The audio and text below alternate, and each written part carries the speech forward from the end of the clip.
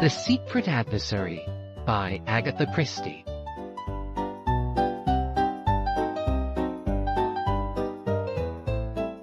Prologue.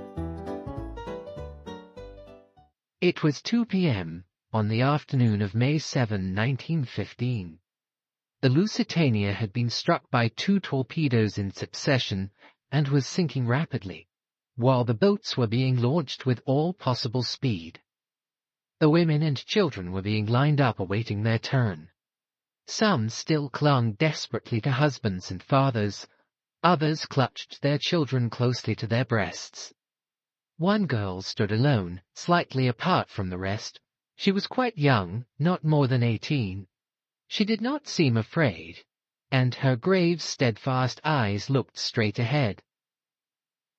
"I beg your pardon." A man's voice beside her made her start and turn. She had noticed the speaker more than once amongst the first-class passengers. There had been a hint of mystery about him which had appealed to her imagination. He spoke to no one. If anyone spoke to him, he was quick to rebuff the overture. Also, he had a nervous way of looking over his shoulder with a swift, suspicious glance. She noticed now that he was greatly agitated. There were beads of perspiration on his brow. He was evidently in a state of overmastering fear, and yet he did not strike her as the kind of man who would be afraid to meet death. "Yes?" Her grave eyes met his inquiringly. He stood looking at her with a kind of desperate irresolution. "It must be," he muttered to himself. "Yes, it is the only way." Then aloud he said abruptly, "You are an American?" "Yes." "A patriotic one?" The girl flushed. "I guess you've no right to ask such a thing. Of course I am." "Don't be offended. You wouldn't be if you knew how much there was at stake. But I've got to trust someone, and it must be a woman." "Why?" "Because of women and children first."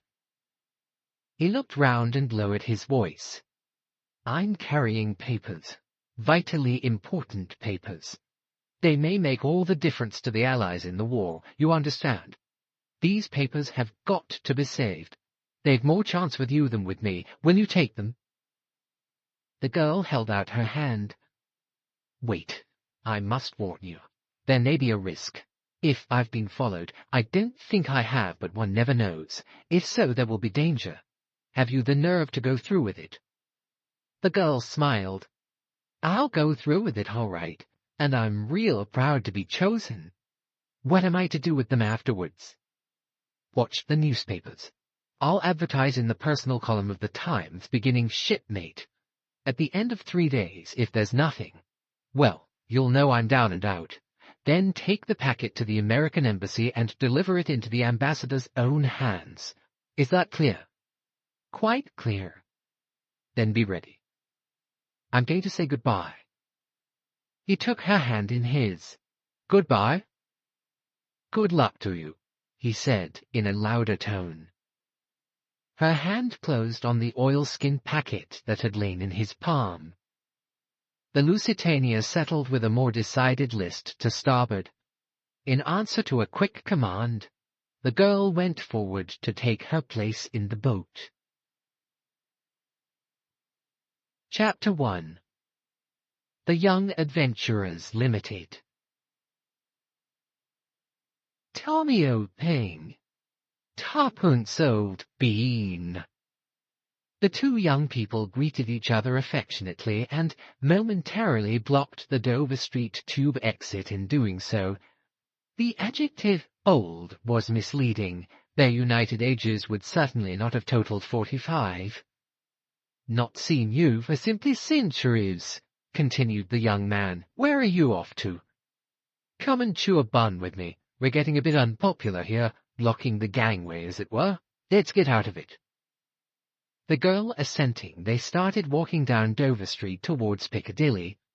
"Now then," said Tommy, "where shall we go?"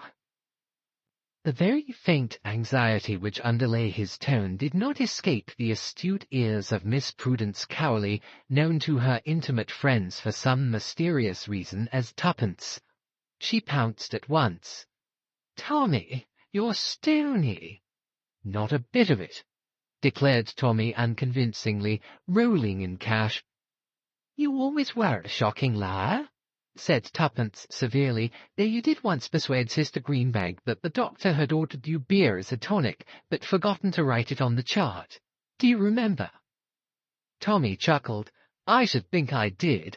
Wasn't the old cat in a rage when she found out?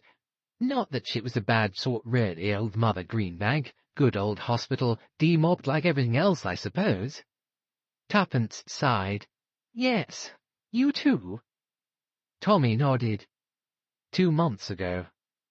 "Gratuity?" hinted Tuppence. "Spent."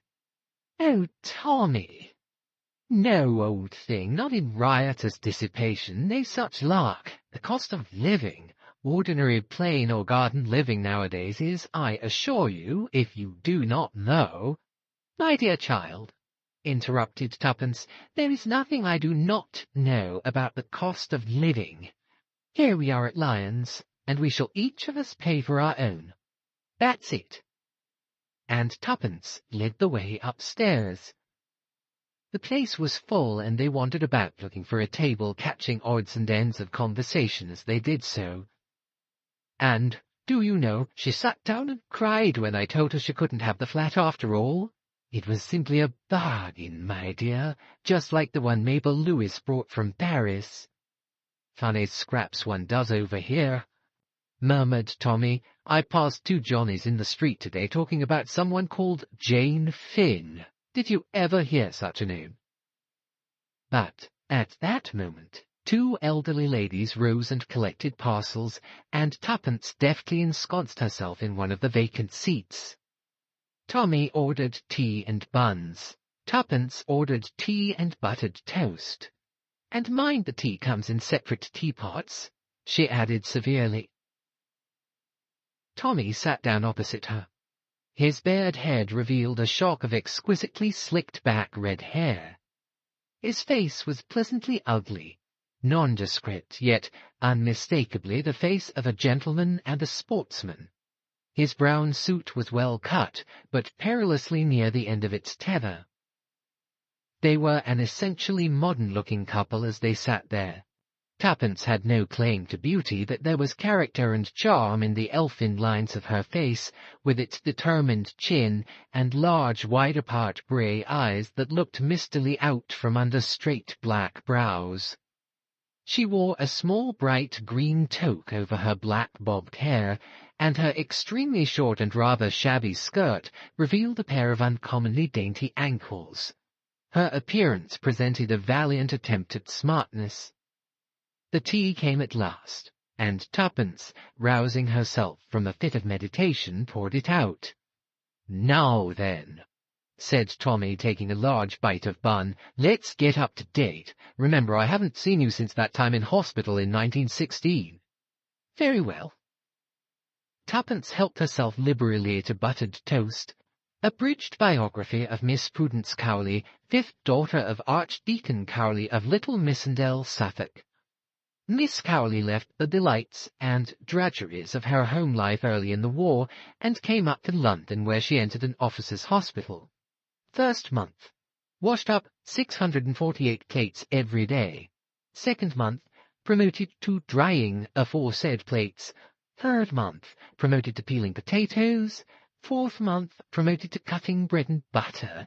Fifth month, promoted 1 floor up to duties of ward maid with mop and pail. Sixth month, promoted to waiting at table. Seventh month, pleasing appearance and nice manners so striking that I'm promoted to waiting on the sisters. Eighth month, slight check in career. Sister Bond ate Sister Westhaven's egg. Grand row. Ward maid clearly to blame. Inattention in such important matters cannot be too highly censured. Mop and pail again. How are the mighty fallen? Ninth month, promoted to sweeping out wards, where I found a friend of my childhood in Lieutenant Thomas Beresford, bar Tommy, whom I had not seen for 5 long years. The meeting was affecting. 10th month, reproved by matron for visiting the pictures in company with one of the patients, namely the aforementioned Lieutenant Thomas Beresford. 11th and 12th months, parlour-maid duties resumed with entire success. At the end of the year, left hospital in a blaze of glory. After that, the talented Miss Cowley drove successively a trade delivery van, a motor lorry, and a general. The last was the pleasantest. He was quite a young general. "What lighter was that?" inquired Tommy. "Perfectly sickening the way those brass hats drove from the War Office to the Savoy, and from the Savoy to the War Office." "I've forgotten his name now," confessed Tuppence. "To resume, that was in a way the apex of my career. I next entered a government office. We had several very enjoyable tea parties. I had intended to become a land girl, a postwoman, and a bus conductress by way of rounding off my career, but the armistice intervened. I clung to the office with the true limpet touch for many long months, but, alas, I was combed out at last. Since then I've been looking for a job. Now then, your turn." "There's not so much promotion in mine," said Tommy regretfully, "and a great deal less variety. I went out to France again, as you know. Then they sent me to Mesopotamia, and I got wounded for the 2nd time and went into hospital out there. Then I got stuck in Egypt till the armistice happened, kicked my heels there some time longer, and as I told you, finally got demobbed. And for 10 long, weary months I'd been job hunting. There aren't any jobs, and if there were, they wouldn't give 'em to me. What good am I? What do I know about business? Nothing." Tuppence nodded gloomily. "What about the colonies?" she suggested. Tommy shook his head. "I shouldn't like the colonies, and I'm perfectly certain they wouldn't like me." "Rich relations?" Again Tommy shook his head. "Oh, Tommy, not even a great-aunt?" "I've got an old uncle who's more or less rolling, but he's no good." "Why not?" "Wanted to adopt me once. I refused." "I think I remember hearing about it," said Tuppence slowly. "You refused because of your mother?" Tommy flushed. "Yes, it would have been a bit rough on the mater. As you know, I was all she had. Old boy hated her, wanted to get me away from her, just a bit of spite." "Your mother's dead, isn't she?" said Tuppence gently. Tommy nodded. Tuppence's large grey eyes looked misty. "You're a good sort, Tommy, I always knew it." "Rot," said Tommy hastily. "Well, that's my position. I'm just about desperate." "So am I. I've hung out as long as I could. I've touted round. I've answered advertisements. I've tried every mortal blessed thing. I've screwed and saved and pinched, but it's no good. I shall have to go home." "Don't you want to?" "Of course I don't want to. What's the good of being sentimental? Father's a dear. I'm awfully fond of him, but you've no idea how I worry him. He has that delightful early Victorian view that short skirts and smoking are immoral. You can imagine what a thorn in the flesh I am to him. He just heaved a sigh of relief when the war took me off. You see, there are 7 of us at home. It's awful. All housework and mother's meetings. I have always been the changeling. I don't want to go back, but, oh, Tommy, what else is there to do?" Tommy shook his head sadly. There was a silence. And then Tuppence burst out, "Money, money, money. I think about money morning, noon, and night. I dare say it's mercenary of me, but there it is." "Same here," agreed Tommy with feeling. "I've thought over every imaginable way of getting it, too," continued Tuppence. "There are only 3. To be left it, to marry it, or to make it. First is ruled out. I haven't got any rich elderly relatives. Any relatives I have are in homes for decayed gentlewomen. I always help old ladies over crossings, and pick up parcels for old gentlemen in case they should turn out to be eccentric millionaires. but not one of them has ever asked me my name, and quite a lot never said thank you." There was a pause. "Of course," resumed Tuppence, "marriage is my best chance. I made up my mind to marry money when I was quite young. Anything can go. Would. I'm not sentimental, you know." She paused. "Come now, you can't say I'm sentimental," she added sharply. "Certainly not," agreed Tommy hastily. "No one would ever think of sentiment in connection with you." "That's not very polite," replied Tuppence, "but I dare say you mean it all right. Well, there it is. I'm ready and willing, but I never meet any rich men. All the boys I know are about as hard up as I am." "What about the General?" inquired Tommy. "I fancy he keeps a bicycle shop in time of peace," explained Tuppence. "No, there it is. Now, you could marry a rich girl." "I'm like you. I don't know any." "That doesn't matter. You can always get to know one. Now, if I see a man in a fur coat come out of the Ritz, I can't rush up to him and say, 'Look here, you're rich. I'd like to know you.' Do you suggest that I should do that to a similarly garbed female? Don't be silly. You tread on her foot or pick up her handkerchief or something like that. If she thinks you want to know her, she's flattered and will manage it for you somehow." "You overrate my manly charms," murmured Tommy. "On the other hand," proceeded Tuppence, "my millionaire would probably run for his life. No, marriage is fraught with difficulties. Remains to make money." "We've tried that and failed," Tommy reminded her. "We've tried all the orthodox ways, yes. But suppose we try the unorthodox. Tommy, let's be adventurers." "Certainly," replied Tommy cheerfully. "How do we begin?" "That's the difficulty. If we could make ourselves known, people might hire us to commit crimes for them." "Delightful," commented Tommy, "especially coming from a clergyman's daughter."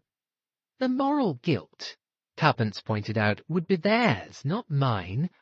You must admit that there's a difference between stealing a diamond necklace for yourself and being hired to steal it." "There wouldn't be the least difference if you were caught." "Perhaps not, but I shouldn't be caught. I'm so clever."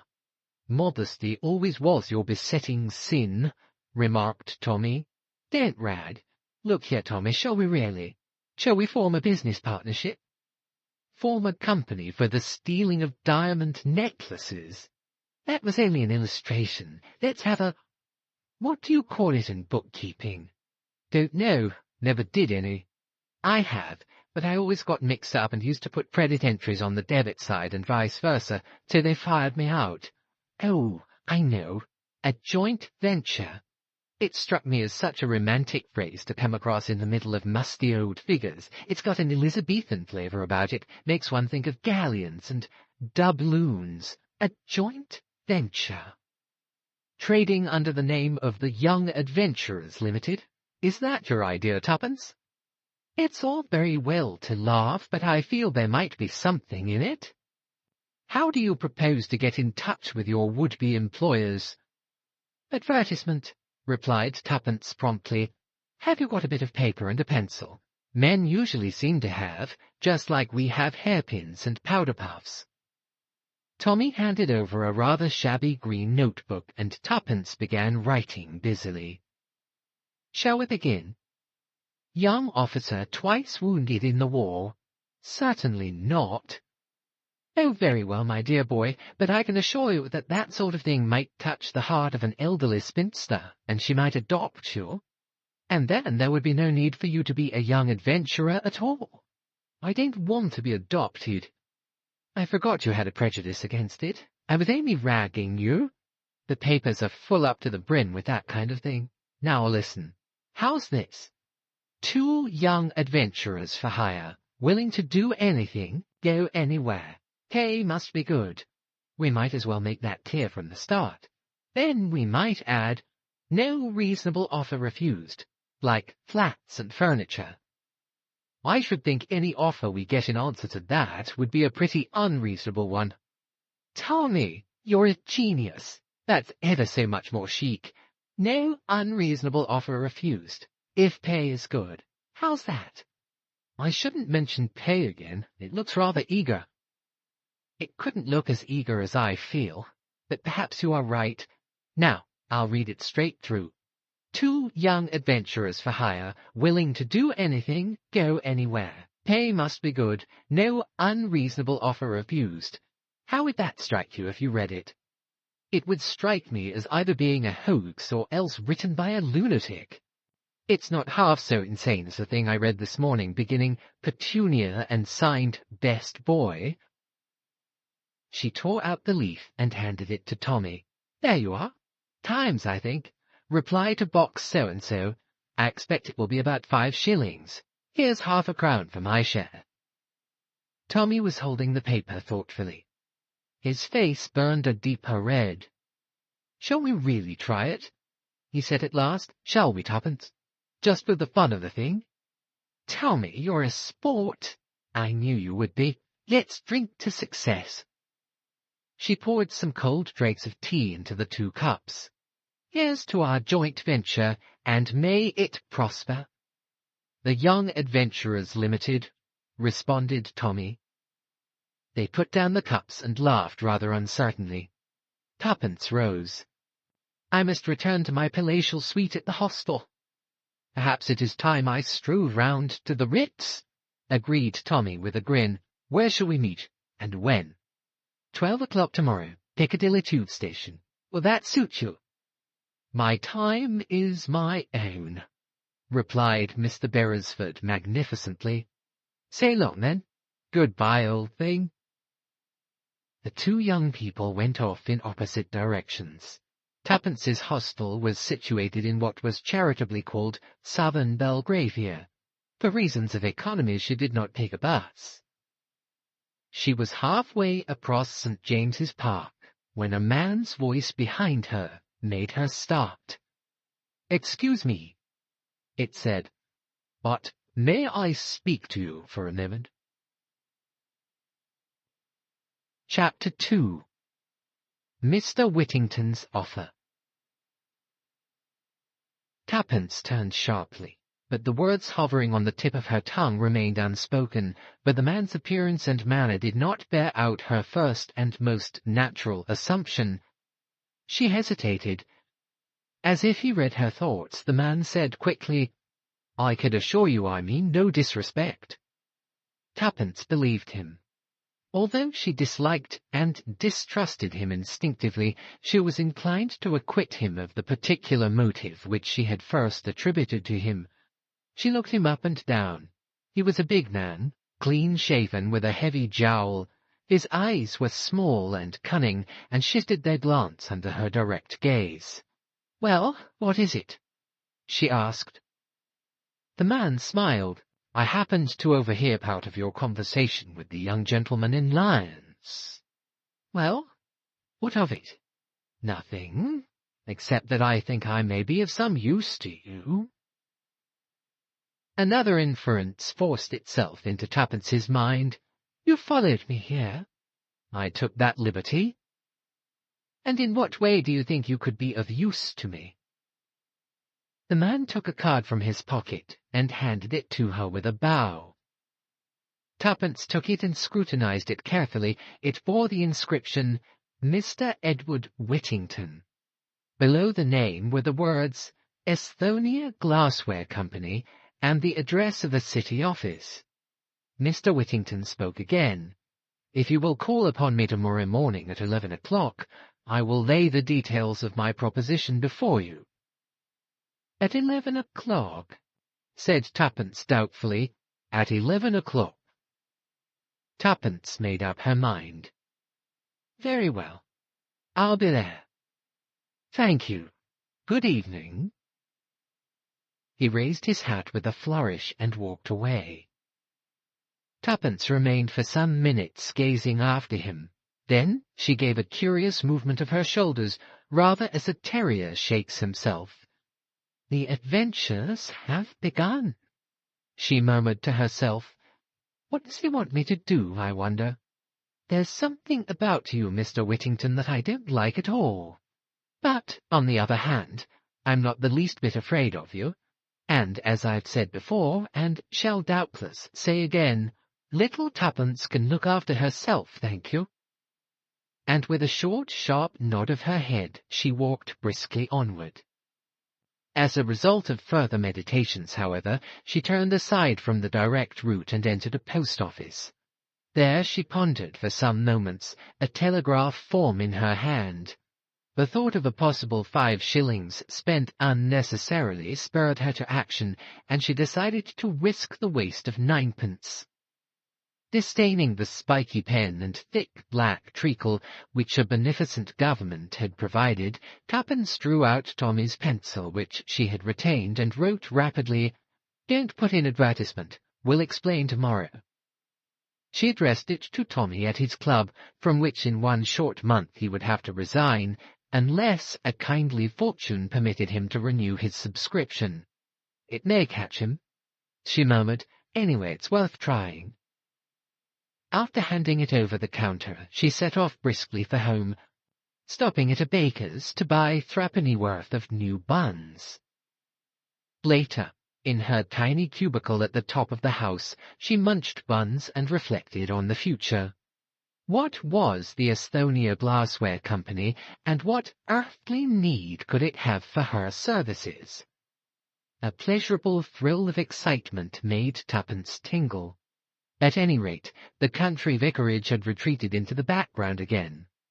The morrow held possibilities. It was a long time before Tuppence went to sleep that night, and when at length she did, she dreamed that Mr. Whittington had set her to washing up a pile of Estonia glassware which bore an unaccountable resemblance to hospital plates. It wanted some 5 minutes to 11 when Tuppence reached the block of buildings in which the offices of the Estonia Glassware Company were situated. To arrive before the time would look over-eager, so Tuppence decided to walk to the end of the street and back again. She did so. On the stroke of 11, she plunged into the recesses of the building. The Estonia Glassware Company was on the top floor. There was a lift, but Tuppence chose to walk up. Slightly out of breath, she came to a halt outside the ground glass door with the legend painted across it, Estonia Glassware Co. Tuppence knocked. In response to a voice from within, she turned the handle and walked into a small, rather dirty outer office. A middle-aged clerk got down from a high stool at a desk near the window and came towards her inquiringly. "I have an appointment with Mr. Whittington," said Tuppence. "Will you come this way, please?" He crossed to a partition door with "Private" on it, knocked, then opened the door and stood aside to let her pass in. Mr. Whittington was seated behind a large desk covered with papers.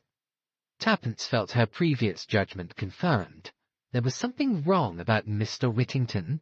The combination of his sleek prosperity and his shifty eye was not attractive. He looked up and nodded. "So you've turned up all right. That's good. Sit down, will you?" Tuppence sat down on the chair facing him. She looked particularly small and demure this morning. She sat there meekly with downcast eyes, whilst Mr. Whittington sorted and rustled amongst his papers. Finally he pushed them away and leaned over the desk. "Now, my dear young lady, let us come to business." His large face broadened into a smile. "You want work. Well, I have work to offer you. What should you say now to £100 down and all expenses paid?" Mr. Whittington leaned back in his chair and thrust his thumbs into the armholes of his waistcoat. Tuppence eyed him warily. "And the nature of the work?" she demanded. "Nominal. Purely nominal. A pleasant trip, that is all." "Where to?" Mr. Whittington smiled again. "Paris." "Oh," said Tuppence thoughtfully. To herself she said, "Of course if father heard that he would have a fit, but somehow I don't see Mr. Whittington in the role of the gay deceiver." "Yes," continued Whittington. What could be more delightful? To put the clock back a few years, a very few, I am sure, and re-enter one of those charming pensionnats de jeunes filles with which Paris abounds.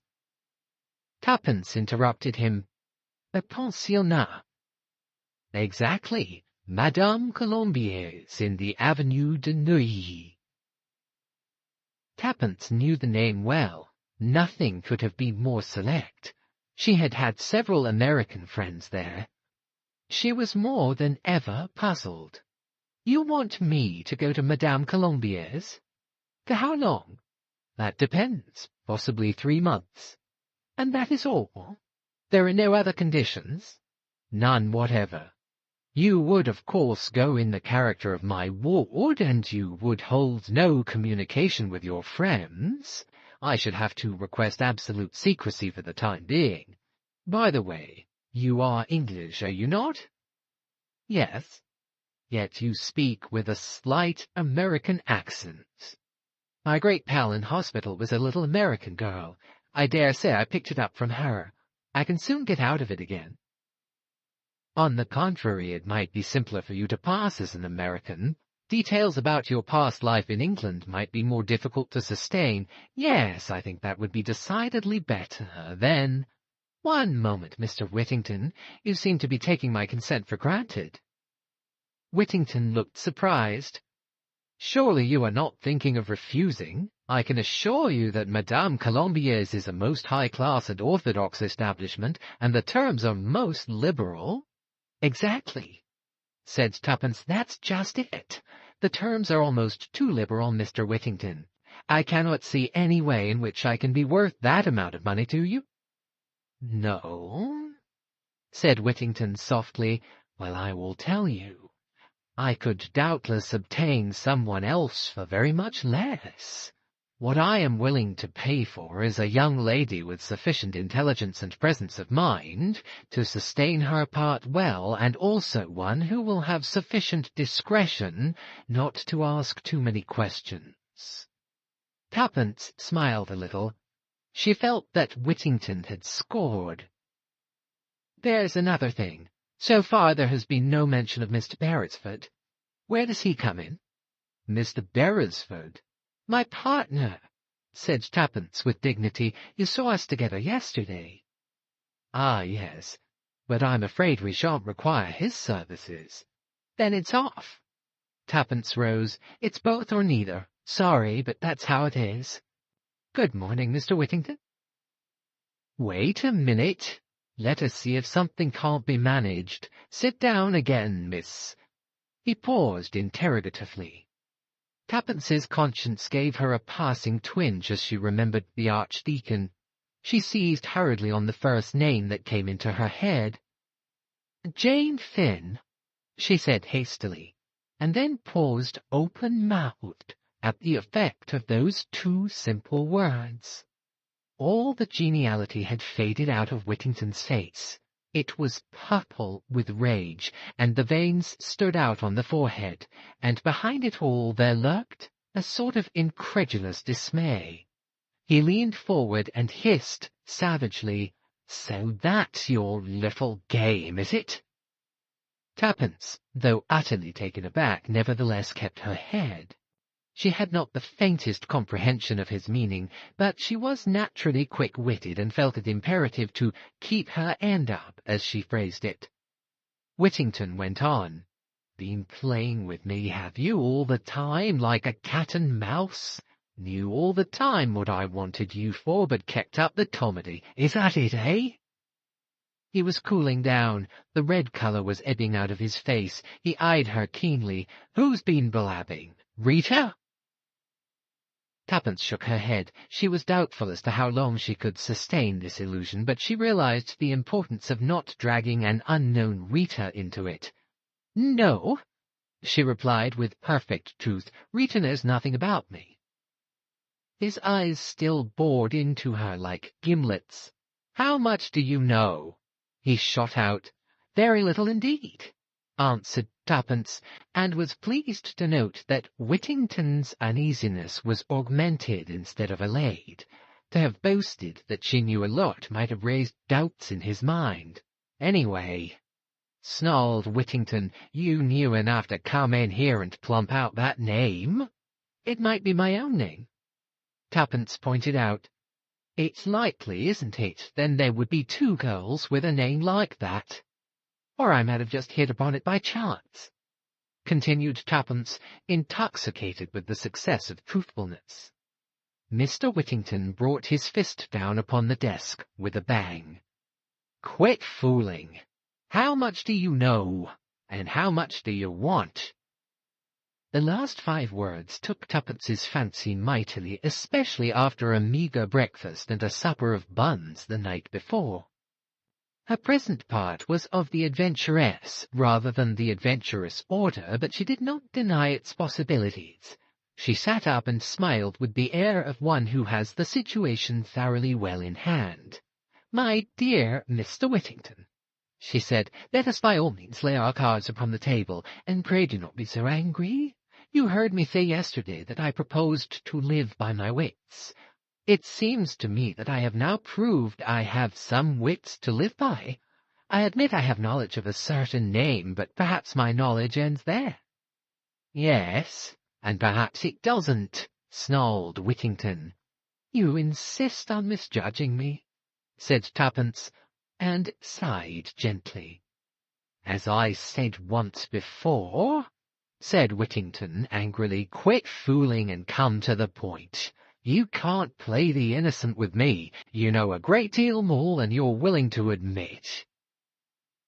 Tuppence paused a moment to admire her own ingenuity, and then said softly, I shouldn't like to contradict you, Mr. Whittington.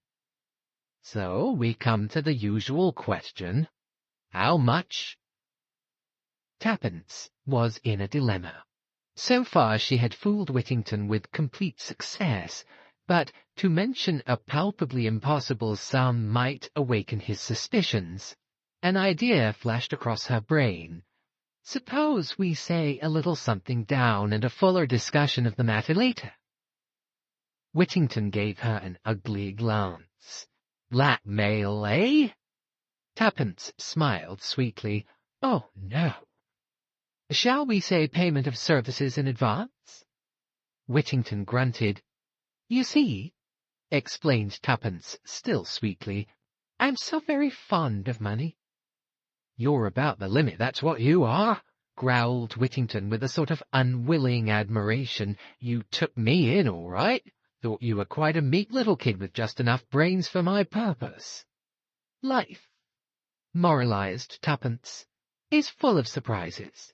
All the same, continued Whittington, someone's been talking. You say it isn't Rita, was it? Oh, come in. The clerk followed his discreet knock into the room, and laid a paper at his master's elbow. Telephone message just come for you, sir. Whittington snatched it up and read it. A frown gathered on his brow. That'll do, Brown. You can go. The clerk withdrew, closing the door behind him. Whittington turned to Tuppence. Come tomorrow at the same time. I'm busy now. Here's 50 to go on with. He rapidly sorted out some notes and pushed them across the table to Tuppence, then stood up, obviously impatient for her to go. The girl counted the notes in a businesslike manner, secured them in her handbag, and rose. Good morning, Mr. Whittington, she said politely. At least, au revoir, I should say. Exactly. Au revoir. Whittington looked almost genial again, a reversion that aroused in Tuppence a faint misgiving. Au revoir, my clever and charming young lady.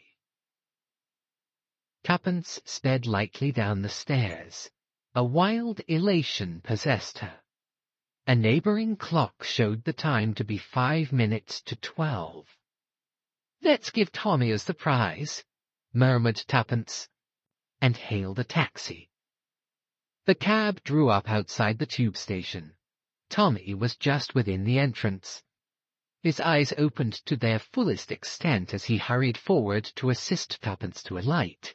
She smiled at him affectionately, and remarked in a slightly affected voice, "Pay the thing, will you, old bean? I've got nothing smaller than a £5 note." Chapter 3. A Setback. The moment was not quite so triumphant as it ought to have been. To begin with, the resources of Tommy's pockets were somewhat limited. In the end, the fare was managed, the lady recollecting a plebeian twopence and the driver, still holding the varied assortment of coins in his hand, was prevailed upon to move on, which he did after one last hoarse demand as to what the gentleman thought he was giving him. "I think you've given him too much, Tommy," said Tuppence innocently. "I fancy he wants to give some of it back." It was possibly this remark which induced the driver to move away. "Well," said Mr. Beresford, at length able to relieve his feelings, "what the dickens did you want to take a taxi for?" "I was afraid I might be late and keep you waiting," said Tuppence gently. "Afraid you might be late? Oh, Lord, I give it up," said Mr. Beresford. "And really and truly," continued Tuppence, opening her eyes very wide, "I haven't got anything smaller than a £5 note." "You did that part of it very well, old bean, but all the same the fellow wasn't taking Eton, not for a moment."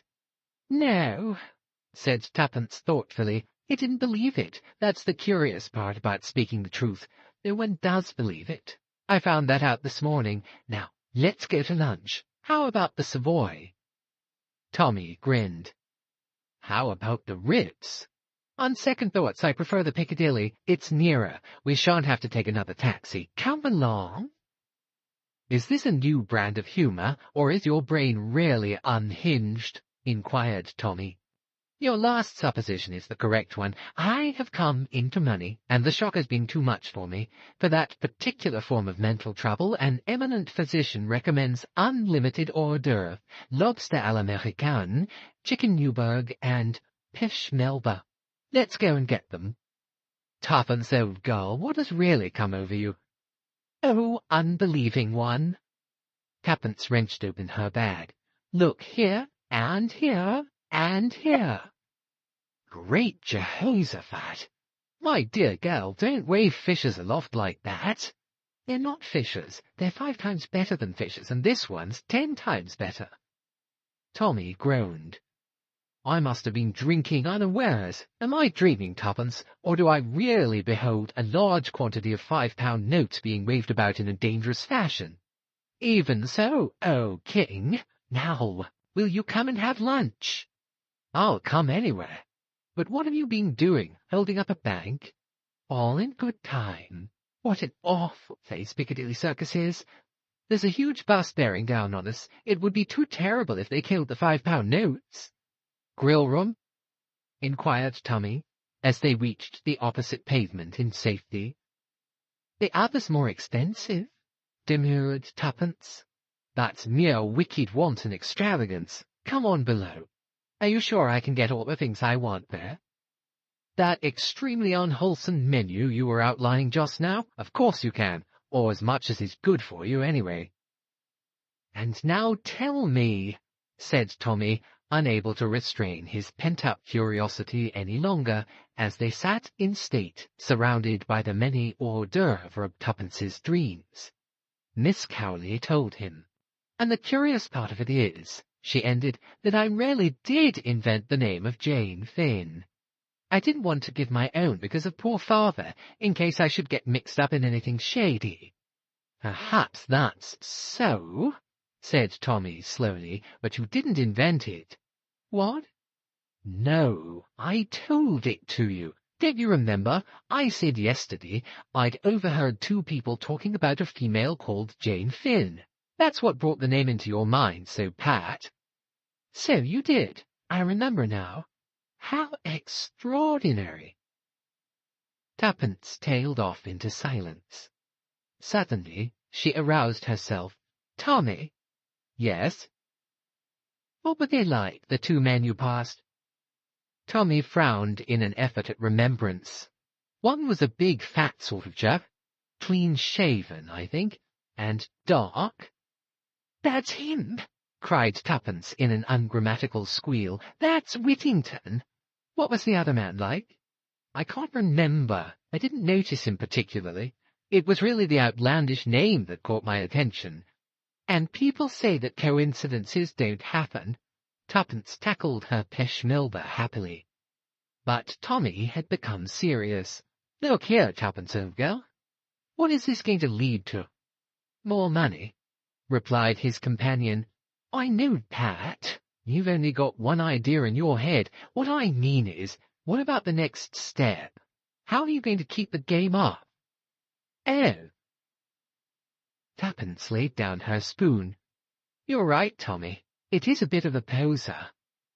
After all, you know, you can't bluff him forever. You're sure to slip up sooner or later, and anyway, I'm not at all sure that it isn't actionable. Blackmail, you know." "Nonsense. Blackmail is saying you'll tell unless you are given money. Now, there's nothing I could tell, because I don't really know anything." Said Tommy doubtfully. "Well, anyway, what are we going to do? Whittington was in a hurry to get rid of you this morning, but next time he'll want to know something more before he parts with his money. He'll want to know how much you know, and where you got your information from, and a lot of other things that you can't cope with. What are you going to do about it?" Tuppence frowned severely. "We must think. Order some Turkish coffee, Tommy. Stimulating to the brain. Oh dear, what a lot I have eaten. You have made rather a hog of yourself. So have I, for that matter. But I flatter myself that my choice of dishes was more judicious than yours. 2 coffees." This was to the waiter. 1 Turkish, 1 French. Tuppence sipped her coffee with a deeply reflective air, and snubbed Tommy when he spoke to her. "Be quiet. I'm thinking." "Shades of Pillmanism," said Tommy, and relapsed into silence. "There," said Tuppence at last. "I've got a plan. Obviously, what we've got to do is to find out more about it all." Tommy applauded. "Don't jeer. We can only find out through Whittington. We must discover where he lives, what he does, sleuth him, in fact. Now, I can't do it because he knows me, but he only saw you for a minute or two in Lyons. He's not likely to recognize you. After all, one young man is much like another. I repudiate that remark utterly. I'm sure my pleasing features and distinguished appearance would single me out from any crowd. My plan is this," Tuppence went on calmly. "I'll go alone tomorrow. I'll put him off again like I did today. It doesn't matter if I don't get any more money at once. £50 ought to last us a few days, or even longer. You'll hang about outside. When I come out, I shan't speak to you in case he's watching, but I'll take up my stand somewhere near, and when he comes out of the building I'll drop a handkerchief or something. And off you go." "Off I go where?" "Follow him, of course, silly. What do you think of the idea?" "Sort of thing one reads about in books. I somehow feel that in real life one will feel a bit of an ass standing in the street for hours with nothing to do. People will wonder what I'm up to." "Not in the city. Everyone's in such a hurry, probably no one will even notice you at all." "That's the second time you've made that sort of remark. Never mind, I forgive you. Anyway, it will be rather a lark. What are you doing this afternoon?" "Well," said Tuppence meditatively, "I had thought of hats, or perhaps silk stockings, or perhaps—" "Hold hard," admonished Tommy. "There's a limit to £50. But let's do dinner and a show tonight at all events." "Rather." The day passed pleasantly, the evening even more so. 2 of the £5 notes were now irretrievably dead. They met by arrangement the following morning, and proceeded citywards. Tommy remained on the opposite side of the road while Tuppence plunged into the building. Tommy strolled slowly down to the end of the street, then back again. Just as he came abreast of the building, Tuppence darted across the road. "Tommy!" "Yes, what's up?" "The case is shut. I can't make anyone hear." "That's odd." "Isn't it? Come up with me and let's try again." Tommy followed her. As they passed the 3rd-floor landing, a young clerk came out of an office. He hesitated a moment, then addressed himself to Tuppence. "Were you wanting the Estonia glassware?" "Yes, please." "It's closed down since yesterday afternoon, company being wound up, they say. Not that I've ever heard of it myself. But anyway, the office is to let." Thank you," faltered Tuppence. "I suppose you don't know Mr. Whittington's address?" "Afraid I don't. They left rather suddenly." "Thank you very much," said Tommy. "Come on, Tuppence." They descended to the street again, where they gazed at one another blankly. "That's torn it," said Tommy at length. "And I never suspected it," wailed Tuppence. "Cheer up, old thing. It can't be helped." "Can't it, though?" Tuppence's little chin shot out defiantly. "Do you think this is the end? If so, you're wrong. It's just the beginning." "The beginning of what?" "Of our adventure. Tommy, don't you see? If they are scared enough to run away like this, it shows that there must be a lot in this Jane Finn business. Well, we'll get to the bottom of it. We'll run them down. We'll be sleuths in earnest." "Yes, but there's no one left to sleuth." "No, that's why we'll have to start all over again. Lend me that bit of pencil. Thanks. Wait a minute, don't interrupt. There." Tuppence handed back the pencil and surveyed the piece of paper on which she had written with a satisfied eye. "What's that?" "Advertisement." "You're not going to put that thing in after all?" "No, it's a different one." She handed him the slip of paper. Tommy read the words on it aloud. "Wanted. Any information respecting Jane Finn. Apply Y.A." Chapter 4. Who is Jane Finn? The next day passed slowly. It was necessary to curtail expenditure. Carefully husbanded £40 will last a long time. Luckily the weather was fine, and walking is cheap, dictated Tuppence. An outlying picture house provided them with recreation for the evening. The day of disillusionment had been a Wednesday. On Thursday the advertisement had duly appeared. On Friday letters might be expected to arrive at Tommy's rooms. He had been bound by an honourable promise not to open any such letters if they did arrive, but to repair to the National Gallery, where his colleague would meet him at 10 o'clock. Tuppence was first at the rendezvous. She ensconced herself on a red velvet seat and gazed at the Turners with unseeing eyes until she saw the familiar figure enter the room. "Well?" "Well?" returned Mr. Beresford provokingly. "Which is your favourite picture?" "Don't be a wretch. Aren't there any answers?" Tommy shook his head with a deep and somewhat overacted melancholy. "I didn't want to disappoint you, old thing, by telling you right off. It's too bad. Good money wasted." He sighed. "Still, there it is. The advertisement has appeared, and there are only 2 answers." "Tommy, you devil!" almost screamed Tuppence. "Give them to me. How could you be so mean?" "Your language, Tuppence, your language. They're very particular at the National Gallery. Government show, you know, and do remember, as I have pointed out to you before, that as a clergyman's daughter, I ought to be on the stage," finished Tuppence with a snap. "That is not what I intended to say, but if you are sure that you have enjoyed to the full the reaction of joy after despair with which I have kindly provided you free of charge, let us get down to our mail, as the saying goes." Tuppence snatched the 2 precious envelopes from him unceremoniously, and scrutinized them carefully. "Thick paper, this one. It looks rich. We'll keep it to the last and open the other first." "Right you are. 1, 2, 3, go!" Tuppence's little thumb ripped open the envelope, and she extracted the contents. "Dear Sir, referring to your advertisement in this morning's paper, I may be able to be of some use to you. Perhaps you could call and see me at the above address at 11 o'clock tomorrow morning. Yours truly, A. Carter." 27 Carshalton Gardens, said Tuppence, referring to the address. "That's Gloucester Road way. Plenty of time to get there if we're two. The following, said Tommy, is the plan of campaign. It is my turn to assume the offensive. Ushered into the presence of Mr. Carter, he and I wish each other good morning, as is customary. He then says, "Please take a seat, Mr.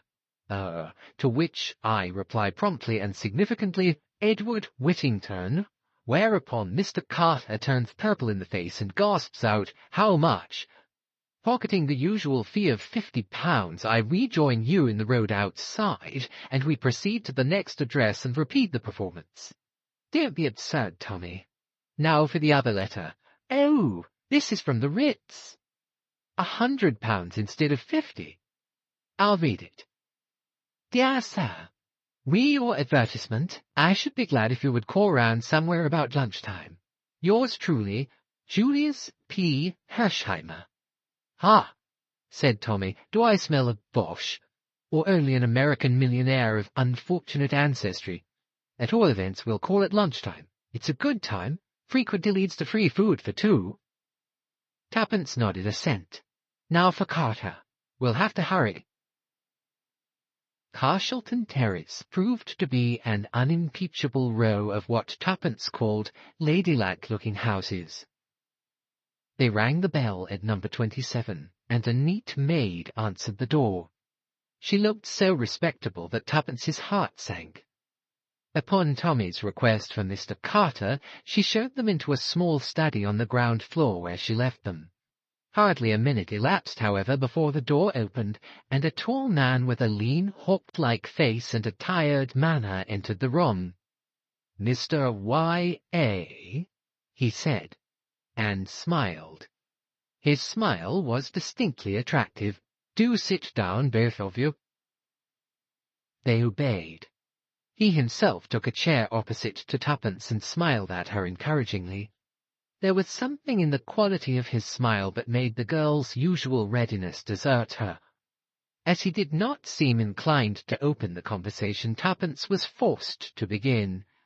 "We wanted to know, that is, would you be so kind as to tell us anything you know about Jane Finn?" "Jane Finn? Ah!"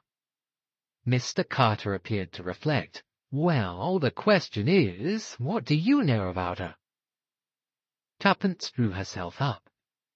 "I don't see that that's got anything to do with it." "No? But it has, you know. Really it has." He smiled again in his tired way and continued reflectively, "So that brings us down to it again. What do you know about Jane Finn?" "Come now," he continued as Tuppence remained silent. "You must know something to have advertised as you did." He leaned forward a little. His weary voice held a hint of persuasiveness. "Suppose you tell me." There was something very magnetic about Mr. Carter's personality. Tuppence seemed to shake herself free of it with an effort as she said, "We couldn't do that, could we, Tommy?" But to her surprise, her companion did not back her up. His eyes were fixed on Mr. Carter, and his tone when he spoke held an unusual note of deference. "I dare say the little we know won't be any good to you, sir, but such as it is, you're welcome to it." "Tommy!" cried out Tuppence in surprise. Mr. Carter slewed round in his chair. His eyes asked a question. Tommy nodded. "Yes, sir, I recognized you at once. Saw you in France, when I was with the intelligence. As soon as you came into the room, I knew."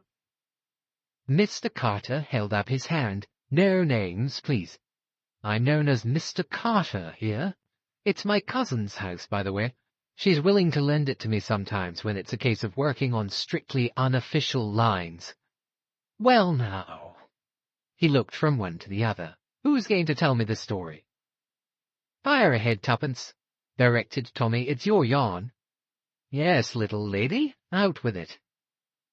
And obediently, Tuppence did out with it, telling the whole story from the forming of the Young Adventurers Limited downwards. Mr. Carter listened in silence with a resumption of his tired manner. Now and then he passed his hand across his lips as though to hide a smile. When she had finished, he nodded gravely. Not much, but suggestive. Quite suggestive. If you'll excuse my saying so, you're a curious young couple. I don't know. You might succeed where others have failed. I believe in luck, you know. Always have. He paused a moment, and then went on. Well, how about it? You're out for adventure. How would you like to work for me? All quite unofficial, you know. Expenses paid and a moderate screw. Tuppence gazed at him, her lips parted, her eyes growing wider and wider. What should we have to do? She breathed. Mr. Carter smiled.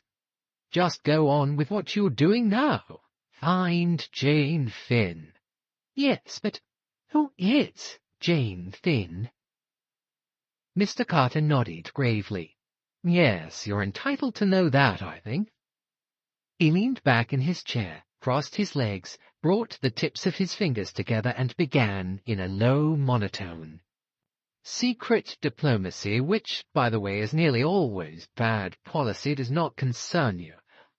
It will be sufficient to say that in the early days of 1915 a certain document came into being. It was the draft of a secret agreement, treaty, call it what you like.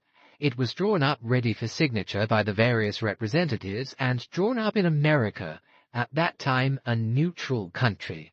It was dispatched to England by a special messenger selected for that purpose, a young fellow called Danvers. It was hoped that the whole affair had been kept so secret that nothing would have leaked out. That kind of hope is usually disappointed. Somebody always talks. Danvers sailed for England on the Lusitania. He carried the precious papers in an oilskin packet which he wore next to his skin. It was on that particular voyage that the Lusitania was torpedoed and sunk. Danvers was among the list of those missing. Eventually his body was washed ashore and identified beyond any possible doubt, but the oilskin packet was missing. The question was, had it been taken from him, or had he himself passed it on into another's keeping? There were a few incidents that strengthened the possibility of the latter theory. After the torpedoes struck the ship in the few moments during the launching of the boats, Danvers was seen speaking to a young American girl. No one actually saw him pass anything to her, but he might have done so. It seems to me quite likely that he entrusted the papers to this girl, believing that she, as a woman, had a greater chance of bringing them safely to shore. But if so, where was the girl, and what had she done with the papers? By later advice from America, it seemed likely that Danvers had been closely shadowed on the way over. Was this girl in league with his enemies, or had she in her turn been shadowed and either tricked or forced into handing over the precious packet? We set to work to trace her out. It proved unexpectedly difficult. Her name was Jane Finn, and it duly appeared among the list of the survivors, but the girl herself seemed to have vanished completely. Inquiries into her antecedents did little to help us. She was an orphan and had been what we should call over here a pupil teacher in a small school out west. Her passport had been made out for Paris, where she was going to join the staff of a hospital. She had offered her services voluntarily, and after some correspondence they had been accepted. Having seen her name in the list of the saved from the Lusitania, the staff of the hospital were naturally very surprised at her not arriving to take up her billet, and at not hearing from her in any way. Well, every effort was made to trace the young lady, but all in vain. We tracked her across Ireland, but nothing could be heard of her after she set foot in England. No use was made of the draft treaty, as might very easily have been done, and we therefore came to the conclusion that Danvers had, after all, destroyed it. The war entered on another phase. The diplomatic aspect changed accordingly, and the treaty was never redrafted. Rumours as to its existence were emphatically denied. The disappearance of Jane Finn was forgotten, and the whole affair was lost in oblivion. Mr. Carter paused, and Tuppence broke in impatiently. But why has it all cropped up again? The war's over." A hint of alertness came into Mr. Carter's manner. "Because it seems that the papers were not destroyed after all, and that they might be resurrected today with a new and deadly significance." Tuppence stared. Mr. Carter nodded. "Yes, 5 years ago that draft treaty was a weapon in our hands. Today it is a weapon against us. It was a gigantic blunder. If its terms were made public, it would mean disaster. It might possibly bring about another war, not with Germany this time. That is an extreme possibility, and I do not believe in its likelihood myself, but that document undoubtedly implicates a number of our statesmen whom we cannot afford to have discredited in any way at the present moment.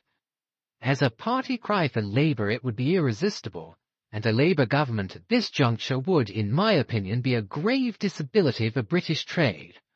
But that is a mere nothing to the real danger." He paused and then said quietly, "You may perhaps have heard or read that there is Bolshevist influence at the moment behind the present Labour unrest." Tuppence nodded. "That is the truth. Bolshevist gold is pouring into this country for the specific purpose of procuring a revolution. And there is a certain man, a man whose real name is unknown to us, who is working in the dark for his own ends. The Bolshevists are behind the Labour unrest, but this man is behind the Bolshevists. Who is he? We do not know.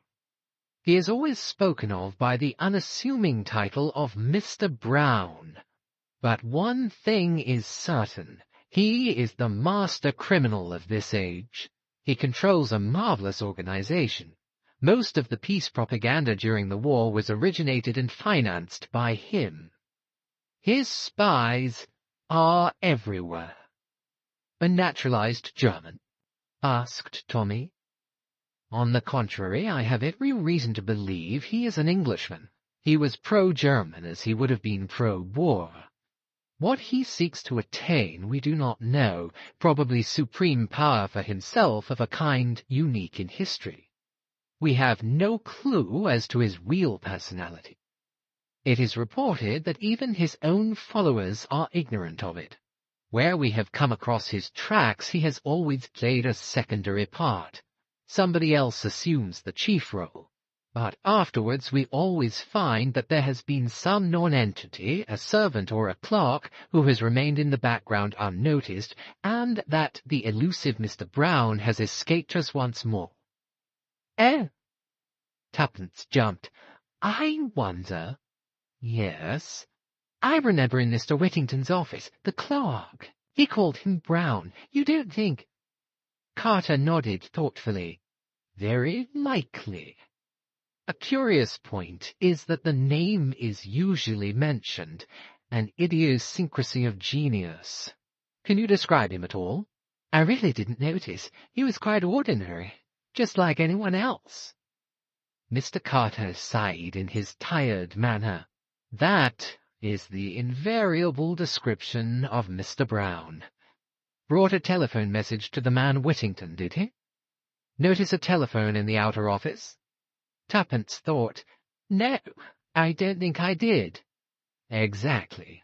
That message was Mr. Brown's way of giving an order to his subordinate. He overheard the whole conversation, of course.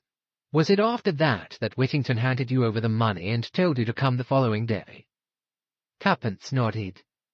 "Yes, undoubtedly the hand of Mr. Brown." Mr. Carter paused. "Well, there it is. You see what you are pitting yourselves against. Possibly the finest criminal brain of the age. I don't quite like it, you know. You're such young things, both of you. I shouldn't like anything to happen to you." "It won't," Tuppence assured him positively. "I'll look after her, sir," said Tommy. "And I'll look after you," retorted Tuppence, resenting the manly assertion. "Well then, look after each other," said Mr. Carter, smiling. "Now let's get back to business. There's something mysterious about this draft treaty that we haven't fathomed yet. We've been threatened with it in plain and unmistakable terms. The revolutionary element as good as declare that it's in their hands and that they intend to produce it at a given moment. On the other hand, they are clearly at fault about many of its provisions. The government consider it as mere bluff on their part, and rightly or wrongly has stuck to the policy of absolute denial. I'm not so sure. There have been hints, indiscreet allusions, that seem to indicate that the menace is a real one. The position is much as though they had got hold of an incriminating document but couldn't read it because it was in cipher, but we know that the draft treaty wasn't in cipher, couldn't be in the nature of things, so that won't wash. But there's something. Of course, Jane Finn may be dead for all we know, but I don't think so. The curious thing is that they're trying to get information about the girl from us. What? Yes. One or two little things have cropped up, and your story, little lady, confirms my idea. They know we're looking for Jane Finn. Well, they'll produce a Jane Finn of their own. Say at a pensionnat in Paris. Tuppence gasped, and Mr. Carter smiled. No one knows in the least what she looks like, so that's all right. She's primed with a trumped-up tale, and her real business is to get as much information as possible out of us. See the idea? Then you think— Tuppence paused to grasp the supposition fully that it was as Jane Finn that they wanted me to go to Paris? Mr. Carter smiled more wearily than ever. I believe in coincidences, you know, he said. Chapter 5. Mr. Julius P. Hersheimmer. Well, said Tuppence, recovering herself, it really seems as though it were meant to be. Carter nodded. I know what you mean. I'm superstitious myself. Luck and all that sort of thing. Fate seems to have chosen you out to be mixed up in this. Tommy indulged in a chuckle. My word, I don't wonder Whittington got the wind up when Tuppence plumped out that name. I should have myself. But look here, sir, we're taking up an awful lot of your time. Have you any tips to give us before we clear out? I think not. My experts working in stereotyped ways have failed. You will bring imagination and an open mind to the task. Don't be discouraged if that too does not succeed. For one thing, there is a likelihood of the pace being forced. Tuppence frowned uncomprehendingly. When you had that interview with Whittington, they had time before them. I have information that the big coup was planned for early in the new year. But the government is contemplating legislative action which will deal effectually with the strike menace. They'll get wind of it soon if they haven't already, and it's possible that that may bring things to a head. I hope it will myself. The less time they have to mature their plans, the better. I'm just warning you that you haven't much time before you, and that you needn't be cast down if you fail. It's not an easy proposition anyway. That's all. Tuppence rose. I think we ought to be businesslike. What exactly can we count upon you for, Mr. Carter? Mr. Carter's lips twitched slightly, but he replied succinctly, funds within reason, detailed information on any point, and no official recognition. I mean, but if you get yourselves into trouble with the police, I can't officially help you out of it. You're on your own. Tuppence nodded sagely. I quite understand that. I'll write out a list of the things I want to know when I've had time to think. Now, about money. Yes, Miss Tuppence. Do you want to say how much? Not exactly. We've got plenty to go with for the present, but when we want more, it will be waiting for you. Yes, but I'm sure I don't want to be rude about the government if you've got anything to do with it, but you know one really has the devil of a time getting anything out of it. And if we have to fill up a blue form and send it in, and then after 3 months they send us a green one and so on, well, that won't be much use, will it?" Mr. Carter laughed outright. "Don't worry, Miss Tuppence. You will send a personal demand to me here, and the money and notes shall be sent by return of post. As to salary, shall we say at the rate of 300 a year? And an equal sum for Mr. Beresford, of course." Tuppence beamed upon him. "How lovely! You are kind. I do love money. I'll keep beautiful accounts of our expenses, all debit and credit, and the balance on the right side, and the red line drawn sideways with the totals the same as the bottom. I really know how to do it when I think." "I'm sure you do. Well, good-bye, and good luck to you both."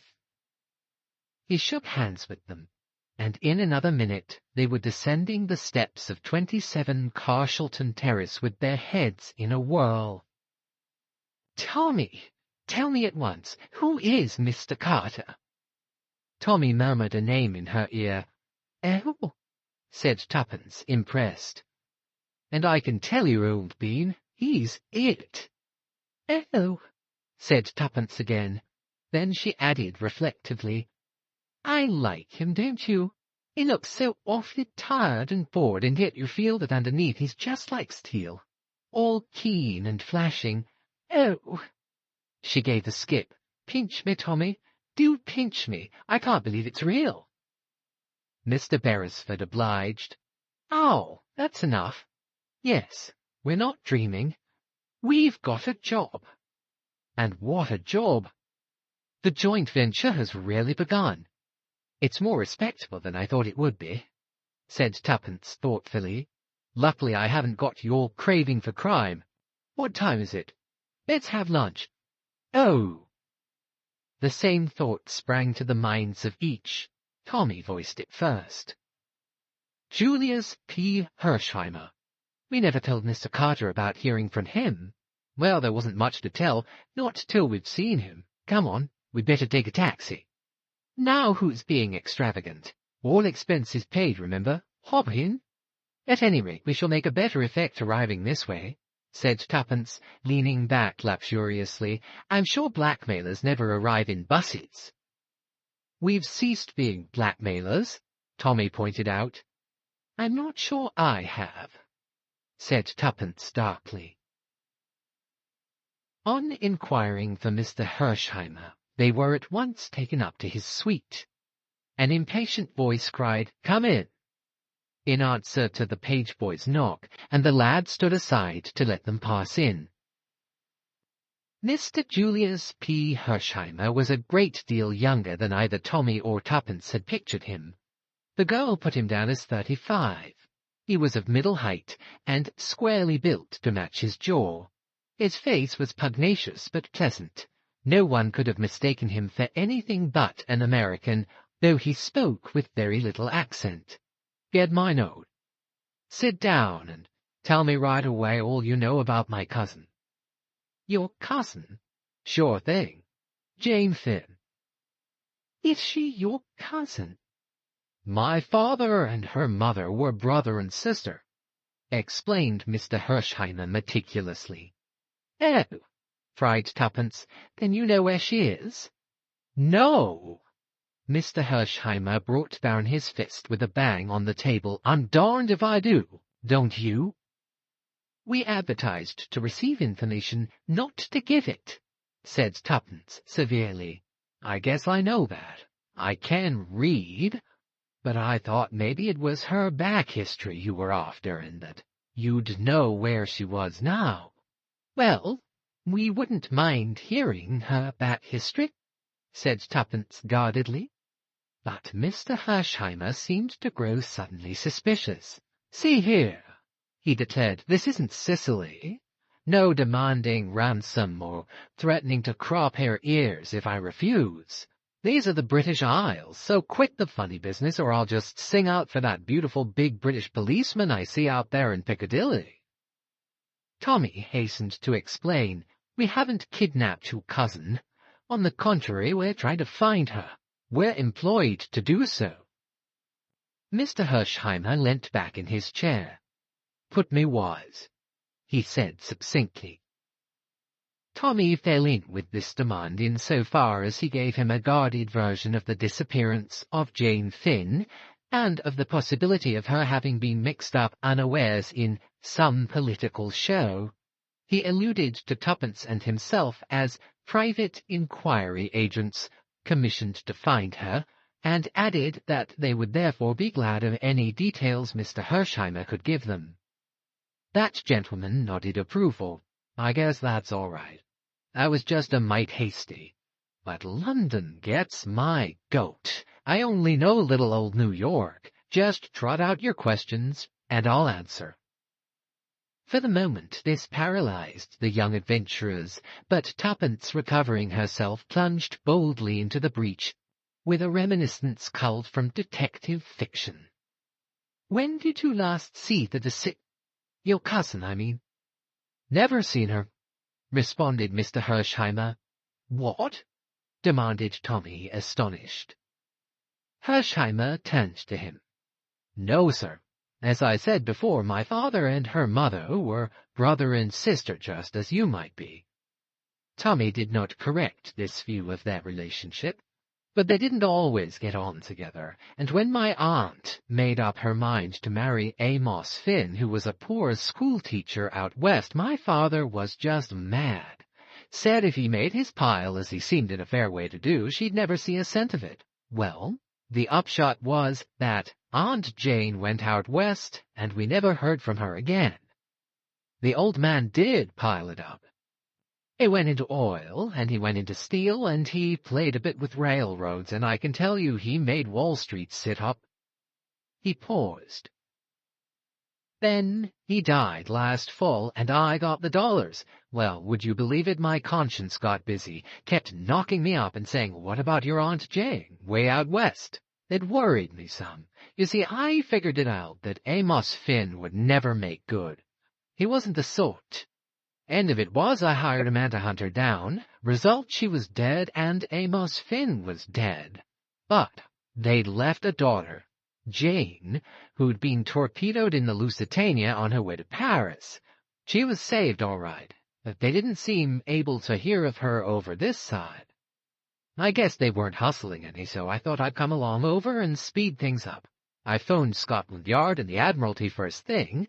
The Admiralty rather choked me off, but Scotland Yard were very civil, said they would make inquiries, even sent a man round this morning to get her photograph. I'm off to Paris tomorrow just to see what the prefecture is doing. I guess if I go to and fro hustling them, they ought to get busy." The energy of Mr. Hersheimmer was tremendous. They bowed before it. "But say now," he ended, "you're not after her for anything? Contempt of court, or something British? A proud-spirited young American girl might find your rules and regulations in wartime rather irksome and get up against it. If that's the case and there's such a thing as graft in this country, I'll buy her off." Tuppence reassured him. "That's good. Then we can work together. What about some lunch? Shall we have it up here or go down to the restaurant?" Tuppence expressed a preference for the latter, and Julius bowed to her decision. Oysters had just given place to Sol Colbert when a card was brought to Hersheimmer. "Inspector Japp, C.I.D. Scotland Yard again. Another man this time. What does he expect I can tell him that I didn't tell the first chap? I hope they haven't lost that photograph. That Western photographer's place was burned down and all his negatives destroyed. This is the only copy in existence. I got it from the principal of the college there." An unformulated dread swept over Tuppence. You don't know the name of the man who came this morning?" "Yes, I do." "No, I don't. Half a second. It was on his card. Oh, I know. Inspector Brown. Quiet, unassuming sort of chap." Chapter 6. A Plan of Campaign. A veil might with profit be drawn over the events of the next half-hour. Suffice it to say that no such person as Inspector Brown was known to Scotland Yard. The photograph of Jane Finn, which would have been of the utmost value to the police in tracing her, was lost beyond recovery. Once again, Mr. Brown had triumphed. The immediate result of this setback was to effect a rapprochement between Julius Hersheimmer and the young adventurers. All barriers went down with a crash, and Tommy and Tuppence felt they had known the young American all their lives. They abandoned the discreet reticence of private inquiry agents and revealed to him the whole history of the joint venture, whereat the young man declared himself tickled to death. He turned to Tuppence at the close of the narration. "I've always had a kind of idea that English girls were just a mite moss-grown, old-fashioned and sweet, you know, but scared to move round without a footman or a maiden aunt. I guess I'm a bit behind the times."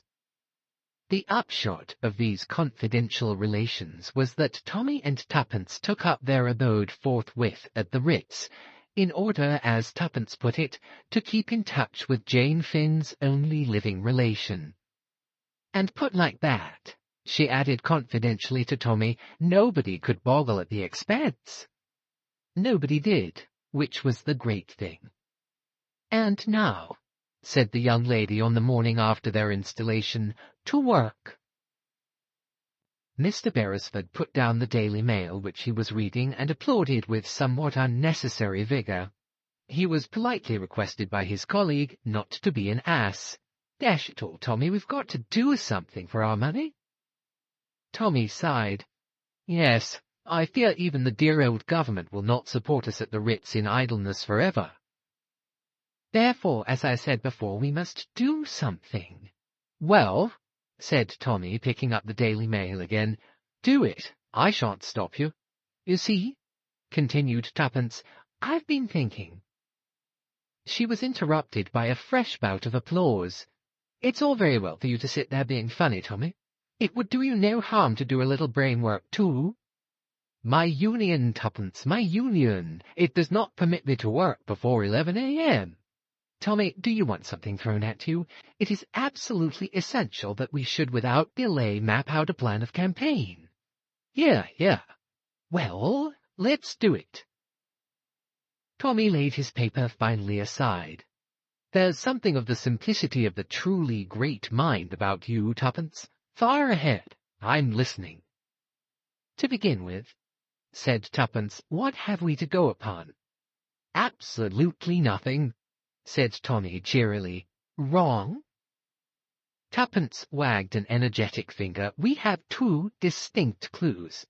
"What are they?" "First clue, we know one of the gang." "Whittington?" "Yes, I'd recognize him anywhere." Said Tommy doubtfully. "I don't call that much of a clue. You don't know where to look for him. It's about 1,000 to 1 against your running against him by accident." "I'm not so sure about that," replied Tuppence thoughtfully. "I've often noticed that once coincidences start happening, they go on happening in the most extraordinary way. I dare say it's some natural law that we haven't found out. Still, as you say, we can't rely on that. But there are places in London where simply everyone is bound to turn up sooner or later. Piccadilly Circus, for instance. One of my ideas was to take up my stand there every day with a tray of flags." "What about meals?" inquired the practical Tommy. "How like a man? What does mere food matter?" "That's all very well. You've just had a thundering good breakfast. No one's got a better appetite than you have, Tuppence, and by tea-time you'd be eating the flags, pins and all. But honestly, I don't think much of the idea. Whittington mayn't be in London at all." "That's true. Anyway, I think clue number 2 is more promising." "Let's hear it." "It's nothing much. Only a Christian name. Rita. Whittington mentioned it that day." "Are you proposing a third advertisement? Wanted, female crook answering to the name of Rita?" "I am not. I propose to reason in a logical manner. That man Danvers was shadowed on the way over, wasn't he? And it's more likely to have been a woman than a man. I don't see that at all. I am absolutely certain that it would be a woman, and a good-looking one, replied Tuppence calmly. On these technical points I bow to your decision, murmured Mr. Beresford. Now, obviously this woman, whoever she was saved. How do you make that out? If she wasn't, how would they have known Jane Finn had got the papers? Correct. Proceed, oh Sherlock. Now, there's just a chance, I admit it's only a chance, that this woman may have been Rita. And if so, we've got to hunt through the survivors of the Lusitania till we find her. Then the first thing is to get a list of the survivors. I've got it. I wrote a long list of things I wanted to know and sent it to Mr. Carter. I got his reply this morning, and among other things it encloses the official statement of those saved from the Lusitania. How's that for clever little Tuppence? Full marks for industry, 0 for modesty. But the great point is there a Rita on the list? That's just what I don't know, confessed Tuppence. Don't know? Yes. Look here. Together they bent over the list. You see, very few Christian names are given. They're nearly all Mrs. or Miss. Tommy nodded. That complicates matters, he murmured thoughtfully. Tuppence gave her characteristic terrier shake. Well, we've just got to get down to it, that's all. We'll start with the London area. Just note down the addresses of any of the females who live in London or roundabout while I put on my hat.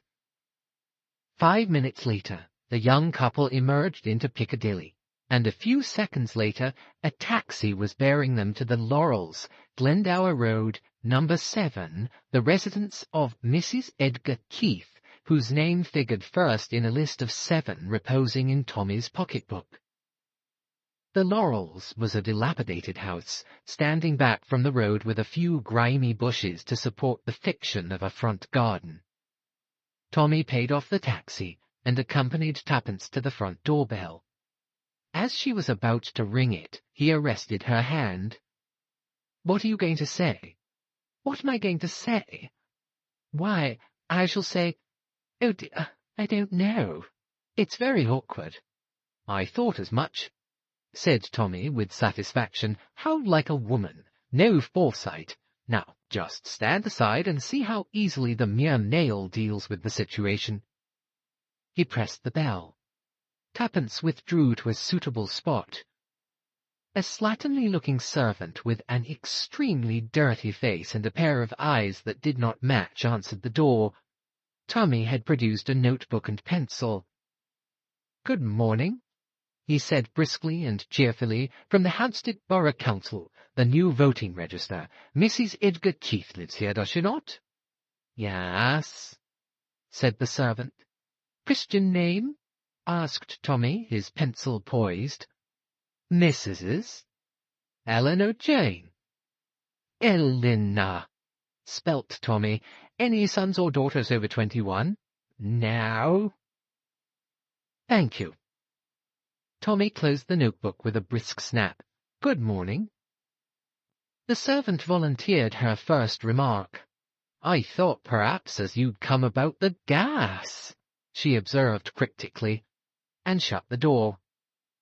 Tommy rejoined his accomplice. "You see, Tuppence," he observed, "child's play to the masculine mind. I don't mind admitting that for once you've scored handsomely. I should never have thought of that. Good wheeze, wasn't it? And we can repeat it ad lib." Lunchtime found the young couple attacking a steak and chips in an obscure hostelry with avidity.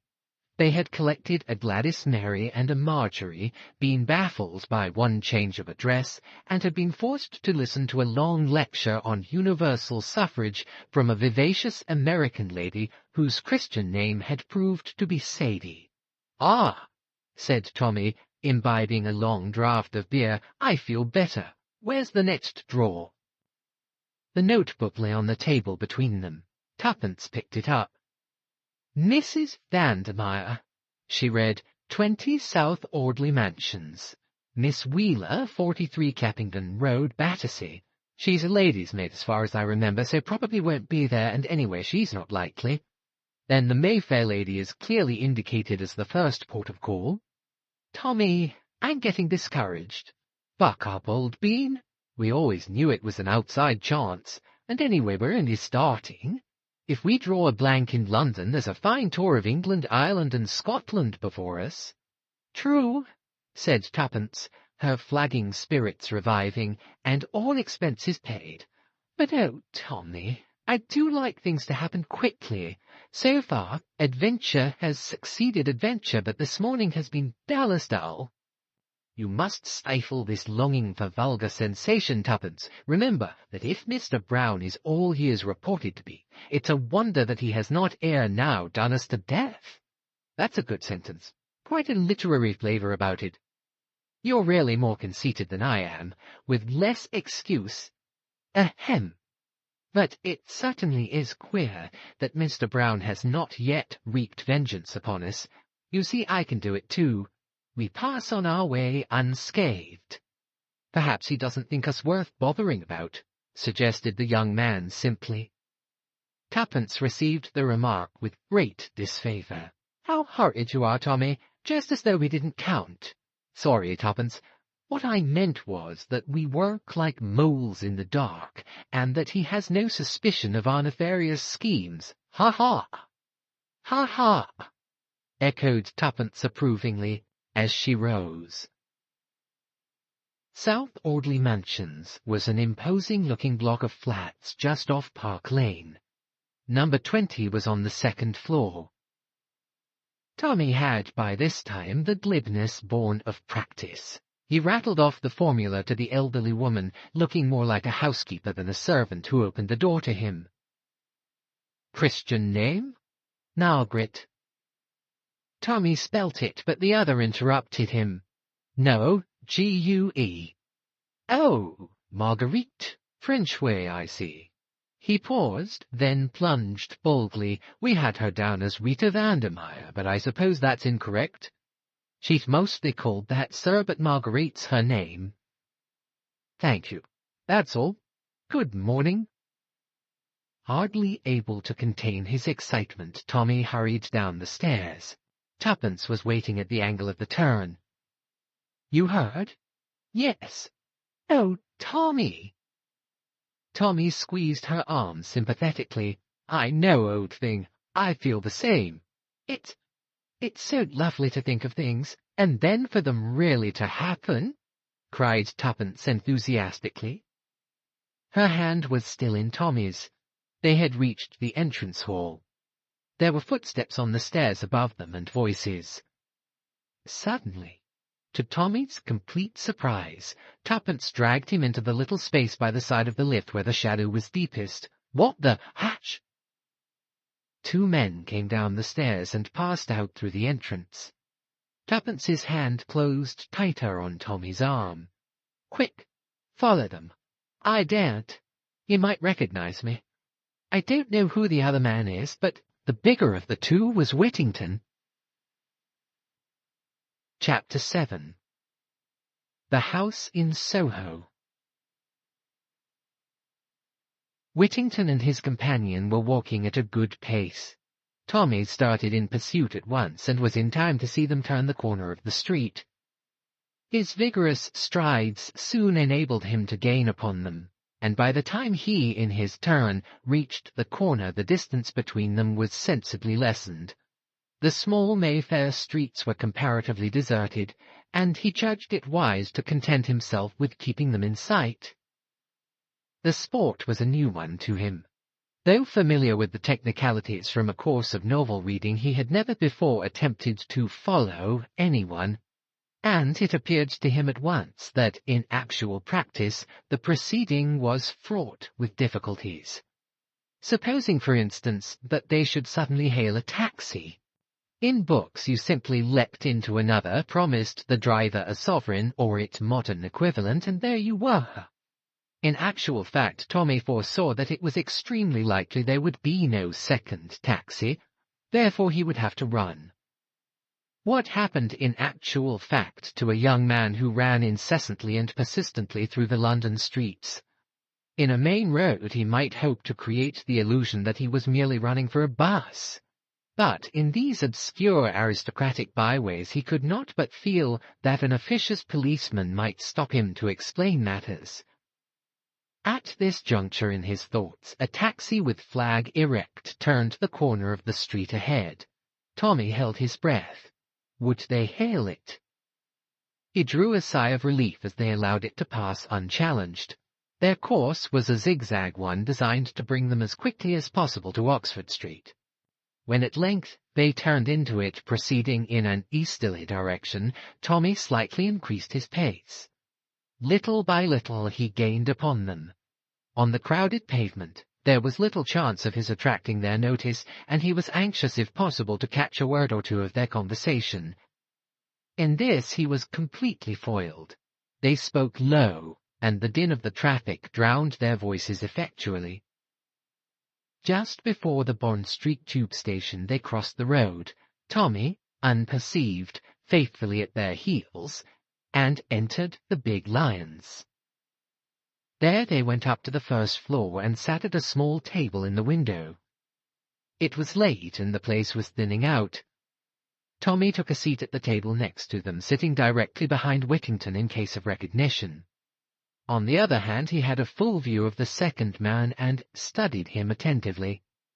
He was fair, with a weak, unpleasant face, and Tommy put him down as being either a Russian or a Pole. He was probably about 50 years of age, his shoulders cringed a little as he talked, and his eyes, small and crafty, shifted unceasingly. Having already lunched heartily, Tommy contented himself with ordering a Welsh rarebit and a cup of coffee. Whittington ordered a substantial lunch for himself and his companion. Then, as the waitress withdrew, he moved his chair a little closer to the table and began to talk earnestly in a low voice. The other man joined in. Listen as he would, Tommy could only catch a word here and there, but the gist of it seemed to be some directions or orders which the big man was impressing on his companion, and with which the latter seemed from time to time to disagree. Whittington addressed the other as Boris. Tommy caught the word Ireland several times, also propaganda. But of Jane Finn there was no mention. Suddenly, in a lull in the clatter of the room, he got one phrase entire. Whittington was speaking. "Ah, but you don't know Flossie. She's a marvel. An archbishop would swear she was his own mother. She gets the voice right every time, and that's really the principal thing." Tommy did not hear Boris's reply, but, in response to it, Whittington said something that sounded like, "Of course, only in an emergency." Then he lost the thread again. But presently the phrases became distinct again, whether because the other two had insensibly raised their voices, or because Tommy's ears were getting more attuned, he could not tell. But two words certainly had a most stimulating effect upon the listener. They were uttered by Boris, and they were Mr. Brown. Whittington seemed to remonstrate with him, but he merely laughed. "Why not, my friend? It is a name most respectable, most common. Did we not choose it for that reason? Ah, I should like to meet him, Mr. Brown." There was a steely ring in Whittington's voice as he replied, "Who knows? You may have met him already." "Ah," retorted the other, "that is children's talk, a fable for the police. Do you know what I say to myself sometimes? That he is a fable, invented by the inner ring, a bogey to frighten us with. It might be so, and it might not. I wonder, or is it indeed true, that he is with us and amongst us unknown to all but a chosen few? If so, he keeps his secret well. And the idea is a good one, yes? We never know. We look at each other. One of us is Mr. Brown, which he commands, but also he serves, among us, in the midst of us, and no one knows which he is." With an effort, the Russian shook off the vagary of his fancy. He looked at his watch. "Yes," said Whittington, "we might as well go." He called the waitress and asked for his bill. Tommy did likewise, and a few moments later was following the two men down the stairs. Outside, Whittington hailed a taxi and directed the driver to go to Waterloo. Taxis were plentiful here, and before Whittington's had driven off, another was drawing up to the curb in obedience to Tommy's peremptory hand. "Follow that other taxi," directed the young man. "Don't lose it." The elderly chauffeur showed no interest. He merely grunted and jerked down his flag. The drive was uneventful. Tommy's taxi came to rest at the departure platform just after Whittington's. Tommy was behind him at the booking office. He took a first-class single ticket to Bournemouth. Tommy did the same. As he emerged, Boris remarked, glancing up at the clock, "You are early. You have nearly half an hour." Boris's words had aroused a new train of thought in Tommy's mind. Clearly, Whittington was making the journey alone while the other remained in London. Therefore, he was left with a choice as to which he would follow. Obviously, he could not follow both of them unless... Like Boris, he glanced up at the clock, and then to the announcement board of the trains. The Bournemouth train left at 3:30. It was now 10 past. Whittington and Boris were walking up and down by the bookstall. He gave one doubtful look at them, then hurried into an adjacent telephone box. He dared not waste time in trying to get hold of Tuppence. In all probability she was still in the neighbourhood of South Audley Mansions. But there remained another ally. He rang up the Ritz and asked for Julius Hersheimmer. There was a click and a buzz. Oh, if only the young American was in his room. There was another click, and then, "Hello?" in unmistakable accents came over the wire. "That you, Hersheimmer? Beresford speaking. I'm at Waterloo. I've followed Whittington and another man here. No time to explain. Whittington's off to Bournemouth by the 3:30. Can you get there by then?" The reply was reassuring. "Sure, I'll hustle." The telephone rang off. Tommy put back the receiver with a sigh of relief. His opinion of Julius's power of hustling was high. He felt instinctively that the American would arrive in time. Whittington and Boris were still where he had left them. If Boris remained to see his friend off, all was well. Then Tommy fingered his pocket thoughtfully. In spite of the carte blanche assured to him, he had not yet acquired the habit of going about with any considerable sum of money on him. The taking of the first-class ticket to Bournemouth had left him with only a few shillings in his pocket. It was to be hoped that Julius would arrive better provided. In the meantime, the minutes were creeping by. 3:15, 3:20, 3:25, 3:27. Supposing Julius did not get there in time, 3:29. Doors were banging. Tommy felt cold waves of despair pass over him. Then a hand fell on his shoulder. "Here I am, son. Your British traffic beats description. Put me wise to the crooks right away." "That's Whittington. There, getting in now, that big dark man. The other is the foreign chap he's talking to. I'm on to them. Which of the two is my bird?"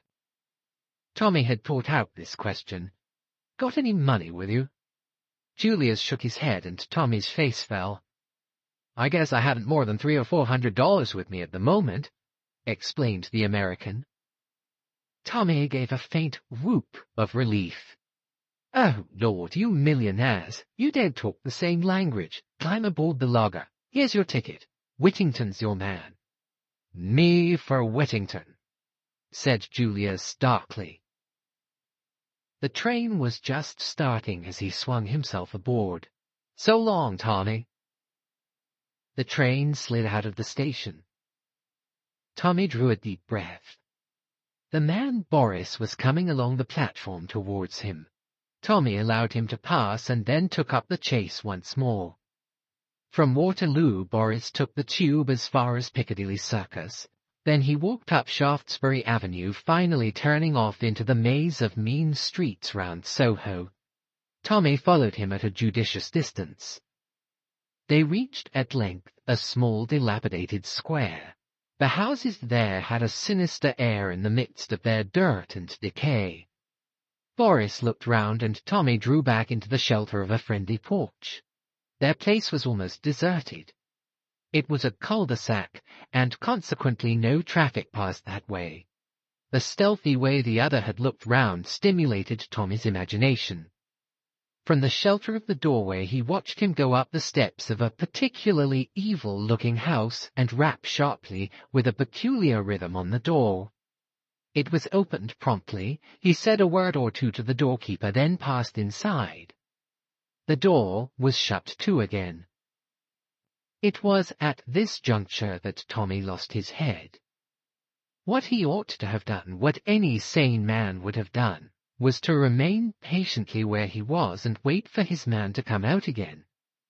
What he did do was entirely foreign to the sober common sense which was, as a rule, his leading characteristic. Something, as he expressed it, seemed to snap in his brain. Without a moment's pause for reflection, he too went up the steps, and reproduced as far as he was able the peculiar knock. The door was swung open with the same promptness as before. A villainous-faced man with close-cropped hair stood in the doorway. "Well?" he grunted. It was at that moment that the full realization of his folly began to come home to Tommy, but he dared not hesitate. He seized at the first words that came into his mind. "Mr. Brown," he said. To his surprise, the man stood aside. "Upstairs," he said, jerking his thumb over his shoulder. "Second door on your left." Chapter 8.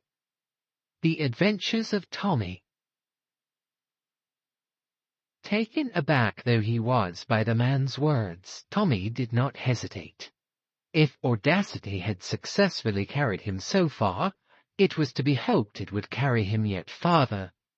He quietly passed into the house and mounted the ramshackle staircase. Everything in the house was filthy beyond words. The grimy paper, of a pattern now indistinguishable, hung in loose festoons from the wall. In every angle was a grey mass of cobweb. Tommy proceeded leisurely. By the time he reached the bend of the staircase, he had heard the man below disappear into a back room. Clearly no suspicion attached to him as yet. To come to the house and ask for Mr. Brown appeared indeed to be a reasonable and natural proceeding. At the top of the stairs Tommy halted to consider his next move. In front of him ran a narrow passage with doors opening on either side of it. From the one nearest him on the left came a low murmur of voices. It was this room which he had been directed to enter. But what held his glance fascinated was the small recess immediately on his right, half concealed by a torn velvet curtain. It was directly opposite the left-handed door and, owing to its angle, it also commanded a good view of the upper part of the staircase. As a hiding place for one, or at a pinch 2 men, it was ideal, being about 2 feet deep and 3 feet wide. It attracted Tommy mightily. He thought things over in his usual slow and steady way, deciding that the mention of Mr. Brown was not a request for an individual, but in all probability a password used by the gang. His lucky use of it had gained him admission. So far, he had aroused no suspicion, but he must decide quickly on his next step. Suppose he were boldly to enter the room on the left of the passage, would the mere fact of his having been admitted to the house be sufficient? Perhaps a further password would be required, or at any rate some proof of identity. The doorkeeper clearly did not know all the members of the gang by sight, but it might be different upstairs.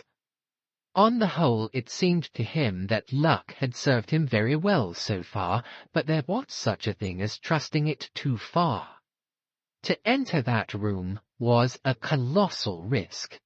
He could not hope to sustain his part indefinitely. Sooner or later he was almost bound to betray himself, and then he would have thrown away a vital chance in mere foolhardiness. A repetition of the single knock sounded on the door below, and Tommy, his mind made up, slipped quietly into the recess, and cautiously drew the curtain farther across so that it shielded him completely from sight. There were several rents and slits in the ancient material which afforded him a good view. He would watch the events, and any time he chose could, after all, join the assembly, modelling his behaviour on that of the new arrival. The man who came up the staircase with a furtive, soft-footed tread was quite unknown to Tommy. He was obviously of the very dregs of society. The low beetling brows and the criminal jaw. The bestiality of the whole countenance were new to the young man, though he was a type that Scotland Yard would have recognized at a glance. The man passed the recess, breathing heavily as he went. He stopped at the door opposite and gave a repetition of the signal knock. A voice inside called out something, and the man opened the door and passed in, affording Tommy a momentary glimpse of the room inside. He thought there must be about 4 or 5 people seated round a long table that took up most of the space, but his attention was caught and held by a tall man with close-cropped hair and a short, pointed, naval-looking beard, who sat at the head of the table with papers in front of him. As the newcomer entered, he glanced up, and with a correct but curiously precise enunciation which attracted Tommy's notice, he asked, "Your number, comrade?" 14, governor, replied the other hoarsely. "Correct." The door shut again. "If that isn't a Hun, I'm a Dutchman," said Tommy to himself, and running the show darned systematically too, as they always do. Lucky I didn't roll in. I'd have given the wrong number, and there would have been the dues to pay. No, this is the place for me. Hello? Here's another knock. This visitor proved to be of an entirely different type to the last. Tommy recognized in him an Irish Sinn Féiner. Certainly Mr. Brown's organization was a far-reaching concern.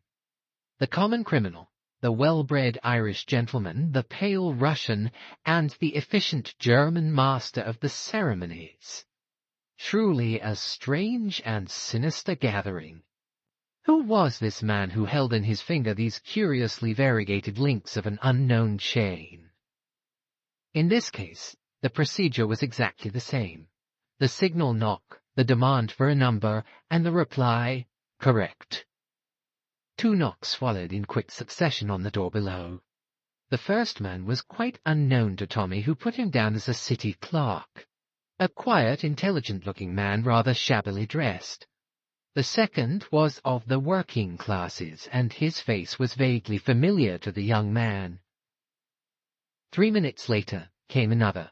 A man of commanding appearance, exquisitely dressed and evidently well born. His face again was not unknown to the watcher, though he could not for the moment put a name to it. After his arrival there was a long wait. In fact, Tommy concluded that the gathering was now complete and was just cautiously creeping out from his hiding-place, when another knock sent him scuttling back to cover. This last comer came up the stairs so quietly that he was almost abreast of Tommy before the young man had realized his presence. He was a small man, very pale, with a gentle, almost womanish air. The angle of the cheekbones hinted at his Slavonic ancestry, otherwise there was nothing to indicate his nationality. As he passed the recess he turned his head slowly.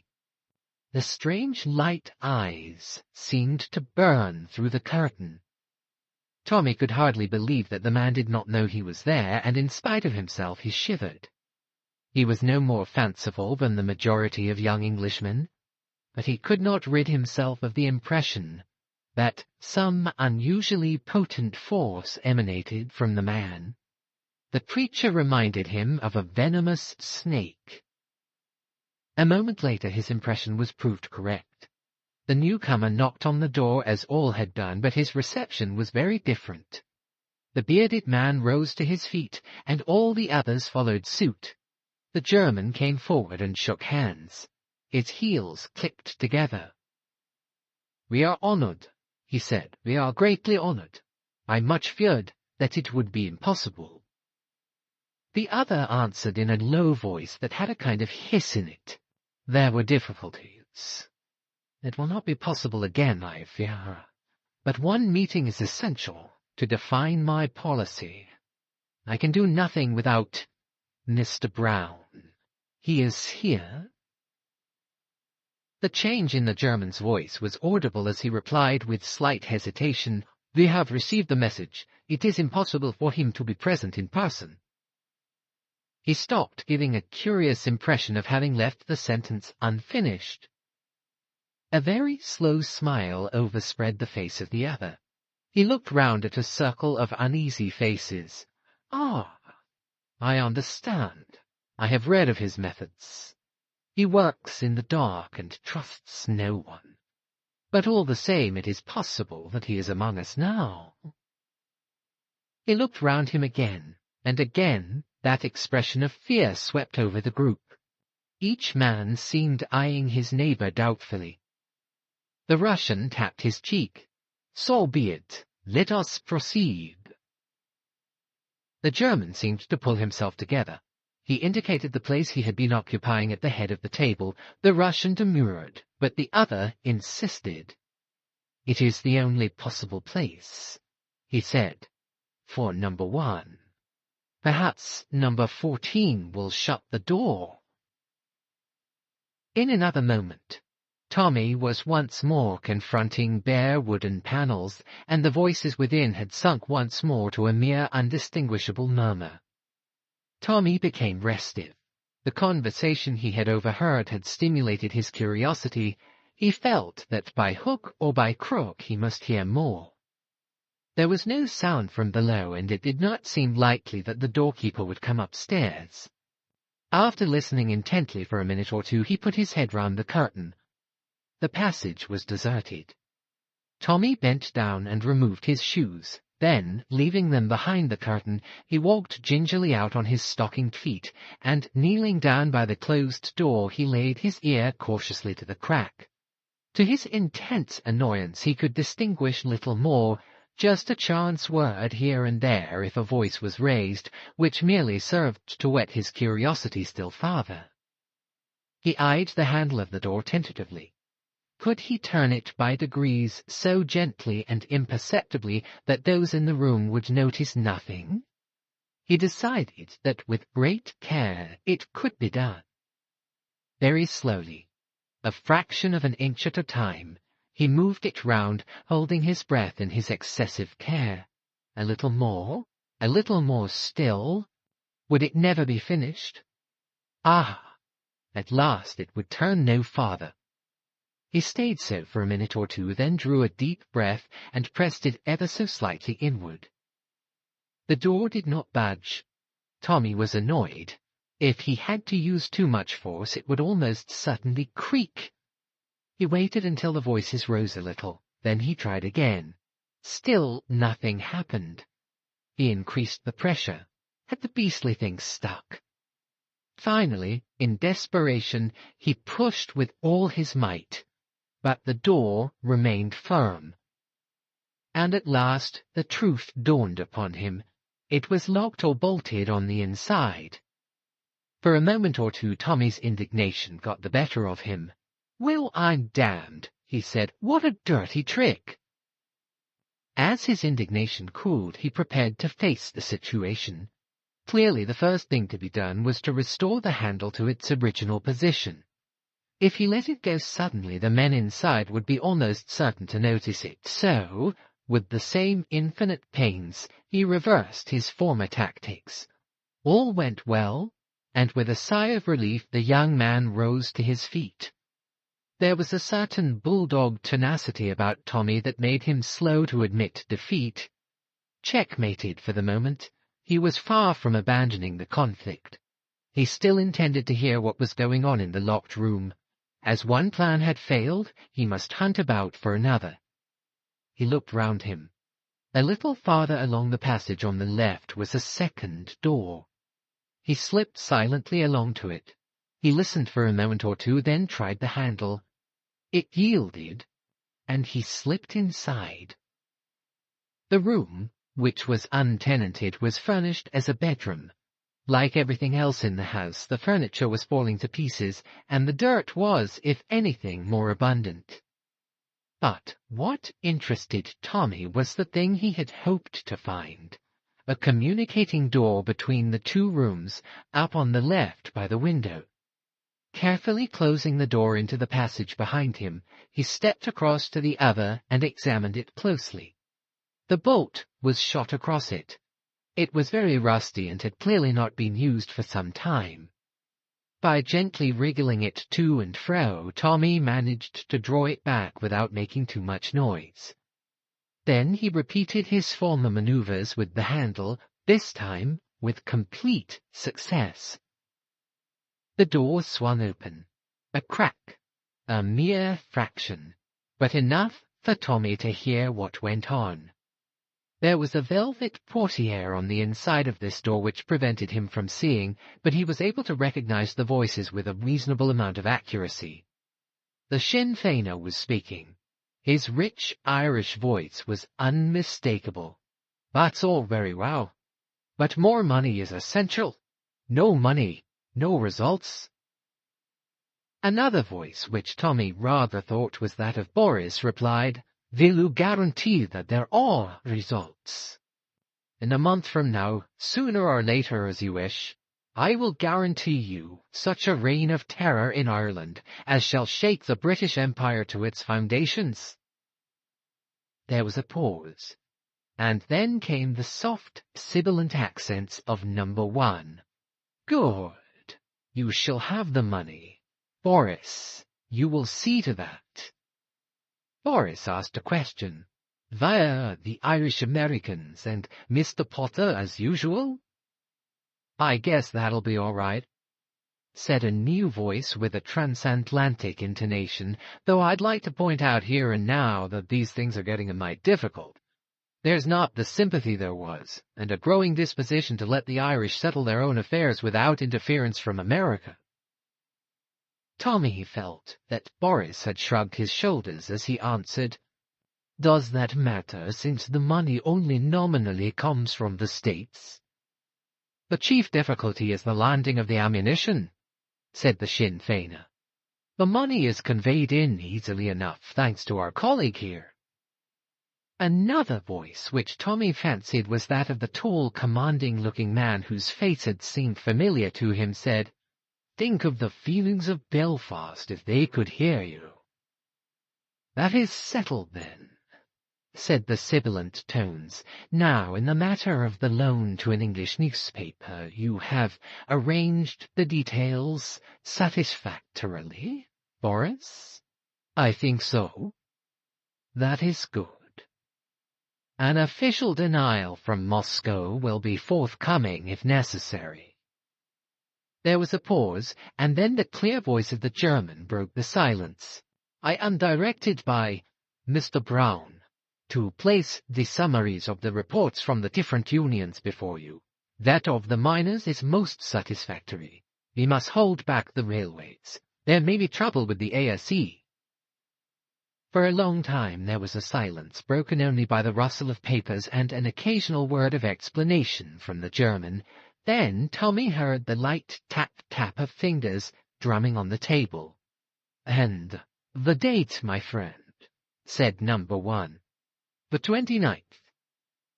The Russian seemed to consider, "That is rather soon." "I know, but it was settled by the principal labour leaders, and we cannot seem to interfere too much. They must believe it is to be entirely their own show." The Russian laughed softly as though amused.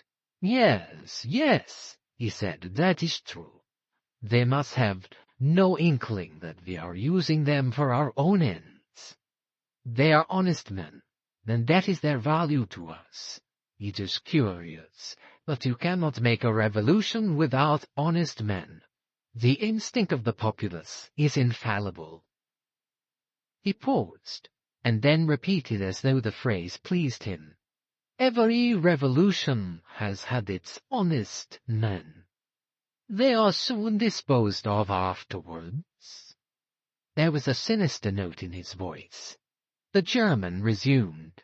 "Climbs must go. He is too far-seeing. Number 14 will see to that." There was a hoarse murmur. "That's all right, governor."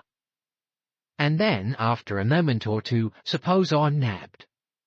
"You will have the best legal talent to defend you," replied the German quietly. "But in any case you will wear gloves fitted with the fingerprints of a notorious housebreaker. You have little to fear." "Oh, I ain't afraid, governor. All for the good of the cause. The streets is going to run with blood, so they say." He spoke with a grim relish. "Dreams of it sometimes, I does, and diamonds and pearls rolling about in the gutter for anyone to pick up." Tommy heard a chair shifted. "Then all is arranged. We are assured of success." "I think so." But the German spoke with less than his usual confidence. No.1's voice held, suddenly, a dangerous quality. "What has gone wrong?" "Nothing, but what?" "The labor leaders. Without them, as you say, we can do nothing. If they do not declare a general strike on the 29th, why should they not? As you've said, they're honest, and in spite of everything we've done to discredit the government in their eyes, I'm not sure that they haven't got as sneaking faith and belief in it. But, I know, they abuse it unceasingly. But on the whole, public opinion swings to the side of the government. They will not go against it." Again the Russian's fingers drummed on the table. "To the point, my friend. I was given to understand that there was a certain document in existence which assured success. That is so. If that document were placed before the leaders, the result would be immediate. They would publish it in broadcast throughout England and declare for the revolution without a moment's hesitation. The government would be broken finally and completely. Then what more do you want?" "The document itself," said the German bluntly. "Ah, it is not in your possession, but you know where it is?" "No." "Does anyone know where it is?" "One person, perhaps, and we are not sure of that even." "Who is this person?" "A girl." Tommy held his breath. "A girl?" The Russian's voice rose contemptuously. "And you have not made her speak. In Russia, we have ways of making a girl talk." "This case is different," said the German sullenly. "How different?" He paused a moment, then went on. "There is this girl now." "The girl?" "Yes." "She is—" But Tommy heard no more. A crashing blow descended on his head, and all was darkness. Chapter 9. Tuppence enters domestic service. When Tommy set forth on the trail of the two men, it took all Tuppence's self-command to refrain from accompanying him.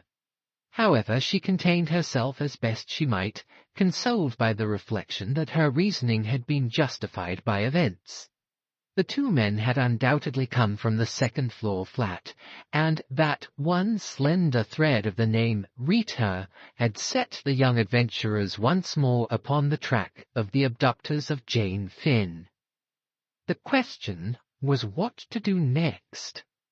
Tuppence hated letting the grass grow under her feet. Tommy was amply employed and debarred from joining him in the chase. The girl felt at a loose end.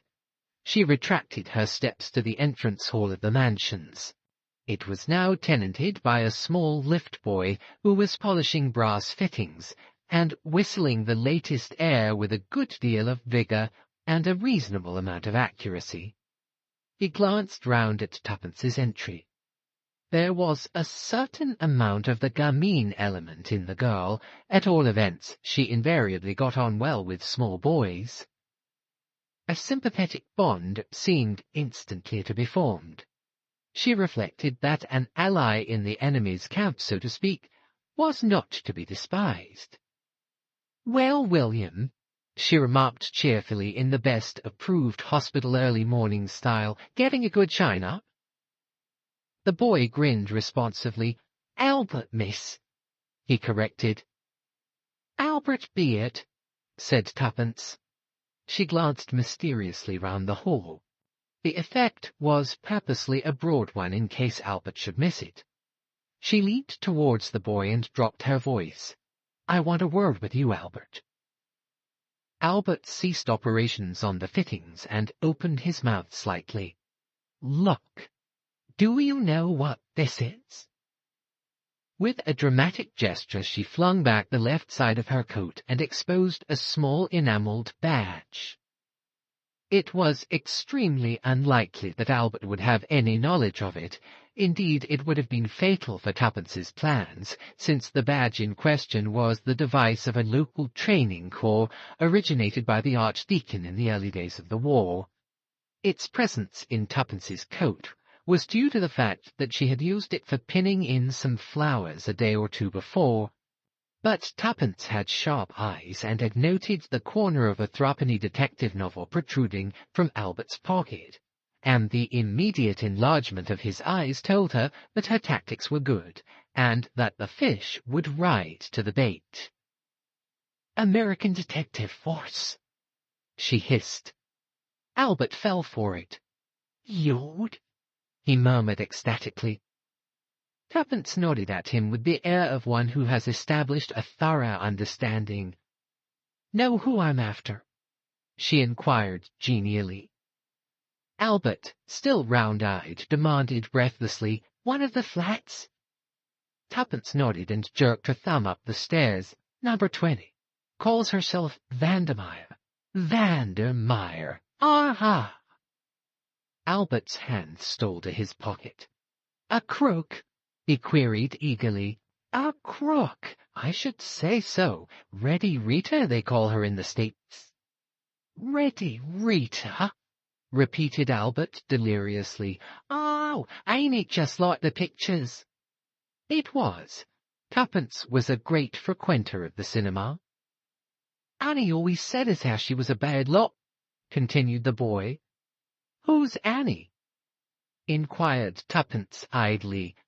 "House parlour maid. She's leaving today. Many's the time Annie's said to me, 'Mark my words, Albert, I wouldn't wonder if the police was to come after her one of these days. Just like that.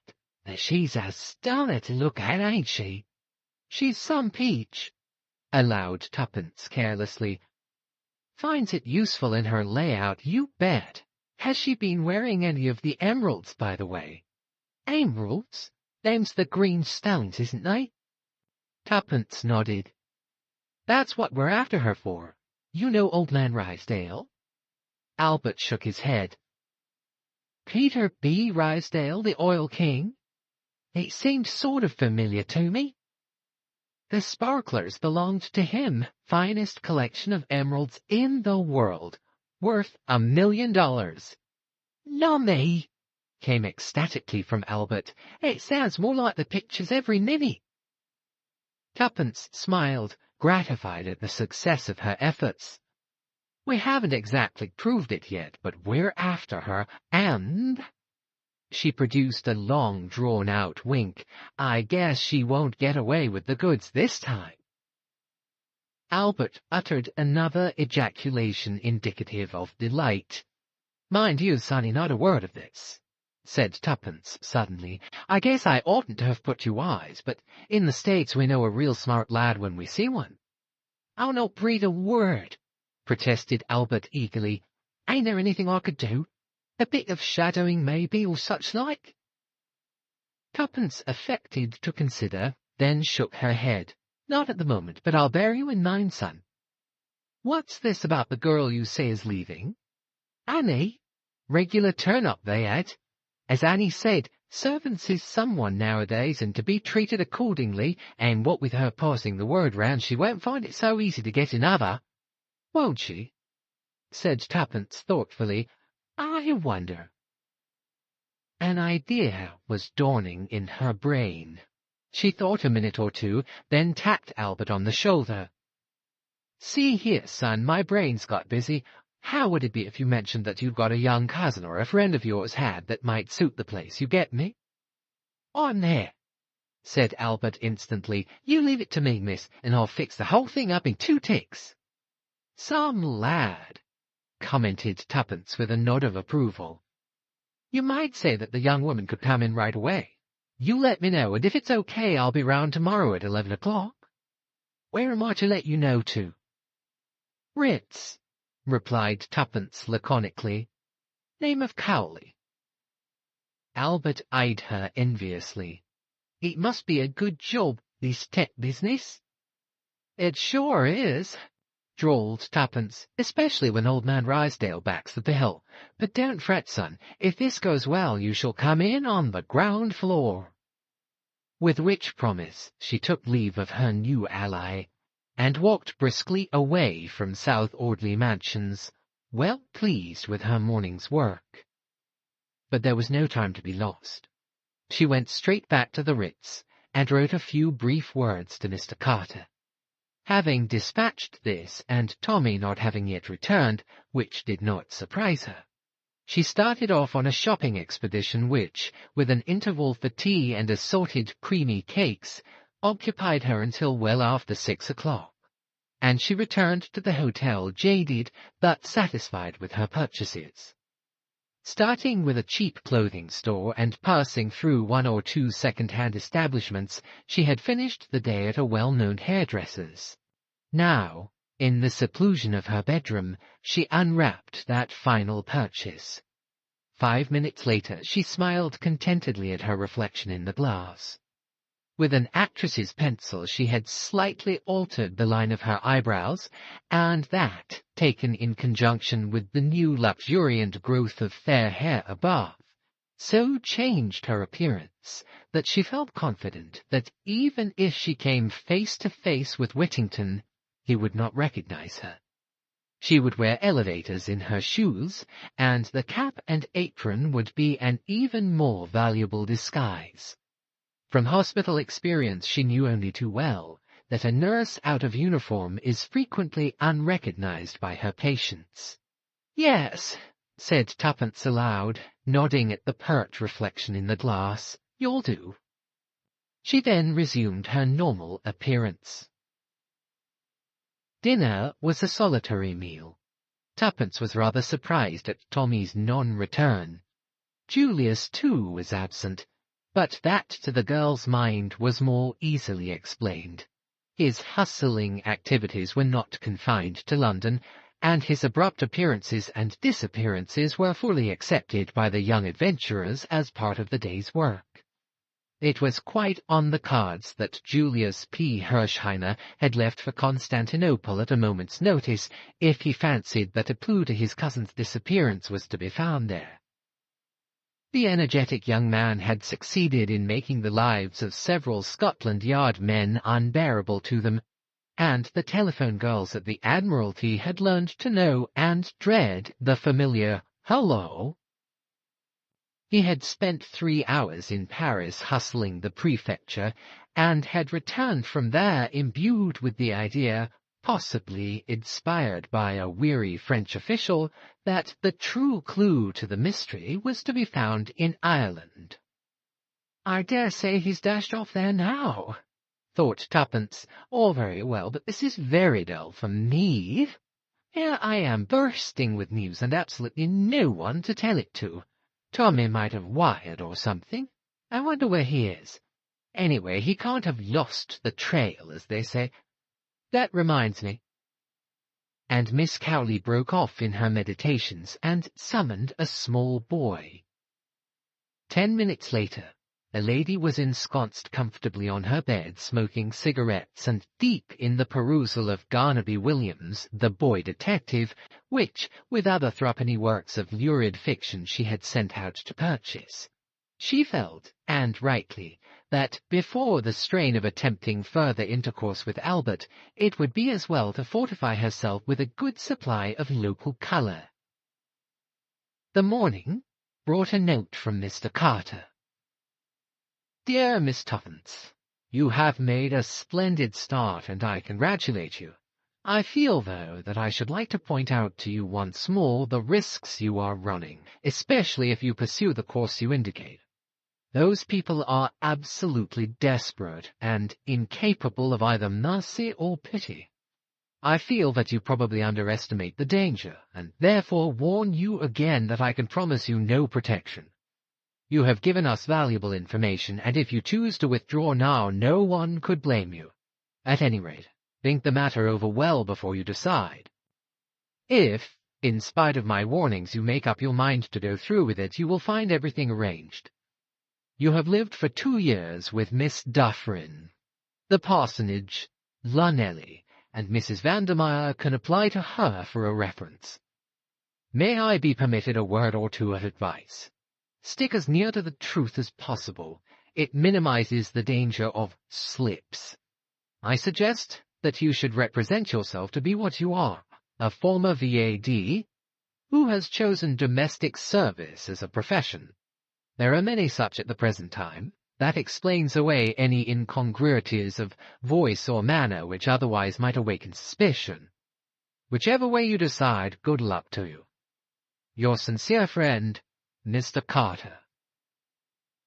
Tuppence's spirits rose mercurially. Mr. Carter's warnings passed unheeded. The young lady had far too much confidence in herself to pay any heed to them. With some reluctance, she abandoned the interesting part she had sketched out for herself. Although she had no doubts of her own powers to sustain a role indefinitely, she had too much common sense not to recognize the force of Mr. Carter's arguments. There was still no word or message from Tommy, but the morning post brought a somewhat dirty postcards with the words, "It's okay," scrawled upon it.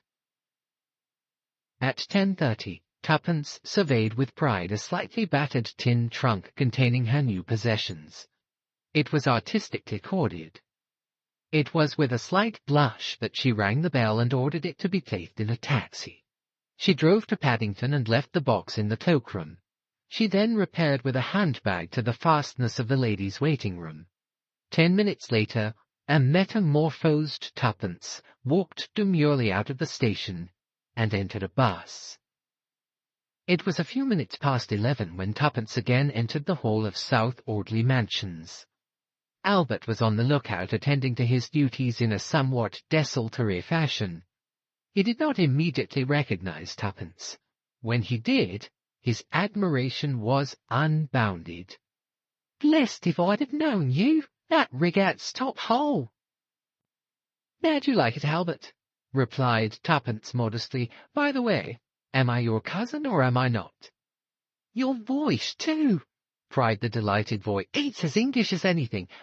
No, I said as a friend of mine knew a young gal, and he wasn't best pleased. She stopped on till today. To oblige, she said, but really it's so's to put you against the place." "Nice girl," said Tuppence. Albert suspected no irony. "She's style about her and keeps her silver a treat, but my word ain't she got a temper. Are you going up now, miss? Step inside the lift. Number 20, did you say?" And he winked. Tuppence quelled him with a stern glance and stepped inside. As she rang the bell of number 20, she was conscious of Albert's eyes slowly descending beneath the level of the floor. A smart young woman opened the door. "I've come about the place," said Tuppence. "It's a rotten place," said the young woman without hesitation. "Regular old cat, always interfering. Accused me of tampering with her letters. Me? The flap was half undone anyway. There's never anything in the waste paper basket. She burns everything. She's a wrong 'un. That's what she is. Swell clothes, but no class. Cook knows something about her that she won't tell, scared to death of her. And suspicious. She's on to you in a minute if you as much as speak to a fellow, I can tell you. But what more Annie could tell, Tuppence was never destined to learn. For at that moment a clear voice with a peculiarly steely ring to it called, "Annie!" The smart young woman jumped as if she had been shot. "Yes, ma'am. Who are you talking to?" "It's a young woman about the situation, ma'am." "Show her in, then." "At once." "Yes, ma'am." Tuppence was ushered into a room on the right of the long passage. A woman was standing by the fireplace. She was no longer in her first youth, and the beauty she undeniably possessed was hardened and coarsened. In her youth she must have been dazzling. Her pale gold hair, owing a slight assistance to art, was coiled low on her neck. Her eyes, of a piercing electric blue, seemed to possess a faculty of boring into the very soul of the person she was looking at. Her exquisite figure was enhanced by a wonderful gown of indigo charmeuse. And yet, despite her swaying grace and the almost ethereal beauty of her face, you felt instinctively the presence of something hard and menacing, a kind of metallic strength that found expression in the tones of her voice and in that gimlet-like quality of her eyes. For the first time, Tuppence felt afraid. She had not feared Whittington, but this woman was different. As if fascinated, she watched the long, cruel line of the red, curving mouth, and again she felt that sensation of panic pass over her. Her usual self-confidence deserted her. Vaguely she felt that deceiving this woman would be very different to deceiving Whittington. Mr. Carter's warning recurred to her mind. Here indeed she might expect no mercy. Fighting down that instinct of panic which urged her to turn tail and run without further delay, Tuppence returned the lady's gaze firmly and respectfully. As though that first scrutiny had been satisfactory, Mrs. Vandermeyer motioned to a chair. "You can sit down." "How did you hear I wanted a house parlour-maid?" "Through a friend who knows the lift boy here. He thought the place might suit me."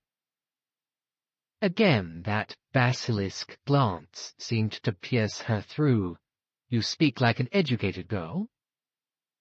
Glibly enough, Tuppence ran through her imaginary career on the lines suggested by Mr. Carter. It seemed to her as she did so that the tension of Mrs. Vandermeyer's attitude relaxed. "I see," she remarked at length. "Is there anyone I can write to for a reference?" "I lived last with a Miss Dufferin, the parsonage, Llanelli. I was with her 2 years. And then you thought you would get more money by coming to London, I suppose? Well, it doesn't matter to me. I will give you £50, £60, whatever you want. You can come in at once." "Yes, ma'am. Today, if you like. My box is at Paddington." "Go and fetch it in a taxi, then. It's an easy place. I am out a good deal. By the way, what's your name?" "Prudence Cooper, ma'am." "Very well, Prudence. Go away and fetch your box. I shall be out to lunch. The cook will show you where everything is." "Thank you, ma'am." Tuppence withdrew. The smart Annie was not in evidence. In the hall below, a magnificent hall porter had relegated Albert to the background. Tuppence did not even glance at him as she passed meekly out. The adventure had begun, but she felt less elated than she had done earlier in the morning. It crossed her mind that if the unknown Jane Finn had fallen into the hands of Mrs. Vandermeyer, it was likely to have gone hard with her. Chapter 10. Enter Sir James Peel Edgerton. Tuppence betrayed no awkwardness in her new duties. The daughters of the Archdeacon were well grounded in household tasks. They were also experts in training a raw girl, the inevitable result being that the raw girl, once trained, departed elsewhere where her newly acquired knowledge commanded a more substantial remuneration than the Archdeacon's meagre purse allowed. Tuppence had therefore very little fear of proving inefficient. Mrs. Vandermeyer's cook puzzled her. She evidently went in deadly terror of her mistress. The girl thought it probable that the other woman had some hold over her. For the rest, she cooked like a chef, as Tuppence had an opportunity of judging that evening. Mrs. Vandermeyer was expecting a guest to dinner, and Tuppence accordingly laid the beautifully polished table for two. She was a little exercised in her own mind as to this visitor. It was highly possible that it might prove to be Whittington. Although she felt fairly confident that he would not recognize her, yet she would have been better pleased had the guest proved to be a total stranger. However, there was nothing for it but to hope for the best. At a few minutes past 8, the front door-bell rang, and Tuppence went to answer it with some inward trepidation. She was relieved to see that the visitor was the second of the two men whom Tommy had taken upon himself to follow. He gave his name as Count Stepanov. Tuppence announced him, and Mrs. Vandermeyer rose from her seat on a low divan with a quick murmur of pleasure. "It is delightful to see you, Boris Ivanovitch," she said. "And you, madam." He bowed low over her hand. Tuppence returned to the kitchen. "Count Stepanov or some such," she remarked, and affecting a frank and unvarnished curiosity, "Who's he?" "A Russian gentleman, I believe." "Come here much? Once in a while? What do you want to know for?" "Fancied he might be sweet on the missus, that's all," explained the girl, adding with an appearance of sulkiness, "How you do take one up!" "I'm not quite easy in my mind about the soufflé," explained the other. "You know something," thought Tuppence to herself, but aloud she only said, "Going to dish up now? Right-o." Whilst waiting at table, Tuppence listened closely to all that was said.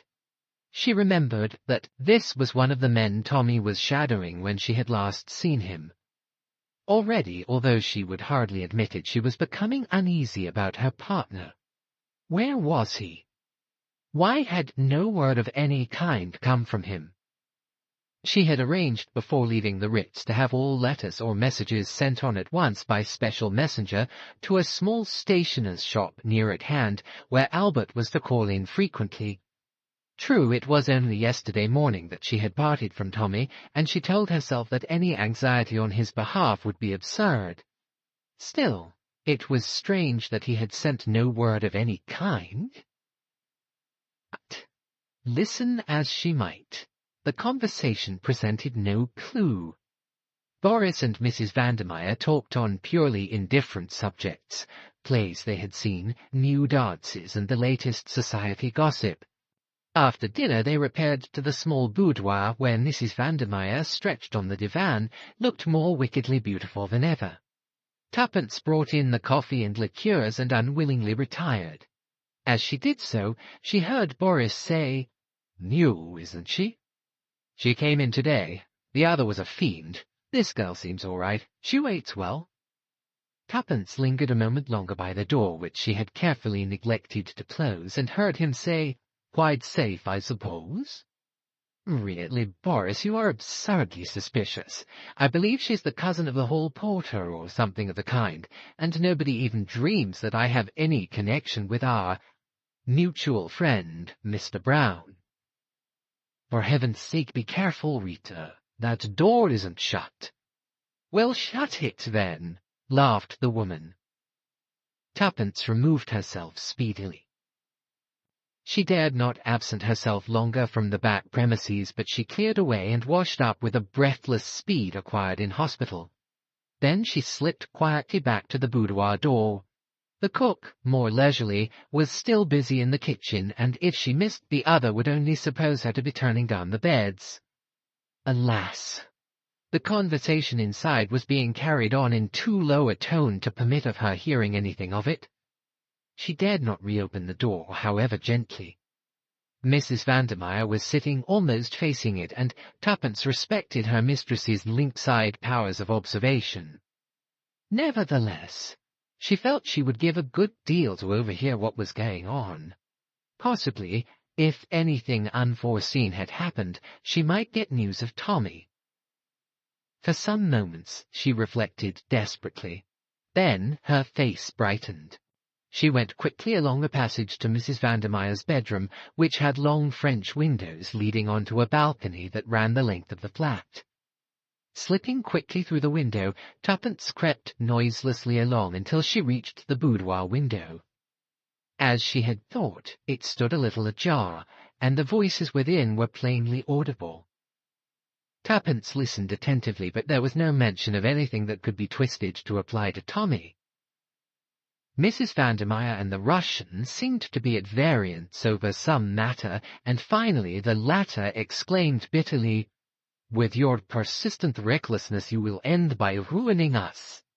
"Ah," laughed the woman, "notoriety of the right kind is the best way of disarming suspicion. You will realize that one of these days. Perhaps sooner than you think. In the meantime you are going about everywhere with Peel Edgerton. Not only is he perhaps the most celebrated K.C. in England, but his special hobby is criminology. It is madness." "I know that his eloquence has saved untold men from the gallows," said Mrs. Vandermeyer calmly. "What of it? I may need his assistance in that line myself some day. If so, how fortunate to have such a friend at court.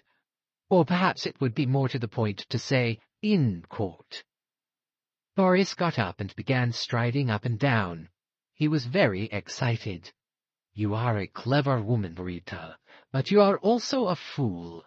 Be guided by me and give up Peel Edgerton." Mrs. Vandermeyer shook her head gently. "I think not." "You refuse?" There was an ugly ring in the Russian's voice. "I do." "Then by heaven," snarled the Russian, "we will see."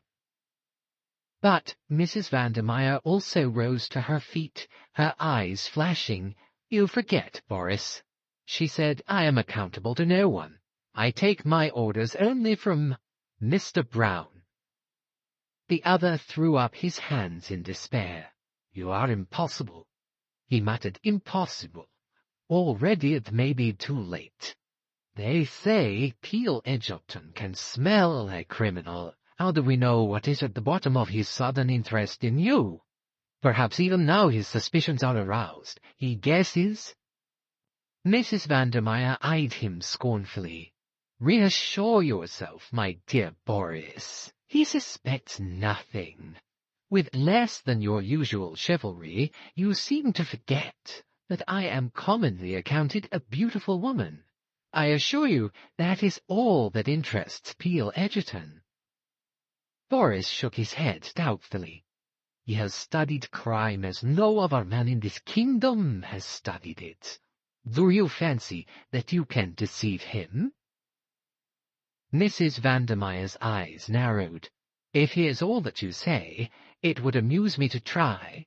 "Good heavens, Rita!" "Besides," added Mrs. Vandermeyer, "he is extremely rich. I am not one who despises money. The sinews of war, you know, Boris." "Money, money. That is always the danger with you, Rita. I believe you would sell your soul for money. I believe—" He paused. Then, in a low, sinister voice, he said slowly, "Sometimes I believe that you would sell us." Mrs. Vandermeyer smiled and shrugged her shoulders. "The price at any rate would have to be enormous," she said lightly. "It would be beyond the power of anyone but a millionaire to pay." "Ah," snarled the Russian, "you see I was right."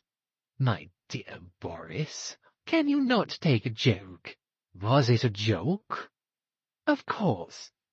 Then all I can say is that your ideals of humor are peculiar, my dear Rita.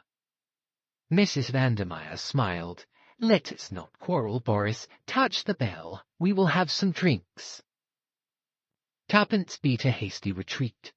She paused a moment to survey herself in Mrs. Vandermeyer's long glass and be sure that nothing was amiss with her appearance.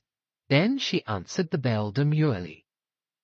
The conversation that she had overheard, although interesting in that it proved beyond doubt the complicity of both Rita and Boris, threw very little light on the present preoccupations. The name of Jane Finn had not even been mentioned. The following morning, a few brief words with Albert informed her that nothing was waiting for her at the stationer's. It seemed incredible that Tommy, if all was well with him, should not send any word to her. A cold hand seemed to close round her heart. Supposing... She choked her fears down bravely. It was no good worrying. But she leapt at a chance offered her by Mrs. Vandermeyer. What day do you usually go out, Prudence? Friday's my usual day, Ma'am. Mrs. Vandermeyer lifted her eyebrows. And today is Friday. But I suppose you hardly wish to go out today, as you only came yesterday. I was thinking of asking you if I might, Ma'am. Mrs. Vandermeyer looked at her a minute longer, and then smiled. I wish Count Stepanov could hear you. He made a suggestion about you last night. Her smile broadened, cat-like. Your request is very typical. I am satisfied. You do not understand all this, but you can go out today. It makes no difference to me, as I shall not be dining at home. Thank you, Ma'am. Tuppence felt a sensation of relief once she was out of the other's presence. Once again she admitted to herself that she was afraid, horribly afraid, of the beautiful woman with the cruel eyes. In the midst of a final desultory polishing of her silver, Tuppence was disturbed by the ringing at the front doorbell and went to answer it. This time the visitor was neither Whittington nor Boris, but a man of striking appearance. Just a shade over average height, he nevertheless conveyed the impression of a big man. His face, clean-shaven and exquisitely mobile, was stamped with an expression of power and force far beyond the ordinary. Magnetism seemed to radiate from him. Tuppence was undecided for the moment whether to put him down as an actor or a lawyer, but her doubts were soon solved as he gave her his name. Sir James Peel Edgerton. She looked at him with renewed interest. This, then, was the famous K.C. whose name was familiar all over England. She had heard it said that he might one day be Prime Minister. He was known to have refused office in the interests of his profession, preferring to remain a simple member for a Scotch constituency. Tuppence went back to her pantry thoughtfully. The great man had impressed her. She understood Boris's agitation. Peel Edgerton would not be an easy man to deceive.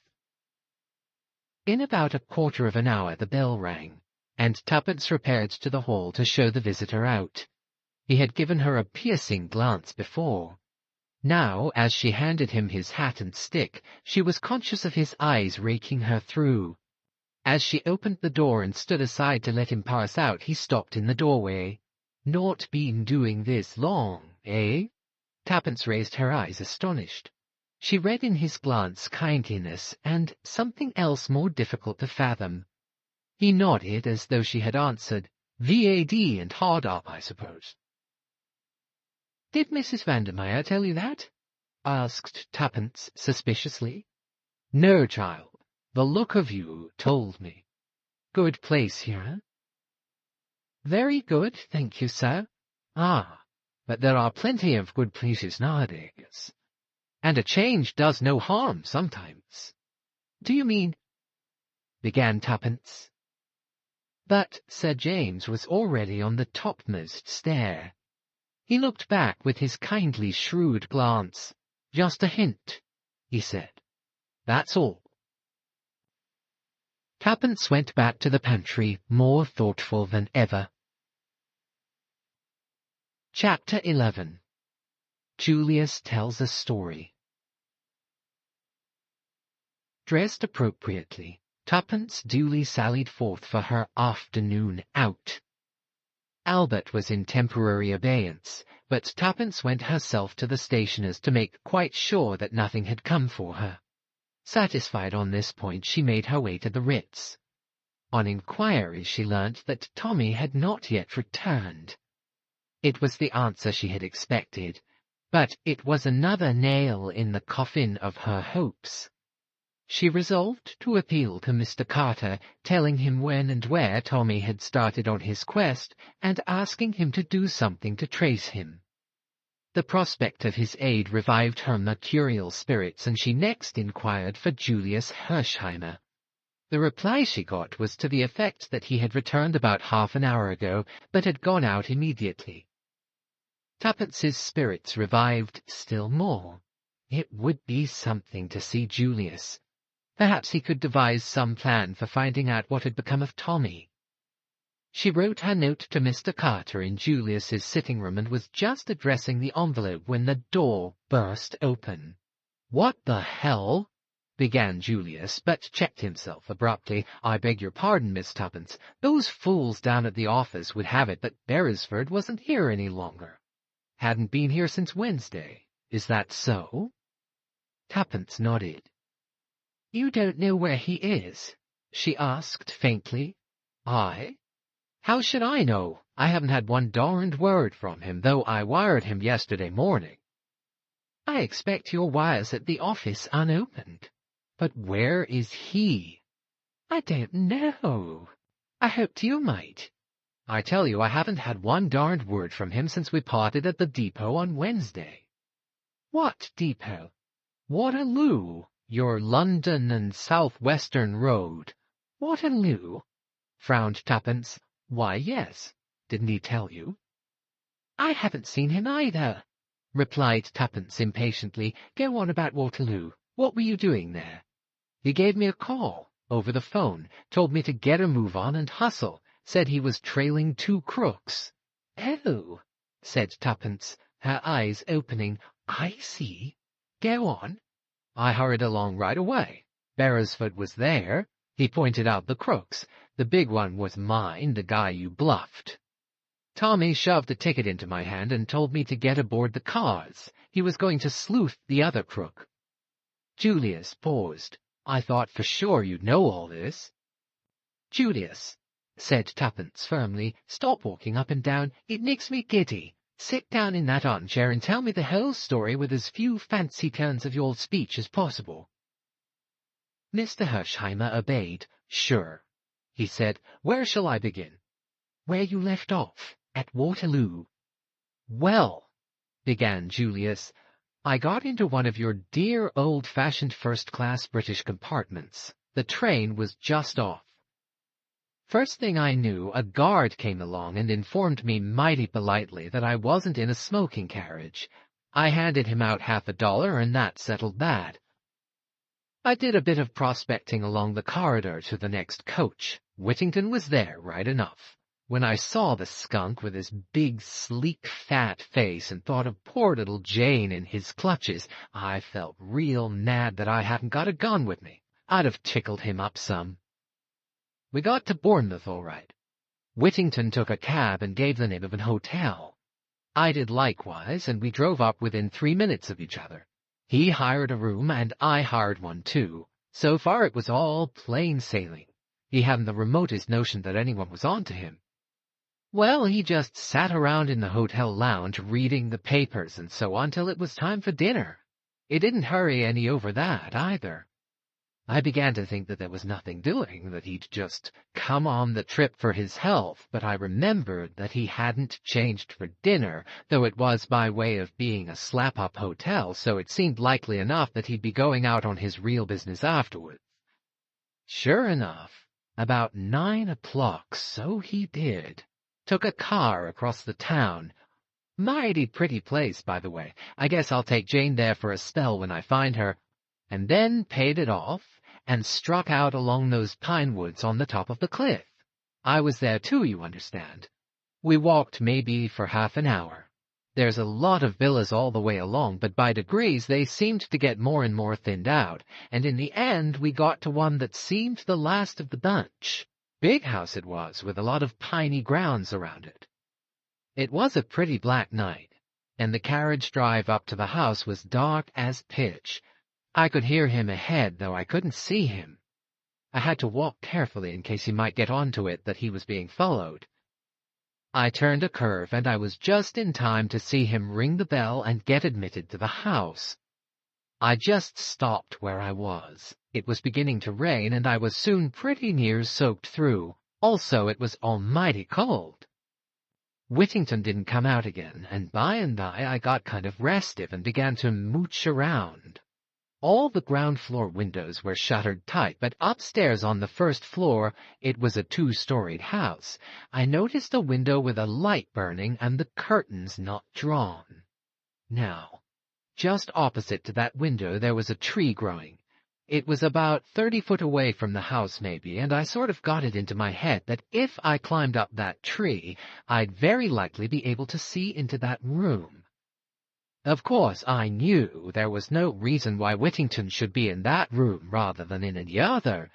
Less reason, in fact, for the betting would be on his being in one of the reception rooms downstairs.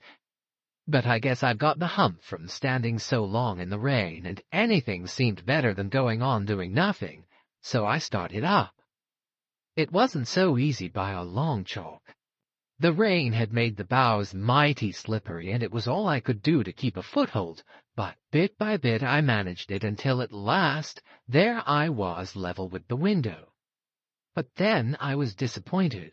I was too far to the left. I could only see sideways into the room. A bit of curtain and a yard of wallpaper was all I could command. Well, that wasn't any manner of good to me, but just as I was going to give it up and climb down ignominiously, someone inside moved and threw his shadow on my little bit of wall, and by gum, it was Whittington. After that my blood was up. I'd just got to get a look into that room. It was up to me to figure out how. I noticed that there was a long branch running out from the tree in the right direction. If I could only swarm about halfway along it, the proposition would be solved. But it was mighty uncertain whether it would bear my weight. I decided I'd just got to risk that, and I started. Very cautiously, inch by inch, I crawled along. The bough creaked and swayed in a nasty fashion, and it didn't do to think of the drop below, but at last I got safely to where I wanted to be. The room was medium-sized, furnished in a kind of bare, hygienic way. There was a table with a lamp on it in the middle of the room, and sitting at that table, facing towards me, was Whittington right enough. He was talking to a woman dressed as a hospital nurse. She was sitting with her back to me, so I couldn't see her face. Although the blinds were up, the window itself was shut, so I couldn't catch a word of what they said. Whittington seemed to be doing all the talking, and the nurse just listened. Now and then she nodded, and sometimes she'd shake her head as though she were answering questions. He seemed very emphatic. Once or twice he beat with his fist on the table.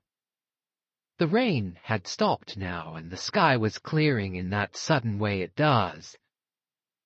Presently, he seemed to get to the end of what he was saying. He got up, and so did she. He looked towards the window and asked something. I guess it was whether it was raining. Anyway, she came right across and looked out. Just then the moon came out from behind the clouds. I was scared the woman would catch sight of me, for I was full in the moonlight. I tried to move back a bit. The jerk I gave was too much for that rotten old branch. With an almighty crash down it came, and Julius P. Hersheimmer with it. "Oh, Julius," breathed Tuppence, "how exciting! Go on." Well, luckily for me, I pitched down into a good soft bed of earth, but it put me out of action for the time, sure enough. The next thing I knew, I was lying in bed with a hospital nurse, not Whittington's one, on one side of me, and a little black-bearded man with gold glasses and medical man written all over him on the other. He rubbed his hands together and raised his eyebrows as I stared at him. "Ah," he said, "so our young friend is coming round again. Capital, capital." I did the usual stunt, said, "What's happened, and where am I?" But I knew the answer to the last well enough. There's no moss growing on my brain.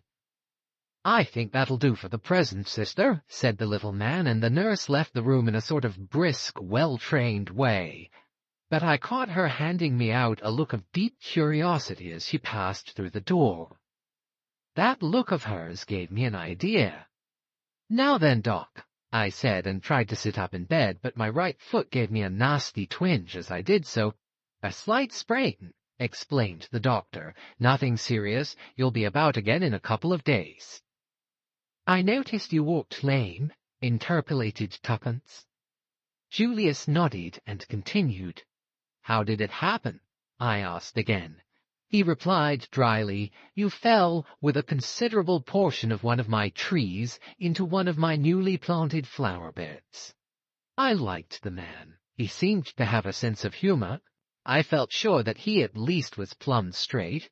"Sure, Doc," I said, "I'm sorry about the tree, and I guess the new bulbs will be on me, but perhaps you'd like to know what I was doing in your garden?"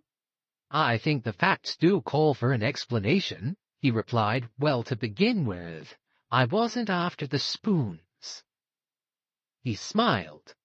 "My first theory, but I soon altered my mind. By the way, you are an American, are you not?" I told him my name.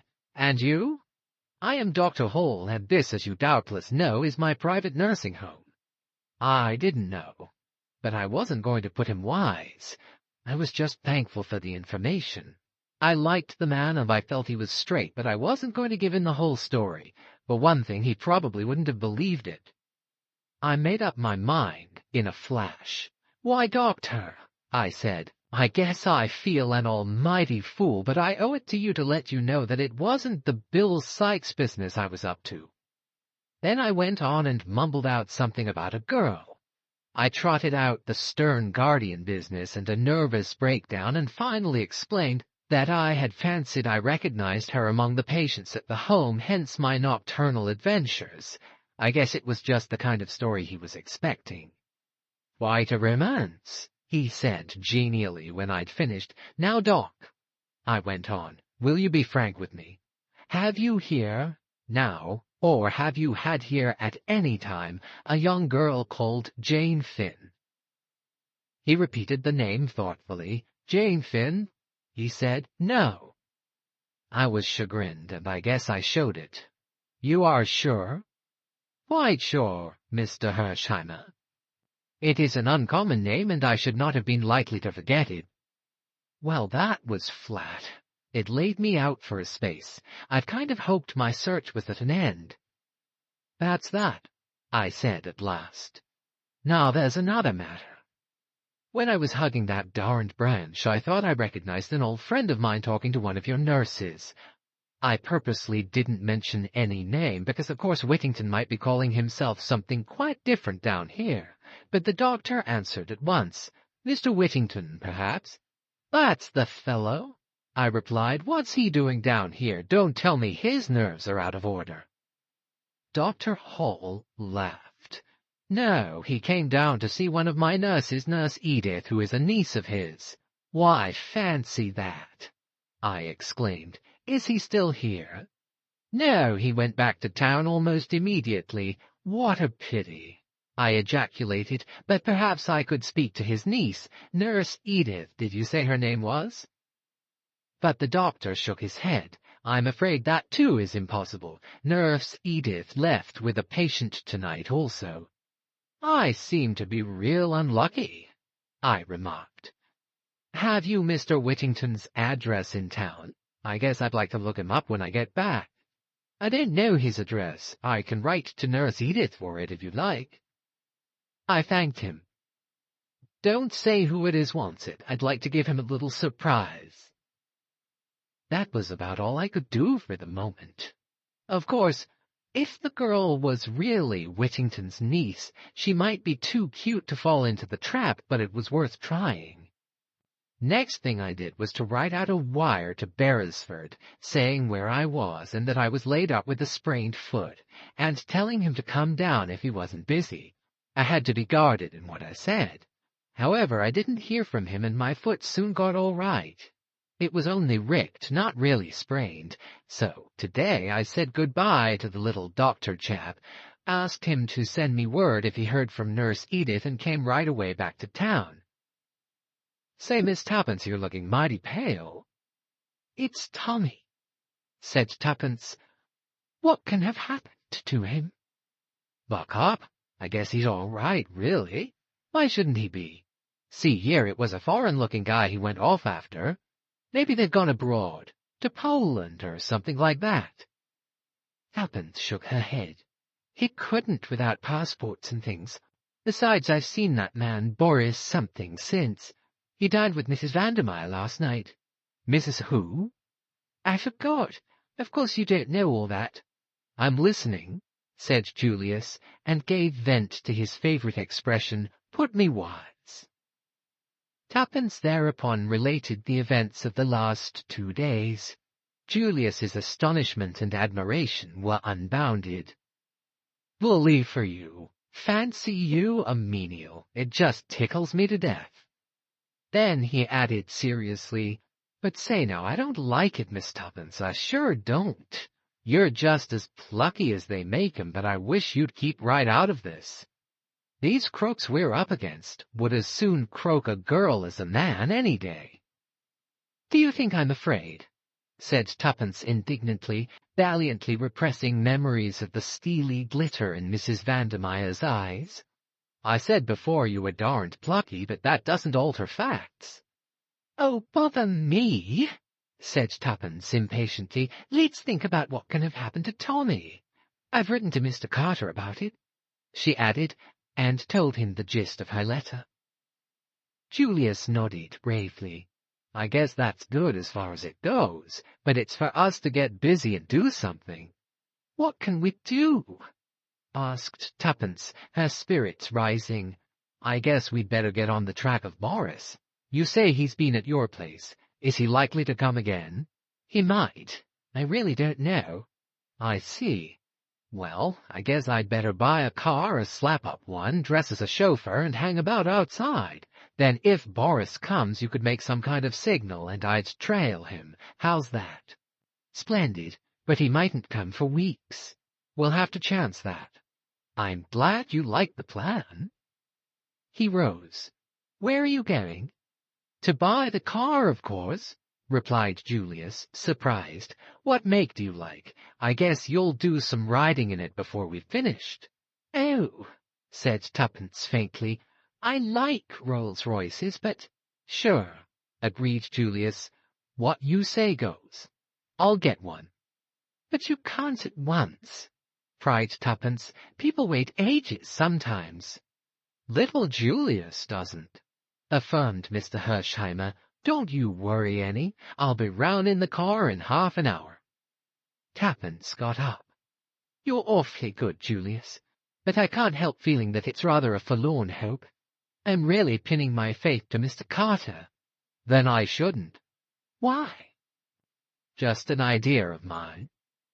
"Oh, but he must do something. There's no one else.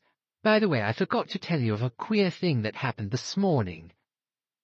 And she narrated her encounter with Sir James Peel Edgerton. Julius was interested. "What did the guy mean, do you think?" he asked.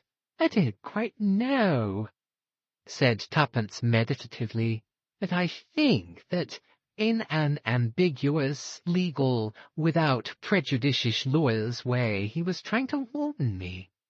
"Why should he?" "I don't know," confessed Tuppence, "but he looked kind and simply awfully clever. I wouldn't mind going to him and telling him everything." Somewhat to her surprise, Julius negatived the idea sharply. "See here," he said, "we don't want any lawyers mixed up in this. That guy couldn't help us any." "Well, I believe he could." reiterated Tuppence obstinately. "Don't you think it. So long. I'll be back in half an hour." 35 minutes had elapsed when Julius returned.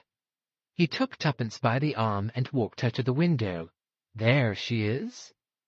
"Oh," said Tuppence with a note of reverence in her voice as she gazed down at the enormous car.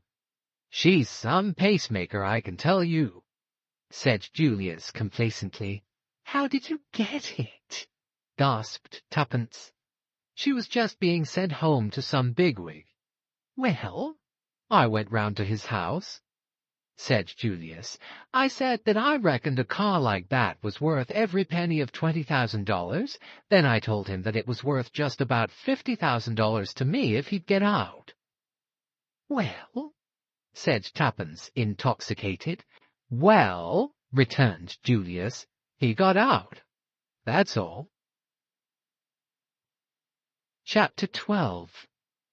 A Friend in Need. Friday and Saturday passed uneventfully. Tuppence had received a brief answer to her appeal from Mr. Carter. In it he pointed out that the young adventurers had undertaken the work at their own risk and had been fully warned of the dangers. If anything had happened to Tommy, he regretted it deeply, but he could do nothing. This was cold comfort. Somehow, without Tommy, all the savour went out of the adventure, and for the first time Tuppence felt doubtful of success. While they had been together she had never questioned it for a minute, although she was accustomed to take the lead and to pride herself on her quick-wittedness. In reality, she had relied upon Tommy more than she realized at the time. There was something so eminently sober and clear-headed about him. His common sense and soundness of vision were so unvarying that without him Tuppence felt much like a rudderless ship. It was curious that Julius, who was undoubtedly much cleverer than Tommy, did not give her the same feeling of support. She had accused Tommy of being a pessimist, and it is certain that he always saw the disadvantages and difficulties, which she herself was optimistically given to overlooking, but nevertheless she had really relied a good deal on his judgment. He might be slow, but he was very sure.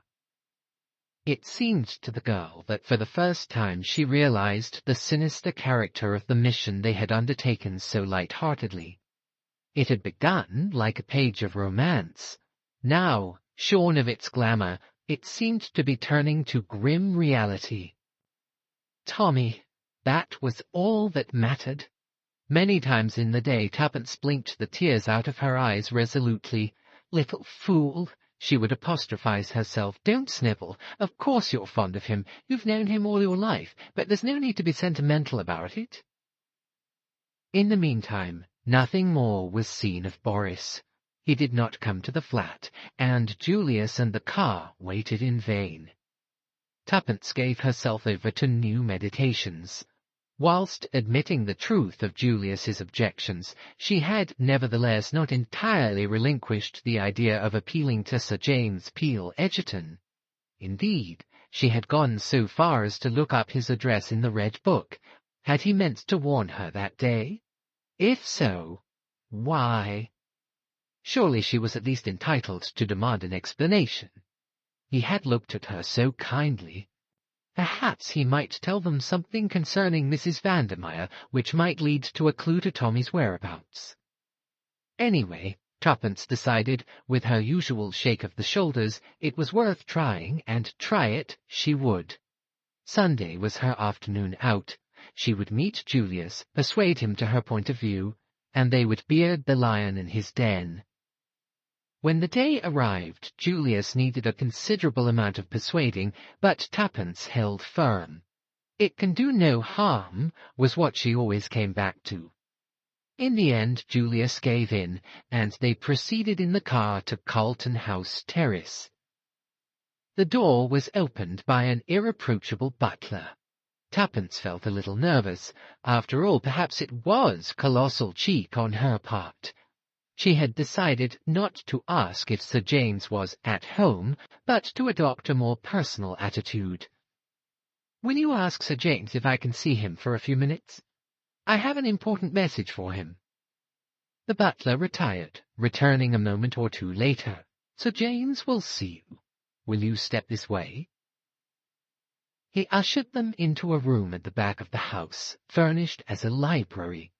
The collection of books was a magnificent one, and Tuppence noticed that all one wall was devoted to works on crime and criminology. There were several deep-padded leather armchairs and an old-fashioned open hearth. In the window was a big roll-top desk strewn with papers at which the master of the house was sitting. He rose as they entered.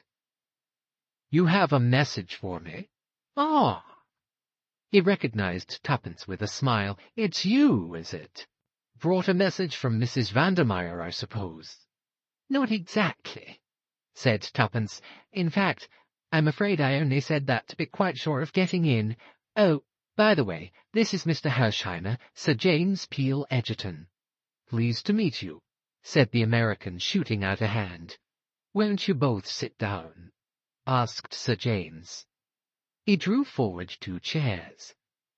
"Sir James," said Tuppence, plunging boldly, "I dare say you will think it is most awful cheek of me coming here like this, because of course it's nothing whatever to do with you, and then you're a very important person, and of course Tommy and I are very unimportant." She paused for breath. "Tommy?" queried Sir James, looking across at the American. "No, that's Julius," explained Tuppence. "I'm rather nervous, and that makes me tell it badly. What I really want to know is what you meant by what you said to me the other day. Did you mean to warn me against Mrs. Vandermeyer? You did, didn't you?" "My dear young lady, as far as I recollect, I only mentioned that there were equally good situations to be obtained elsewhere." "Yes, I know, but it was a hint, wasn't it?" "Well, perhaps it was," admitted Sir James gravely. "Well, I want to know more. I want to know just why you gave me a hint." Sir James smiled at her earnestness. "Suppose the lady brings a libel action against me for defamation of character?" "Of course," said Tuppence. "I know lawyers are always dreadfully careful, but can't we say without prejudice first, and then say just what we want to?" "Well," said Sir James, still smiling, "without prejudice, then. If I had a young sister forced to earn her living, I should not like to see her in Mrs. Vandermeyer's service. I felt it incumbent on me just to give you a hint. It is no place for a young and inexperienced girl. That is all I can tell you." "I see," said Tuppence thoughtfully. "Thank you very much. But I'm not really inexperienced, you know. I knew perfectly that she was a bad lot when I went there. As a matter of fact, that's why I went—" She broke off, seeing some bewilderment on the lawyer's face, and went on. "I think perhaps I'd better tell you the whole story, Sir James. I've a sort of feeling that you'd know in a minute if I didn't tell the truth, and so you might as well know all about it from the beginning. What do you think, Julius?" "As you're bent on it, I'd go right ahead with the facts," replied the American, who had so far sat in silence. "Yes, tell me all about it," said Sir James. "I want to know who Tommy is." Thus encouraged, Tuppence plunged into her tale, and the lawyer listened with close attention. "Very interesting," he said when she finished. "A great deal of what you tell me, child, is already known to me. I've had certain theories of my own about this Jane Finn. You've done extraordinarily well so far, but it's rather too bad of what do you know him as, Mr. Carter, to pitchfork you 2 young things into an affair of this kind. By the way, where did Mr. Hersheimmer come in originally? You didn't make that clear." Julius answered for himself. "I'm Jane's first cousin," he explained, returning the lawyer's keen gaze. "Ah!" "Oh, Sir James," broke out Tuppence, "what do you think has become of Tommy?" The lawyer rose and paced slowly up and down. When you arrived, young lady, I was just packing up my traps, going to Scotland by the night train for a few days fishing. But there are different kinds of fishing. I've a good mind to stay and see if we can't get on the track of that young chap." "Oh!" Tuppence clasped her hands ecstatically. "All the same, as I said before, it's too bad of Carter to set you two babies on a job like this. Now, don't get offended, Miss, Cowley, Prudence Cowley, but my friends call me Tuppence." "Well, Miss Tuppence, then, as I'm certainly going to be a friend, don't be offended because I think you're young. Youth is a failing only too easily outgrown. Now, about this young Tommy of yours." "Yes?" Tuppence clasped her hands. "Frankly, things look bad for him. He's been butting in somewhere where he wasn't wanted, not a doubt of it, but don't give up hope." "And who really will help us?" "There, Julius, he didn't want me to come," she added by way of explanation. Said the lawyer, favoring Julius with another keen glance. "And why was that?" "I reckoned it would be no good worrying you with a petty little business like this." "I see." He paused a moment. "This petty little business, as you call it, bears directly on a very big business, bigger perhaps than either you or Miss Tuppence know. If this boy is alive, he may have very valuable information to give us. Therefore we must find him." "Yes, but how?" cried Tuppence. "I've tried to think of everything." Sir James smiled. "And yet there's one person quite near at hand who in all probability knows where he is, or at all events where he is likely to be." "Who is that?" asked Tuppence, puzzled. "Mrs. Vandermeyer." "Yes, but she'd never tell us." "Ah, that is where I come in. I think it quite likely that I shall be able to make Mrs. Vandermeyer tell me what I want to know." "How?" demanded Tuppence, opening her eyes very wide. "Oh, just by asking her questions," replied Sir James easily. "That's the way we do it, you know." He tapped with his finger on the table, and Tuppence felt again the intense power that radiated from the man. "And if she won't tell?" asked Julius suddenly. "I think she will. I have one or two powerful levers. Still, in that unlikely event, there is always the possibility of bribery." "Sure, and that's where I come in," cried Julius, bringing his fist down on the table with a bang. "You can count on me, if necessary, for $1 million. Yes, sir, $1 million. Sir James sat down and subjected Julius to a long scrutiny. "Mr. Hersheimmer," he said at last, "that is a very large sum." "I guess it'll have to be. These aren't the kind of folk to offer sixpence to. At the present rate of exchange, it amounts to considerably over £250,000. "That's so. Maybe you think I'm talking through my hat, but I can deliver the goods all right, with enough over to spare for your fee." Sir James flushed slightly. "There is no question of a fee, Mr. Hersheimmer. I am not a private detective. Sorry, I guess I was just a mite hasty, but I've been feeling bad about this money question. I wanted to offer a big reward for news of Jane some days ago, but your crusted institution of Scotland Yard advised me against it, said it was undesirable." "They were probably right," said Sir James dryly. "But it's all okay about Julius," put in Tuppence. "He's not pulling your leg. He's got simply pots of money." "The old man piled it up in style," explained Julius. "Now let's get down to it. What's your idea?" Sir James considered for a moment or two.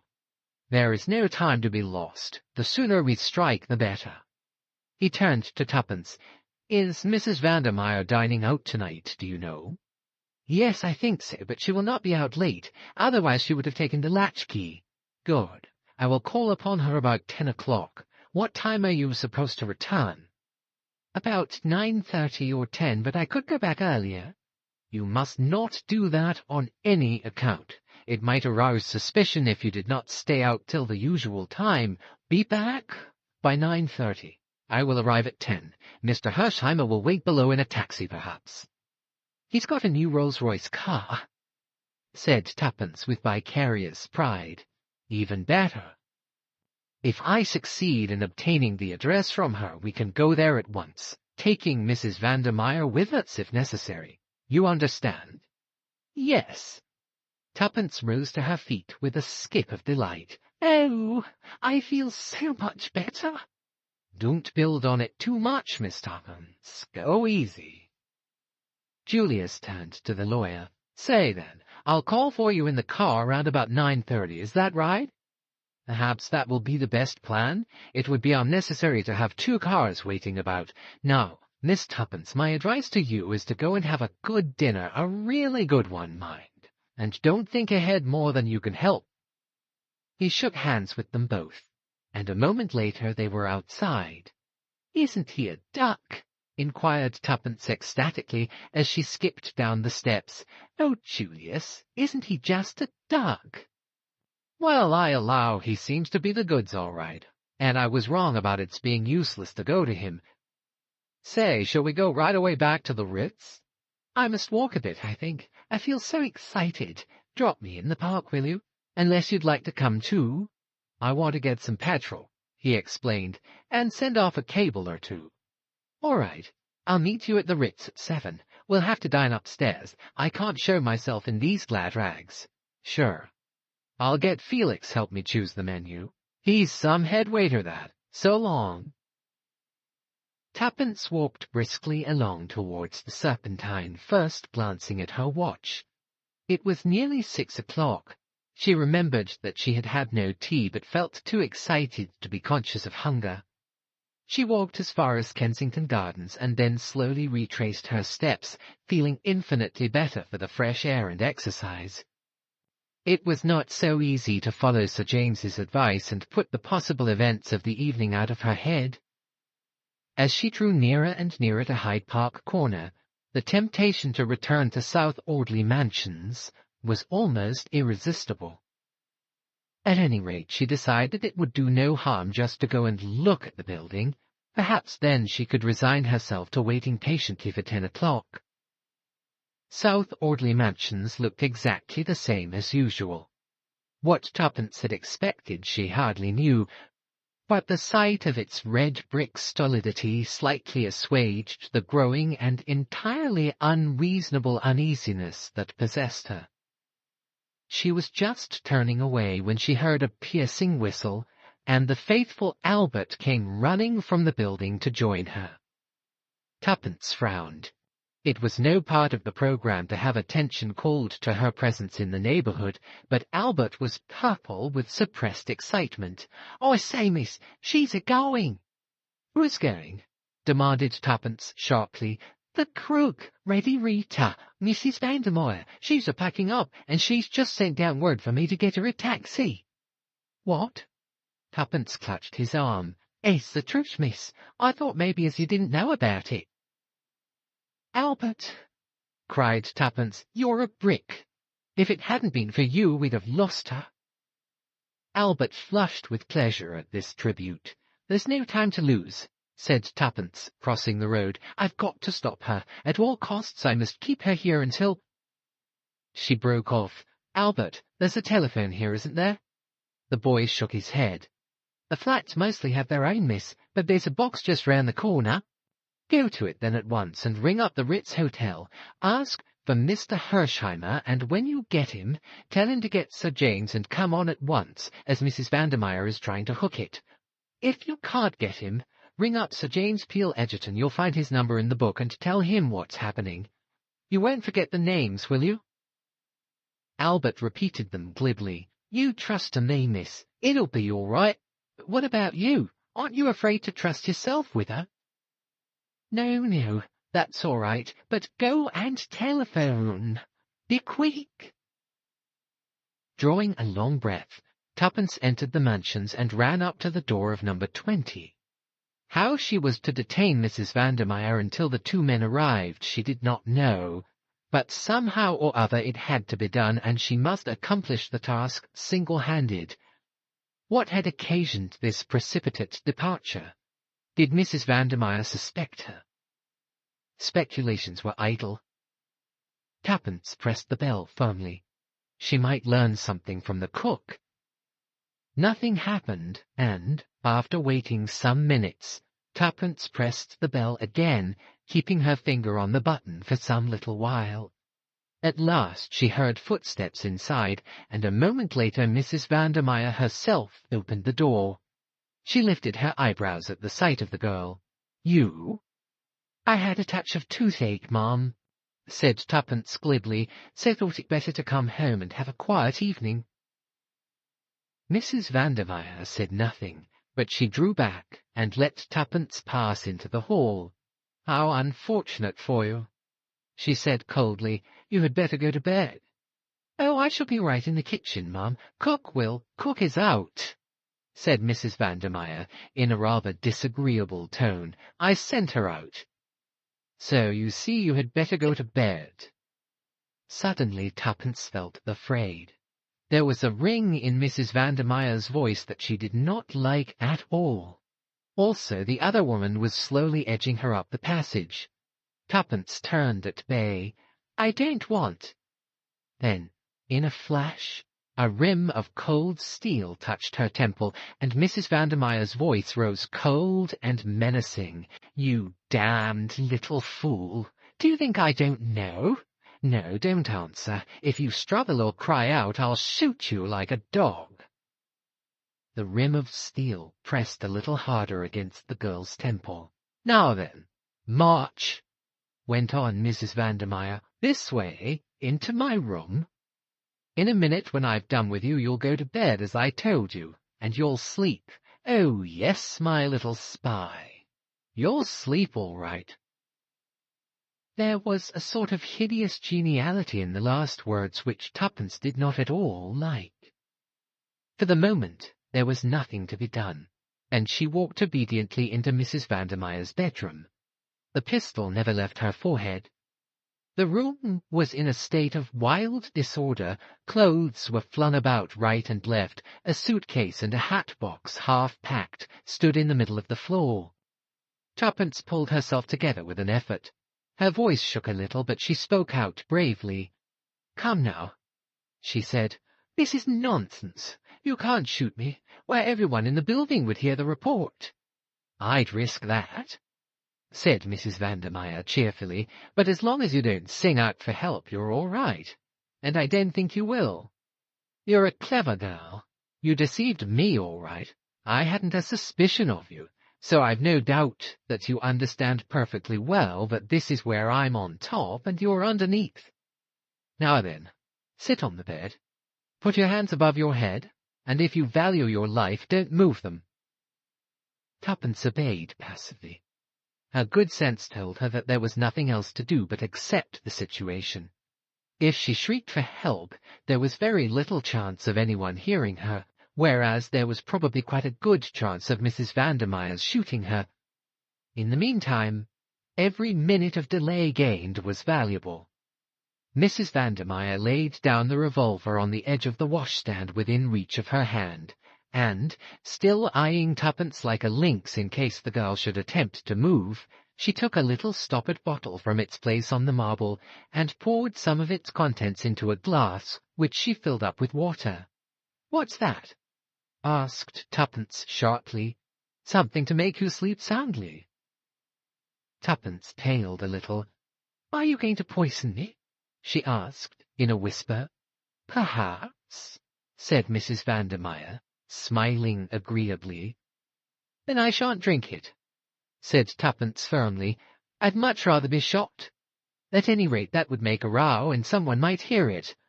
But I won't be killed off quietly like a lamb." Mrs. Vandermeyer stamped her foot. "Don't be a little fool. Do you really think I want to hue and cry for murder out after me? If you've any sense at all, you'll realize that poisoning you wouldn't suit my book at all. It's a sleeping draught, that's all. You'll wake up tomorrow morning none the worse. I simply don't want the bother of tying you up and gagging you.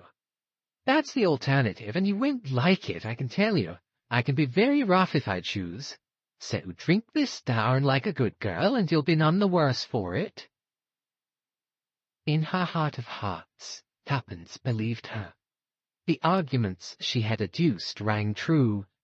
It was a simple and effective method of getting her out of the way for the time being. Nevertheless, the girl did not take kindly to the idea of being tamely put to sleep without as much as one bid for freedom. She felt that once Mrs. Vandermeyer gave them the slip, the last hope of finding Tommy would be gone. Tuppence was quick in her mental processes. All these reflections passed through her mind in a flash, and she saw where a very problematical chance lay, and she determined to risk all in one supreme effort. Accordingly, she lurched suddenly off the bed and fell on her knees before Mrs. Vandermeyer, clutching her skirts frantically. "I don't believe it," she moaned. "It's poison. I know it's poison. Oh, don't make me drink it." Her voice rose to a shriek. "Don't make me drink it." Mrs. Vandermeyer, glass in hand, looked down with a curling lip at this sudden collapse. "Get up, you little idiot. Don't go on drivelling there. How you ever had the nerve to play your part as you did, I can't think." She stamped her foot. "Get up, I say." But Tuppence continued to cling and sob, interjecting her sobs with incoherent appeals for mercy. Every minute gained was to the good. Moreover, as she grovelled, she moved imperceptibly nearer to her objective. Mrs. Vandermeyer gave a sharp, impatient exclamation and jerked the girl to her knees. "Drink it at once." Imperiously she pressed the glass to the girl's lips. Tuppence gave one last despairing moan. "You swear it won't hurt me?" she temporized. "Of course it won't hurt you. Don't be a fool. Will you swear it?" "Yes, yes," said the other impatiently. "I swear it." Tuppence raised a trembling left hand to the glass. "Very well." Her mouth opened meekly. Mrs. Vandermeyer gave a sigh of relief, off her guard for the moment. Then, quick as a flash, Tuppence jerked the glass upward as hard as she could.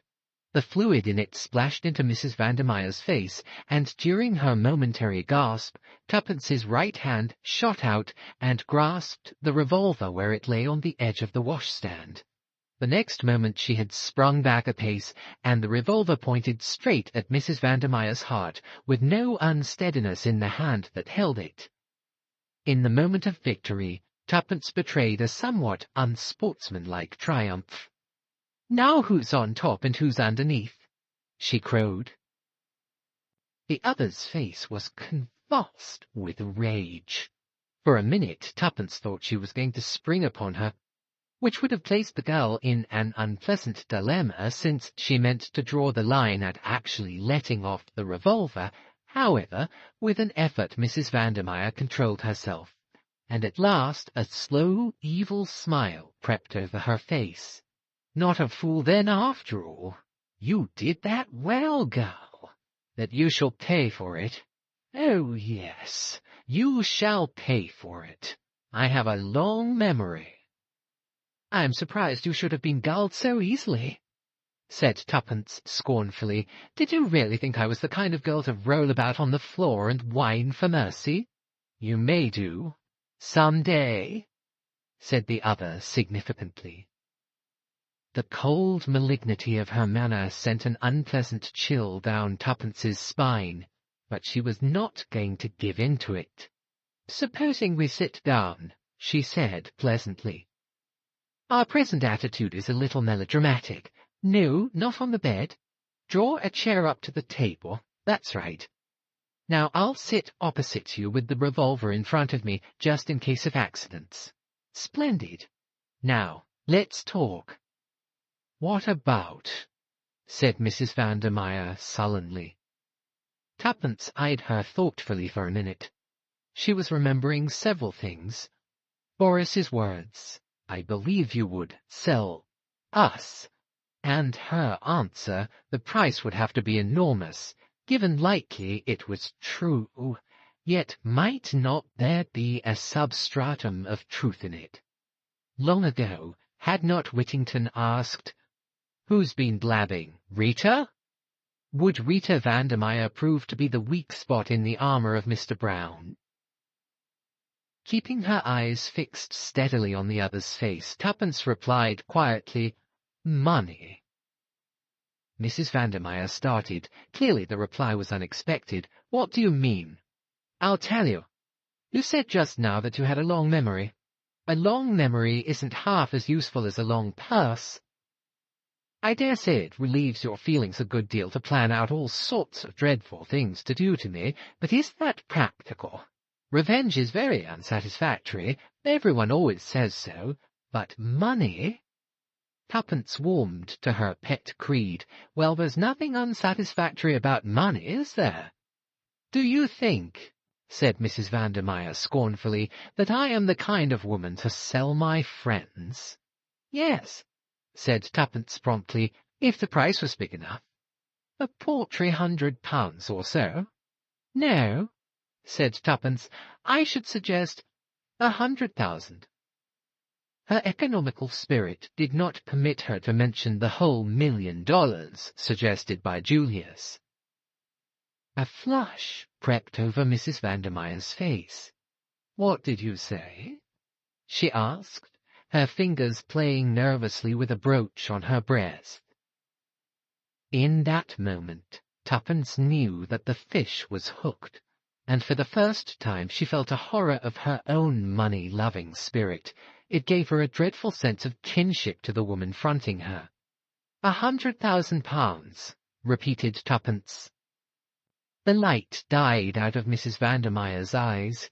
She leaned back in her chair. "Bah!" she said, "you haven't got it." "No," admitted Tuppence, "I haven't, but I know someone who has." "Who?" "A friend of mine." "Must be a millionaire," remarked Mrs. Vandermeyer unbelievingly. "As a matter of fact, he is. He's an American. He'll pay you that without a murmur. You can take it from me that it's a perfectly genuine proposition." Mrs. Vandermeyer sat up again. "I'm inclined to believe you," she said slowly. There was silence between them for some time. Then Mrs. Vandermeyer looked up. "What does he want to know, this friend of yours?" Tuppence went through a momentary struggle. But it was Julius's money, and his interests must come first. "He wants to know where Jane Finn is," she said boldly. Mrs. Vandermeyer showed no surprise. "I'm not sure where she is at the present moment," she replied. "But you could find out?" "Oh, yes," returned Mrs. Vandermeyer carelessly. "There would be no difficulty about that." "Then," Tuppence's voice shook a little, "there's a boy, a friend of mine. I'm afraid something's happened to him through your pal Boris." "What's his name?" "Tommy Beresford." "Never heard of him. But I'll ask Boris. He'll tell me anything he knows." "Thank you." Tuppence felt a terrific rise in her spirits. It impelled her to more audacious efforts. "There's one thing more." "Well?" Tuppence leaned forward and lowered her voice. "Who is Mr. Brown?" Her quick eyes saw the sudden paling of the beautiful face. With an effort, Mrs. Vandermeyer pulled herself together and tried to resume her former manner, but the attempt was a mere parody. She shrugged her shoulders. "You can't have learnt much about us if you don't know that nobody knows who Mr. Brown is." "You do," said Tuppence quietly. Again the colour deserted the other's face. "What makes you think that?" "I don't know," said the girl truthfully, "but I'm sure." Mrs. Vandermeyer stared in front of her for a long time. "Yes," she said hoarsely at last. "I know. I was beautiful, you see. Very beautiful." "You are still," said Tuppence with admiration. Mrs. Vandermeyer shook her head. There was a strange gleam in her electric blue eyes. "Not beautiful enough," she said in a soft, dangerous voice. "Not beautiful enough. And sometimes lately I've been afraid. It's dangerous to know too much." She leaned forward across the table. "Swear that my name shan't be brought into it, that no one shall ever know." "I swear it. And once he's caught, you'll be out of danger." A terrified look swept across Mrs. Vandermeyer's face. Shall I ever be?" She clutched Tuppence's arm. "You're sure about the money?" "Quite sure." "When shall I have it? There must be no delay." "This friend of mine will be here presently. You may have to send cables or something like that, but there won't be any delay. He's a terrific hustler." A resolute look settled on Mrs. Vandermeyer's face. "I'll do it. It's a great sum of money, and besides," she gave a curious smile, "it is not wise to throw over a woman like me." For a moment or two she remained smiling, and lightly tapping her fingers on the table. Suddenly she started, and her face blanched. "What was that?" "I heard nothing." Mrs. Vandermeyer gazed round her fearfully. If there should be someone listening. Nonsense. Who could there be? "Even the walls might have ears," whispered the other. "I tell you I'm frightened. You don't know him." "Think of the £100,000, said Tuppence soothingly. Mrs. Vandermeyer passed her tongue over her dried lips. "You don't know him," she reiterated hoarsely. "He's... Ah!" With a shriek of terror she sprang to her feet. Her outstretched hand pointed over Tuppence's head. Then she swayed to the ground in a dead faint. Tuppence looked round to see what had startled her. In the doorway were Sir James Peel Edgerton and Julius Hersheimmer. Chapter 13. The Vigil. Sir James brushed past Julius and hurriedly bent over the fallen woman. "Hot," he said sharply.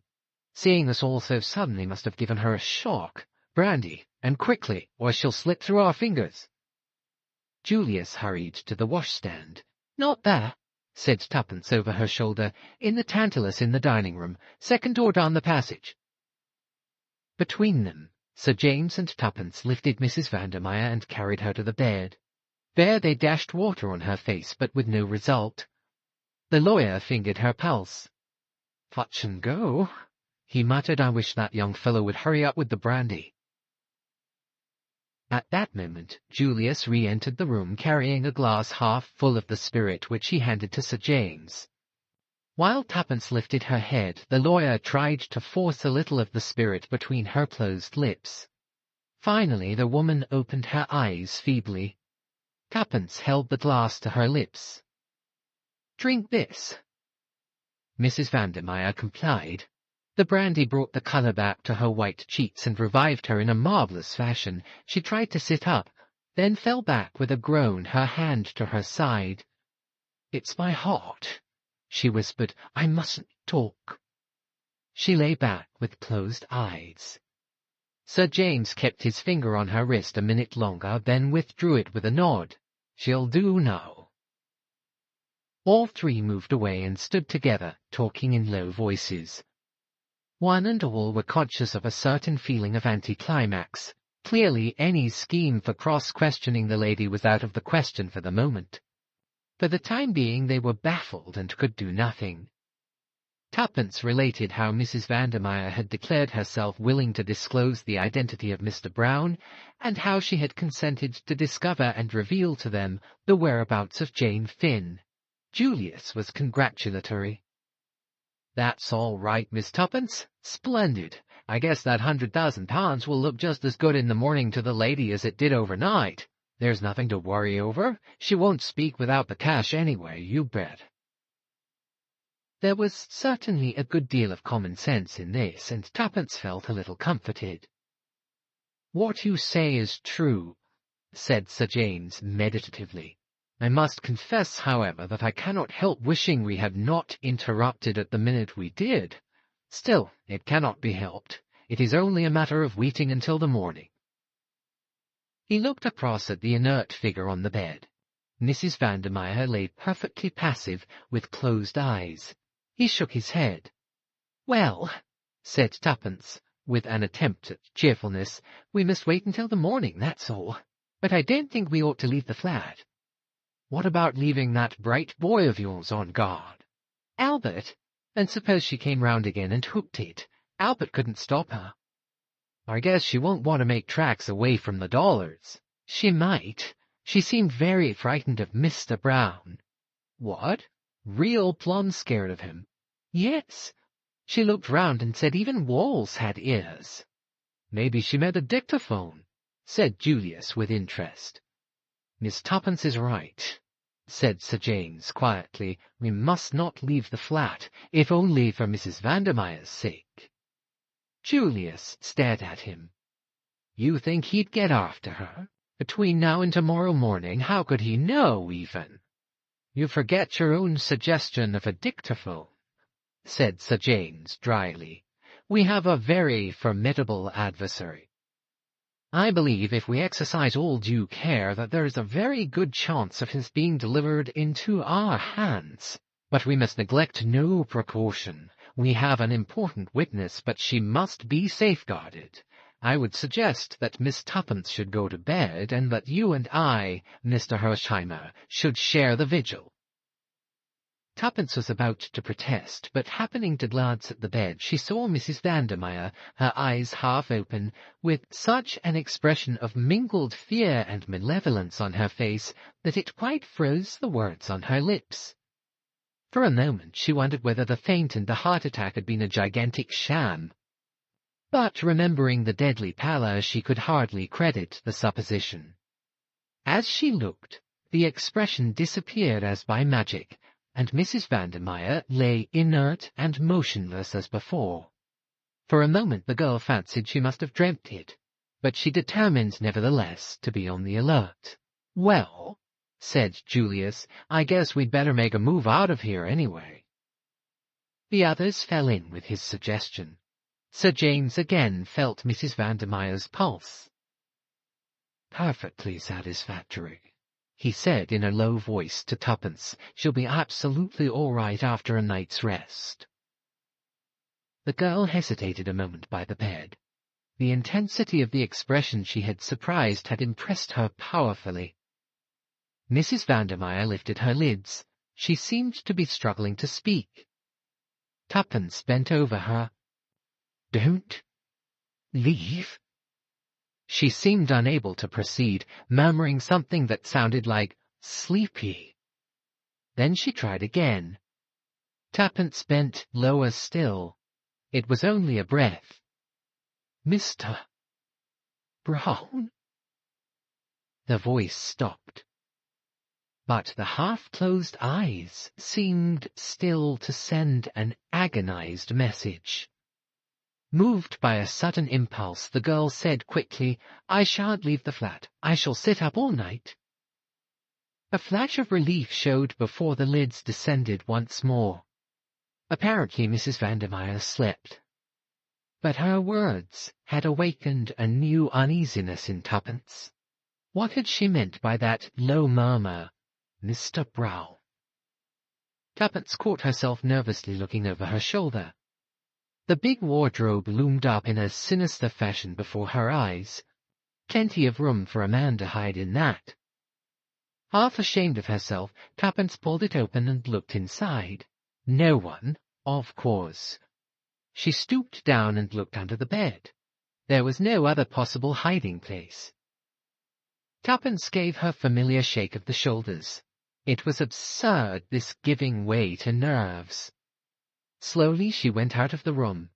Julius and Sir James were talking in a low voice. Sir James turned to her. "Lock the door on the outside, please, Miss Tuppence, and take out the key. There must be no chance of anyone entering that room." The gravity of his manner impressed them, and Tuppence felt less ashamed of her attack of nerves. "Say," remarked Julius suddenly. "There's Tuppence's bright boy. I guess I'd better go down and ease his young mind." "That's some lad, Tuppence."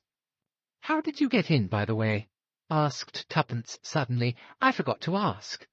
"Well, Albert got me on the phone, all right. I ran round for Sir James here, and we came right on. The boy was on the lookout for us and was just a mite worried about what might have happened to you. He'd been listening outside the door of the flat, but couldn't hear anything. Anyhow, he suggested sending us up in the coal lift instead of ringing the bell, and sure enough, we landed in the scullery and came right along to find you. Albert's still below and must be just hopping mad by this time." With which Julius departed abruptly. "Now then, Miss Tuppence," said Sir James, "you know this place better than I do. Where do you suggest we should take up our quarters?" Tuppence considered for a moment or two. "I think Mrs. Vandermeyer's boudoir would be the most comfortable," she said at last, and led the way there. Sir James looked round approvingly. "This will do very well, and now, my dear young lady, do go to bed and get some sleep." Tuppence shook her head resolutely. "I couldn't, thank you, Sir James. I should dream of Mr. Brown all night." "But you'll be so tired, child." "No, I shan't. I'd rather stay up, really." The lawyer gave in. Julius reappeared some minutes later, having reassured Albert and rewarded him lavishly for his services. Having in his turn failed to persuade Tuppence to go to bed, he said decisively, "At any rate, you've got to have something to eat right away. Where's the larder?" Tuppence directed him, and he returned in a few minutes with a cold pie and 3 plates. After a hearty meal, the girl felt inclined to pooh-pooh her fancies of half an hour before. The power of the money bribe could not fail. "And now, Miss Tuppence," said Sir James, "we want to hear your adventures." "That's so," agreed Julius. Tuppence narrated her adventures with some complacence. Julius occasionally interjected an admiring "bully." Sir James said nothing until she had finished, when his quiet "Well done, Miss Tuppence," made her flush with pleasure. "There's one thing I don't get clearly," said Julius. "What put her up to clearing out?" "I don't know," confessed Tuppence. Sir James stroked his chin thoughtfully. "The room was in great disorder. That looks as though her flight was unpremeditated, almost as though she got a sudden warning to go from someone." "Mr. Brown, I suppose," said Julius scoffingly. The lawyer looked at him deliberately for a minute or two. "Why not?" he said. "Remember, you yourself have once been worsted by him."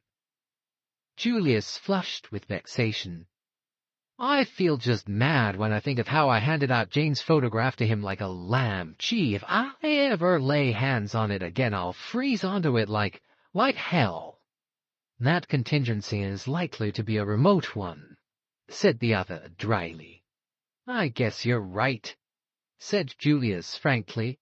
"And in any case, it's the original I'm out after. Where do you think she can be, Sir James?" The lawyer shook his head. "Impossible to say, but I've a very good idea where she has been." "You have? Where?" Sir James smiled. "At the scene of your nocturnal adventures, the Bournemouth nursing home." "There? Impossible. I asked. No, my dear sir, you asked if anyone of the name of Jane Finn had been there. Now, if the girl had been placed there, it would almost certainly be under an assumed name." "Bully for you!" cried Julius. "I never thought of that." "It was fairly obvious," said the other. "Perhaps the doctor's in it too," suggested Tuppence. Julius shook his head. "I don't think so. I took to him at once. No, I'm pretty sure Dr. Hall's all right." "Hall, did you say?" asked Sir James. "That is curious. Really very curious." "Why?" demanded Tuppence. "Because I happened to meet him this morning. I've known him slightly on and off for some years, and this morning I ran across him in the street. Staying at the Metropole, he told me. He turned to Julius. Didn't he tell you he was coming up to town? Julius shook his head. Curious, mused Sir James.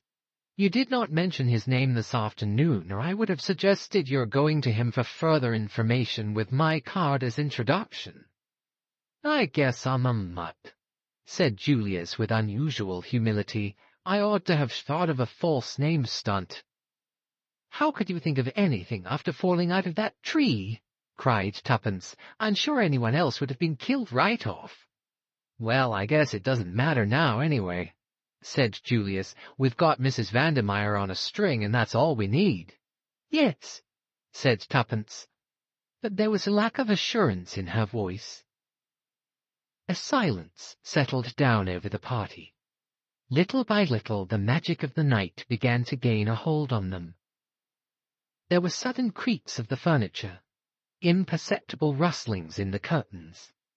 Suddenly Tuppence sprang up with a cry. I can't help it.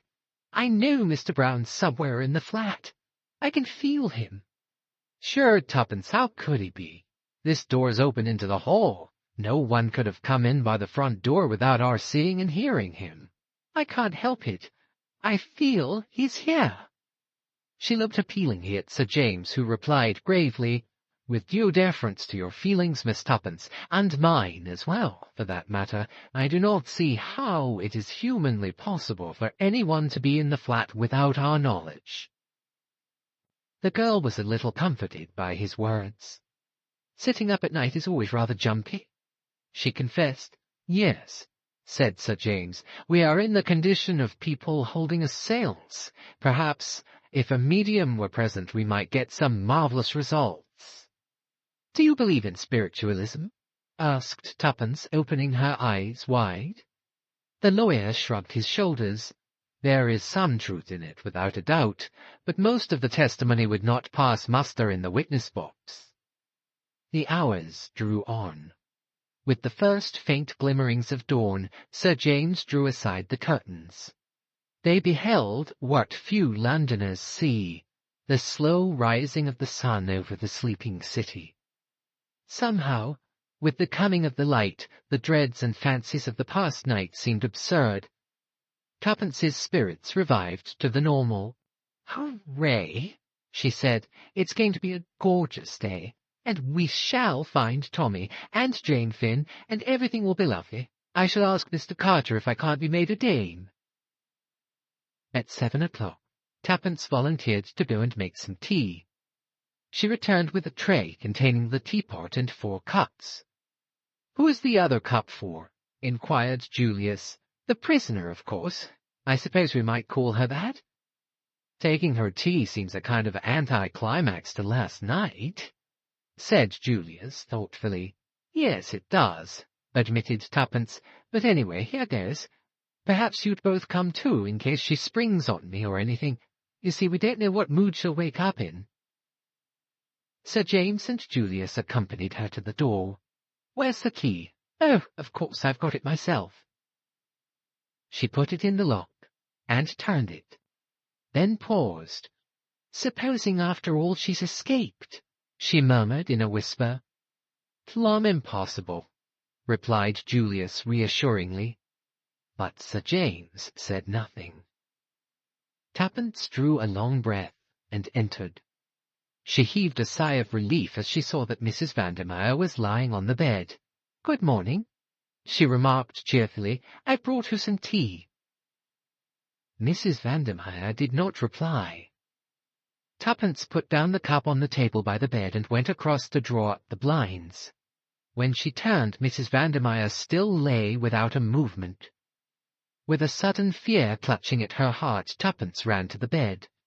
The hand she lifted was cold as ice. Mrs. Vandermeyer would never speak now. Her cry brought the others. A very few minutes sufficed. Mrs. Vandermeyer was dead, must have been dead some hours. She had evidently died in her sleep. If that isn't the cruelest luck, cried Julius in despair. The lawyer was calmer, but there was a curious gleam in his eyes. "If it is luck," he replied. "You don't think. But say that's plumb impossible. No one could have got in." "No," admitted the lawyer, "I don't see how they could, and yet she is on the point of betraying Mr. Brown, and she dies. Is it only chance?" "But how?" "Yes, how? That is what we must find out." He stood there silently, gently stroking his chin. "We must find out," he said quietly. And Tuppence felt that if she was Mr. Brown she would not like the tone of those simple words. Julius's glance went to the window. "The window's open," he remarked. "Do you think—" Tuppence shook her head. "The balcony only goes along as far as the boudoir. We were there." "He might have slipped out," suggested Julius. But Sir James interrupted him. "Mr. Brown's methods are not so crude. In the meantime we must send for a doctor, but before we do, is there anything in this room that might be of value to us?" Hastily the three searched. A charred mass in the grate indicated that Mrs. Vandermeyer had been burning papers on the eve of her flight. Nothing of importance remained, though they searched the other rooms as well. "There's that," said Tuppence suddenly, pointing to a small old-fashioned safe let into the wall. "It's for jewellery, I believe, but there might be something else in it." The key was in the lock, and Julius swung open the door and searched inside. He was some time over the task. "Well?" said Tuppence impatiently. There was a pause before Julius answered. Then he withdrew his head and shut to the door. "Nothing," he said. In 5 minutes, a brisk young doctor arrived, hastily summoned. He was deferential to Sir James, whom he recognized. "Heart failure, or possibly an overdose of some sleeping draught." He sniffed. "Rather an odor of chloral in the air." Tuppence remembered the glass she had upset. A new thought drove her to the washstand. She found the little bottle from which Mrs. Vandermeyer had poured a few drops. It had been 3 parts full. Now it was empty. Chapter 14. A Consultation. Nothing was more surprising and bewildering to Tuppence than the ease and simplicity with which everything was arranged, owing to Sir James's skilful handling. The doctor accepted quite readily the theory that Mrs. Vandermeyer had accidentally taken an overdose of chloral. He doubted whether an inquest would be necessary. If so, he would let Sir James know. He understood that Mrs. Vandermeyer was on the eve of departure for abroad, and that the servants had already left. Sir James and his young friends had been paying a call upon her when she was suddenly stricken down, and they had spent the night in the flat, not liking to leave her alone. Did they know of any relatives? They did not, but Sir James referred him to Mrs. Vandermeyer's solicitor. Shortly afterwards, a nurse arrived to take charge, and the other left the ill-omened building. "And what now?" asked Julius with a gesture of despair. "I guess we're down and out for good." Sir James stroked his chin thoughtfully. "No," he said quietly, "there's still the chance that Dr. Hall may be able to tell us something." "Gee! I'd forgotten him. The chance is slight, but it must not be neglected. I think I told you that he is staying at the Metropole. I should suggest that we call upon him there as soon as possible. Shall we say after a bath and breakfast?" It was arranged that Tuppence and Julius should return to the Ritz and call for Sir James in the car. This programme was faithfully carried out, and a little after 11 they drew up before the Metropole. They asked for Dr. Hall, and a page-boy went in search of him.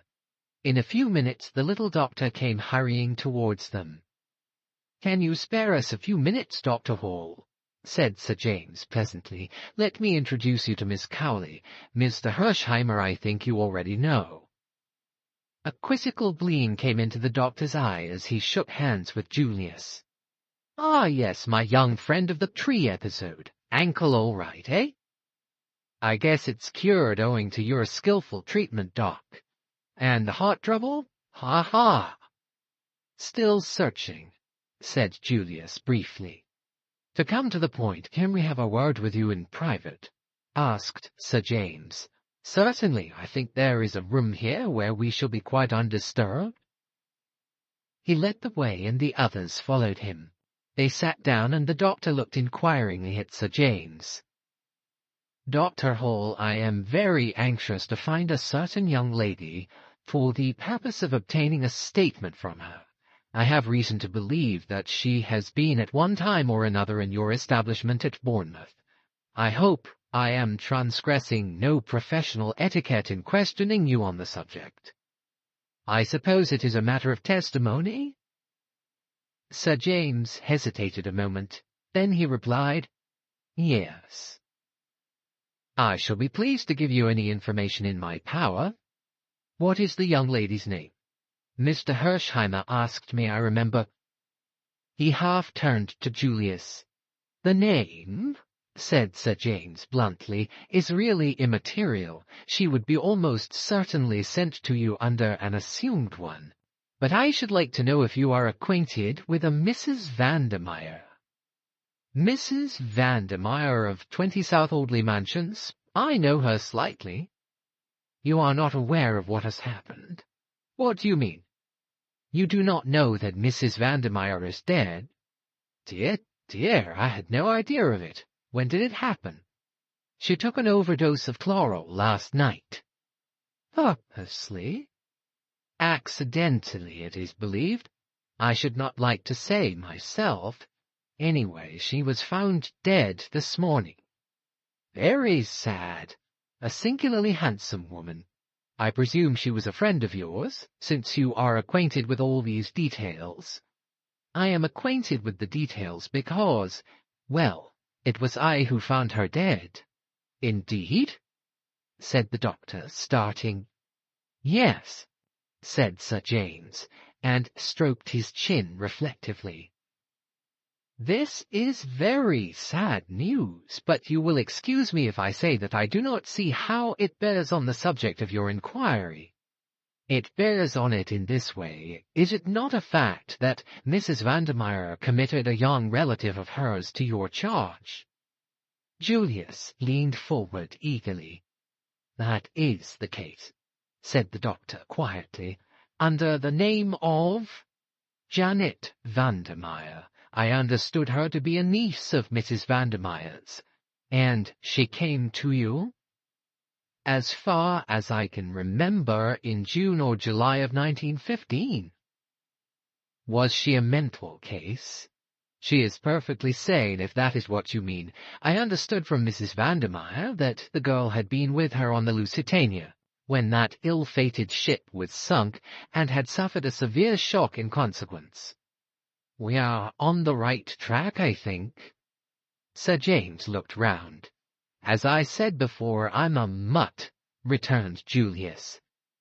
The doctor looked at them all curiously. "You spoke of wanting a statement from her," he said, "supposing she is not able to give one." "What? You have just said that she is perfectly sane." "So she is. Nevertheless, if you want a statement from her concerning any events prior to May 7, 1915, she will not be able to give it to you." They looked at the little man stupefied. He nodded cheerfully. "It's a pity," he said, "a great pity, especially as I gather, Sir James, that the matter is important. But there it is. She can tell you nothing." "But why, man? Darn it all, why?" The little man shifted his benevolent glance to the excited young American. "Because Janet Vandermeyer is suffering from a complete loss of memory." "What?" "Quite so. An interesting case, a very interesting case, not so uncommon really as you would think. There are several very well-known parallels. It's the first case of the kind that I've had under my own personal observation, and I must admit that I've found it of absorbing interest. There was something rather ghoulish in the man's satisfaction. And she remembers nothing, said Sir James slowly. Nothing prior to May 7, 1915. After that date, her memory is as good as yours or mine. Then the first thing she remembers is landing with the survivors. Everything before that is a blank. She did not know her own name, or where she had come from, or where she was. She couldn't even speak her own tongue. But surely all this is most unusual, put in Julius. No, my dear sir, quite normal under the circumstances. Severe shock to the nervous system. Loss of memory proceeds nearly always on the same lines. I suggested a specialist, of course. There's a very good man in Paris, makes a study of these cases, but Mrs. Vandermeyer opposed the idea of publicity that might result from such a course. I can imagine she would, said Sir James grimly. I fell in with her views. There is a certain notoriety given to these cases, and the girl was very young, 19, I believe. It seemed a pity that her infirmity should be talked about, might damage her prospects. Besides, there is no special treatment to pursue in such cases. It is really a matter of waiting. Waiting? Yes. Sooner or later the memory will return, as suddenly as it went. But in all probability the girl will have entirely forgotten the intervening period, and will take up life where she left off, at the sinking of the Lusitania. And when do you expect this to happen? The doctor shrugged his shoulders. That I cannot say. Sometimes it is a matter of months, sometimes it has been known to be as long as 20 years. Sometimes another shock does the trick. One restores what the other took away. Another shock, eh? Said Julius thoughtfully. Exactly. There was a case in Colorado. The little man's voice trailed on, voluble, mildly enthusiastic. Julian did not seem to be listening. He had relapsed into his own thoughts and was frowning. Suddenly, he came out of his brown study and hit the table with such a resounding bang with his fist that everyone jumped, the doctor most of all. I've got it. I guess, Doc, I'd like your medical opinion on the plan I'm about to outline. Say Jane was to cross the herring pond again, and the same thing was to happen. The submarine, the sinking ship, everyone to take to the boats, and so on. Wouldn't that do the trick? Wouldn't it give a mighty big bump to her subconscious self, or whatever the jargon is, and start it functioning again right away? A very interesting speculation, Mr. Hersheimmer. In my own opinion, it would be successful. It is unfortunate that there is no chance of the conditions repeating themselves as you suggest. Not by nature, perhaps, Doc, but I'm talking about art. Art? Why, yes. What's the difficulty? Hire a liner. A liner? Murmured Dr. Hall faintly. Hire some passengers, hire a submarine. That's the only difficulty, I guess. Governments are apt to be a bit hidebound over their engines of war. They won't sell to the first comer. Still, I guess that can be got over. Ever heard of the word graft, sir? Well, graft gets there every time. I reckon that we shan't really need to fire a torpedo. If everyone hustles round and screams loud enough that the ship is sinking, it ought to be enough for an innocent young girl like Jane. By the time she's got a lifebelt on her and is being hustled into a boat with a well-drilled lot of artistes doing the hysterical stunt on deck, why, she ought to be right back where she was in May 1915. How's that for the bare outline? Dr. Hall looked at Julius. Everything that he was for the moment incapable of saying was eloquent in that look. No, said Julius in answer to it, I'm not crazy. The thing's perfectly possible. It's done every day in the States for the movies. Haven't you seen trains in collision on the screen? What's the difference between buying up a train and buying up a liner? Get the properties and you can go right ahead." Dr. Hall found his voice. "But the expense, my dear sir." His voice rose. "The expense! It will be colossal." "Money doesn't worry me any," explained Julius simply.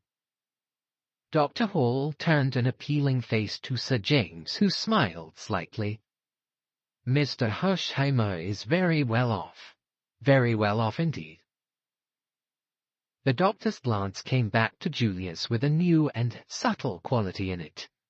This was no longer an eccentric young fellow with a habit of falling off trees. The doctor's eyes held the deference accorded to a really rich man. "Very remarkable plan, very remarkable," he murmured. "The movies, of course. Your American word for the kinema. Very interesting. I fear we are perhaps a little behind the times over here in our methods, and you really mean to carry out this remarkable plan of yours." "You bet your bottom dollar I do." The doctor believed him, which was a tribute to his nationality. If an Englishman had suggested such a thing, he would have had grave doubts as to his sanity. "I cannot guarantee a cure," he pointed out. "Perhaps I ought to make that quite clear." "Sure, that's all right," said Julius. "You just trot out Jane and leave the rest to me." "Jane?" "Miss Janet Vandermeyer, then. Can we get on the long distance to your place right away and ask them to send her up, or shall I run down and fetch her in my car?" The doctor stared. "I beg your pardon, Mr. Hersheimmer. I thought you understood." "Understood what?" "That Miss Vandermeyer is no longer under my care." Chapter 15. Tuppence receives a proposal. Julius sprang up. "What? I thought you were aware of that. When did she leave?" "Let me see. Today is Monday, is it not? It must have been last Wednesday. Why, surely, yes, it was the same evening that you, fell out of my tree." "That evening? Before or after?" "Let me see. Oh, yes, afterwards. A very urgent message arrived from Mrs. Vandermeyer. The young lady and the nurse who was in charge of her left by the night train." Julius sank back again into his chair. "Nurse Edith. Left with a patient. I remember." He muttered, "My God, to have been so near." Dr. Hall looked bewildered. "I don't understand. Is the young lady not with her aunt after all?" Tuppence shook her head. She was about to speak when a warning glance from Sir James made her hold her tongue. The lawyer rose. "I'm much obliged to you, Hall. We're very grateful for all you've told us. I'm afraid we're now in the position of having to track Mrs. Vandermeyer anew. What about the nurse who accompanied her? I suppose you don't know where she is?" The doctor shook his head. "We've not heard from her, as it happens. I understood she was to remain with Miss Vandermeyer for a while, but what can have happened? Surely the girl has not been kidnapped?" "That remains to be seen," said Sir James gravely. The other hesitated. "You do not think I ought to go to the police?" "No, no. In all probability the young lady is with other relations." The doctor was not completely satisfied, but he saw that Sir James was determined to say no more, and realized that to try and extract more information from the famous K.C. would be mere waste of labor. Accordingly, he wished them good-bye, and they left the hotel. For a few minutes they stood by the car talking.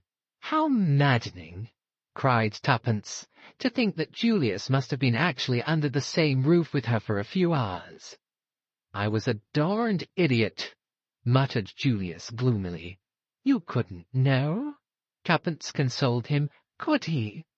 She appealed to Sir James. "I should advise you not to worry," said the latter kindly. "No use crying over spilt milk, you know." "The great thing is what to do next," added Tuppence the practical. Sir James shrugged his shoulders. You might advertise for the nurse who accompanied the girl. That is the only course I can suggest, and I must confess I do not hope for much result. Otherwise there is nothing to be done." "Nothing?" said Tuppence blankly. "And, Tommy?" "We must hope for the best," said Sir James. "Oh, yes, we must go on hoping." But over her downcast head his eyes met Julius's, and almost imperceptibly he shook his head. Julius understood. The lawyer considered the case hopeless. The young American's face grew grave. Sir James took Tuppence's hand. "You must let me know if anything further comes to light. Letters will always be forwarded." Tuppence stared at him blankly. "You are going away?" "I told you. Don't you remember? To Scotland." "Yes, but I thought—" The girl hesitated. Sir James shrugged his shoulders. "My dear young lady, I can do nothing more, I fear. Our clues have all ended in thin air. You can take my word for it that there is nothing more to be done. If anything should arise, I shall be glad to advise you in any way I can." His words gave Tuppence an extraordinarily desolate feeling. "I suppose you're right," she said. "Anyway, thank you very much for trying to help us. Goodbye." Julius was bending over the car. A momentary pity came into Sir James's keen eyes as he gazed into the girl's downcast face.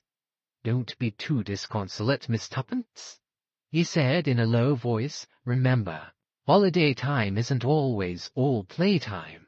One sometimes manages to put in some work as well." Something in his tone made Tuppence glance up sharply. He shook his head with a smile. "No, I shan't say any more. Great mistake to say too much. Remember that. Never tell all you know, not even to the person you know best. Understand? Goodbye." He strode away. Tuppence stared after him.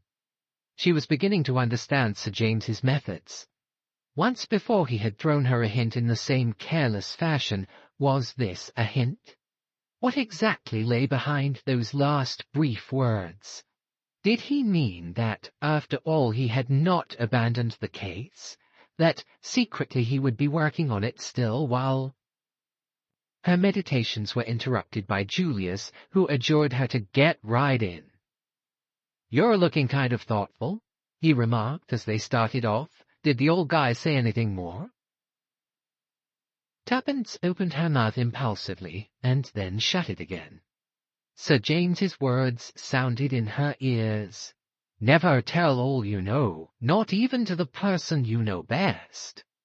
And, like a flash, there came into her mind another memory.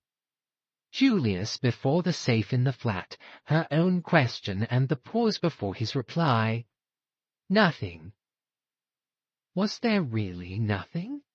Or had he found something he wished to keep to himself? If he could make a reservation, so could she. "Nothing particular," she replied. She felt rather than saw Julius throw a sideways glance at her. "Say, shall we go for a spin in the park?" "If you like." For a while they ran on under the trees in silence. It was a beautiful day. The keen rush through the air brought a new exhilaration to Tuppence. "Say, Miss Tuppence, do you think I'm ever going to find Jane?" Julius spoke in a discouraged voice. The mood was so alien to him that Tuppence turned and stared at him in surprise. He nodded. "That's so. I'm getting down and out over the business. Sir James today hadn't got any hope at all, I could see that. I don't like him. We don't gee together somehow. But he's pretty cute, and I guess he wouldn't quit if there was any chance of success. Now would he?" Tuppence felt rather uncomfortable, but clinging to her belief that Julius also had withheld something from her, she remained firm. "He suggested advertising for the nurse," she reminded him. "Yes," with a forlorn hope flavor to his voice. "No, I'm about fed up. I've half a mind to go back to the States right away." "Oh, no," cried Tuppence. "We've got to find Tommy." "I sure forgot Beresford," said Julius contritely. "That's so. We must find him. But after... Well, I've been daydreaming ever since I started on this trip, and these dreams are rotten poor business. I'm quit of them. Say, Miss Tuppence, there's something I'd like to ask you." "Yes." "You and Beresford. What about it?" "I don't understand you," replied Tuppence with dignity, adding rather inconsequently, "and anyway you're wrong." "Not got a sort of kindly feeling for one another?" "Certainly not," said Tuppence with warmth. "Tommy and I are friends, nothing more." "I guess every pair of lovers has said that sometime or another," observed Julius. "Nonsense," snapped Tuppence. "Do I look the sort of girl that's always falling in love with every man she meets? You do not. You look the sort of girl that's mighty often getting fallen in love with." "Oh," said Tuppence, rather taken aback. "That's a compliment, I suppose?" "Sure. Now, let's get down to this. Supposing we never find Beresford and... All right, say it. I can face facts. Supposing he's dead. Well, and all this business fiddles out. What are you going to do?" "I don't know," said Tuppence forlornly. "You'll be darned lonesome, you poor kid." "I shall be all right," snapped Tuppence with her usual resentment of any kind of pity. "What about marriage?" inquired Julius. "Got any views on the subject?" "I intend to marry, of course," replied Tuppence. "That is, if—" She paused, knew a momentary longing to draw back, and then stuck to her guns bravely. "I can find someone rich enough to make it worth my while. That's frank, isn't it? I dare say you despise me for it." "I never despised business instinct," said Julius. "What particular figure have you in mind?" "Figure?" asked Tuppence, puzzled. "Do you mean tall or short?" "No, sum. Income." "Oh, I haven't quite worked that out." "What about me?" "You?" "Sure thing." "Oh, I couldn't." "Why not?" "I tell you I couldn't." "Again, why not?" "It would seem so unfair." "I don't see anything unfair about it. I call your bluff, that's all. I admire you immensely, Miss Tuppence, more than any girl I've ever met. You're so darned plucky. I'd just love to give you a real rattling good time. Say the word, and we'll run round right away to some high-class jeweler and fix up the ring business." "I can't," gasped Tuppence, "because of Beresford. No, no, no." "Well, then?" Tuppence merely continued to shake her head violently. "You can't reasonably expect more dollars than I've got." "Oh, it isn't that," gasped Tuppence with an almost hysterical laugh. "But thanking you very much and all that, I think I'd better say no." "I'd be obliged if you'd do me the favor to think it over until tomorrow." "It's no use." "Still, I guess we'll leave it like that." "Very well," said Tuppence meekly. Neither of them spoke again until they reached the Ritz. Tuppence went upstairs to her room. She felt morally battered to the ground after her conflict with Julius's vigorous personality. Sitting down in front of the glass, she stared at her own reflection for some minutes. "Fool," murmured Tuppence at length, making a grimace. "Little fool. Everything you want, everything you've ever hoped for, and you go and bleat out no like an idiotic little sheep. It's your one chance. Why did you take it? Grab it. Snatch at it. What more do you want?"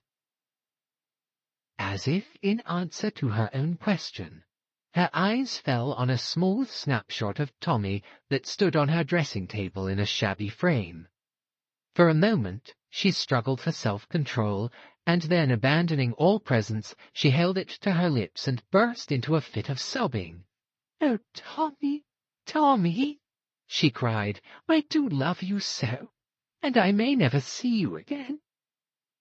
At the end of 5 minutes, Tuppence sat up, blew her nose, and pushed back her hair. "That's that," she observed sternly. "Let's look facts in the face. I seem to have fallen in love with an idiot of a boy who probably doesn't care 2 straws about me." Here she paused. "Anyway," she resumed, as though arguing with an unseen opponent, "I don't know that he does. He'd never have dared to say so. I've always jumped on sentiment, and here I am being more sentimental than anybody. What idiots girls are! I've always thought so. I suppose I shall sleep with his photograph under my pillow and dream about him all night. It's dreadful to feel you've been false to your principles." Tuppence shook her head sadly as she reviewed her backsliding. "I don't know what to say to Julius, I'm sure. Oh, what a fool I feel. I'll have to say something. He's so American and thorough he'll insist upon having a reason. I wonder if he did find anything in that safe." Tuppence's meditations went off on another tack. She reviewed the events of last night carefully and persistently. Somehow they seemed bound up with Sir James's enigmatical words. Suddenly she gave a great start. The colour faded out of her face. Her eyes, fascinated, gazed in front of her, the pupils dilated. "Impossible?" she murmured. "Impossible? I must be going mad even to think of such a thing." Monstrous! Yet it explained everything. After a moment's reflection, she sat down and wrote a note, weighing each word as she did so. Finally she nodded her head as though satisfied and slipped it into an envelope, which she addressed to Julius. She went down the passage to his sitting-room and knocked at the door. As she had expected, the room was empty. She left the note on the table.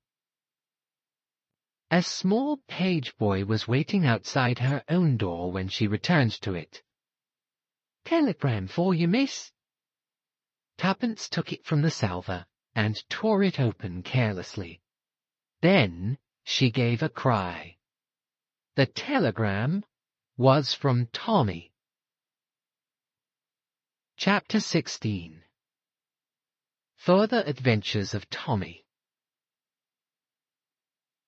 From a darkness punctuated with throbbing stabs of fire, Tommy dragged his senses slowly back to life. When he at last opened his eyes, he was conscious of nothing but an excruciating pain through his temples. He was vaguely aware of unfamiliar surroundings. Where was he? What had happened? He blinked feebly. This was not his bedroom at the Ritz. And what the devil was the matter with his head? "Damn," said Tommy, and tried to sit up. He had remembered. He was in that sinister house in Soho. He uttered a groan and fell back. Through his almost closed lids, he reconnoitred carefully. "He is coming to," remarked a voice very near Tommy's ear. He recognized it at once for that of the bearded and efficient German, and lay artistically inert. He felt that it would be a pity to come round too soon, and until the pain in his head became a little less acute, he felt quite incapable of collecting his wits. Painfully he tried to puzzle out what had happened. Obviously somebody must have crept up behind him as he listened, and struck him down with a blow on the head. They knew him now for a spy, and would in all probability give him short shrift. Undoubtedly he was in a tight place. Nobody knew where he was, therefore he need expect no outside assistance, and must depend solely on his own wits. "Well, here goes," murmured Tommy to himself, and repeated his former remark. "Damn," he observed, and this time succeeded in sitting up. In a minute the German stepped forward and placed a glass to his lips, with the brief command, "Drink." Tommy obeyed. The potency of the draught made him choke, but it cleared his brain in a marvellous manner. He was lying on a couch in the room in which the meeting had been held. On one side of him was the German, on the other the villainous-faced doorkeeper who had let him in. The others were grouped together at a little distance away. But Tommy missed one face. The man known as No.1 was no longer of the company. "Feel better?" asked the German, as he removed the empty glass. "Yes, thanks," returned Tommy cheerfully. "Ah, my young friend, it is lucky for you your skull is so thick. The good Conrad struck hard." He indicated the evil-faced doorkeeper by a nod. The man grinned. Tommy twisted his head round with an effort. "Oh," he said, "so you're Conrad, are you? It strikes me the thickness of my skull was lucky for you, too. When I look at you, I feel it's almost a pity I've enabled you to cheat the hangman." The man snarled, and the bearded man said quietly, "You would have run no risk of that." "Just as you like," replied Tommy. "I know it's the fashion to run down the police. I rather believe in them myself." His manner was nonchalant to the last degree. Tommy Beresford was one of those young Englishmen not distinguished by any special intellectual ability, but who are emphatically at their best in what is known as a tight place. Their natural diffidence and caution fall from them like a glove. Tommy realized perfectly that in his own wits lay the only chance of escape, and behind his casual manner he was racking his brains furiously. The cold accents of the German took up the conversation. "Have you anything to say before you are put to death as a spy?" "Simply lots of things," replied Tommy with the same urbanity as before. "Do you deny that you were listening at that door?" "I do not. I must really apologize, but your conversation was so interesting that it overcame my scruples. How did you get in?" "Dear old Conrad here." Tommy smiled depreciatingly at him. "I hesitate to suggest pensioning off a faithful servant, but you really ought to have a better watchdog." Conrad snarled impotently and said sullenly as the man with the beard swung round upon him, "He gave the word. How was I to know?"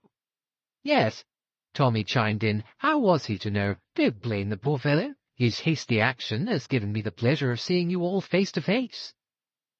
He fancied that his words caused some discomposure among the group, but the watchful German stilled it with a wave of his hand. "Dead men tell no tales," he said evenly. "Ah," said Tommy, "but I'm not dead yet." "You soon will be, my young friend," said the German. An assenting murmur came from the others. Tommy's heart beat faster, but his casual pleasantness did not waver. "I think not," he said firmly. "I should have a great objection to dying." He had got them puzzled. He saw that by the look on his captor's face. "Can you give us any reason why we should not put you to death?" asked the German.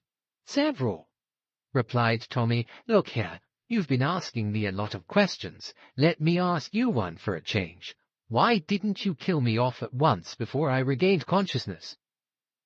The German hesitated, and Tommy seized his advantage. "Because you didn't know how much I knew, and where I obtained that knowledge. If you kill me now, you never will know." But here the emotions of Boris became too much for him. He stepped forward, waving his arms. "You hellhound of a spy!" he screamed. "We will give you a short shift. Kill him! Kill him!" There was a roar of applause. "You hear?" said the German, his eyes on Tommy. "What have you to say to that?" "Say?" Tommy shrugged his shoulders. "Pack of fools. Let them ask themselves a few questions. How did I get into this place? Remember what dear old Conrad said? With your own password, wasn't it? How did I get hold of that? You don't suppose I came up those steps haphazard and said the first thing that came into my head?" Tommy was pleased with the concluding words of this speech. His only regret was that Tuppence was not present to appreciate its full flavour. "That is true," said the working man suddenly. "Comrades, we have been betrayed." An ugly murmur arose. Tommy smiled at them encouragingly. "That's better. How can you hope to make a success of any job if you don't use your brains?" "You will tell us who has betrayed us," said the German. "But that shall not save you. Oh, no. You shall tell us all that you know. Boris here knows pretty ways of making people speak." "Bah!" said Tommy scornfully, fighting down a singularly unpleasant feeling in the pit of his stomach. "You will neither torture me nor kill me." "And why not?" asked Boris.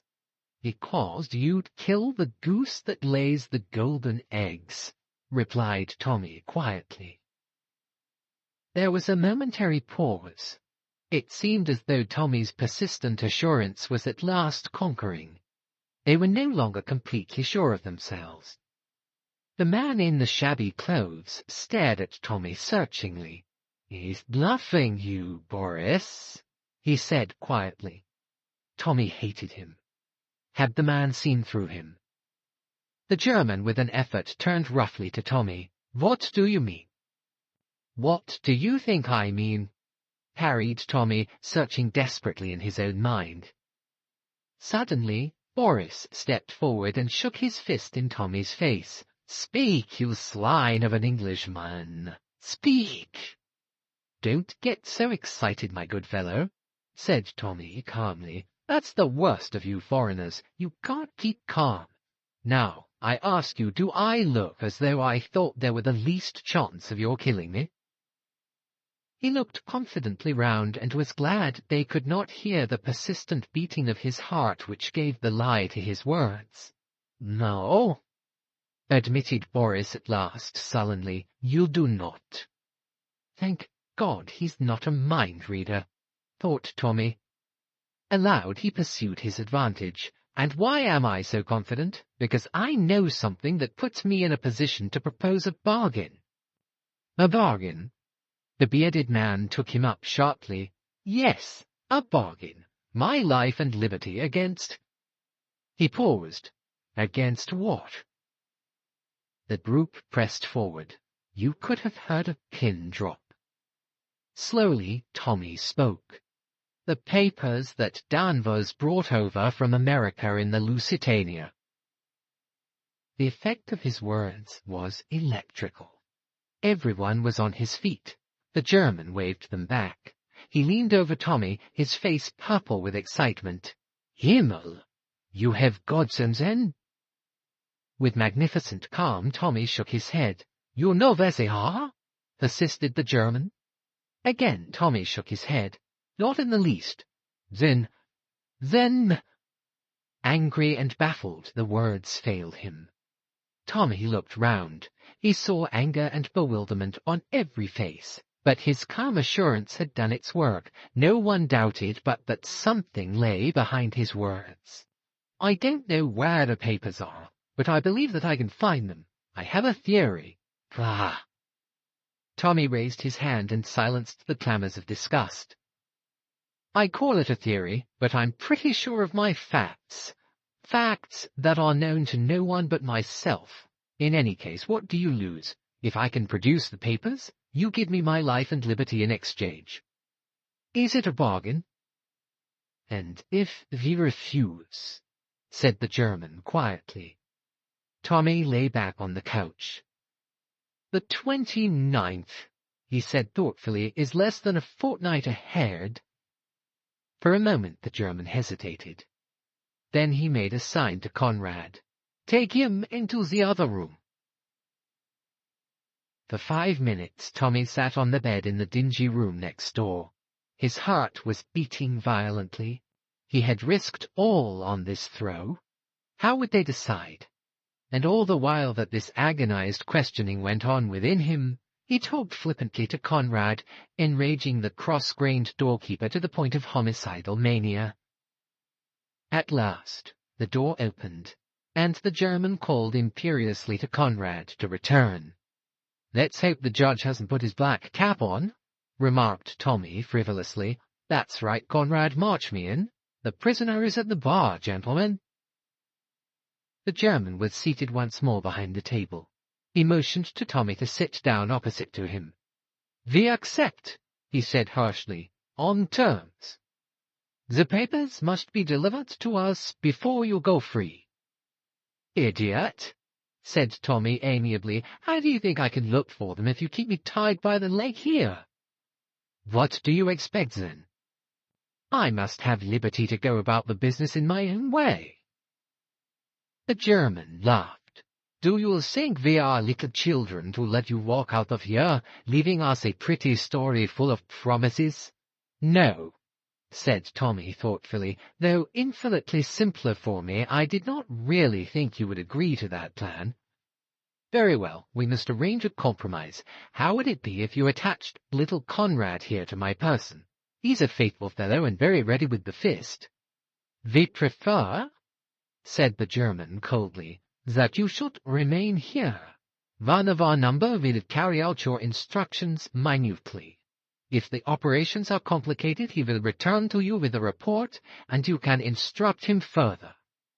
"You're tying my hands," complained Tommy. "It's a very delicate affair, and the other fellow will muff it up as likely as not, and then where shall I be? I don't believe one of you has got an ounce of tact." The German rapped the table. "Those are our terms. Otherwise, death." Tommy leaned back wearily. "I like your style, curt but attractive. So be it, then. But one thing is essential. I must see the girl." "What girl?" "Jane Fane, of course." The other looked at him curiously for some minutes. Then he said slowly, and as though choosing his words with care, "Do you not know that she can tell you nothing?" Tommy's heart beat a little faster. Would he succeed in coming face to face with the girl he was seeking? "I shall not ask her to tell me anything," he said quietly. "Not in so many words, that is." "Then why see her?" Tommy paused. "To watch her face when I ask her one question," he replied at last.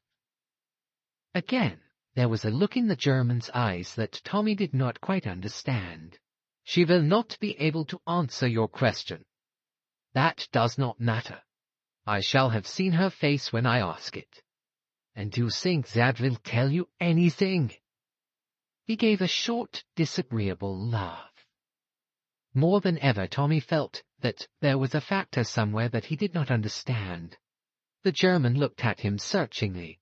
"I wonder whether, after all, you know as much as we think," he said softly. Tommy felt his ascendancy less sure than a moment before. His hold had slipped a little, but he was puzzled. What had he said wrong? He spoke out on the impulse of the moment. "There may be things that you know which I do not. I have not pretended to be aware of all the details of your show, but equally, I've got something up my sleeve that you don't know about, and that's where I mean to score. Danvers was a damned clever fellow." He broke off as if he had said too much. But the German's face had lightened a little. "Danvers," he muttered. "I see." He paused a minute, then waved to Conrad. "Take him away. Upstairs. You know." "Wait a minute," said Tommy. "What about the girl?" "That may perhaps be arranged." "It must be. We will see about it. Only one person can decide that." "Who?" asked Tommy. But he knew the answer. "Mr. Brown." "Shall I see him?" "Perhaps." "Come," said Conrad harshly. Tommy rose obediently. Outside the door his jailer motioned to him to mount the stairs. He himself followed close behind. On the floor above, Conrad opened a door and Tommy passed into a small room. Conrad lit a hissing gas burner and went out. Tommy heard the sound of the key being turned in the lock. He set to work to examine his prison. It was a smaller room than the one downstairs, and there was something peculiarly airless about the atmosphere of it. Then he realized that there was no window. He walked round it. The walls were filthily dirty, as everywhere else. 4 pictures hung crookedly on the wall representing scenes from Faust: Marguerite with her box of jewels, the church scene, Sibyl and his flowers, and Faust and Mephistopheles. The latter brought Tommy's mind back to Mr. Brown again. In this sealed and closed chamber, with its close-fitting heavy door, he felt cut off from the world, and the sinister power of the arch-criminal seemed more real. Shout as he would, no one could ever hear him. The place was a living tomb. With an effort, Tommy pulled himself together. He sank onto the bed and gave himself up to reflection. His head ached badly. Also, he was hungry. The silence of the place was dispiriting. "Anyway," said Tommy, trying to cheer himself, "I shall see the chief, the mysterious Mr. Brown, and with a bit of luck in bluffing, I shall see the mysterious Jane Finn also. After that, Tommy was forced to admit, the prospect looked dreary. Chapter 17. Annette. The troubles of the future, however, soon faded before the troubles of the present, and of these, the most immediate and pressing was that of hunger. Tommy had a healthy and vigorous appetite. The steak and chips partaken of for lunch seemed now to belong to another decade. He regretfully recognized the fact that he would not make a success of a hunger strike. He prowled aimlessly about his prison. Once or twice he discarded dignity and pounded on the door, but nobody answered the summons. "Hang it all," said Tommy indignantly, "they can't mean to starve me to death." A newborn fear passed through his mind that this might perhaps be one of those pretty ways of making a prisoner speak which had been attributed to Boris, but on reflection he dismissed the idea. "It's that sour-faced brute Conrad," he decided. "That's a fellow I shall enjoy getting even with one of these days. This is just a bit of spite on his part. I'm certain of it." Further meditations induced in him the feeling that it would be extremely pleasant to bring something down with a whack on Conrad's egg-shaped head. Tommy stroked his own head tenderly and gave himself up to the pleasures of imagination. Finally, a bright idea flashed across his brain. Why not convert imagination into reality? Conrad was undoubtedly the tenant of the house. The others, with the possible exception of the bearded German, merely used it as a rendezvous. Therefore, why not wait in ambush for Conrad behind the door, and when he entered bring down a chair or one of the decrepit pictures smartly onto his head? One would of course be careful not to hit too hard, and then simply walk out. If he met anyone on the way down, well... Tommy brightened at the thought of an encounter with his fists. Such an affair was infinitely more in his line than the verbal encounter of this afternoon. Intoxicated by his plan, Tommy gently unhooked the picture of the devil and Faust, and settled himself in position. His hopes were high. The plan seemed to him simple but excellent. Time went on, but Conrad did not appear.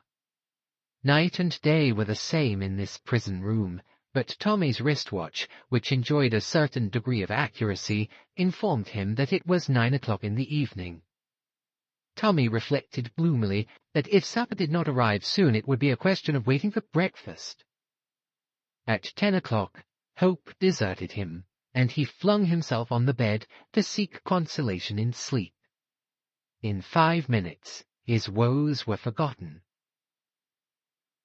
The sound of the key turning in the lock awoke him from his slumbers.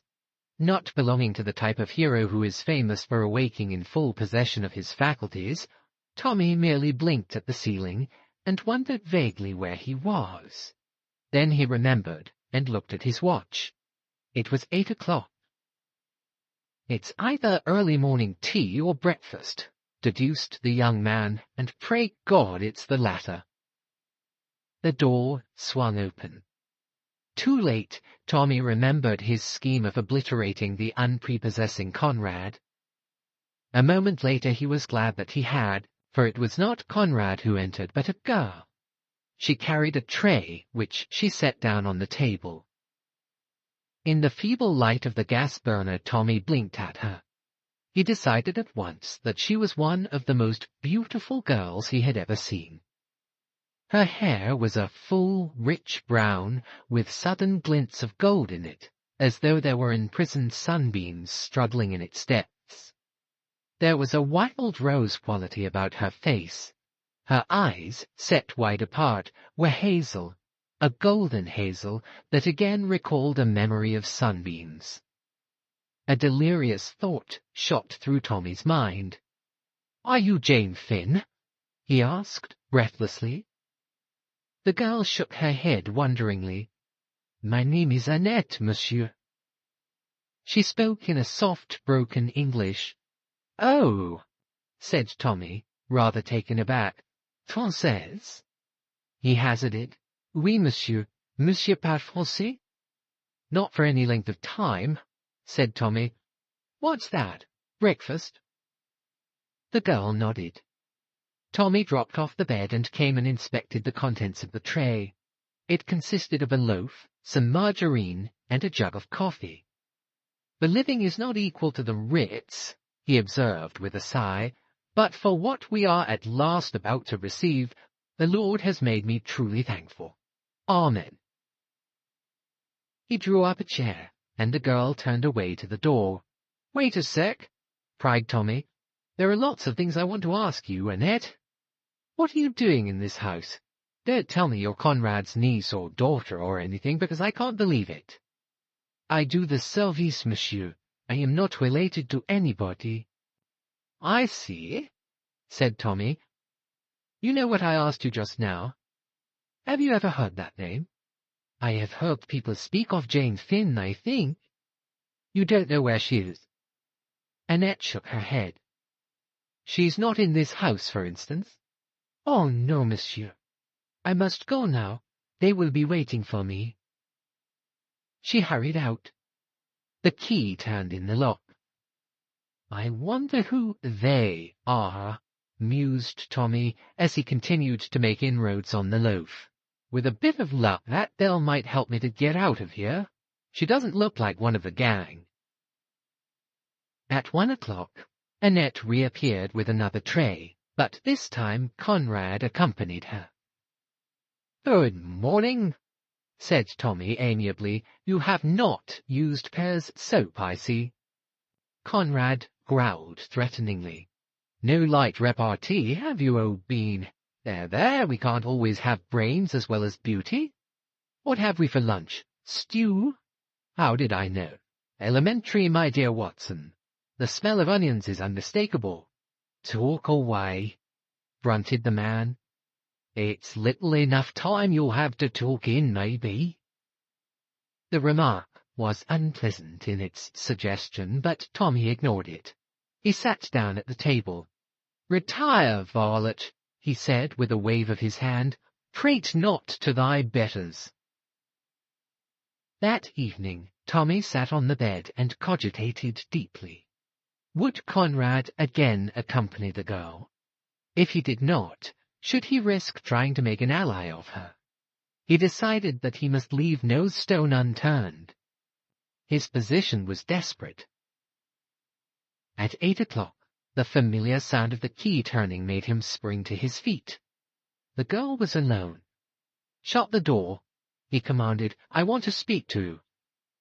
She obeyed. "Look here, Annette. I want you to help me get out of this." She shook her head. "Impossible. There are 3 of them on the floor below." "Oh." Tommy was secretly grateful for the information. "But you would help me if you could?" "No, monsieur." "Why not?" The girl hesitated. "I think they are my own people. You have spied upon them. They are quite right to keep you here." "They're a bad lot, Annette. If you'll help me, I'll take you away from the lot of them, and you'd probably get a good whack of money."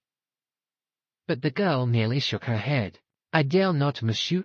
I am afraid of them." She turned away. "Wouldn't you do anything to help another girl?" cried Tommy. "She's about your age, too. Won't you save her from their clutches?" "You mean Jane Finn?" "Yes." "It is her you came to look for?" "Yes, that's it." The girl looked at him, then passed her hand across her forehead. "Jane Finn. Always I hear that name. It is familiar."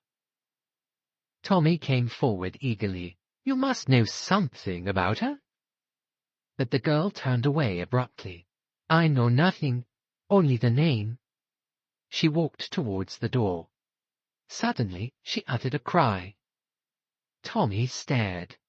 She had caught sight of the picture he had laid against the wall the night before. For a moment he caught a look of terror in her eyes. As inexplicably it changed to relief. Then, abruptly, she went out of the room. Tommy could make nothing of it.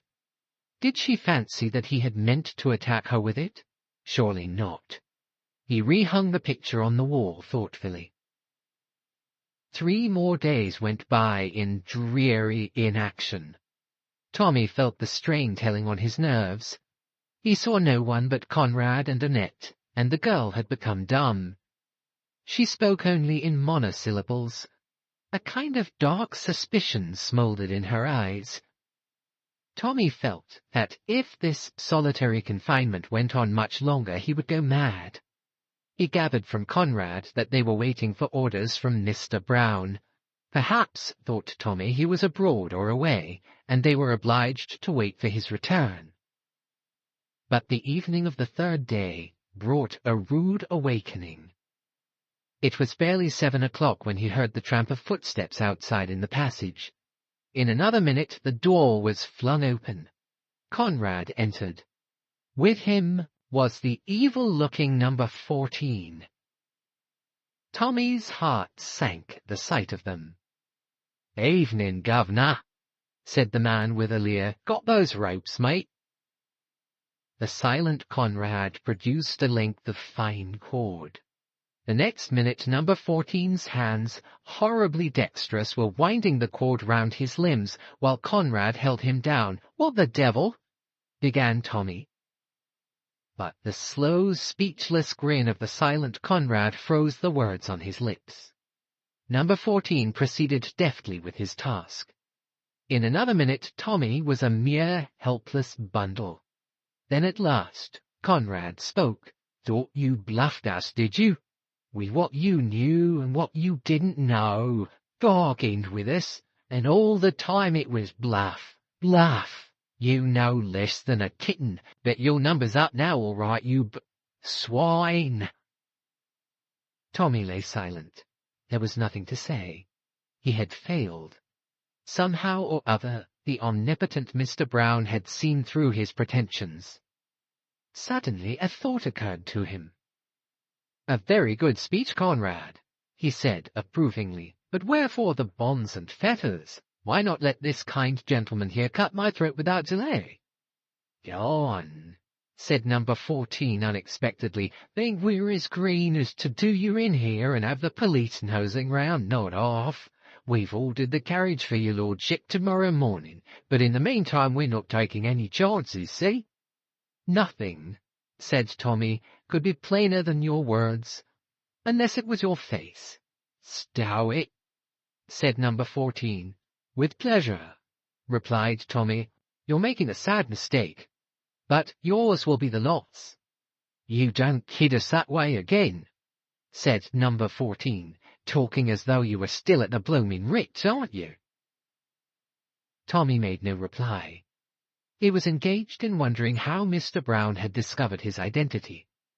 He decided that Tuppence, in the throes of anxiety, had gone to the police, and that his disappearance having been made public, the gang had not been slow to put 2 and 2 together.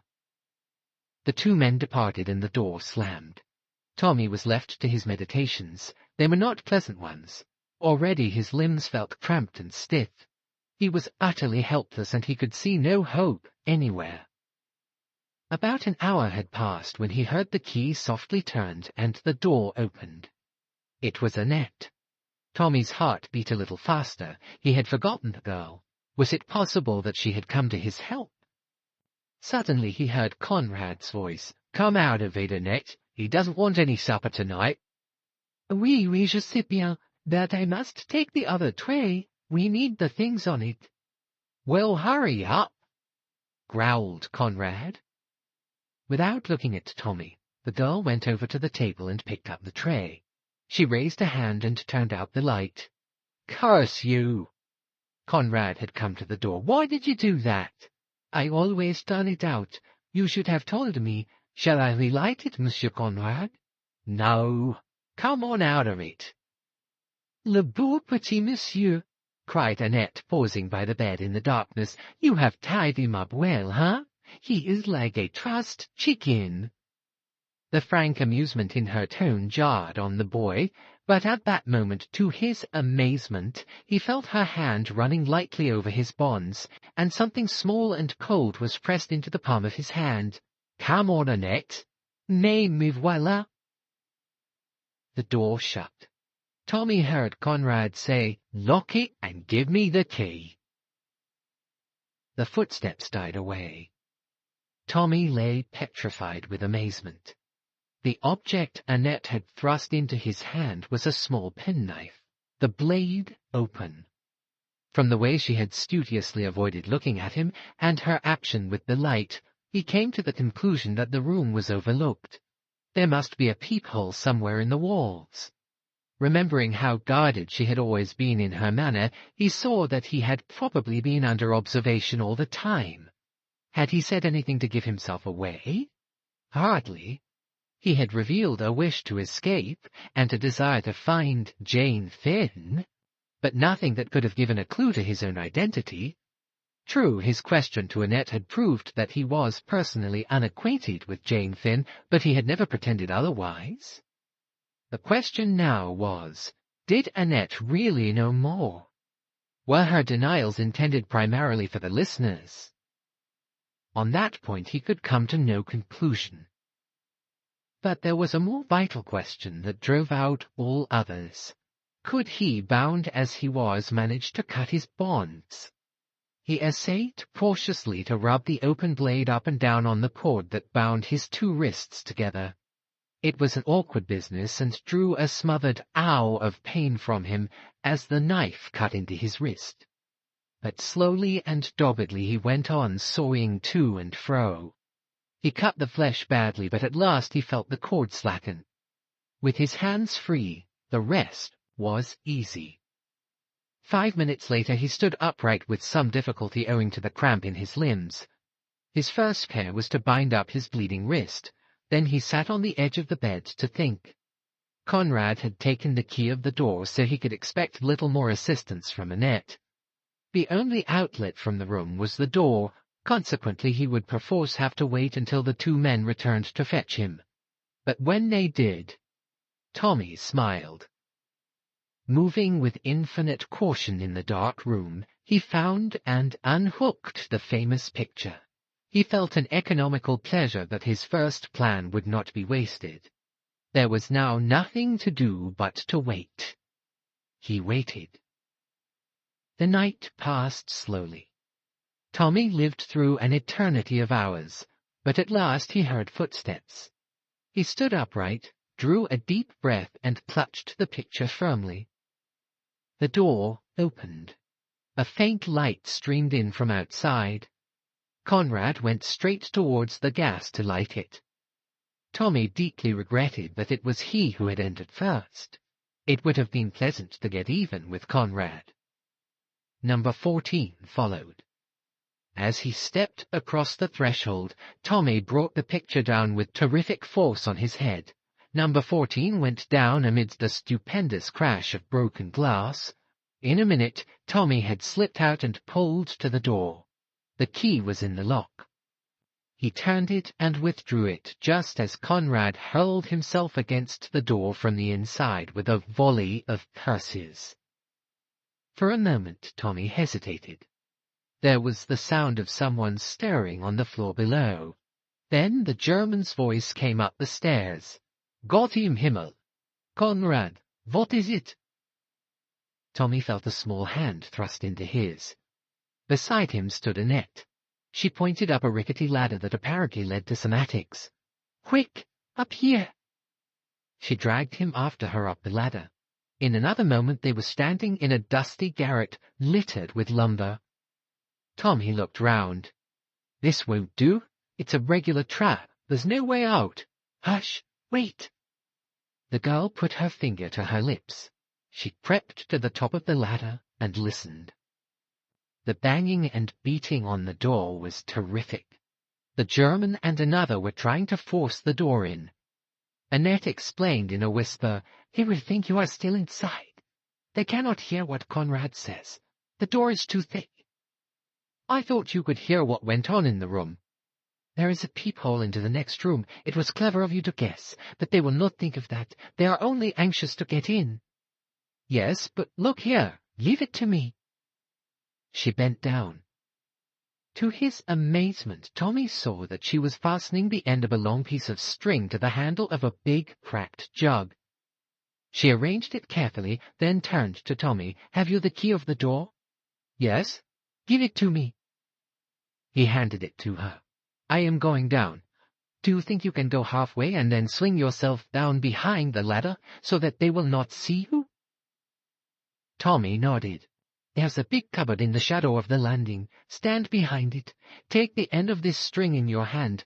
When I've let the others out, whirl." Before he had time to ask her anything more, she had flitted lightly down the ladder and was in the midst of the group with a loud cry. "Mon Dieu! Mon Dieu! Qu'est-ce qu'il y a?" The German turned on her with an oath. "Get out of this. Go to your room." Very cautiously, Tommy swung himself down the back of the ladder. So long as they did not turn round, all was well. He crouched behind the cupboard. They were still between him and the stairs. "Ah!" Annette appeared to stumble over something. She stooped. "Mon Dieu, voilà la clé." The German snatched it from her. He unlocked the door. Conrad stumbled out, swearing. "Where is he? Have you got him?"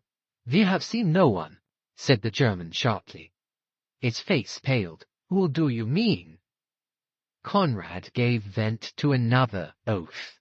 "He's got away. Impossible. He would have passed us." At that moment, with an ecstatic smile, Tommy pulled the string. A crash of crockery came from the attic above. In a trice, the men were pushing each other up the rickety ladder and had disappeared into the darkness above. Quick as a flash, Tommy leapt from his hiding-place and dashed down the stairs, pulling the girl with him. There was no one in the hall. He fumbled over the bolts and chain. At last they yielded. The door swung open. He turned. Annette had disappeared. Tommy stood spellbound. Had she run upstairs again? What madness possessed her? He fumed with impatience, but he stood his ground. He would not go without her.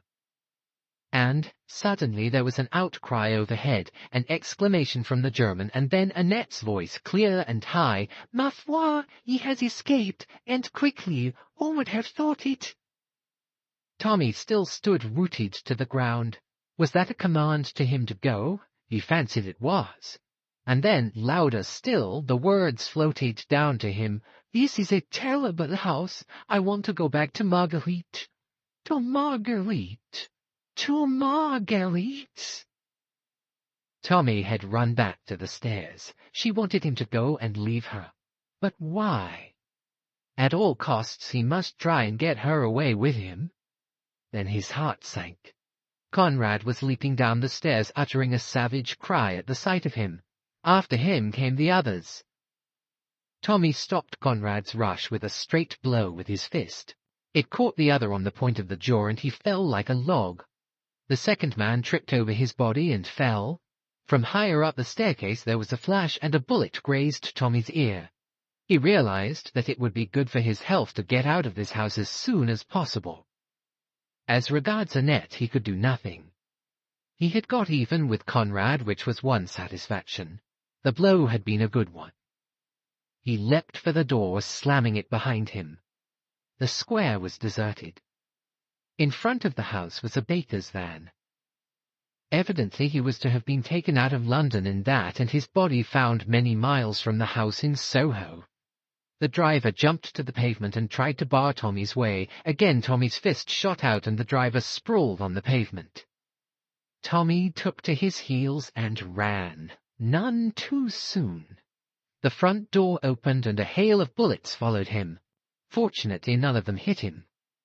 He turned the corner of the square. There's one thing, he thought to himself, they can't go on shooting. They'll have the police after them if they do. I wonder they dared to there. He heard the footsteps of his pursuers behind him and redoubled his own pace. Once he got out of these byways he would be safe. There would be a policeman about somewhere, not that he really wanted to invoke the aid of the police if he could possibly do without it. It meant explanations and general awkwardness. In another moment he had reason to bless his luck. He stumbled over a prostrate figure, which started up with a yell of alarm and dashed off down the street. Tommy drew back into a doorway. In a minute he had the pleasure of seeing his two pursuers, of whom the German was one, industriously tracking down the red herring. Tommy sat down quietly on the doorstep and allowed a few moments to elapse while he recovered his breath. Then he strolled gently in the opposite direction. He glanced at his watch. It was a little after 5:30. It was rapidly growing light. At the next corner he passed a policeman. The policeman cast a suspicious eye on him. Tommy felt slightly offended, then passing his hand over his face he laughed. He had not shaved or washed for 3 days. What a guy he must look. He betook himself without more ado to a Turkish bath establishment which he knew to be open all night. He emerged into the busy daylight feeling himself once more and able to make plans. First of all, he must have a square meal. He had eaten nothing since midday yesterday. He turned into an ABC shop and ordered eggs and bacon and coffee. Whilst he ate, he read a morning paper propped up in front of him. Suddenly he stiffened. There was a long article on Kramenin, who was described as the man behind Bolshevism in Russia, and who had just arrived in London, some thought as an unofficial envoy. His career was sketched lightly, and it was firmly asserted that he, and not the figurehead leaders, had been the author of the Russian Revolution. In the center of the page was his portrait. "So that's who No.1 is," said Tommy with his mouth full of eggs and bacon. "Not a doubt about it. I must push on." He paid for his breakfast and betook himself to Whitehall. There he sent up his name and the message that it was urgent. A few minutes later he was in the presence of the man who did not here go by the name of Mr. Carter. There was a frown on his face. "Look here, you've no business to come asking for me in this way. I thought that was distinctly understood." "It was, sir, but I judged it important to lose no time." And, as briefly and succinctly as possible, he detailed the experiences of the last few days. Halfway through, Mr. Carter interrupted him to give a few cryptic orders through the telephone. All traces of displeasure had now left his face. He nodded energetically when Tommy had finished. "Quite right. Every moment's of value. Fear we shall be too late anyway. They wouldn't wait. Would clear out at once. Still, they may have left something behind them that will be a clue. You say you've recognized No.1 to be Kramenin. That's important. We want something against him badly to prevent the cabinet falling on his net too freely. What about the others? You say 2 faces were familiar to you. One's a Labour man, you think? Just look through these photographs and see if you can spot him." A minute later, Tommy held one up. Mr. Carter exhibited some surprise. "Ah, Westway. Shouldn't have thought it. Poses as being moderate. As for the other fellow, I think I can give a good guess." He handed another photograph to Tommy and smiled at the other's explanation. "Am I right, then? Who is he?" "Irishman. prominent Unionist MP, all are blind, of course. We've suspected it, but couldn't get any proof. Yes, you've done very well, young man. The 29th, you say, is the date? That gives us very little time. Very little time indeed. But, Tommy hesitated. Mr. Carter read his thoughts. We can deal with the general strike menace, I think. It's a toss-up, but we've got a sporting chance. But if that draft treaty turns up, we're done. England will be plunged in anarchy. Ah, what's that? The car? Come on, Beresford, we'll go and have a look at this house of yours. 2 constables were on duty in front of the house in Soho. An inspector reported to Mr. Carter in a low voice. The latter turned to Tommy. The birds have flown, as we thought. We might as well go over it. Going over the deserted house seemed to Tommy to partake of the character of a dream. Everything was just as it had been. The prison room with the crooked pictures, the broken jug in the attic, the meeting room with its long table. But nowhere was there a trace of papers. Everything of that kind had either been destroyed or taken away. And there was no sign of Annette. "What you tell me about the girl puzzled me," said Mr. Carter. "You believe that she deliberately went back?" "It would seem so, sir. She ran upstairs while I was getting the door open." She must belong to the gang, then. But being a woman didn't feel like standing by to see a personable young man killed, but evidently she's in with them, or she wouldn't have gone back. I can't believe she's really one of them, sir. She seemed so different. Good-looking, I suppose, said Mr. Carter, with a smile that made Tommy flush to the roots of his hair.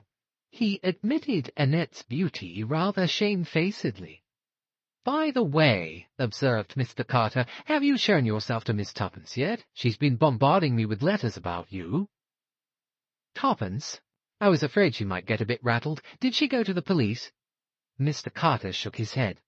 "Then I wonder how they twigged me." Mr. Carter looked inquiringly at him, and Tommy explained. The other nodded thoughtfully. "True, that's rather a curious point. Unless the mention of the Ritz was an accidental remark. It might have been, sir. But they must have found out about me suddenly in some way." "Well," said Mr. Carter, looking round him, "there's nothing more to be done here." "What about some lunch with me?" "Thanks awfully, sir, but I think I'd better get back and root out Tuppence." "Of course. Give her my kind regards, and tell her not to believe you're killed too readily next time." Tommy grinned. "I take a lot of killing, sir."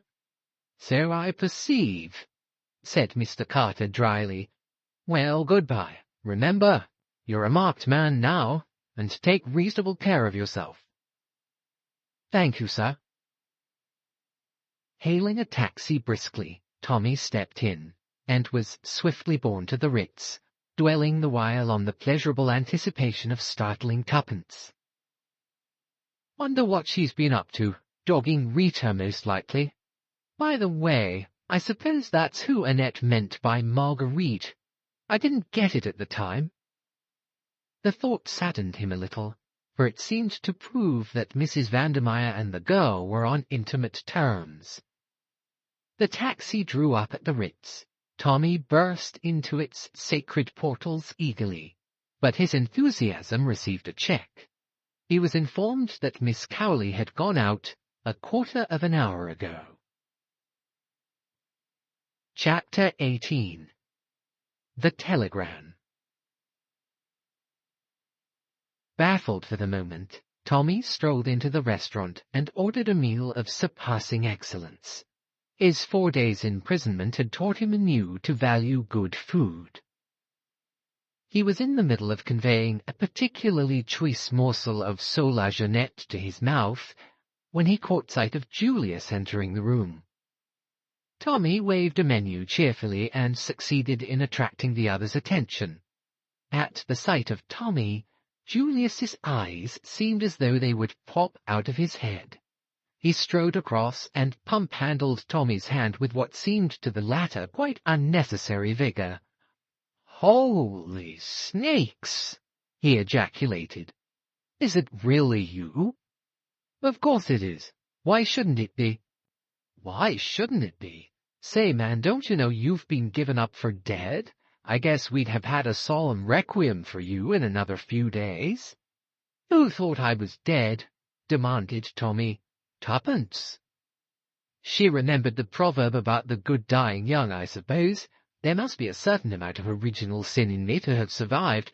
Where is Tuppence, by the way? Isn't she here? No, the fellows at the office said she'd just gone out. Gone shopping, I guess. I dropped her here in the car about an hour ago. But say, can't you shed that British calm of yours and get down to it? What on God's earth have you been doing all this time? If you're feeding here, replied Tommy, order now. It's going to be a long story. Julius drew up a chair to the opposite side of the table, summoned a hovering waiter, and dictated his wishes. Then he turned to Tommy. Fire ahead. I guess you've had some few adventures. One or two, replied Tommy modestly, and plunged into his recital. Julius listened, spellbound. Half the dishes that were placed before him he forgot to eat. At the end, he heaved a long sigh. Bully for you, reads like a dime novel. And now for the home front, said Tommy, stretching out his hand for a peach. Well, drawled Julius, I don't mind admitting we've had some adventures too. He, in his turn, assumed the role of narrator. Beginning with his unsuccessful reconnoitring at Bournemouth, he passed on to his return to London, the buying of the car, the growing anxieties of Tuppence, the call upon Sir James, and the sensational occurrences of the previous night. But who killed her? Asked Tommy. I didn't quite understand. The doctor kidded himself she took it herself, replied Julius dryly. And Sir James? What did he think? Being a legal luminary, he is likewise a human oyster, replied Julius. I should say he reserved judgment. He went on to detail the events of the morning. Lost her memory, eh? Said Tommy with interest. By Jove, that explains why they looked at me so queerly when I spoke of questioning her. Bit of a slip on my part, that. But it wasn't the sort of thing a fellow would be likely to guess. They didn't give you any sort of hint as to where Jane was? Tommy shook his head regretfully. Not a word. I'm a bit of an ass, as you know. I ought to have got more out of them somehow. I guess you're lucky to be here at all. That bluff of yours was the goods, all right. How you ever came to think of it all so pat beats me to a frazzle. I was in such a funk I had to think of something, said Tommy simply. There was a moment's pause, and then Tommy reverted to Mrs. Vandermeyer's death. There's no doubt it was chloral. I believe not. At least they call it heart failure induced by an overdose or some such claptrap. It's all right. We don't want to be worried with an inquest. But I guess Tuppence and I and even the highbrow Sir James have all got the same idea. Mr. Brown, hazarded Tommy. Sure thing. Tommy nodded. All the same, he said thoughtfully, Mr. Brown hasn't got wings. I don't see how he got in and out. How about some high-class thought transference stunt? Some magnetic influence that irresistibly impelled Mrs. Vandermeyer to commit suicide. Tommy looked at him with respect. Good, Julius. Distinctly good. Especially the phraseology. But it leaves me cold. I yearn for a real Mr. Brown of flesh and blood. I think the gifted young detectives must get to work, study the entrances and exits, and tack the bumps on their foreheads until the solution of the mystery dawns on them. Let's go round to the scene of the crime. I wish we could get hold of Tuppence. The Ritz would enjoy the spectacle of the glad reunion. Inquiry at the office revealed the fact that Tuppence had not yet returned. "All the same, I guess I'll have a look round upstairs," said Julius. "She might be in my sitting room." He disappeared. Suddenly, a diminutive boy spoke at Tommy's elbow. "The young lady? She's gone away by train, I think, sir," he murmured shyly. "What?" Tommy wheeled round upon him. The small boy became pinker than before. "The taxi, sir. I heard her tell the driver Charing Cross and to look sharp." Tommy stared at him, his eyes opening wide in surprise. Emboldened, the small boy proceeded, "So I thought, having asked for an ABC into Bradshaw—" Tommy interrupted him. "When did she ask for an ABC into Bradshaw?" "When I took her the telegram, sir." "A telegram?" "Yes, sir." "When was that?" "About 12:30, sir." "Tell me exactly what happened." The small boy drew a long breath. "I took up a telegram to number 891. The lady was there. She opened it and gave a gasp, and then she said very jolly like, 'Bring me up a Bradshaw and an ABC and look sharp, Henry.' My name isn't Henry, but—" "Never mind your name," said Tommy impatiently. "Go on." "Yes, sir. I brought them and she told me to wait and looked up something, and then she looks up at the clock and, 'Hurry up,' she says, 'tell them to get me a taxi.' And she begins a shoving on of her hat in front of the glass, and she was down in 2 ticks almost as quick as I was, and I seed her going down the steps and into the taxi, and I heard her call out what I told you." The small boy stopped and replenished his lungs. Tommy continued to stare at him. At that moment Julius rejoined him. He held an open letter in his hand. "I say, Hersheimmer." Tommy turned to him. "Tuppence has gone off sleuthing on her own." "Shucks! Yes, she has. She went off in a taxi to Charing Cross in the deuce of a hurry after getting a telegram." His eye fell on the letter in Julius's hand. "Oh, she left a note for you. That's all right. Where's she off to?" Almost unconsciously he held out his hand for the letter, but Julius folded it up and placed it in his pocket. He seemed a trifle embarrassed. "I guess this has nothing to do with it. It's about something else, something I asked her that she was to let me know about." "Oh." Tommy looked puzzled and seemed waiting for more. "See here," said Julius suddenly, "I'd better put you wise. I asked Miss Tuppence to marry me this morning." "Oh," said Tommy mechanically. He felt dazed. Julius's words were totally unexpected. For the moment they benumbed his brain. "I'd like to tell you," continued Julius, "that before I suggested anything of the kind to Miss Tuppence, I made it clear that I didn't want to butt in any way between her and you." Tommy roused himself. "That's all right," he said quickly. "Tuppence and I have been pals for years, nothing more." He lit a cigarette with a hand that shook ever so little. "That's quite all right. Tuppence always said that she was looking out for—" He stopped abruptly, his face crimsoning, but Julius was in no way discomposed.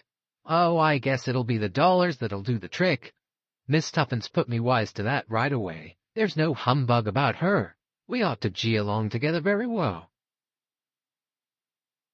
Tommy looked at him curiously for a minute, as though he were about to speak, then changed his mind and said nothing. Tuppence and Julius? Well, why not? Had she not lamented the fact that she knew no rich men? Had she not openly avowed her intention of marrying for money if she ever had the chance? Her meeting with the young American millionaire had given her the chance, and it was unlikely she would be slow to avail herself of it. She was out for money. She had always said so. Why blame her because she had been true to her creed? Nevertheless, Tommy did blame her. He was filled with a passionate and utterly illogical resentment. It was all very well to say things like that, but a real girl would never marry for money. Tuppence was utterly cold-blooded and selfish, and he would be delighted if he never saw her again, and it was a rotten world. Julius's voice broke in on these meditations. Yes, we ought to get along together very well. I've heard that a girl always refuses you once, a sort of convention. Tommy caught his arm. Refuses? Did you say refuses? Sure thing, didn't I tell you that? She just rapped out a no without any kind of reason to it. The eternal feminine, the Huns call it, I've heard. But she'll come round right enough. Likely enough I hustled her some. But Tommy interrupted, regardless of decorum. What did she say in that note? He demanded fiercely. The obliging Julius handed it to him. There's no earthly clue in it as to where she's gone, he assured Tommy, but you might as well see for yourself if you don't believe me. The note, in Tuppence's well-known schoolboy writing, ran as follows. Dear Julius, it's always better to have things in black and white. I don't feel I can be bothered to think of marriage until Tommy is found. Let's leave it till then. Yours affectionately, Tuppence. Tommy handed it back, his eyes shining. His feelings had undergone a sharp reaction. He now felt that Tuppence was all that was noble and disinterested.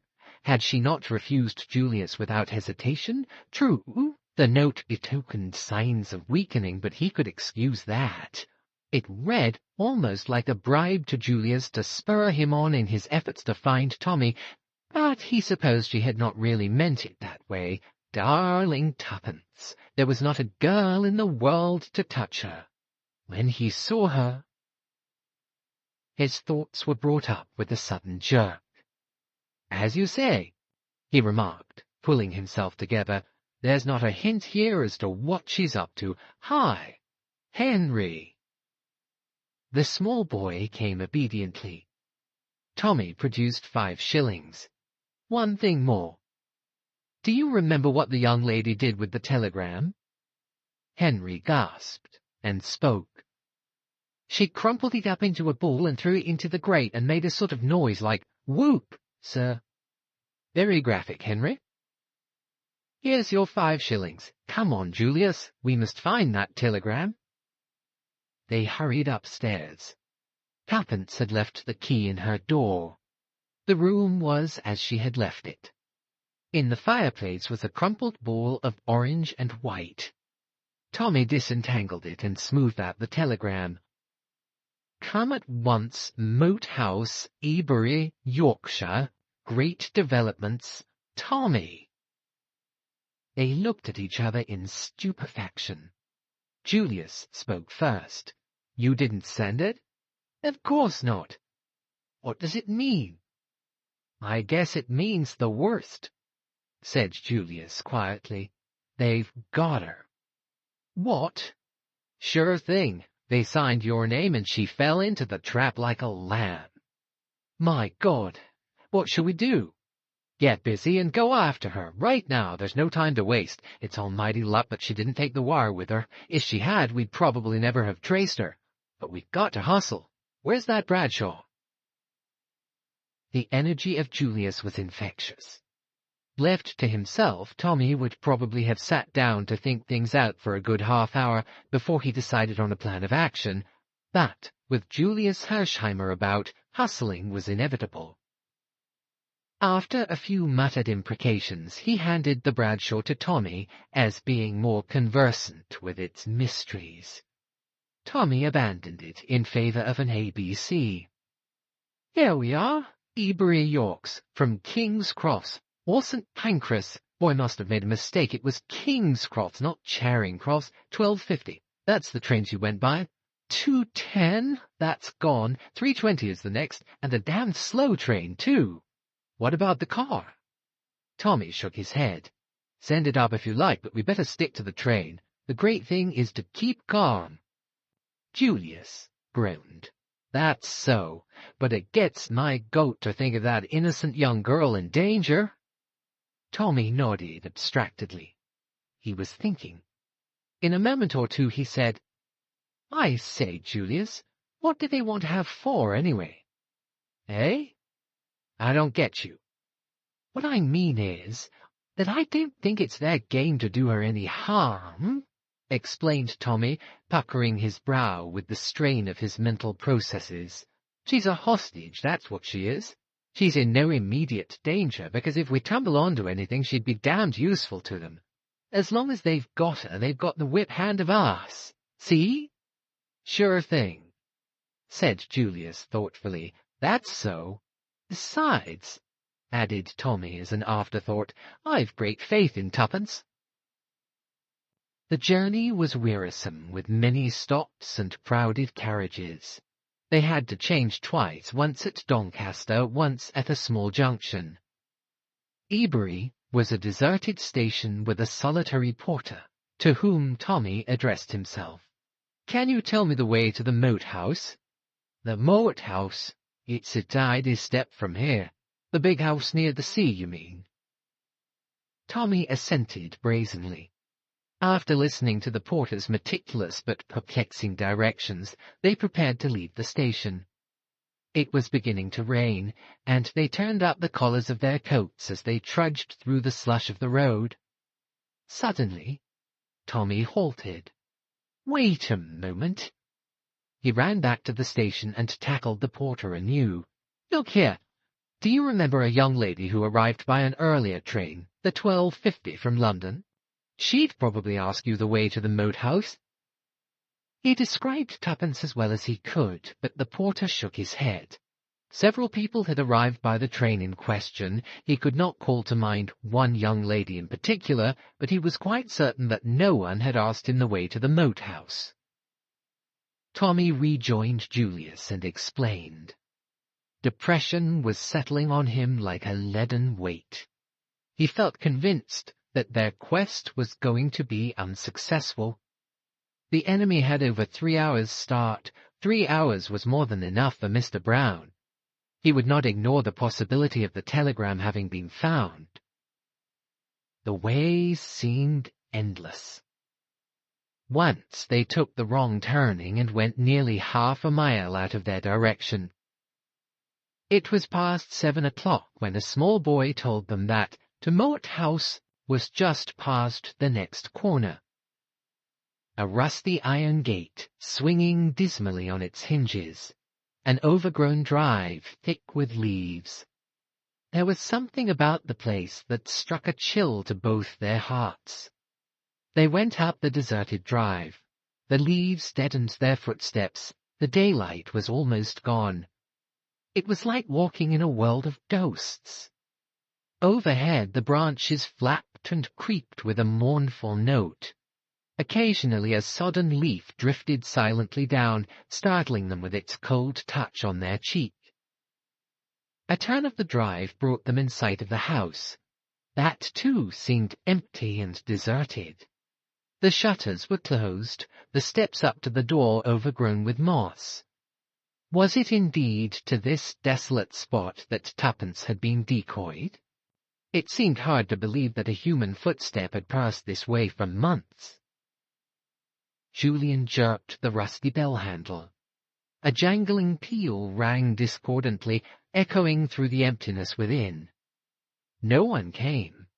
They rang again and again, but there was no sign of life.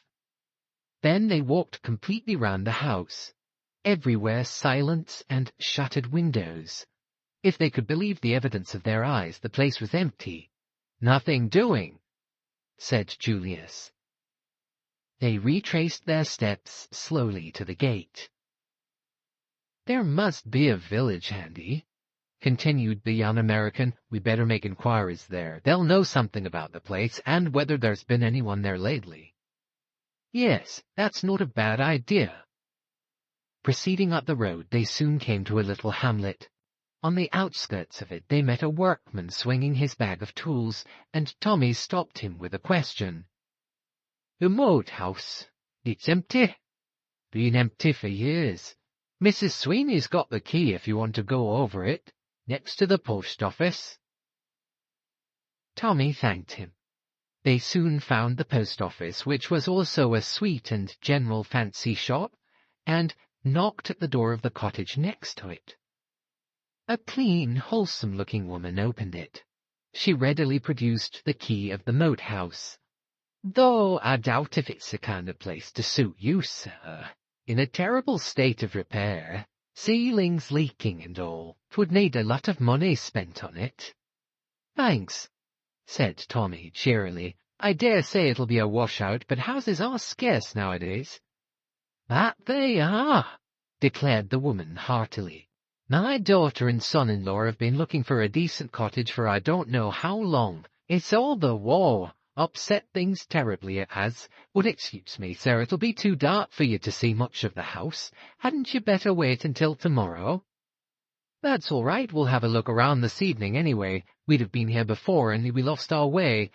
What's the best place to stay at for the night round here?" Mrs. Sweeney looked doubtful.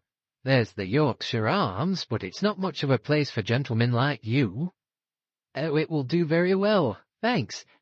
By the way, you've not had a young lady here asking for this key today?" The woman shook her head. "No one's been over the place for a long time. Thanks very much." They retraced their steps to the moat house. As the front door swung back on its hinges, protesting loudly, Julius struck a match and examined the floor carefully. Then he shook his head. "I'd swear no one's passed this way. Look at the dust. Thick, not a sign of a footmark." They wandered round the deserted house. Everywhere the same tale. Thick layers of dust apparently undisturbed. "This gets me," said Julius. "I don't believe Tuppence was ever in this house. She must have been." Julius shook his head without replying. "We'll go over it again tomorrow," said Tommy. "Perhaps we'll see more in the daylight." On the morrow they took up the search once more, and were reluctantly forced to the conclusion that the house had not been invaded for some considerable time. They might have left the village altogether but for a fortunate discovery of Tommy's. As they were retracing their steps to the gate, he gave a sudden cry and, stooping, picked something up from among the leaves and held it out to Julius. It was a small gold brooch. "That's Tuppence's." "Are you sure?" "Absolutely. I've often seen her wear it." Julius drew a deep breath. "I guess that settles it. She came as far as here anyway. We'll make that pub our headquarters and raise hell round here until we find her. Somebody must have seen her." Forthwith, the campaign began. Tommy and Julius worked separately and together, but the result was the same. Nobody answering to Tuppence's description had been seen in the vicinity. They were baffled, but not discouraged. Finally, they altered their tactics. Tuppence had certainly not remained long in the neighborhood of the moat house. That pointed to her having been overcome and carried away in a car. They renewed inquiries. Had anyone seen a car standing somewhere near the moat house that day? Again, they met with no success. Julius wired to town for his own car, and they scoured the neighborhood daily with unflagging zeal. A grey limousine on which they had set high hopes was traced to Harrogate, and turned out to be the property of a highly respectable maiden lady. Each day saw them set out on a new quest. Julius was like a hound on the leash. He followed up the slenderest clue. Every car that had passed through the village on the fateful day was tracked down. He forced his way into country properties and submitted the owners of the motors to a searching cross-examination. His apologies were as thorough as his methods, and seldom failed in disarming the indignation of his victims. But, as day succeeded day, they were no nearer to discovering Tuppence's whereabouts. So well had the abduction been planned that the girl seemed literally to have vanished into thin air.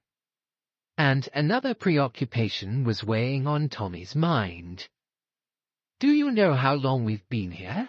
he asked one morning as they sat facing each other at breakfast. "A week.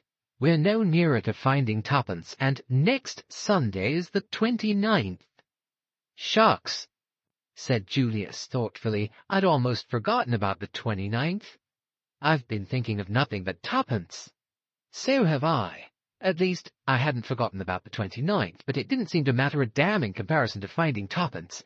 But today's the 23rd, and time's getting short. If we're ever going to get hold of her at all, we must do it before the 29th. Her life won't be worth an hour's purchase afterwards. The hostage game will be played out by then. I'm beginning to feel that we've made a big mistake in the way we've set about this. We've wasted time, and we're no Florida." "I'm with you there. We've been a couple of mutts who've bitten off a bigger bit than they can chew. I'm going to quit fooling right away." "What do you mean?" "I'll tell you.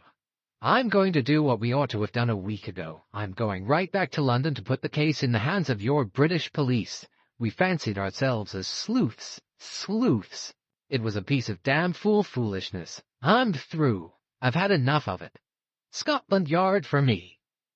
"You're right," said Tommy slowly. "I wish to God we'd gone there right away. Better late than never.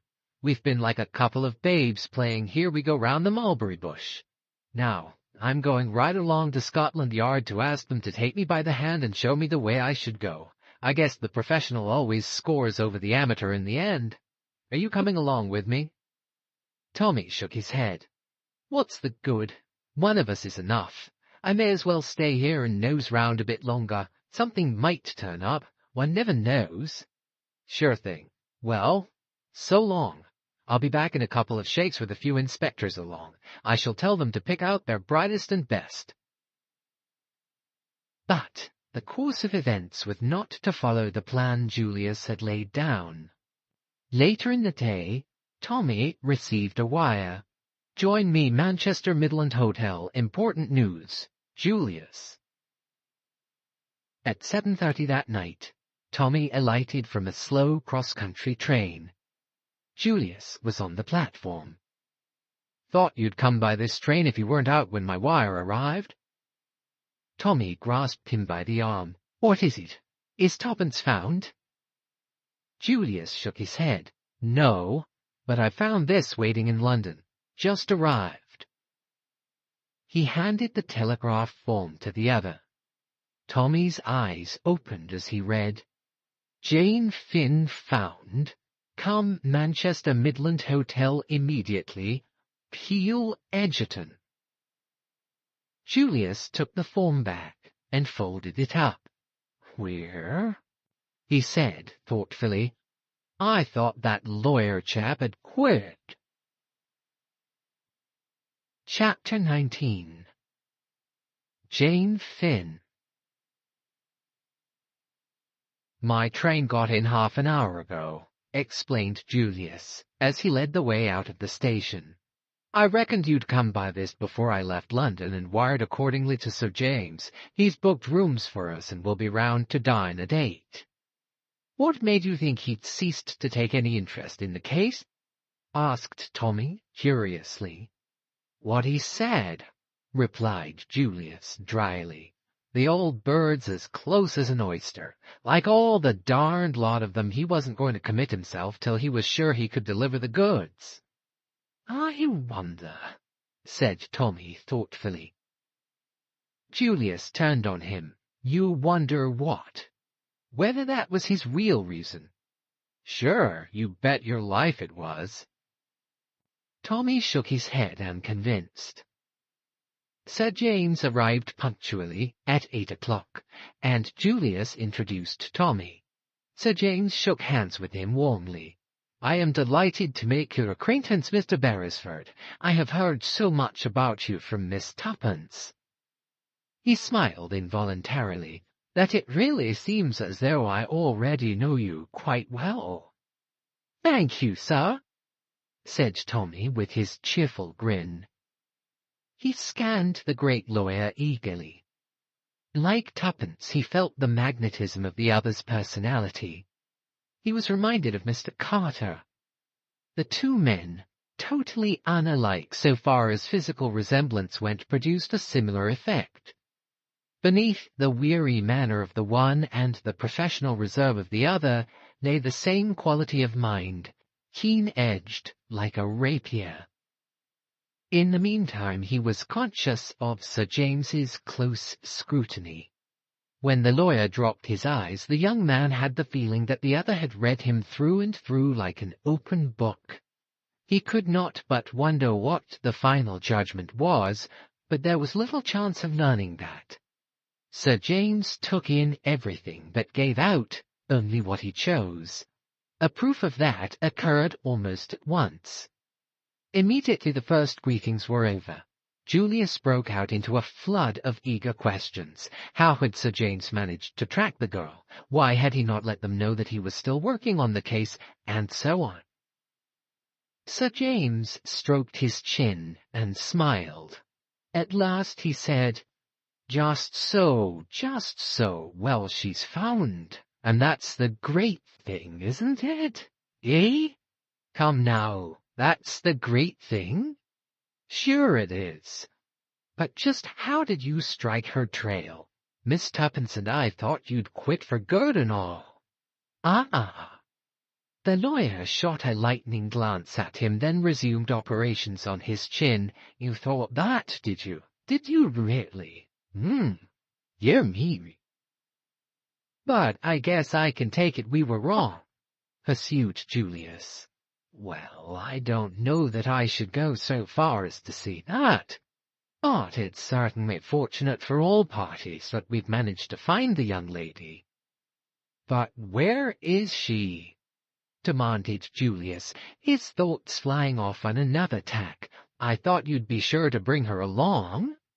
That would hardly be possible, said Sir James gravely. Why? Because the young lady was knocked down in a street accident and has sustained slight injuries to the head. She was taken to the infirmary and, on recovering consciousness, gave her name as Jane Finn. When I heard that, I arranged for her to be removed to the house of a doctor, a friend of mine, and wired at once for you. She relapsed into unconsciousness and has not spoken since. She's not seriously hurt. Oh, a bruise and a cut or two, really from a medical point of view, absurdly slight injuries to have produced such a condition. Her state is probably to be attributed to the mental shock consequent on recovering her memory. It's come back? Cried Julius excitedly.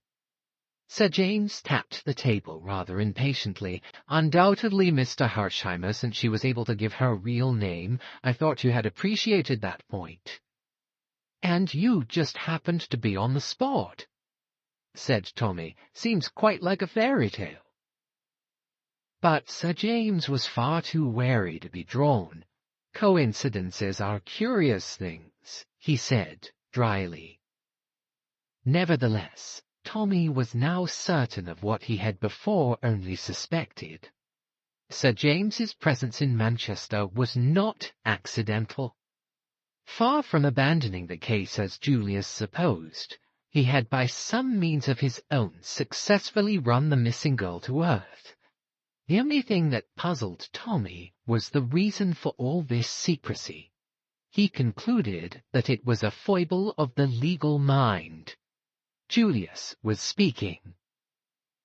After dinner, he announced, I shall go right away and see Jane. That will be impossible, I fear, said Sir James. It is very unlikely they would allow her to see visitors at this time of night. I should suggest tomorrow morning about 10 o'clock. Julius flushed. There was something in Sir James which always stirred him to antagonism. It was a conflict of two masterful personalities. All the same, I reckon I'll go round there tonight and see if I can't ginger them up to break through their silly rules. It will be quite useless, Mr. Hersheimmer. The words came out like the crack of a pistol, and Tommy looked up with a start. Julius was nervous and excited. The hand with which he raised his glass to his lips shook slightly, but his eyes held Sir James's defiantly. For a moment the hostility between the two seemed likely to burst into flame, but in the end Julius lowered his eyes, defeated. "For the moment, I reckon you're the boss." "Thank you," said the other. "We will say 10 o'clock, then." With consummate ease of manner he turned to Tommy. "I must confess, Mr. Beresford, that it was something of a surprise to me to see you here this evening. The last I heard of you was that your friends were in grave anxiety on your behalf. Nothing had been heard of you for some days, and Miss Tuppence was inclined to think you had got into difficulties." "I had, sir." Tommy grinned reminiscently. "I was never in a tighter place in my life." Helped out by questions from Sir James, he gave an abbreviated account of his adventures. The lawyer looked at him with renewed interest as he brought the tale to a close. "You got yourself out of a tight place very well," he said gravely. "I congratulate you. You displayed a great deal of ingenuity and carried your part through well." "I couldn't have got away but for the girl, sir." "No." Sir James smiled a little. "It was lucky for you she happened to, take a fancy to you." Tommy appeared about to protest, but Sir James went on. "There's no doubt about her being one of the gang, I suppose." "I'm afraid not, sir. I thought perhaps they were keeping her there by force, but the way she acted didn't fit in with that. You see, she went back to them when she could have got away." Sir James nodded thoughtfully. "What did she say? Something about wanting to be taken to Marguerite?" "Yes, sir. I suppose she meant Mrs. Vandermeyer. She always signed herself Rita Vandermeyer. All her friends spoke of her as Rita. Still, I suppose the girl must have been in the habit of calling her by her full name, and at the moment she was crying out to her, Mrs. Vandermeyer was either dead or dying. Curious. There are 1 or 2 points that strike me as being obscure. Their sudden change of attitude towards yourself, for instance. By the way, the house was raided, of course?" "Yes, sir, but they'd all cleared out." "Naturally," said Sir James dryly, "and not a clue left behind. I wonder—" The lawyer tapped the table thoughtfully. Something in his voice made Tommy look up. "I wish you'd been there, sir, to go over the house." "I wish I had," said Sir James quietly. He sat for a moment in silence. Then he looked up. "And since then, what have you been doing?" For a moment Tommy stared at him. Then it dawned on him that of course the lawyer did not know. "I forgot that you didn't know about Tuppence," he said slowly. The sickening anxiety, forgotten for a while in the excitement of knowing Jane Finn was found at last, swept over him again. The lawyer laid down his knife and fork sharply. "Has anything happened to Miss Tuppence?" His voice was keen-edged. "She's disappeared," said Julius. "When?" "A week ago." "How?" Sir James's questions fairly shot out. Between them Tommy and Julius gave the history of the last week and their futile search. Sir James went at once to the root of the matter. "A wire signed with your name? They knew enough of you both for that. They weren't sure of how much you had learnt in that house. Their kidnapping of Miss Tuppence is the counter-move to your escape. If necessary, they could seal your lips with a threat of what might happen to her." Tommy nodded. "That's just what I thought, sir." Sir James looked at him keenly. "You had worked that out, had you? Not bad. Not at all bad. The curious thing is that they certainly did not know anything about you when they first held you prisoner. You are sure that you did not in any way disclose your identity?" Tommy shook his head. "That's so," said Julius with a nod. "Therefore I reckon someone put them wise, and not earlier than Sunday afternoon." "Yes." But who? That almighty, omniscient Mr. Brown, of course. There was a faint note of derision in the American's voice which made Sir James look up sharply. "You don't believe in Mr. Brown, Mr. Hersheimmer?" "No, sir, I do not," returned the young American with emphasis. "Not as such, that is to say. I reckon it out that he's a figurehead, just a bogey name to frighten the children with. The real head of this business is that Russian chap, Kremenin. I guess he's quite capable of running revolutions in 3 countries at once if he chose. The man Whittington is probably the head of the English branch." "I disagree with you," said Sir James shortly. "Mr. Brown exists." He turned to Tommy. "Did you happen to notice where that wire was handed in?" "No, sir, I'm afraid I didn't." "Got it with you?" "It's upstairs, sir, in my kit. I'd like to have a look at it sometime." "No hurry. You've wasted a week."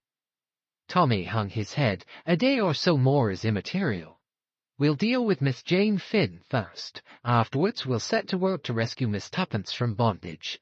I don't think she is in any immediate danger. That is, so long as they don't know that we've got Jane Finn and that her memory has returned. We must keep that dark at all costs. You understand?" The other 2 assented, and after making arrangements for meeting on the morrow, the great lawyer took his leave. At 10 o'clock, the 2 men were at the appointed spot. Sir James had joined them on the doorstep. He alone appeared unexcited. He introduced them to the doctor. "Mr. Hersheimmer, Mr. Beresford, Dr. Roylance. I was the patient. Getting on well, evidently. No idea of the flight of time. Asked this morning how many had been saved from the Lusitania. Was it in the papers yet? That, of course, was only what was to be expected. She seems to have something on her mind, though. I think we can relieve her anxiety. May we go on?" "Certainly." Tommy's heart beat sensibly faster as they followed the doctor upstairs. Jane Finn at last. The long-sought, the mysterious, the elusive Jane Finn. How wildly improbable success had seemed, and here in this house, her memory almost miraculously restored, lay the girl who held the future of England in her hands. A half-groan broke from Tommy's lips. If only Tuppence could have been at his side to share in the triumphant conclusion of their joint venture. Then he put the thought of Tuppence resolutely aside.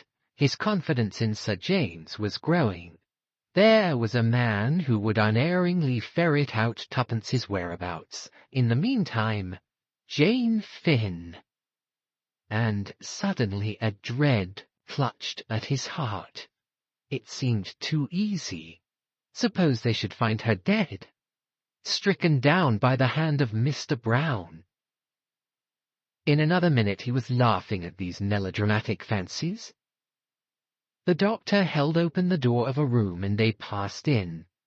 On the white bed, bandages round her head, lay the girl. Somehow the whole scene seemed unreal. It was so exactly what one expected that it gave the effect of being beautifully staged. The girl looked from one to the other of them with large, wondering eyes. Sir James spoke first.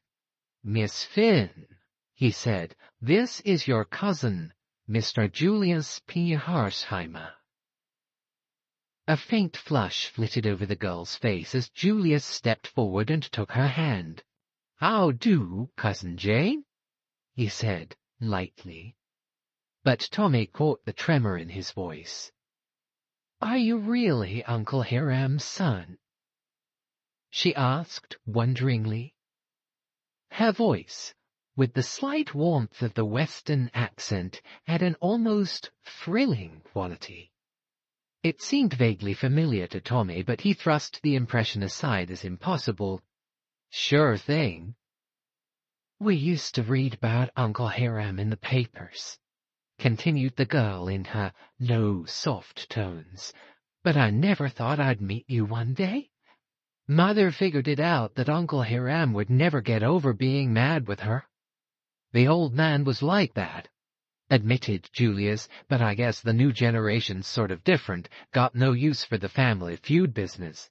First thing I thought about soon as the war was over was to come along and hunt you up. A shadow passed over the girl's face. They've been telling me things, dreadful things, that my memory went, and that there are years I shall never know about. Years lost out of my life. You didn't realize that yourself? The girl's eyes opened wide. Why, no. It seemed to me as though it were no time since we were being hustled into those boats. I can see it all now. She closed her eyes with a shudder. Julius looked across at Sir James, who nodded. Don't worry, Annie. It isn't worth it. Now see here, Jane. There's something we want to know about. There was a man aboard that boat with some mighty important papers on him, and the big guns in this country have got a notion that he passed on the goods to you. Is that so? The girl hesitated, her glance shifting to the other two. Julius understood. Mr. Beresford is commissioned by the British government to get those papers back. Sir James Peel Edgerton is an English member of Parliament and might be a big gun in the cabinet if he liked. It's owing to him that we've ferreted you out at last. So you can go right ahead and tell us the whole story. Did Danvers give you the papers? Yes. He said they'd have a better chance with me because they would save the women and children first. Just as we thought, said Sir James. He said they were very important, that they might make all the difference to the Allies, but if it's all so long ago and the war's over, what does it matter now? I guess history repeats itself, Jane. First there was a great hue and cry over those papers, then it all died down, and now the whole caboodle started all over again for rather different reasons. Then you can hand them over to us right away? But I can't. What? I haven't got them. You haven't got them? Julius punctuated the words with little pauses. No, I hid them. You hid them? Yes, I got uneasy. People seemed to be watching me. It scared me, badly. She put her hand to her head. It's almost the last thing I remember before waking up in the hospital. Go on, said Sir James in his quiet, penetrating tones. What do you remember? She turned to him obediently. It was at Holyhead. I came that way. I don't remember why. That doesn't matter. Go on. In the confusion on the quay, I slipped away. Nobody saw me. I took a car. Told the man to drive me out of the town. I watched when we got onto the open road. No other car was following us. I saw a path at the side of the road. I told the man to wait. She paused, then went on. The path led to the cliff and down to the sea between big yellow gorse bushes. They were like golden flames. I looked round. There wasn't a soul in sight. But just level with my head, there was a hole in the rock. It was quite small. I could only just get my hand in, but it went a long way back. I took the oilskin packet from round my neck and shoved it right in as far as I could. Then I tore off a bit of gorse. My, but it did prick, and plugged the hole with it so that you'd never guess there was a crevice of any kind there. Then I marked the place carefully in my own mind so that I'd find it again. There was a queer boulder in the path just there, for all the world like a dog sitting up begging. Then I went back to the road. The car was waiting and I drove back. I just caught the train. I was a bit ashamed of myself for fancying things, maybe, but by and by I saw the man opposite me wink at a woman who was sitting next to me, and I felt scared again, and was glad the papers were safe. I went out in the corridor to get a little air. I thought I'd slip into another carriage, but the woman called me back, said I'd dropped something, and when I stooped to look, something seemed to hit me. Here. She placed her hand to the back of her head. "I don't remember anything more until I woke up in the hospital." There was a pause. "Thank you, Miss Finn." It was Sir James who spoke. "I hope we have not tired you." "Oh, that's all right. My head aches a little, but otherwise I feel fine." Julius stepped forward and took her hand again. "So long, Cousin Jane. I'm going to get busy after those papers, but I'll be back in 2 shakes of a dog's tail, and I'll tote you up to London and give you the time of your young life before we go back to the States. I mean it. So, hurry up and get well." Chapter 20. Too late. In the street, they held an informal council of war.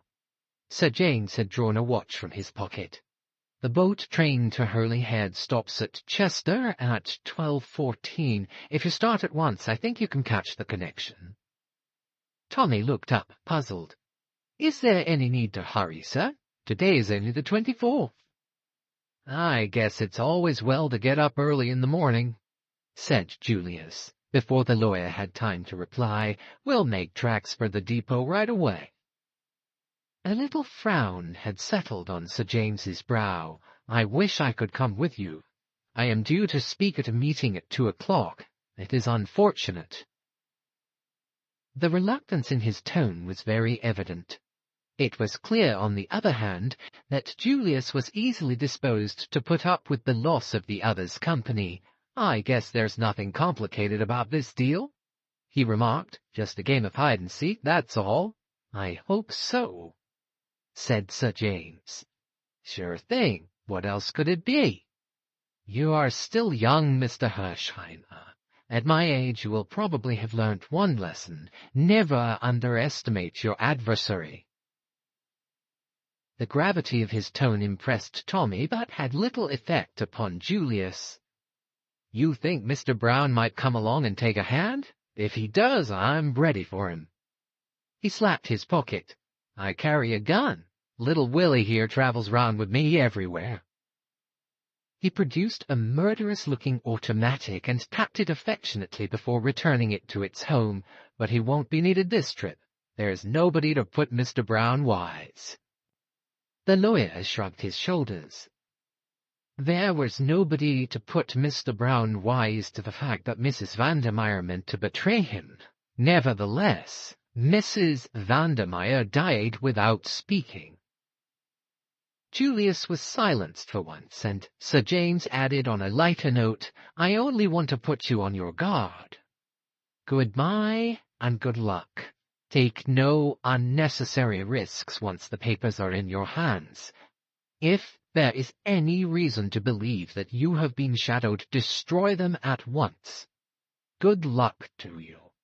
The game is in your hands now." He shook hands with them both. 10 minutes later, the 2 young men were seated in a first-class carriage en route for Chester. For a long time neither of them spoke. When at length Julius broke the silence, it was with a totally unexpected remark. "Say," he observed thoughtfully, "did you ever make a darned fool of yourself over a girl's face?" Tommy, after a moment's astonishment, searched his mind. "Can't say I have," he replied at last. "Not that I can recollect, anyhow. Why?" "Because for the last 2 months I've been making a sentimental idiot of myself over Jane. First moment I clapped eyes on her photograph, my heart did all the usual stunts you read about in novels. I guess I'm ashamed to admit it, but I came over here determined to find her and fix it all up and take her back as Mrs. Julius P. Hersheimmer." "Oh," said Tommy, amazed. Julian uncrossed his legs brusquely and continued, "Just shows what an almighty fool a man can make of himself. One look at the girl in the flesh and I was cured." Feeling more tongue-tied than ever, Tommy ejaculated, "Oh!" Again. "No disparagement to Jane, mind you," continued the other. "She's a real nice girl, and some fellow will fall in love with her right away." "I thought her a very good-looking girl," said Tommy, finding his tongue. Sure she is, but she's not like her photo one bit. At least I suppose she is in a way. Must be, because I recognized her right off. If I'd seen her in a crowd, I'd have said, there's a girl whose face I know right away without any hesitation. But there was something about that photo. Julius shook his head and heaved a sigh. I guess romance is a mighty queer thing. It must be, said Tommy coldly, if you can come over here in love with one girl and propose to another within a fortnight. Julius had the grace to look discomposed. Well, you see, I'd got a sort of tired feeling that I'd never find Jane, and that it was all plumb foolishness anyway, and then, oh well, the French, for instance, are much more sensible in the way they look at things. They keep romance and marriage apart. Tommy flushed. Well, I'm damned. If that's... Julius hastened to interrupt. Say now, don't be hasty. I don't mean what you mean. I take it Americans have a higher opinion of morality than you had even. What I meant was that the French set about marriage in a businesslike way. Find two people who are suited to one another, look after the money affairs, and see the whole thing practically, and in a businesslike spirit. If you ask me, said Tommy, we're all too damned businesslike nowadays. We're always saying, we'll eat pay. The men are bad enough, and the girls are worse. Cool down, son, don't get so heated. I feel heated, said Tommy. Julius looked at him and judged it wise to say no more. However, Tommy had plenty of time to cool down before they reached Holyhead, and the cheerful grin had returned to his countenance as they alighted at their destination. After consultation, and with the aid of a road map, they were fairly well agreed as to direction, so were able to hire a taxi without more ado and drive out on the road leading to Triado Bay. They instructed the man to go slowly and watched narrowly so as not to miss the path. They came to it not long after leaving the town, and Tommy stopped the car promptly, asked in a casual tone whether the path led down to the sea, and hearing it did, paid off the man in handsome style. A moment later, the taxi was slowly chugging back to Holyhead. Tommy and Julius watched it out of sight and then turned to the narrow path. "It's the right one, I suppose?" asked Tommy doubtfully. "There must be simply heaps along here." "Sure it is. Look at the gorse. Remember what Jane said?" Tommy looked at the swelling hedges of golden blossom which bordered the path on either side and was convinced. They went down in single file, Julius leading. Twice Tommy turned his head uneasily. Julius looked back. "What is it?" "I don't know. I've got the wind up somehow. Keep fancying there's someone following us." "Can't be," said Julius positively. "We'd see him." Tommy had to admit that this was true. Nevertheless, his sense of uneasiness deepened. In spite of himself, he believed in the omniscience of the enemy. "I rather wish that fellow would come along," said Julius. He patted his pocket. "Little William here is just aching for exercise." "Do you always carry him with you?" inquired Tommy with burning curiosity. "Most always. I guess you never know what might turn up."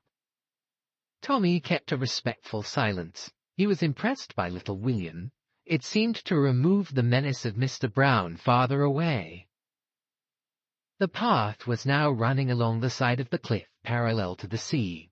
Suddenly, Julius came to such an abrupt halt that Tommy cannoned into him. "What's up?" he inquired. "Look there. If that doesn't beat the band." Tommy looked. Standing out, half obstructing the path, was a huge boulder, which certainly bore a fanciful resemblance to a begging terrier. "Well," said Tommy, refusing to share Julius's emotion, "it's what we expected to see, isn't it?" Julius looked at him sadly and shook his head. "British phlegm. Sure, we expected it, but it kind of rattles me all the same, to see it sitting there just where we expected to find it." Tommy, whose calm was perhaps more assumed than natural, moved his feet impatiently. "Push on. What about the hoe?" They scanned the cliffside narrowly. Tommy heard himself saying idiotically, "The gorse won't be there after all these years." And Julius replied solemnly, "I guess you're right." Tommy suddenly pointed with a shaking hand. "What about that crevice there?" Julius replied in an awe-stricken voice, "That's it, for sure." They looked at each other. "When I was in France," said Tommy reminiscently, "whenever my batman failed to call me, he always said that he had come over queer. I never believed it, but whether he felt it or not, there is such a sensation. I've got it now, badly." He looked at the rock with a kind of agonized passion. "Damn it," he cried, "it's impossible. 5 years! Think of it. Birds nesting, boys, picnic parties, thousands of people passing. It can't be there. It's 100 to 1 against its being there. It's against all reason." Indeed, he felt it to be impossible, more perhaps because he could not believe in his own success where so many others had failed. The thing was too easy, therefore it could not be. The hole would be empty. Julius looked at him with a widening smile. "I guess you're rattled now, all right," he drawled with some enjoyment. "Well, here goes." He thrust his hand into the crevice and made a slight grimace. "It's a tight fit. Jane's hand must be a few sizes smaller than mine. I don't feel anything." "No?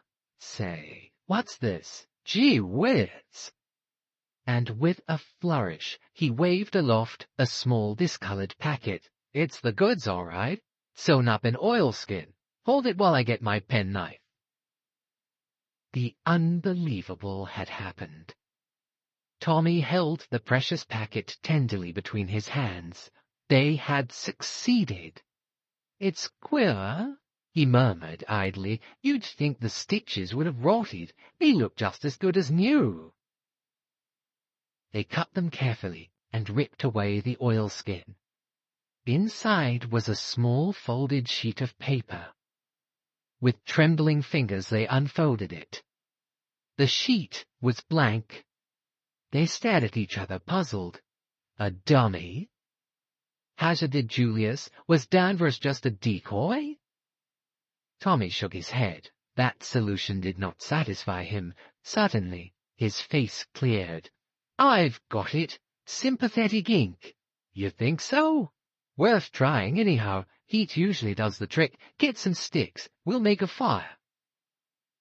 In a few minutes the little fire of twigs and leaves was blazing merrily.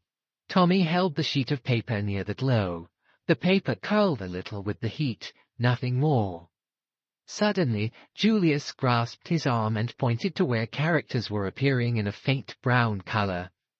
"Gee whiz, you've got it. Say, that idea of yours was great. It never occurred to me." Tommy held the paper in position some minutes longer, until he judged the heat had done its work. Then he withdrew it. A moment later he uttered a cry.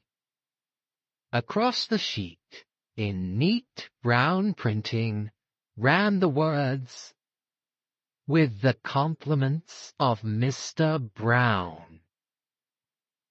Chapter 21. Tommy Makes a Discovery. For a moment or two they stood staring at each other stupidly, dazed with the shock. Somehow, inexplicably, Mr. Brown had forestalled them. Tommy accepted defeat quietly. Not so Julius. "How in tarnation did he get ahead of us? That's what beats me," he ended up. Tommy shook his head and said dully, "It accounts for the stitches being new. We might have guessed." "Never mind the darned stitches. How did he get ahead of us? We hustled all we knew. It's downright impossible for anyone to get here quicker than we did. And anyway, how did he know? Do you reckon there was a dictaphone in Jane's room? I guess there must have been." But Tommy's common sense pointed out objections. No one could have known beforehand that she was going to be in that house, much less that particular room. That's so, admitted Julius. Then one of the nurses was a crook and listened at the door. How's that? I don't see that it matters, anyway, said Tommy wearily. He may have found out some months ago and removed the papers then. No, by Jove, that won't wash. They'd have been published at once. Sure thing they would. No, someone's got ahead of us today by an hour or so. But how they did it gets my goat. I wish that chap Peel Edgerton had been with us, said Tommy thoughtfully. Why? Julius stared. The mischief was done when we came. Yes. Tommy hesitated. He could not explain his own feeling, the illogical idea that the K.C.'s presence would somehow have averted the catastrophe. He reverted to his former point of view. It's no good arguing about how it was done. The game's up. We've failed. There's only one thing for me to do. What's that? Get back to London as soon as possible. Mr. Carter must be warned. It's only a matter of hours now before the blow falls, but at any rate he ought to know the worst. The duty was an unpleasant one, but Tommy had no intention of shirking it. He must report his failure to Mr. Carter. After that, his work was done. He took the midnight mail to London. Julius elected to stay the night at Holyhead. Half an hour after arrival, haggard and pale, Tommy stood before his chief. I've come to report, sir. I've failed. Failed badly. Mr. Carter eyed him sharply. You mean that the treaty is in the hands of Mr. Brown, sir? Ah, said Mr. Carter quietly. The expression on his face did not change, but Tommy caught the flicker of despair in his eyes. It convinced him, as nothing else had done, that the outlook was hopeless. Well, said Mr. Carter after a minute or two, we mustn't sag at the knees, I suppose. I'm glad to know definitely. We must do what we can. Through Tommy's mind flashed the assurance, it's hopeless, and he knows it's hopeless. The other looked up at him. Don't take it to heart, lad, he said kindly. You did your best. You were up against one of the biggest brains of the century, and you came very near success. Remember that. Thank you, sir. It's awfully decent of you. I blame myself. I have been blaming myself ever since I heard this other news. Something in his tone attracted Tommy's attention. A new fear gripped at his heart. Is there something more, sir? I'm afraid so, said Mr. Carter bravely. He stretched out his hand to a sheet on the table. Tuppence, faltered Tommy. Read for yourself. The typewritten words danced before his eyes. The description of a green toque. A coat with a handkerchief in the pocket, marked P.L.C. He looked an agonized question at Mr. Carter. The latter replied to it. Washed up on the Yorkshire coast, near Ypres. I'm afraid it looks very much like foul play. My God, gasped Tommy. Tuppence! Those devils! I'll never rest till I've got even with them. I'll hunt them down. The pity on Mr. Carter's face stopped him. I know what you feel like, my poor boy, but it's no good. You'll waste your strength uselessly. It may sound harsh, but my advice to you is, cut your losses. Time's merciful. You'll forget. Forget Tuppence? Never. Mr. Carter shook his head. So you think now? Well, it won't bear thinking of. That brave little girl. I'm sorry about the whole business, confoundedly sorry. Tommy came to himself with a start.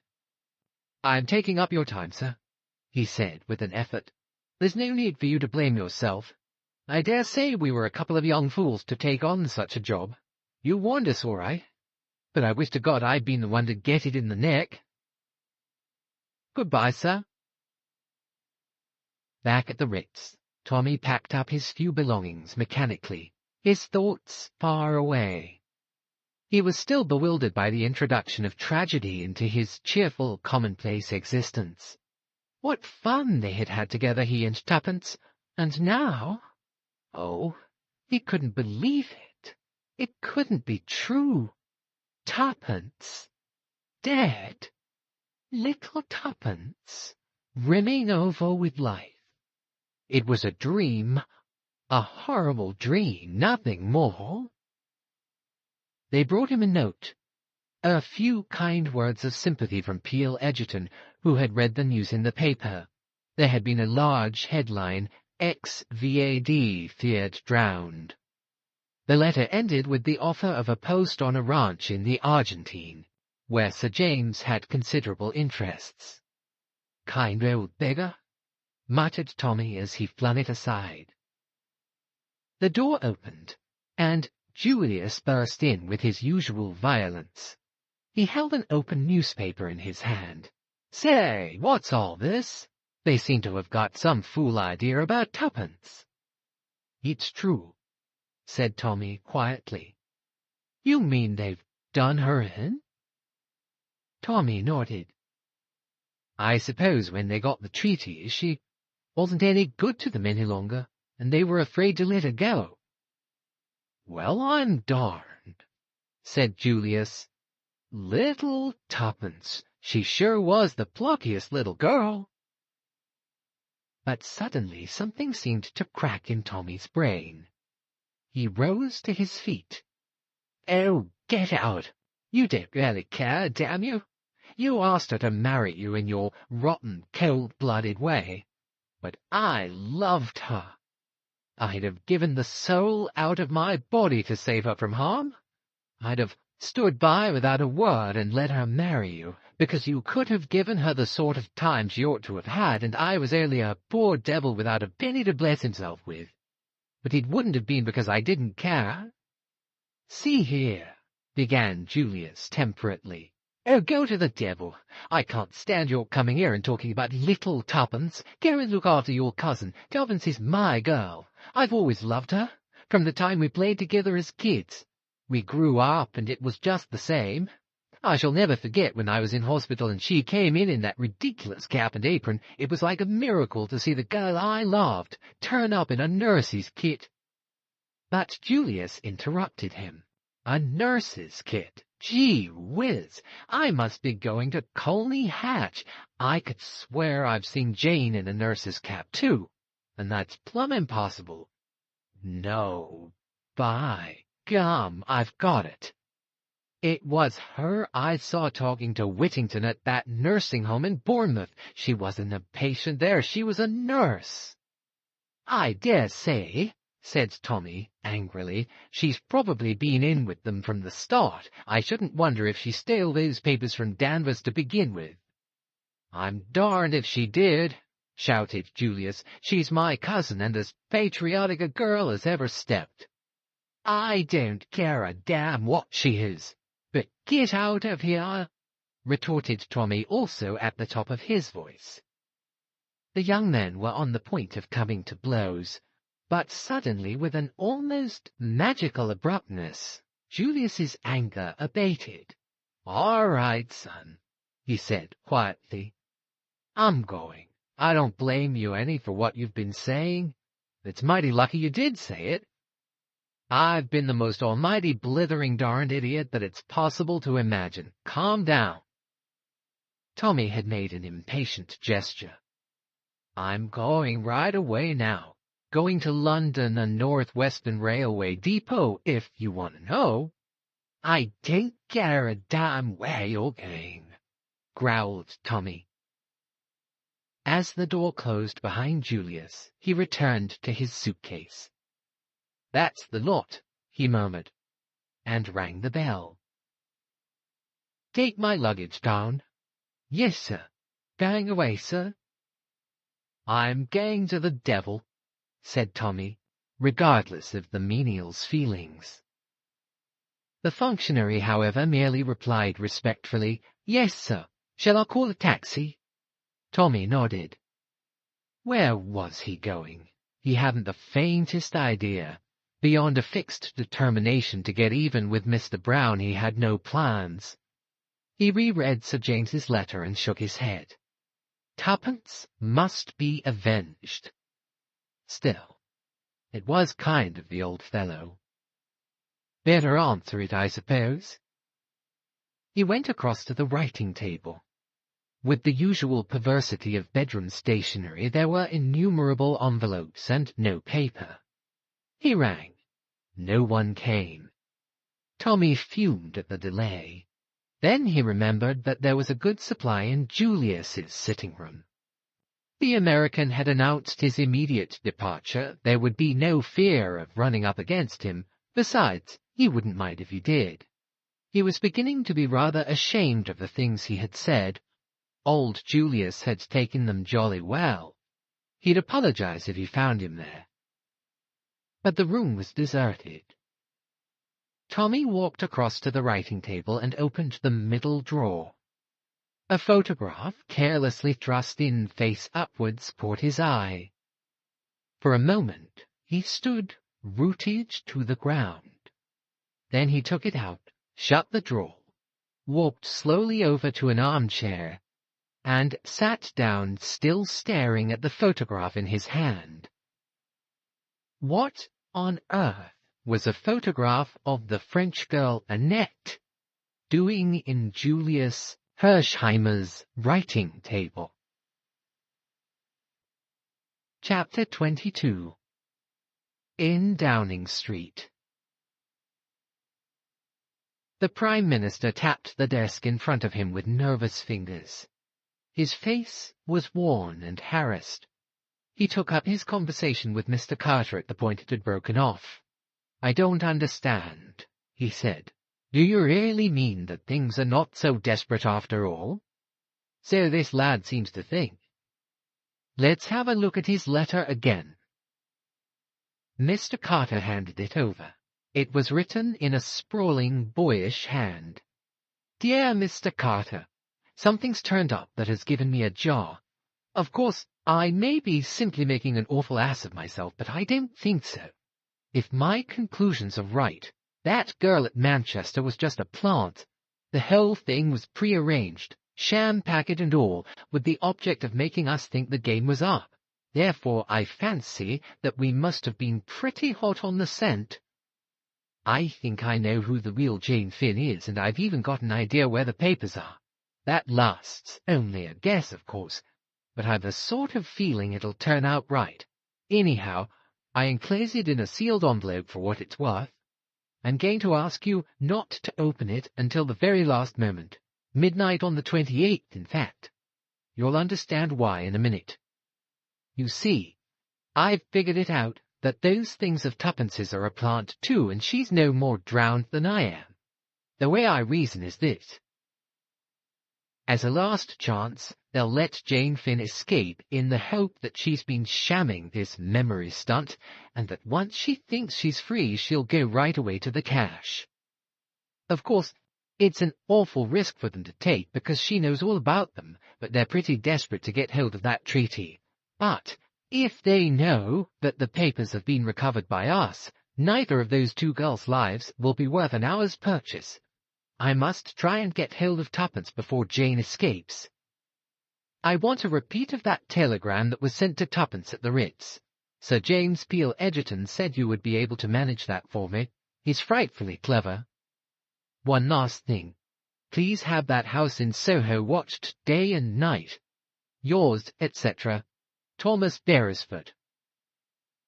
The Prime Minister looked up. The enclosure. Mr. Carter smiled dryly. In the vaults of the bank. I'm taking no chances. You don't think? The Prime Minister hesitated a minute, that it would be better to open it now. Surely we ought to secure the document. That is, provided the young man's guess turns out to be correct at once. We can keep the fact of having done so quite secret. Can we? I'm not so sure. There are spies all round us. Once it's known, I wouldn't give that." He snapped his fingers for the life of those two girls. "No. The boy trusted me, and I shan't let him down. Well, well, we must leave it at that then. What's he like, this lad?" "Outwardly he's an ordinary, clean-limbed, rather block-headed young Englishman, slow in his mental processes. On the other hand, it's quite impossible to lead him astray through his imagination. He hasn't got any, so he's difficult to deceive. He worries things out slowly, and once he's got hold of anything, he doesn't let go. The little lady's quite different, more intuition and less common sense. They make a pretty pair working together, pace and stamina." "He seems confident," mused the Prime Minister. "Yes, and that's what gives me hope. He's the kind of diffident youth who would have to be very sure before he ventured an opinion at all." A half-smile came to the other's lips. "And it is this boy who will defeat the master criminal of our time." "This boy, as you say, but I sometimes fancy I see a shadow behind." "You mean?" "Peel Edgerton." "Peel Edgerton?" said the Prime Minister in astonishment. "Yes, I see his hand in this." He struck the open letter. "He's there, working in the dark, silently, unobtrusively.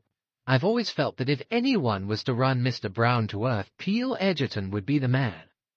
I tell you, he's on the case now, but doesn't want it known. By the way, I got rather an odd request from him the other day." "Yes?" "He sent me a cutting from some American paper. It referred to a man's body found near the docks in New York about 3 weeks ago. He asked me to collect any information on the subject I could." "Well?" Carter shrugged his shoulders. "I couldn't get much. Young fellow, about 35, poorly dressed, face very badly disfigured. He was never identified." "And you fancy that the two matters are connected in some way?" "Somehow I do. I may be wrong, of course." There was a pause. Then Mr. Carter continued. "I asked him to come round here. Not that we'll get anything out of him he doesn't want to tell. His legal instincts are too strong. But there's no doubt he can throw light on one or two obscure points in young Beresford's letter. Ah, here he is." The two men rose to greet the newcomer. A half-whimsical thought flashed across the Premier's mind. My successor, perhaps. "We've had a letter from young Beresford," said Mr. Carter, coming to the point at once. "You've seen him, I suppose?" "You suppose wrong," said the lawyer. "Oh?" Mr. Carter was a little nonplussed. Sir James smiled and stroked his chin. "He rang me up," he volunteered. "Would you have any objection to telling us exactly what passed between you?" "Not at all. He thanked me for a certain letter which I had written to him. As a matter of fact, I had offered him a job. Then he reminded me of something I had said to him at Manchester respecting that bogus telegram which lured Miss Cowley away. I asked him if anything untoward had occurred. He said it had. That in a drawer in Mr. Hersheimmer's room he had discovered a photograph." The lawyer paused, then continued. "I asked him if the photograph bore the name and address of a Californian photographer. He replied, 'You're on to it, sir. It had.' Then he went on to tell me something I didn't know. The original of that photograph was the French girl, Annette, who saved his life." "What?" "Exactly. I asked the young man with some curiosity what he had done with the photograph. He replied that he had put it back where he found it." The lawyer paused again. "That was good, you know. Distinctly good. He can use his brains, that young fellow. I congratulated him. The discovery was a providential one. Of course, from the moment that the girl in Manchester was proved to be a plant, everything was altered. Young Beresford saw that for himself without my having to tell it him, but he felt He couldn't trust his judgment on the subject of Miss Cowley. Did I think she was alive? I told him, duly weighing the evidence, that there was a very decided chance in favor of it. That brought us back to the telegram. Yes? I advised him to apply to you for a copy of the original wire. It had occurred to me as probable that after Miss Cowley flung it on the floor, certain words might have been erased and altered with the express intention of setting searchers on a false trail. Carter nodded. He took a sheet from his pocket and read aloud. Come at once, Astley Priors, Gatehouse, Kent. Great developments. Tommy. Very simple, said Sir James, and very ingenious. Just a few words to alter, and the thing was done, and the one important clue they overlooked. What was that? The page boy's statement that Miss Cowley drove to Charing Cross. They were so sure of themselves that they took it for granted he had made a mistake. Then young Beresford is now at Gatehouse, Kent, unless I am much mistaken. Mr. Carter looked at him curiously. I rather wonder you're not there too, Peel Edgerton. Ah, I'm busy on a case. I thought you were on your holiday. Oh, I've not been briefed. Perhaps it would be more correct to say I'm preparing a case. Any more facts about that American chap for me? I'm afraid not. Is it important to find out who he was? Oh, I know who he was, said Sir James easily. I can't prove it yet, but I know. The other two asked no questions. They had an instinct that it would be mere waste of breath. But what I don't understand, said the Prime Minister suddenly, is how that photograph came to be in Mr. Hersheimmer's drawer. Perhaps it never left it, suggested the lawyer gently. But the bogus inspector? Inspector Brown? Ah, said Sir James thoughtfully. He rose to his feet. I mustn't keep you. Go on with the affairs of the nation. I must get back to my case. 2 days later, Julius Hersheimmer returned from Manchester. A note from Tommy lay on his table. Dear Hersheimmer, sorry I lost my temper. In case I don't see you again, goodbye. I've been offered a job in the Argentine and might as well take it. Yours, Tommy Beresford. A peculiar smile lingered for a moment on Julius's face. He threw the letter into the waste paper basket. The darned fool, he murmured. Chapter 23. A Race Against Time. After ringing up Sir James, Tommy's next procedure was to make a call at South Audley Mansions. He found Albert discharging his professional duties and introduced himself without more ado as a friend of Tuppence's. Albert unbent immediately. Things has been very quiet here lately, he said wistfully. Hope the young lady's keeping well, sir. That's just the point, Albert. She's disappeared. You don't mean as the crooks have got her? They have. In the underworld? No, dash it all, in this world. It's a expression, sir, explained Albert. At the pictures the crooks always have a restaurant in the underworld. But do you think as they've done her in, sir? I hope not. By the way, have you by any chance an aunt, a cousin, a grandmother, or any other suitable female relation who might be represented as being likely to kick the bucket?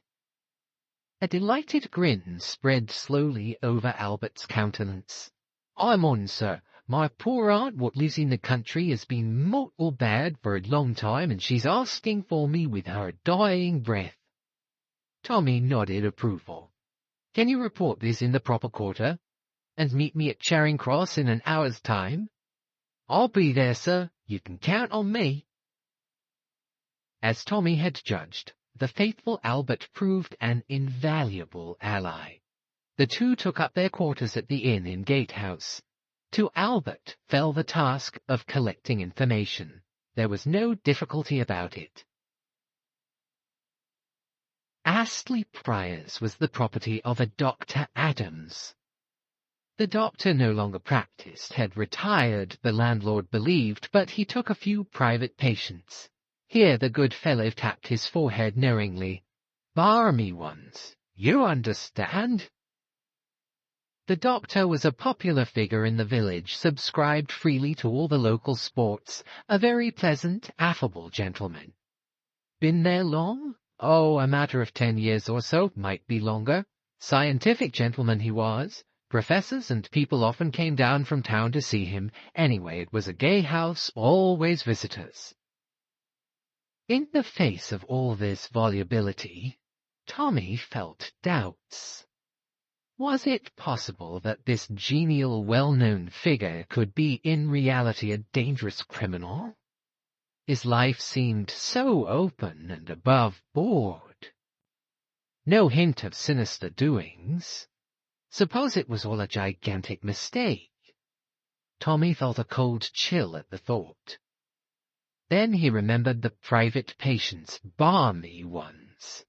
He inquired carefully if there was a young lady amongst them describing Tuppence, but nothing much seemed to be known about his patients. They were seldom seen outside the grounds.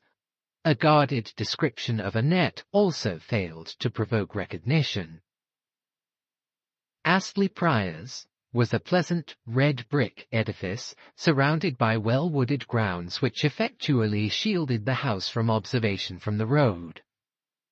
On the first evening, Tommy, accompanied by Albert, explored the grounds. Owing to Albert's insistence, they dragged themselves along painfully on their stomachs, thereby producing a great deal more noise than if they had stood upright. In any case, these precautions were totally unnecessary. The grounds, like those of any other private house after nightfall, seemed untenanted. Tommy had imagined a possible fierce watchdog. Albert's fancy ran to a puma or a tame cobra, but they reached a shrubbery near the house quite unmolested. The blinds of the dining-room window were up. There was a large company assembled round the table. The port was passing from hand to hand. It seemed a normal, pleasant company. Through the open windows, scraps of conversation floated out disjointedly on the night air. It was a heated discussion on county cricket. Again Tommy felt that cold chill of uncertainty. It seemed impossible to believe that these people were other than they seemed. Had he been fooled once more?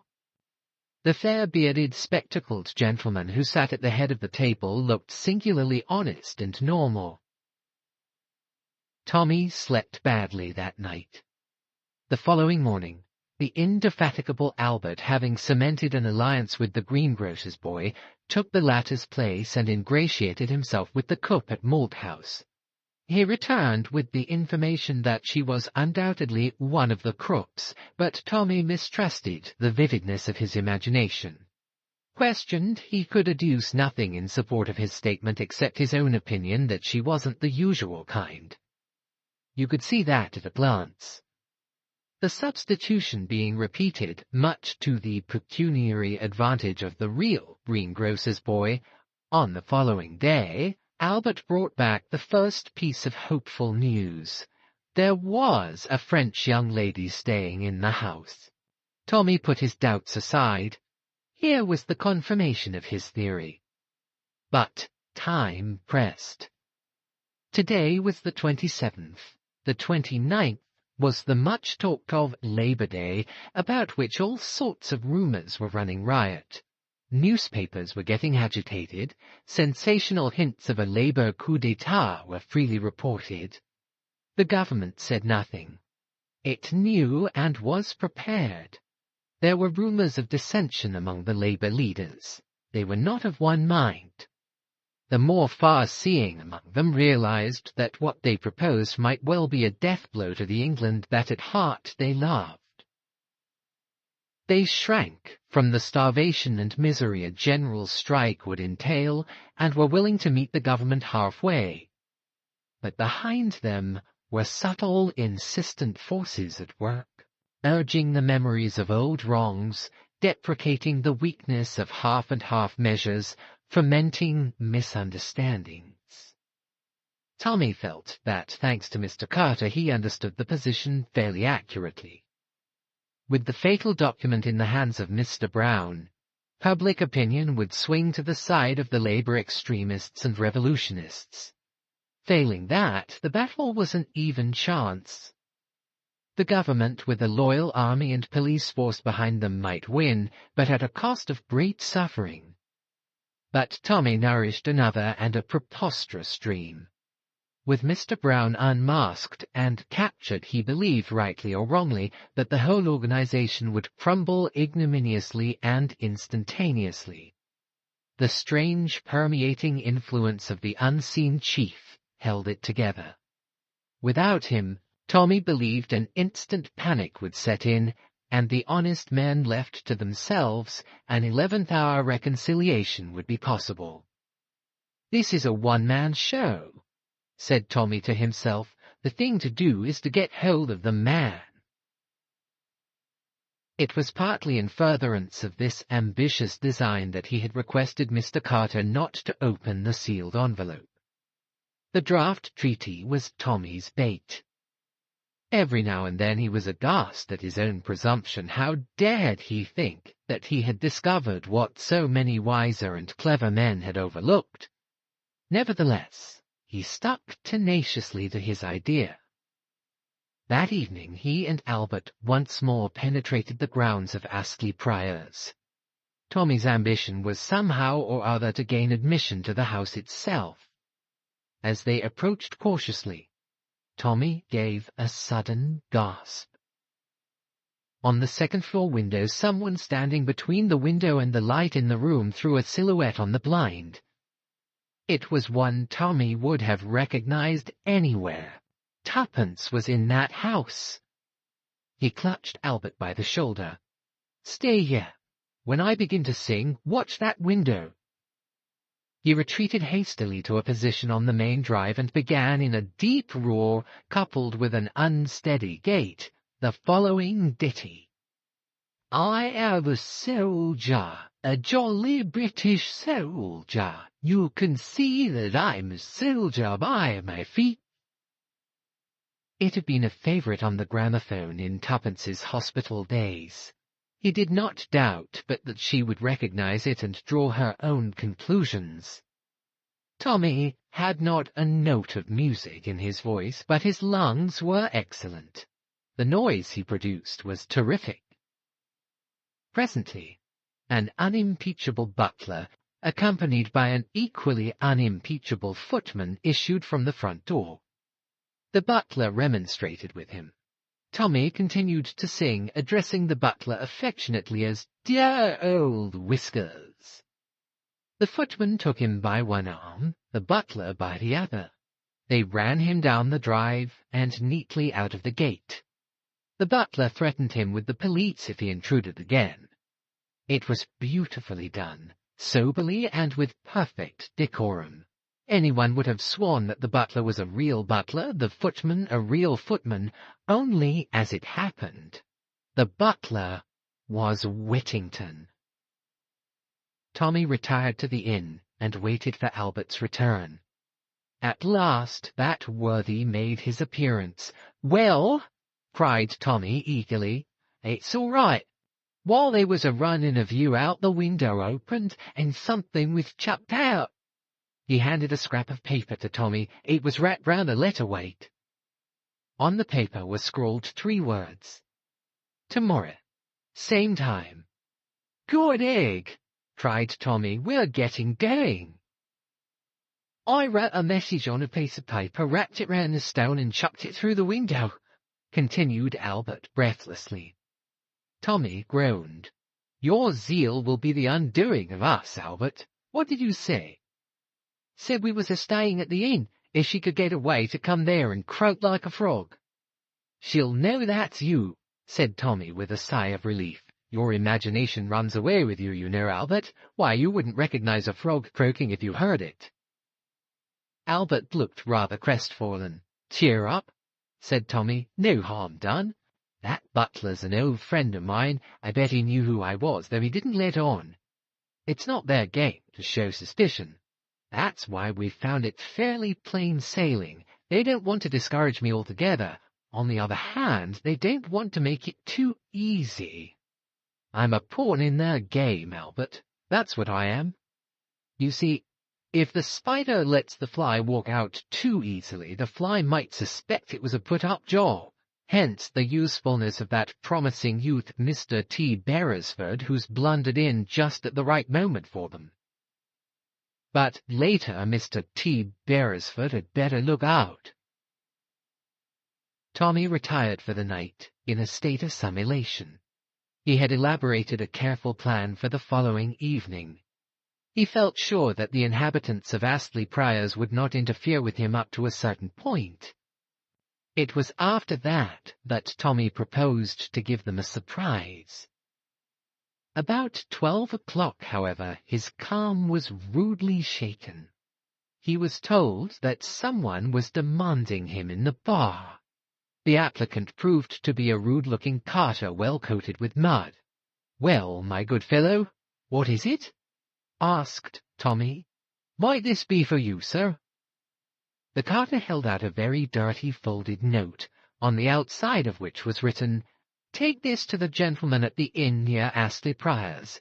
He will give you 10 shillings. The handwriting was Tuppence's. Tommy appreciated her quick-wittedness in realizing that he might be staying at the inn under an assumed name. He snatched at it. "That's all right." The man withheld it. "What about my 10 shillings? Tommy hastily produced a 10-shilling note, and the man relinquished his find. Tommy unfastened it. "Dear Tommy, I knew it was you last night. Don't go this evening. They'll be lying in wait for you. They're taking us away this morning. I heard something about Wales. Holyhead, I think. I'll drop this on the road if I get a chance. Annette told me how you'd escaped. Buck up. Yours, 2pence." Tommy raised a shout for Albert before he had even finished perusing this characteristic epistle. "Pack my bag. We're off." "Yes, sir." The boots of Albert could be heard racing upstairs. Holyhead! Did that mean that, after all? Tommy was puzzled. He read on slowly. The boots of Albert continued to be active on the floor above. Suddenly a second shout came from below. "Albert, I'm a damned fool. Unpack that bag." "Yes, sir." Tommy smoothed out the note thoughtfully. "Yes, a damned fool," he said softly. "But so's someone else.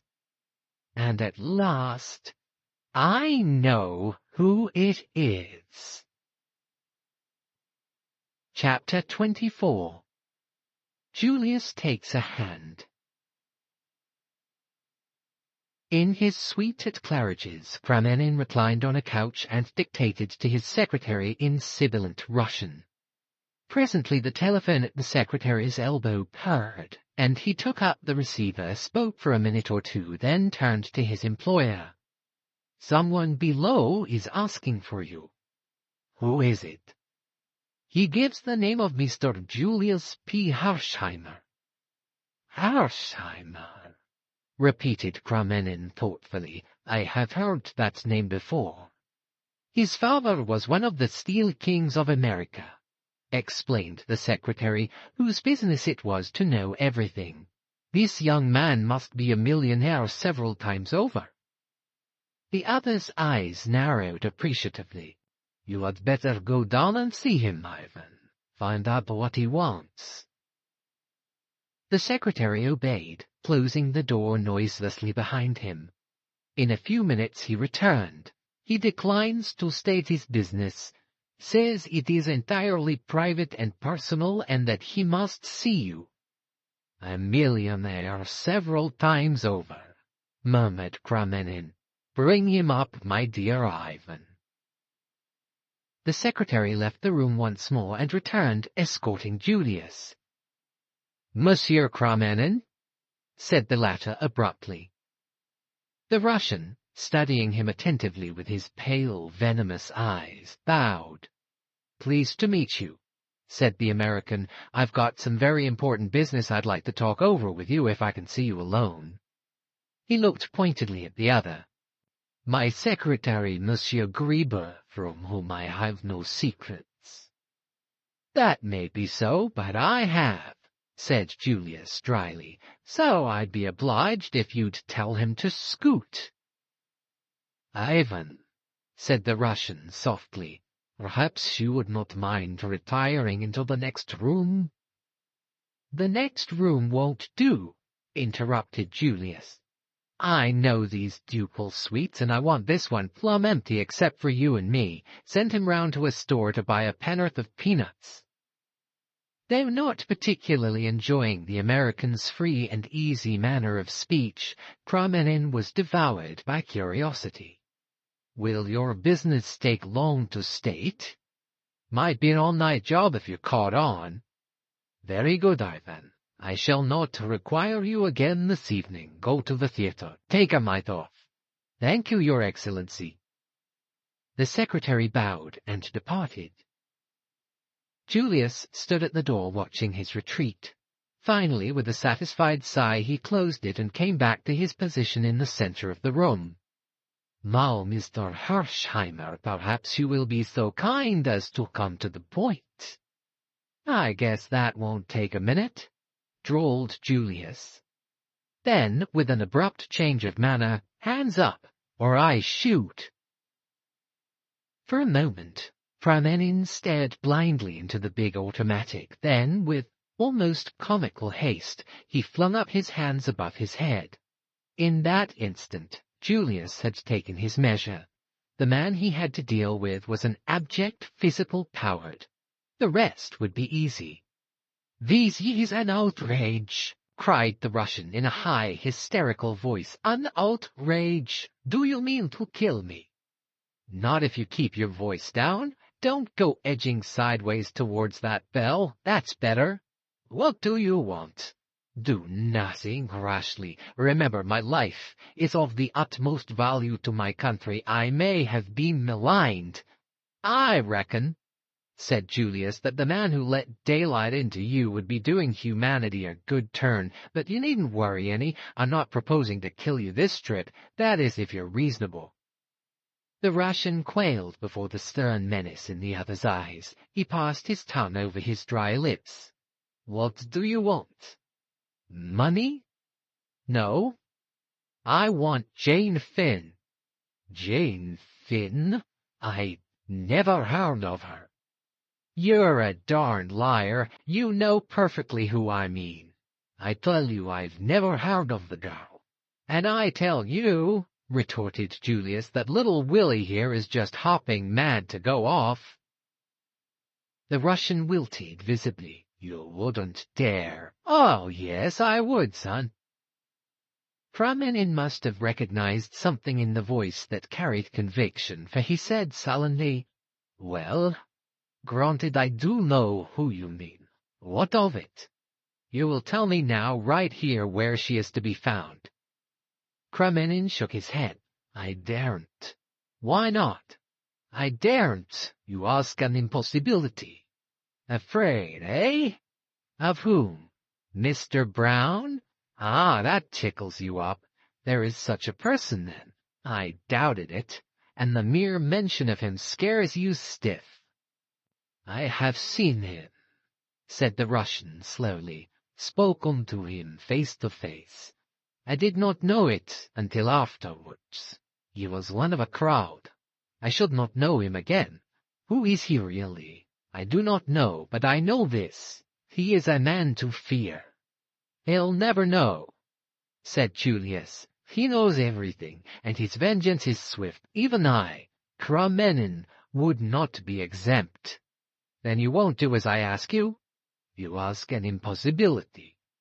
"Sure, that's a pity for you," said Julius cheerfully. but the world in general will benefit."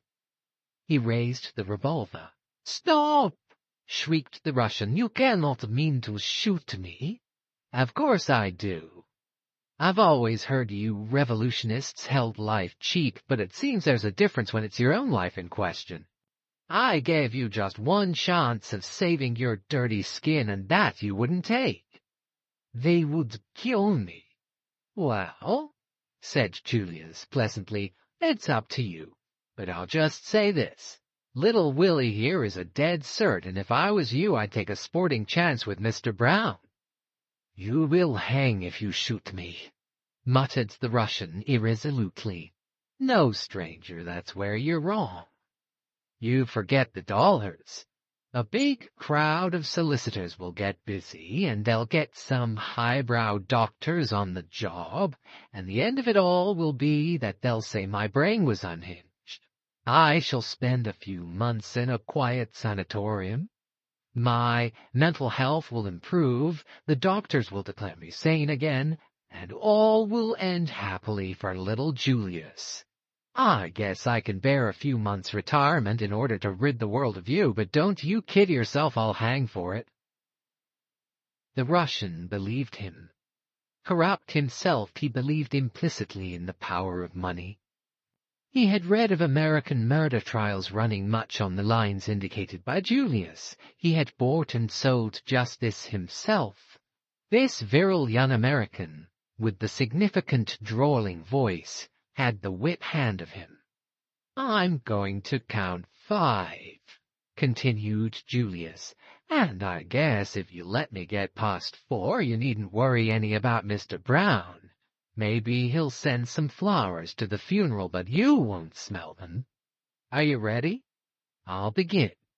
1, 2, 3, 4... The Russian interrupted with a shriek. "Do not shoot. I will do all you wish." Julius lowered the revolver. "I thought you'd hear sense. Where is the girl?" "At Gatehouse in Kent. Astley Priors, the place is called." "Is she a prisoner there?"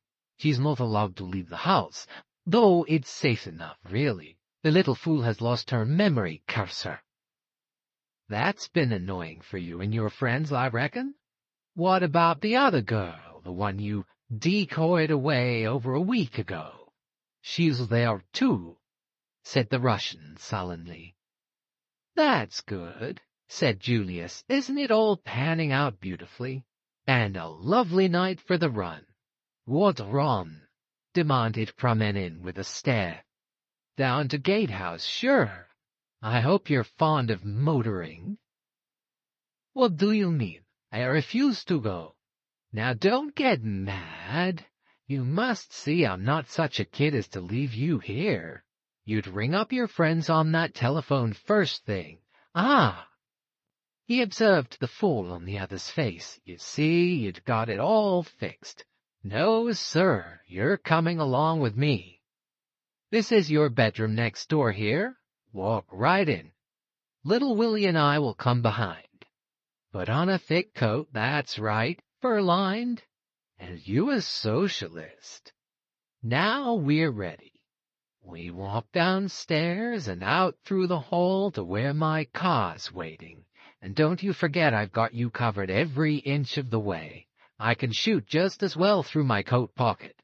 One word, or a glance even, at one of those liveried menials, and there'll sure be a strange face in the sulphur and brimstone works." Together they descended the stairs and passed out to the waiting car. The Russian was shaking with rage. The hotel servants surrounded them. A cry hovered on his lips, but at the last minute his nerve failed him. The American was a man of his word. When they reached the car, Julius breathed a sigh of relief. The danger zone was past. Fear had successfully hypnotized the man by his side. "Get in," he ordered. Then, as he caught the other's sidelong glance, "No, the chauffeur won't help you any. Naval man. Was on a submarine in Russia when the revolution broke out. A brother of his was murdered by your people. George? Yes, sir. The chauffeur turned his head. This gentleman is a Russian Bolshevik. We don't want to shoot him, but it may be necessary. You understand? Perfectly, sir. I want to go to Gatehouse in Kent. Know the road at all? Yes, sir. It will be about an hour and a half's run. Make it an hour. I'm in a hurry. I'll do my best, sir. The car shot forward through the traffic. Julius ensconced himself comfortably by the side of his victim. He kept his hand in the pocket of his coat, but his manner was urbane to the last degree. There was a man I shot once in Arizona, he began cheerfully. At the end of the hour's run, the unfortunate Promenin was more dead than alive. In succession to the anecdote of the Arizona man, there had been a tough from Frisco and an episode in the Rockies.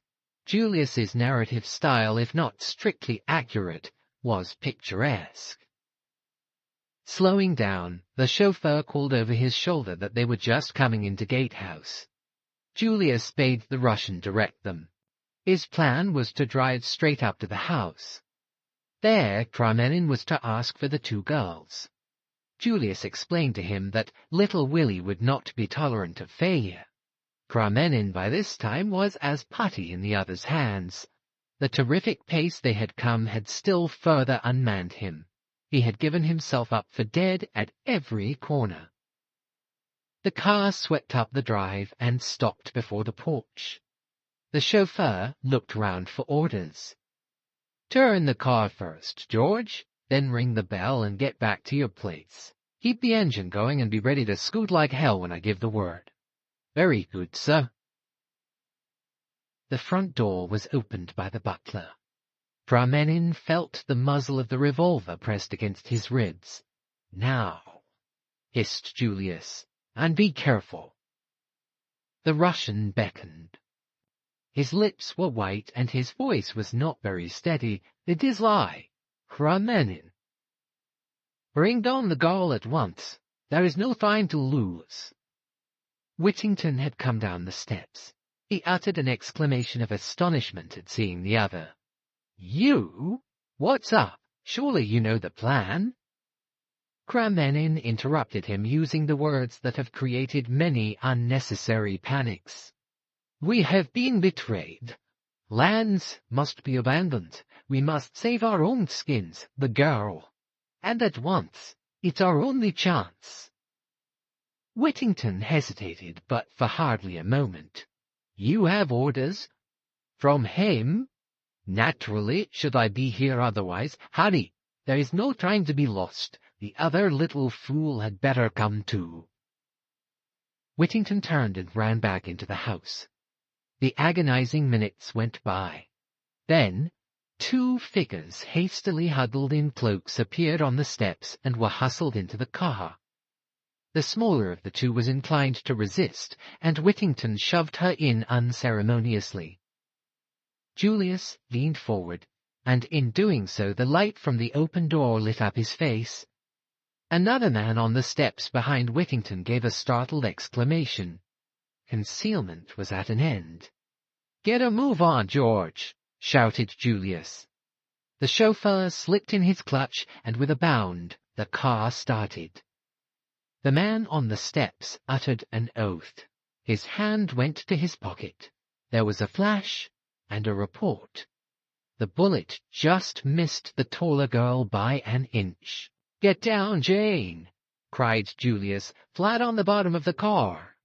He thrust her sharply forward. Then, standing up, he took careful aim and fired. "Have you hit him?" cried Tuppence eagerly. "Sure," replied Julius. "He isn't killed, though. Skunks like that take a lot of killing. Are you all right, Tuppence?" "Of course I am. Where's Tommy? And who's this?" She indicated the shivering Promenin. "Tommy's making tracks for the Argentine. I guess he thought you'd turned up your toes. Steady through the gate, George. That's right. It'll take 'em at least 5 minutes to get busy after us. They'll use the telephone, I guess, so look out for snares ahead and don't take the direct route." Who's this, did you say, Tuppence? Let me present Monsieur Kramenin. I persuaded him to come on the trip for his health. The Russian remained mute, still livid with terror. But what made them let us go?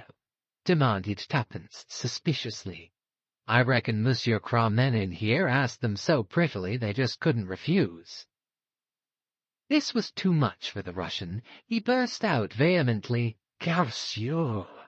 Curse you! They know now that I betrayed them. My life won't be safe for an hour in this country. That's so, assented Julius. I'd advise you to make tracks for Russia right away. Let me go, then, cried the other. I have done what you asked. Why do you still keep me with you? Not for the pleasure of your company. I guess you can get right off now if you want to. I thought you'd rather I tooled you back to London. You may never reach London, snarled the other. Let me go here and now. Sure thing. Pull up, George. The gentleman's not making the return trip.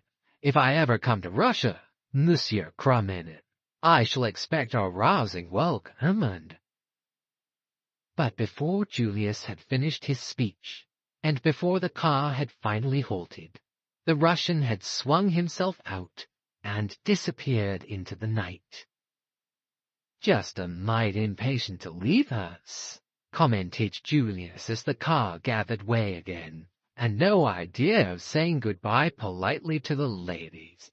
Say, Jane, you can get up on the seat now. For the first time, the girl spoke. How did you persuade him? She asked. Julius tapped his revolver. Little Willie here takes the credit. Splendid, cried the girl. The color surged into her face. Her eyes looked admiringly at Julius. Annette and I didn't know what was going to happen to us, said Tuppence. Old Whittington hurried us off. We thought it was lambs to the slaughter. Annette, said Julius. Is that what you call her? His mind seemed to be trying to adjust itself to a new idea. It's her name, said Tuppence, opening her eyes very wide. Shucks, retorted Julius. She may think it's her name because her memory's gone, poor kid, but it's the one real and original Jane Finn we've got here. What? Cried Tuppence. But she was interrupted. With an angry spirit, a bullet embedded itself in the upholstery of the car just behind her head. Down with you, cried Julius. It's an ambush. These guys have got busy pretty quickly. Push her a bit, George. The car fairly leapt forward. 3 more shots rang out, but went happily wide. Julius, upright, leant over the back of the car. Nothing to shoot at, he announced gloomily, but I guess there'll be another little picnic soon. Ah! He raised his hand to his cheek. You are hurt? Said Annette quickly. Only a scratch. The girl sprang to her feet. Let me out. Let me out, I say. Stop the car. It's me they're after. I'm the one they want. You shall not lose your lives because of me. Let me go. She was fumbling with the fastenings of the door. Julius took her by both arms and looked at her. She had spoken with no trace of a foreign accent. Sit down, kid, he said gently. I guess there's nothing wrong with your memory. Been fooling them all the time, eh? The girl looked at him, nodded, and then suddenly burst into tears. Julius patted her on the shoulder. There, there, just you sit tight. We're not going to let you quit. Through her sobs, the girl said indistinctly, You're from home. I can tell by your voice. It makes me homesick. Sure, I'm from home. I'm your cousin, Julius Hersheimmer. I came over to Europe on purpose to find you, and a pretty dance you've led me. The car slackened speed.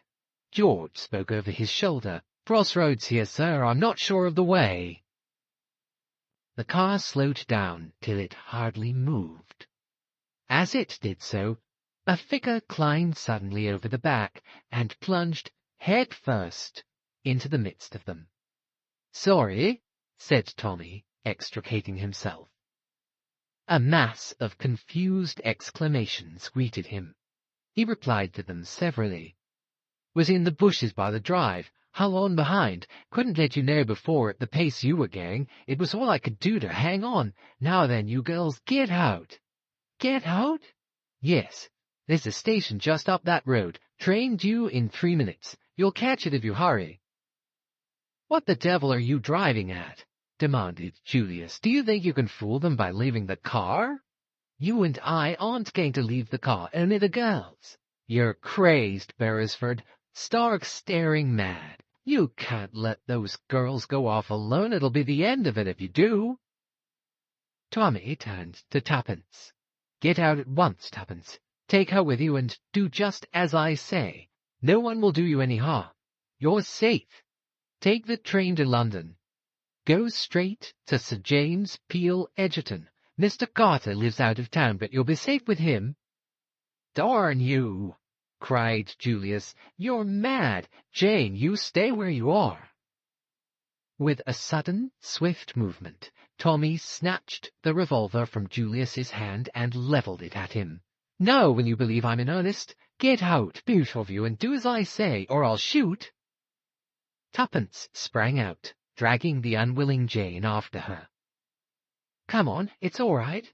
If Tom is sure, he's sure. Be quick. We'll miss the train." They started running.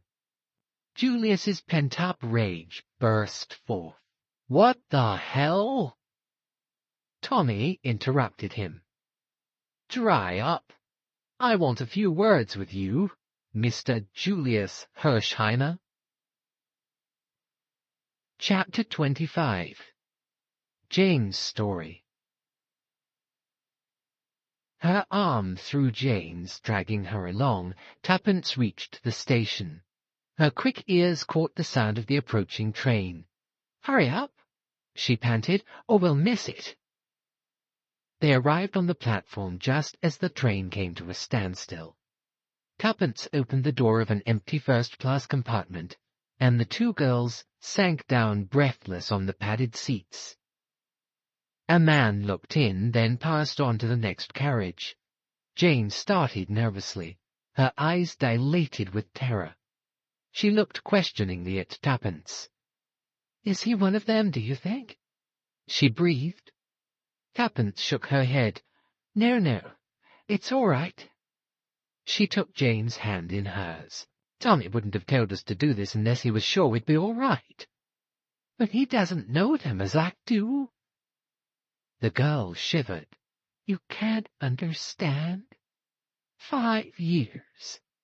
5 long years. Sometimes I thought I should go mad." "Never mind. It's all over." "Is it?" The train was moving now, speeding through the night at a gradually increasing rate. Suddenly Jane Finn started up. "What was that? I thought I saw a face, looking in through the window." "No, there's nothing. See?" Tuppence went to the window and, lifting the strap, let the pane down. "You're sure?" "Quite sure." The other seemed to feel some excuse was necessary. "I guess I'm acting like a frightened rabbit, but I can't help it. If they caught me now, they'd—" Her eyes opened wide and staring. "Don't," implored Tuppence. "Lie back and don't think. You can be quite sure that Tommy wouldn't have said it was safe if it wasn't. My cousin didn't think so. He didn't want us to do this." "Never," said Tuppence, rather embarrassed. "What are you thinking of?" said Jane sharply. "Why?" "Your voice was so queer." "I was thinking of something," confessed Tuppence, "but I didn't want to tell you. Not now. I may be wrong, but I don't think so. It's just an idea that came into my head a long time ago. Tommy's got it too. I'm almost sure he has, but don't you worry. There'll be time enough for that later, and it mayn't be so at all. Do what I tell you. Lie back and don't think of anything. I'll try." The long lashes drooped over the hazel eyes. Tuppence, for her part, sat bolt upright, much in the attitude of a watchful terrier on guard. In spite of herself, she was nervous. Her eyes flashed continually from one window to the other. She noted the exact position of the communication cord. What it was that she feared she would have been hard put to it to say. But in her own mind, she was far from feeling the confidence displayed in her words. Not that she disbelieved in Tommy, but occasionally she was shaken with doubts as to whether anyone so simple and honest as he was could ever be a match for the fiendish subtlety of the arch-criminal. If they once reached Sir James Peel Edgerton in safety, all would be well. But would they reach him? Would not the silent forces of Mr. Brown already be assembling against them? Even that last picture of Tommy, revolver in hand, failed to comfort her. By now he might be overpowered, borne down by sheer force of numbers. Tuppence mapped out her plan of campaign. As the train at length drew slowly into Charing Cross, Jane Finn sat up with a start. "Have we arrived? I never thought we should." "Oh, I thought we'd get to London all right. If there's going to be any fun, now is when it will begin. Quick, get out. We'll nip into a taxi." In another minute they were passing the barrier, had paid the necessary fares, and were stepping into a taxi. "King's Cross," directed Tuppence. Then she gave a jump. A man looked in at the window just as they started. She was almost certain it was the same man who had got into the carriage next to them. She had a horrible feeling of being slowly hemmed in on every side. "You see," she explained to Jane, "if they think we're going to Sir James, this will put them off the scent. Now they'll imagine we're going to Mr. Carter. His country place is north of London somewhere." Crossing Holborn there was a block, and the taxi was held up. This was what Tuppence had been waiting for. "Quick," she whispered, "open the right-hand door." The two girls stepped out into the traffic. 2 minutes later, they were seated in another taxi and were retracing their steps, this time direct to Carlton House Terrace. "There," said Tuppence with great satisfaction. "This ought to do them. I can't help thinking that I'm really rather clever. How that other taximan will swear, but I took his number and I'll send him a postal order tomorrow so that he won't lose by it if he happens to be genuine. What's this thing swerving? Oh!" There was a grinding noise and a bump. Another taxi had collided with them. In a flash, Tuppence was out on the pavement. A policeman was approaching. Before he arrived, Tuppence had handed the driver 5 shillings, and she and Jane had merged themselves in the crowd. "It's only a step or two now," said Tuppence breathlessly. The accident had taken place in Trafalgar Square. "Do you think the collision was an accident or done deliberately?" "I don't know. It may have been either." Hand in hand, the two girls hurried along. "It may be my fancy," said Tuppence suddenly, "but I feel as though there was someone behind us." "Hurry," murmured the other. "Oh, hurry." They were now at the corner of Carlton House Terrace, and their spirits lightened. Suddenly, a large and apparently intoxicated man barred their way. "Good evening, ladies," he hiccuped. "Whither away so fast?" "Let us pass, please," said Tuppence imperiously. "Just a word with your pretty friend here." He stretched out an unsteady hand and clutched Jane by the shoulder. Tuppence heard other footsteps behind. She did not pause to ascertain whether they were friends or foes. Lowering her head, she repeated a manoeuvre of childish days, and butted their aggressor full in the capacious middle. The success of these unsportsmanlike tactics was immediate. The man sat down abruptly on the pavement. Tuppence and Jane took to their heels. The house they sought was some way down. Other footsteps echoed behind them. Their breath was coming in choking gasps as they reached Sir James's door. Tuppence seized the bell, and Jane the knocker. The man who had stopped them reached the foot of the steps. For a moment he hesitated, and as he did so the door opened.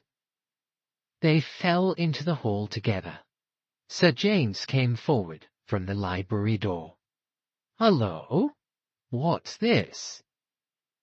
He stepped forward and put his arm round Jane as she swayed uncertainly. He half carried her into the library and laid her on the leather couch. From a tantalus on the table he poured out a few drops of brandy and forced her to drink them. With a sigh she sat up, her eyes still wild and frightened. "It's all right. Don't be afraid, my child. You're quite safe." Her breath came more normally, and the colour was returning to her cheeks. Sir James looked at Tuppence quizzically. "So you're not dead, Miss Tuppence, any more than that Tommy boy of yours was." "The young adventurers take a lot of killing," boasted Tuppence. "So it seems," said Sir James dryly.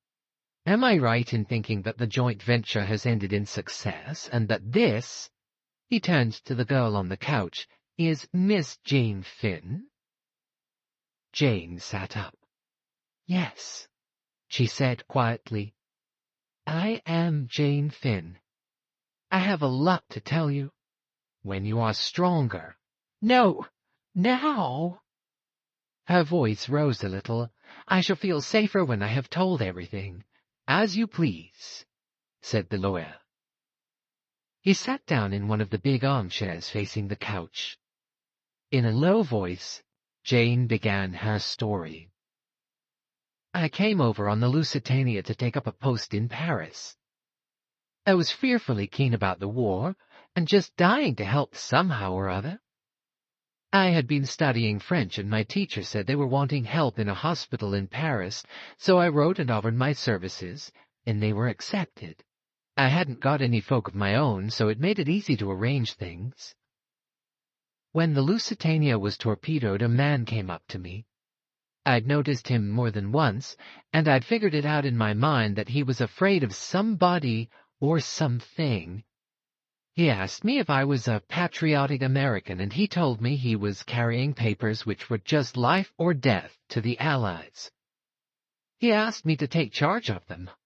I was to watch for an advertisement in the Times. If it didn't appear, I was to take them to the American ambassador. Most of what followed seems like a nightmare still. I see it in my dreams sometimes. I'll hurry over that part. Mr. Danvers had told me to watch out. He might have been shadowed from New York, but he didn't think so. At first I had no suspicions, but on the boat to Holyhead I began to get uneasy.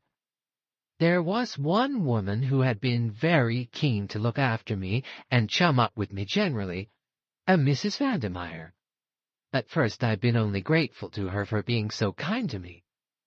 But all the time I felt there was something about her I didn't like. And on the Irish boat I saw her talking to some queer-looking men, and from the way they looked I saw that they were talking about me. I remembered that she'd been quite near me on the Lusitania when Mr. Danvers gave me the packet, and before that she'd tried to talk to him once or twice.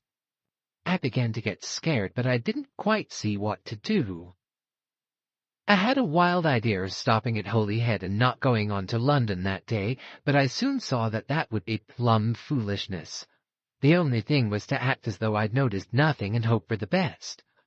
I couldn't see how they could get me if I was on my guard.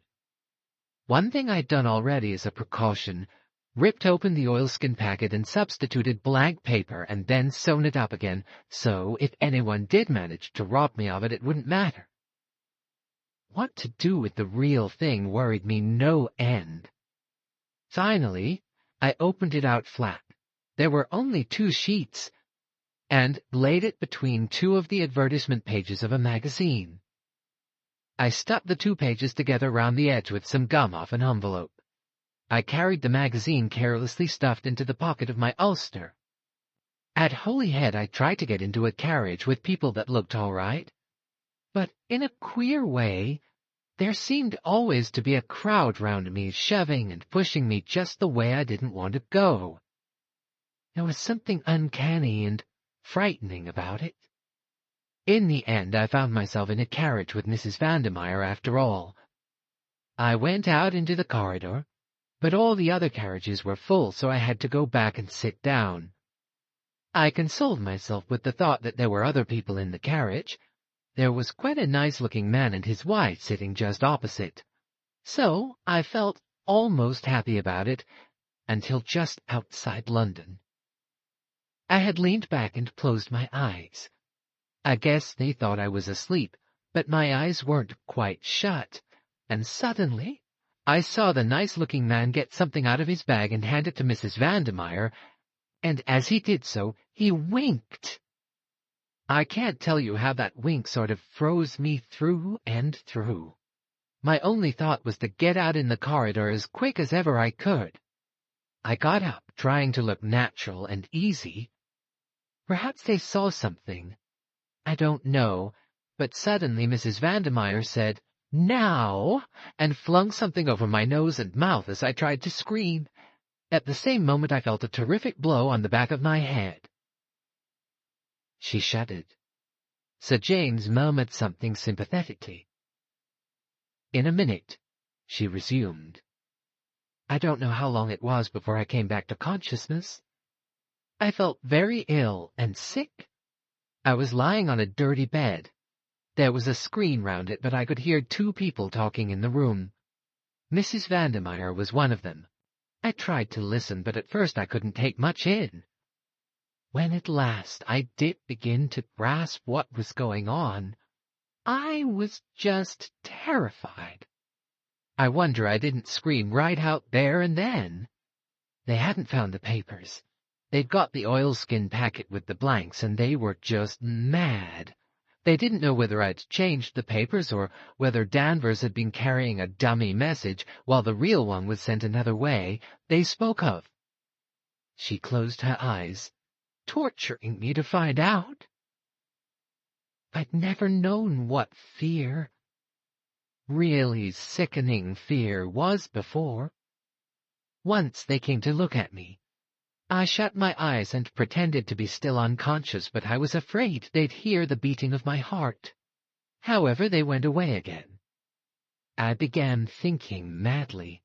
What could I do? I knew I wouldn't be able to stand up against torture very long. Suddenly, something put the thought of loss of memory into my head. The subject had always interested me, and I'd read an awful lot about it. I had the whole thing at my fingertips. If only I could succeed in carrying the bluff through, it might save me. I said a prayer and drew a long breath. Then I opened my eyes and started babbling in French. Mrs. Vandermeyer came round the screen at once. Her face was so wicked I nearly died, but I smiled up at her doubtfully and asked her in French where I was. It puzzled her, I could see. She called the man she had been talking to.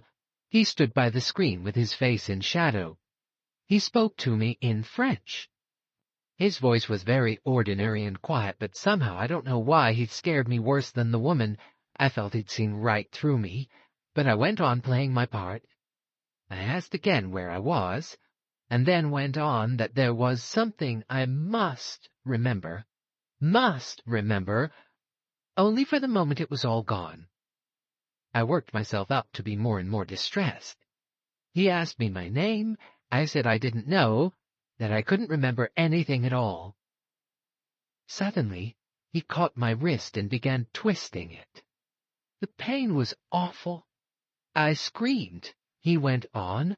I screamed and screamed, but I managed to shriek out things in French. I don't know how long I could have gone on, but luckily I fainted.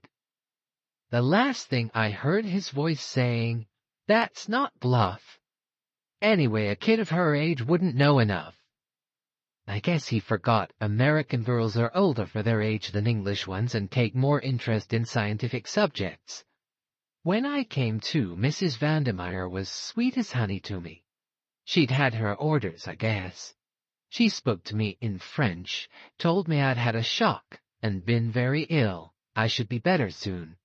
I pretended to be rather dazed, murmured something about the doctor having hurt my wrist. She looked relieved when I said that.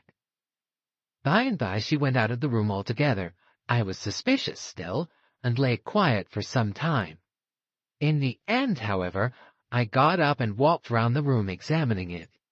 I thought that even if anyone was watching me from somewhere, it would seem natural enough under the circumstances. It was a squalid, dirty place.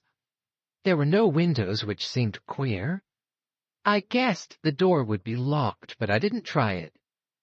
There was some battered old pictures on the walls, representing scenes from Faust. Jane's two listeners gave a simultaneous, "Ah!" The girl nodded. Yes, it was the place in Soho where Mr. Beresford was imprisoned. Of course, at the time I didn't even know if I was in London. One thing was worrying me dreadfully, but my heart gave a great throb of relief when I saw my ulster lying carelessly over the back of a chair, and the magazine was still rolled up in the pocket.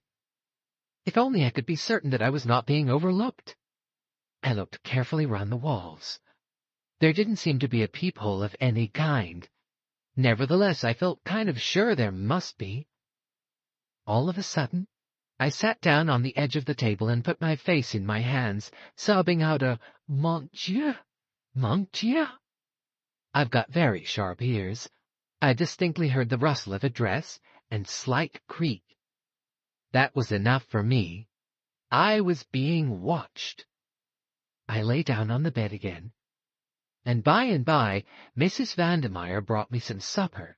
She was still sweet as they make them. I guess she'd been told to win my confidence. Presently she produced the oilskin packet and asked me if I recognized it, watching me like a lynx all the time. I took it and turned it over in a puzzled sort of way. Then I shook my head. I said that I felt I ought to remember something about it, that it was just as though it was all coming back, and then, before I could get hold of it, it went again. Then she told me that I was her niece, and that I was to call her Aunt Rita.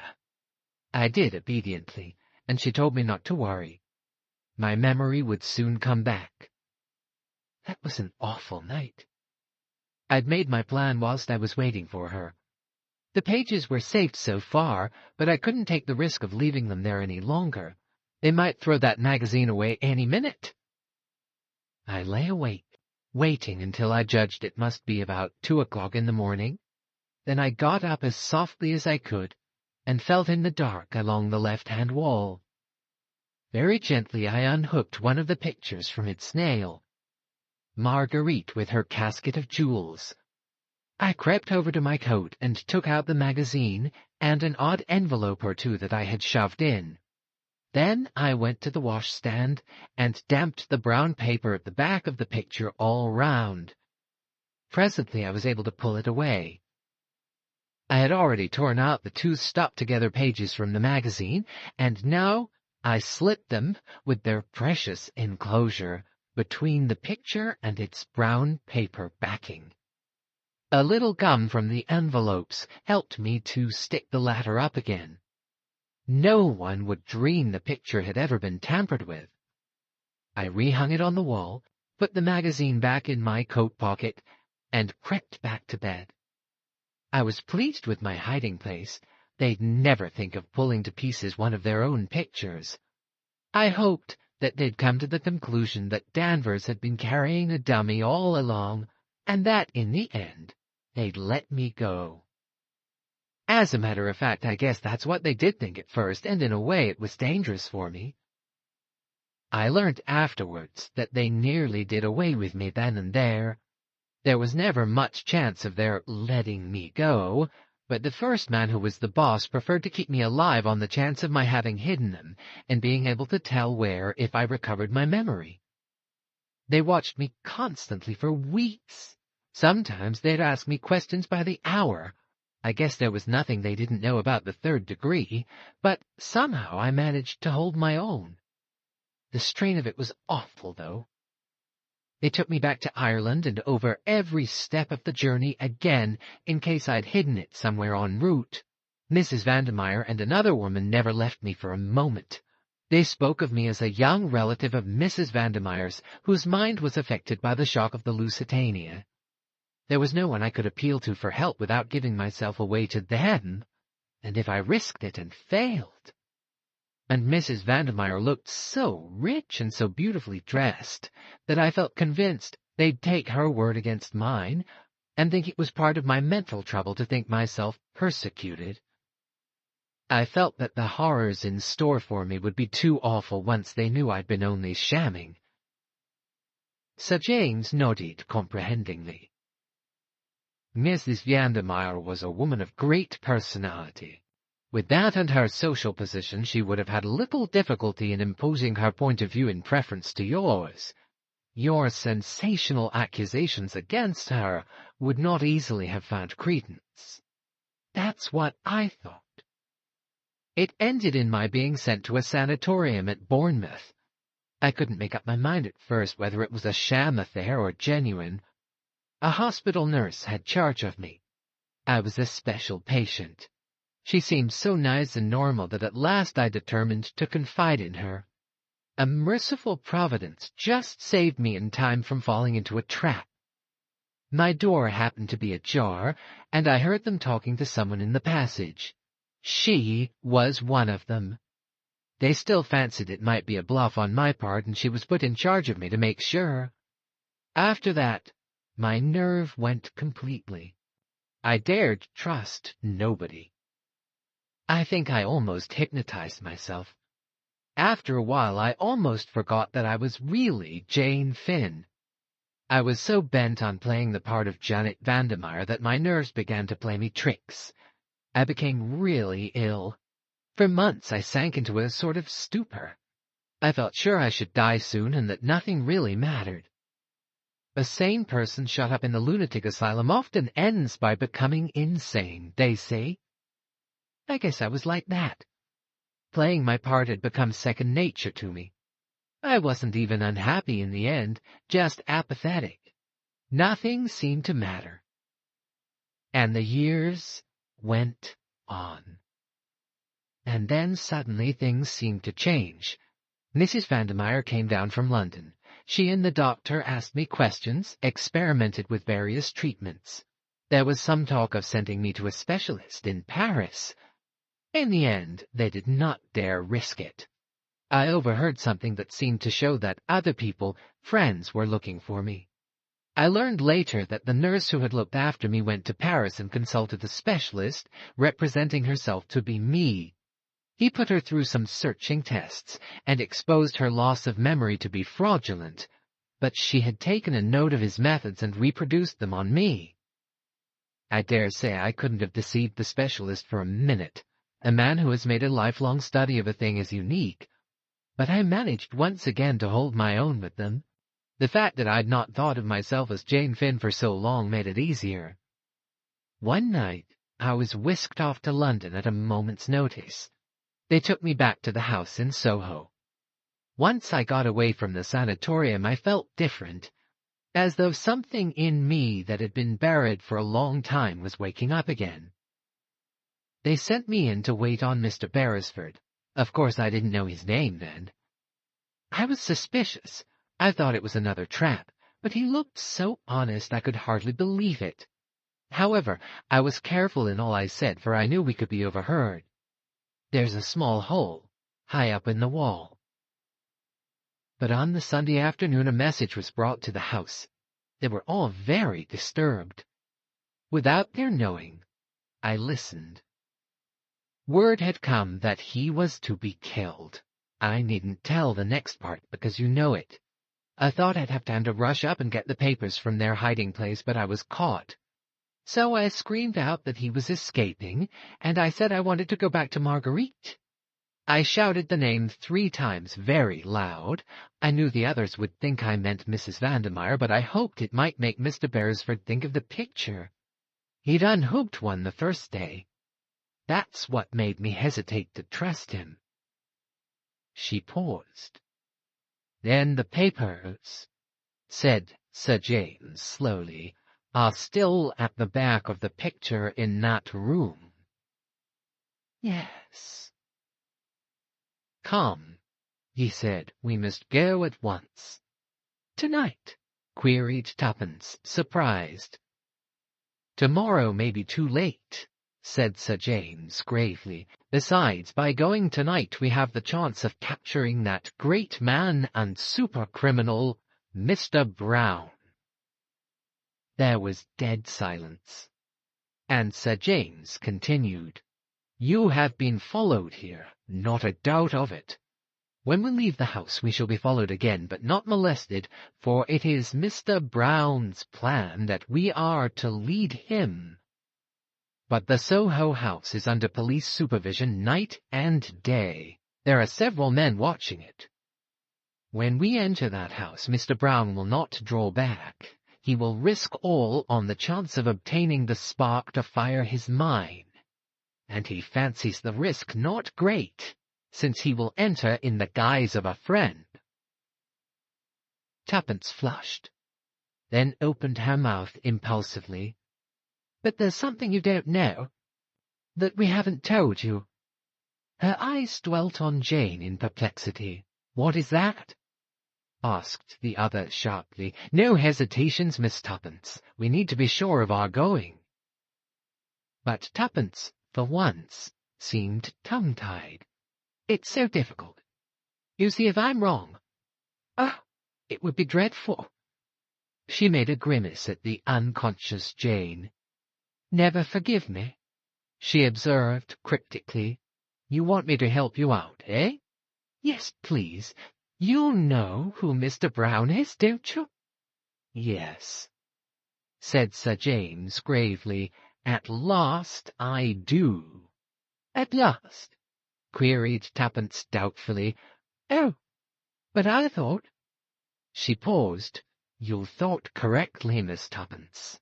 I have been morally certain of his identity for some time, ever since the night of Mrs. Vandermeyer's mysterious death. Ah, breathed Tuppence. For there we are up against the logic of facts. There are only 2 solutions. Either the chloral was administered by her own hand, which theory I reject utterly, or else, yes, or else it was administered in the brandy you gave her. Only 3 people touched that brandy. You, Miss Tuppence, I myself, and one other, Mr. Julius Hersheimmer. Jane Finn stirred and sat up, regarding the speaker with wide, astonished eyes. At first the thing seemed utterly impossible. Mr. Hersheimmer, as the son of a prominent millionaire, was a well-known figure in America. It seemed utterly impossible that he and Mr. Brown could be one and the same. But you cannot escape from the logic of facts. Since the thing was so, it must be accepted. Remember Mrs. Vandermeyer's sudden and inexplicable agitation. Another proof, if proof was needed. I took an early opportunity of giving you a hint. From some words of Mr. Hersheimmer's at Manchester, I gathered that you had understood and acted on that hint. Then I set to work to prove the impossible possible. Mr. Beresford rang me up and told me what I had already suspected, that the photograph of Miss Jane Finn had never really been out of Mr. Hersheimmer's possession. But the girl interrupted. Springing to her feet, she cried out angrily, "What do you mean? What are you trying to suggest? That Mr. Brown is Julius? Julius? My own cousin?" "No, Miss Finn," said Sir James unexpectedly, "not your cousin. The man who calls himself Julius Hersheimmer is no relation to you whatsoever."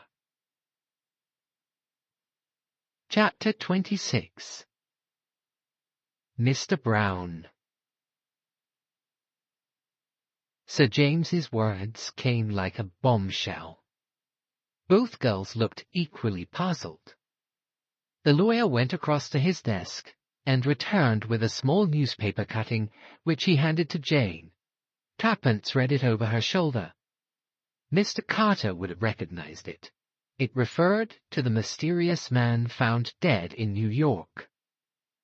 "As I was saying to Miss Tuppence," resumed the lawyer, "I set to work to prove the impossible possible. The great stumbling block was the undeniable fact that Julius Hersheimmer was not an assumed name. When I came across this paragraph, my problem was solved. Julius Hersheimmer set out to discover what had become of his cousin. He went out west, where he obtained news of her and her photograph to aid him in his search. On the eve of his departure from New York, he was set upon and murdered. His body was dressed in shabby clothes and the face disfigured to prevent identification. Mr. Brown took his place. He sailed immediately for England. None of the real Hersheimmer's friends or intimates saw him before he sailed, though indeed it would hardly have mattered if they had. The impersonation was so perfect. Since then he had been hand and glove with those sworn to hunt him down. Every secret of theirs has been known to him. Only once did he come near disaster. Mrs. Vandermeyer knew his secret. It was no part of his plan that huge bribe should ever be offered to her. But for Miss Tuppence's fortunate change of plans, she would have been far away from the flat when we arrived there. Exposure stared him in the face. He took a desperate step, trusting in his assumed character to avert suspicion. He nearly succeeded, but not quite. "I can't believe it," murmured Jane. "He seemed so splendid." The real Julius Hersheimmer was a splendid fellow, and Mr. Brown is a consummate actor. But ask Miss Tuppence if she also has not had her suspicions. Jane turned mutely to Tuppence. The latter nodded. "I didn't want to say it, Jane. I knew it would hurt you, and after all I couldn't be sure. I still don't understand why, if he's Mr. Brown, he rescued us. Was it Julius Hersheimmer who helped you to escape?"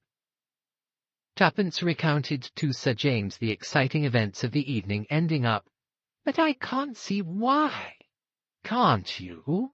I can. So can young Beresford by his actions." As a last hope, Jane Finn was to be allowed to escape, and the escape must be managed so that she harbors no suspicions of it being a put-up job. They're not averse to young Beresford's being in the neighborhood and, if necessary, communicating with you. They'll take care to get him out of the way at the right minute. Then Julius Hersheimmer dashes up and rescues you in true melodramatic style. Bullets fly, but don't hit anybody. What would have happened next? You would have driven straight to the house in Soho and secured the document which Miss Finn would probably have entrusted to her cousin's keeping. Or, if he conducted the search, he would have pretended to find the hiding place already rifled. He would have had a dozen ways of dealing with the situation, but the result would have been the same. And I rather fancy some accident would have happened to both of you. You see, you know rather an inconvenient amount. That's a rough outline. I admit I was caught napping, but someone else wasn't." "Tommy," said Tuppence softly. "Yes. Evidently when the right moment came to get rid of him, he was too sharp for them. All the same, I'm not too easy in my mind about him." "Why?" "Because Julius Hersheimmer is Mr. Brown," said Sir James dryly. "And it takes more than one man and a revolver to hold up Mr. Brown." Tuppence paled a little. What can we do?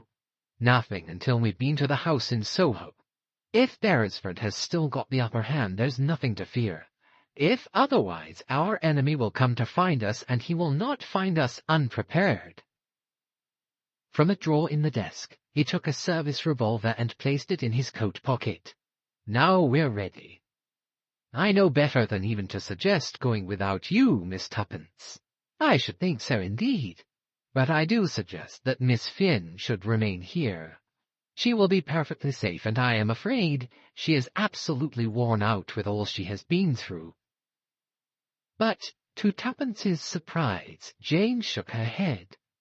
No, I guess I'm going too. Those papers were my trust. I must go through with this business to the end. I'm heaps better now, anyway. Sir James's car was ordered round.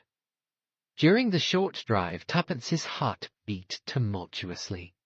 In spite of momentary qualms of uneasiness respecting Tommy, she could not but feel exultation. They were going to win. The car drew up at the corner of the square, and they got out.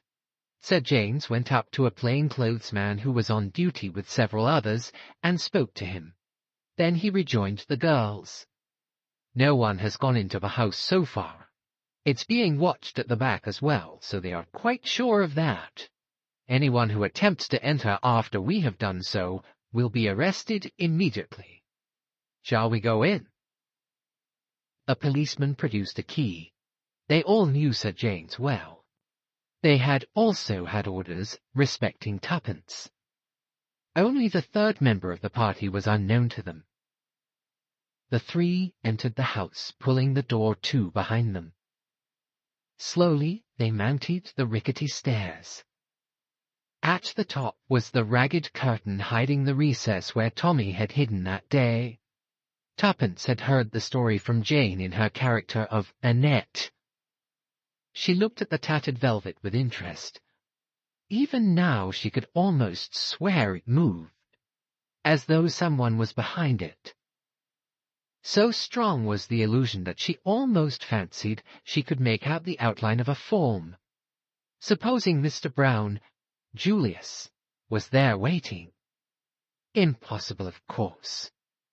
Yet she almost went back to put the curtain aside and make sure. Now they were entering the prison room. No place for anyone to hide here, thought Tuppence with a sigh of relief, then chided herself indignantly. She must not give way to this foolish fancying, this curious, insistent feeling that Mr. Brown was in the house. Hark! What was that? A stealthy footstep on the stairs? There was someone in the house. Absurd! She was becoming hysterical. Jane had gone straight to the picture of Marguerite. She unhooked it with a steady hand. The dust lay thick upon it, and festoons of cobwebs lay between it and the wall. Sir James handed her a pocket-knife, and she ripped away the brown paper from the back. The advertisement page of a magazine fell out. Jane picked it up. Holding apart the frayed inner edges, she extracted 2 thin sheets, covered with writing. No dummy this time. The real thing. "We've got it," said Tuppence, "at last." The moment was almost breathless in its emotion. Forgotten the faint creakings, the imagined noises of a minute ago. None of them had eyes for anything but what Jane held in her hand. Sir James took it and scrutinized it attentively. "Yes," he said quietly, "this is the ill-fated draft treaty." "We've succeeded," said Tuppence. There was awe and an almost wondering unbelief in her voice. Sir James echoed her words as he folded the paper carefully and put it away in his pocket-book. Then he looked curiously round the dingy room. "It was here that our young friend was confined for so long, was it not?" he said. A truly sinister room. You noticed the absence of windows, and the thickness of the close-fitting door. Whatever took place here would never be heard by the outside world. Tuppence shivered. His words woke a vague alarm in her. What if there was someone concealed in the house? Someone who might bar that door on them and leave them to die like rats in a trap?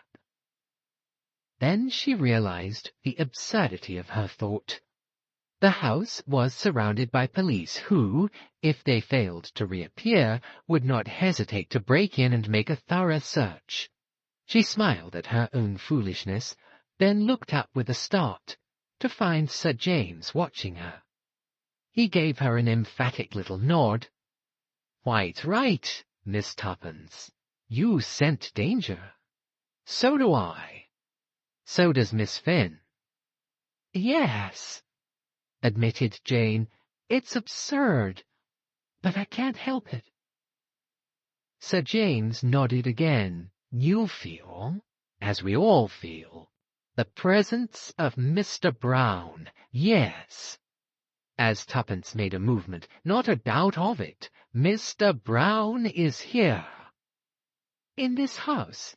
"In this room. You don't understand. I am Mr. Brown." Stupefied, unbelieving, they stared at him. The very lines of his face had changed. It was a different man who stood before them. He smiled a slow, cruel smile. "Neither of you will leave this room alive. You said just now we had succeeded. I have succeeded. The draft treaty is mine." His smile grew wider as he looked at Tuppence. "Shall I tell you how it will be? Sooner or later the police will break in, and they will find 3 victims of Mr. Brown. 3, not 2, you understand. But fortunately the 3rd will not be dead, only wounded, and will be able to describe the attack with a wealth of detail. The treaty? It is in the hands of Mr. Brown, so no one will think of searching the pockets of Sir James Peel Edgerton." He turned to Jane. "You outwitted me. I make my acknowledgments, but you will not do it again." There was a faint sound behind him, but, intoxicated with success, he did not turn his head. He slipped his hand into his pocket. "Checkmate to the young adventurers," he said, and slowly raised the big automatic. But even as he did so, he felt himself seized from behind in a grip of iron. The revolver was wrenched from his hand, and the voice of Julius Hersheimmer said drawlingly, "I guess you're caught red-handed, with the goods upon you." The blood rushed to the K.C.'s face, but his self-control was marvelous as he looked from one to the other of his 2 captors. He looked longest at Tommy. "You," he said beneath his breath. "You! I might have known." Seeing that he was disposed to offer no resistance, their grip slackened. Quick as a flash, his left hand, the hand which bore the big signet ring, was raised to his lips. "Ave Caesar! Te morituri salutant," he said, still looking at Tommy. Then his face changed, and with a long, convulsive shudder, he fell forward in a crumpled heap, whilst an odour of bitter almonds filled the air. Chapter 27. A supper party at the Savoy. The supper party given by Mr. Julius Hersheimmer to a few friends on the evening of the 30th will long be remembered in catering circles. It took place in a private room, and Mr. Hersheimmer's orders were brief and forcible. He gave carte blanche, and when a millionaire gives carte blanche, he usually gets it. Every delicacy out of season was duly provided. Waiters carried bottles of ancient and royal vintage with loving care. The floral decorations defied the seasons, and fruits of the earth as far apart as May and November found themselves miraculously side by side. The list of guests was small and select. The American ambassador, Mr. Carter, who had taken the liberty, he said, of bringing an old friend, Sir William Beresford, with him.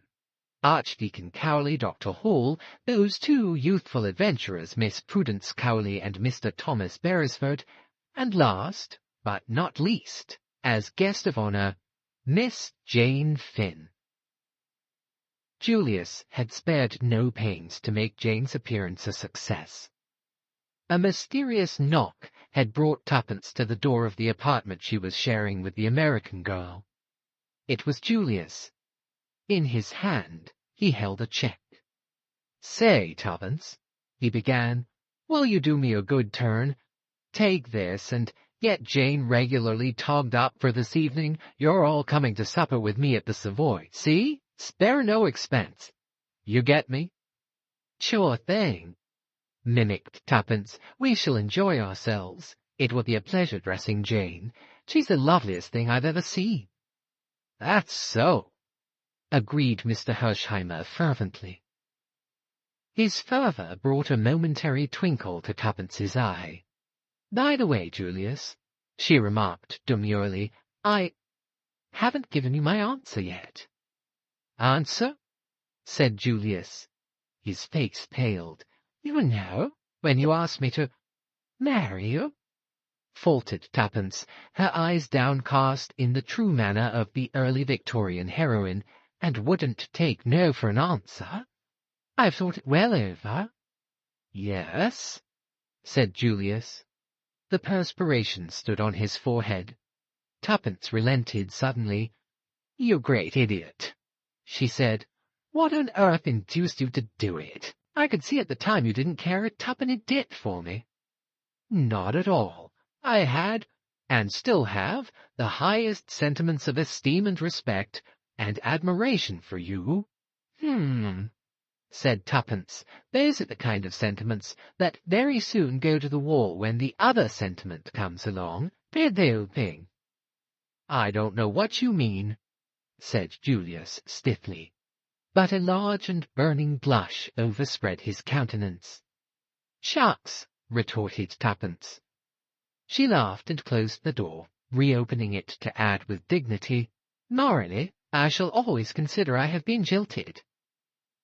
"What was it?" asked Jane as Tuppence rejoined her.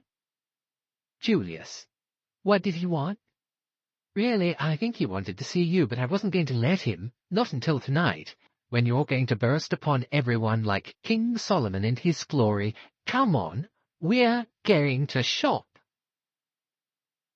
To most people, the 29th, the much-heralded Labour Day, had passed much as any other day. Speeches were made in the Park and Trafalgar Square.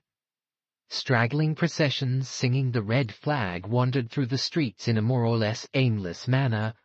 Newspapers which had hinted at a general strike and the inauguration of a reign of terror were forced to hide their diminished heads. The bolder and more astute among them sought to prove that peace had been effected by following their counsels. In the Sunday papers a brief notice of the sudden death of Sir James Peel Edgerton, the famous K.C., had appeared. Monday's paper dealt appreciatively with the dead man's career. The exact manner of his sudden death was never made public. Tommy had been right in his forecast of the situation. It had been a one-man show. Deprived of their chief, the organization fell to pieces. Pramenin had made a precipitate return to Russia, leaving England early on Sunday morning. The gang had fled from Astley Priors in a panic, leaving behind in their haste various damaging documents which compromised them hopelessly. With these proofs of conspiracy in their hands, aided further by a small brown diary taken from the pocket of the dead man which had contained a full and damning resume of the whole plot, the government had called an 11th-hour conference. The labor leaders were forced to recognize that they had been used as a cat's paw. Certain concessions were made by the government and were eagerly accepted. It was to be peace, not war. But the cabinet knew by how narrow a margin they had escaped utter disaster, and burnt in on Mr. Carter's brain was the strange scene which had taken place in the house in Soho the night before. He had entered the squalid room to find that great man, the friend of a lifetime, dead, betrayed out of his own mouth. From the dead man's pocketbook he had retrieved the ill-omened draft treaty, and then and there, in the presence of the other three, it had been reduced to ashes. England was saved. And now, on the evening of the 30th, in a private room at the Savoy, Mr. Julius P. Hersheimmer was receiving his guests. Mr. Carter was the first to arrive. With him was a choleric-looking old gentleman, at sight of whom Tommy flushed up to the roots of his hair. He came forward. "Ha!"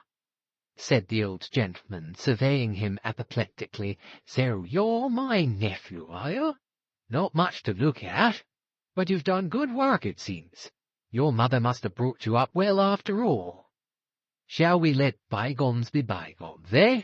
You're my heir, you know, and in future I propose to make you an allowance, and you can look upon Chalmers Park as your home." "Thank you, sir. It's awfully decent of you. There's this young lady I've been hearing such a lot about." Tommy introduced Tuppence. "Ha!" said Sir William, eyeing her. "Girls aren't what they used to be in my young days." "Yes, they are," said Tuppence. "Their clothes are different, perhaps, but they themselves are just the same." "Well, perhaps you're right. Minxies then, minxies now." "That's it," said Tuppence. "I'm a frightful minx myself." "I believe you," said the old gentleman, chuckling, and pinching her ear in high good humour. Most young women were terrified of the old bear, as they termed him. Tuppence's pertness delighted the old misogynist. Then came the timid archdeacon, a little bewildered by the company in which he found himself, glad that his daughter was considered to have distinguished herself, but unable to help glancing at her from time to time with nervous apprehension. But Tuppence behaved admirably. She forbore to cross her legs, set a guard upon her tongue, and steadfastly refused to smoke. Dr. Hall came next, and he was followed by the American ambassador. "We might as well sit down," said Julius when he had introduced all his guests to each other. "Tuppence, will you?" He indicated the place of honour with a wave of his hand. But Tuppence shook her head. "No, that's Jane's place. When one thinks of how she's held out all these years, she ought to be made the queen of the feast tonight." Julius flung her a grateful glance, and Jane came forward shyly to the allotted seat. Beautiful as she had seemed before, it was as nothing to the loveliness that now went fully adorned. Tuppence had performed her part faithfully. The model gown supplied by a famous dressmaker had been entitled a tiger lily. It was all golds and reds and browns, and out of it rose the pure column of the girl's white throat and the bronze masses of hair that crowned her lovely head. There was admiration in every eye as she took her seat. Soon the supper party was in full swing, and with one accord Tommy was called upon for a full and complete explanation. "You've been too darned close about the whole business," Julius accused him. "You let on to me that you were off to the Argentine, though I guess you had your reasons for that. The idea of both you and Tuppence casting me for the part of Mr. Brown just tickles me to death." "The idea was not original to them," said Mr. Carter gravely. "It was suggested, and the poison very carefully instilled by a past master in the art. The paragraph in the New York paper suggested the plan to him, and by means of it he wove a web that nearly enmeshed you fatally." "I never liked him," said Julius. "I felt from the first that there was something wrong about him, and I always suspected that it was he who silenced Mrs. Vandermeyer so appositely. But it wasn't till I heard that the order for Tommy's execution came right on the heels of our interview with him that Sunday that I began to tumble to the fact that he was the big bug himself." "I never suspected it at all," lamented Tuppence. "I've always thought I was so much cleverer than Tommy, but he's undoubtedly scored over me handsomely." Julius agreed. "Tommy's been the goods this trip, and instead of sitting there as dumb as a fish, let him banish his blushes and tell us all about it." "Hear, hear." "There's nothing to tell," said Tommy, acutely uncomfortable. "I was an awful mug, right up to the time I found that photograph of Annette and realized that she was Jane Finn. Then I remembered how persistently she had shouted out that word Marguerite, and I thought of the pictures, and, well, that's that. Then, of course, I went over the whole thing to see where I'd made an ass of myself." "Go on," said Mr. Carter, as Tommy showed signs of taking refuge in silence once more. "That business about Mrs. Vandermeyer had worried me when Julius told me about it. On the face of it, it seemed that he or Sir James must have done the trick, but I didn't know which. Finding that photograph in the drawer, after that story of how it had been got from him by Inspector Brown, made me suspect Julius. Then I remembered that it was Sir James who had discovered the false Jane Finn. In the end, I couldn't make up my mind, and just decided to take no chances either way. I left a note for Julius in case he was Mr. Brown, saying I was off to the Argentine, and I dropped Sir James's letter with the offer of the job by the desk so that he would see it was a genuine stunt. Then I wrote my letter to Mr. Carter and rang up Sir James. Taking him into my confidence would be the best thing either way, so I told him everything except where I believed the papers to be hidden. The way he helped me to get on the track of Tuppence and Annette almost disarmed me, but not quite. I kept my mind open between the two of them. And then I got a bogus note from Tuppence. And I knew. But how? Tommy took the note in question from his pocket and passed it round the table. "It's her handwriting, all right, but I knew it wasn't from her, because of the signature. She'd never spell her name Twopence, but anyone who'd never seen it written might quite easily do so. Julius had seen it.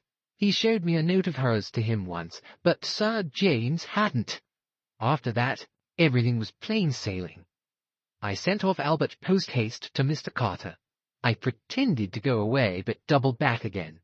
When Julius came bursting up in his car, I felt it wasn't part of Mr. Brown's plan, and that there would probably be trouble. Unless Sir James was actually caught in the act, so to speak, I knew Mr. Carter would never believe it of him on my bare word." "I didn't," interposed Mr. Carter ruefully. "That's why I sent the girls off to Sir James. I was sure they'd fetch up at the house in Soho sooner or later. I threatened Julius with the revolver because I wanted Tuppence to repeat that to Sir James so that he wouldn't worry about us. The moment the girls were out of sight, I told Julius to drive like hell for London, and as we went along I told him the whole story. We got to the Soho house in plenty of time and met Mr. Carter outside. After arranging things with him, we went in and hid behind the curtain in the recess. The policemen had orders to say, if they were asked, that no one had gone into the house. That's all."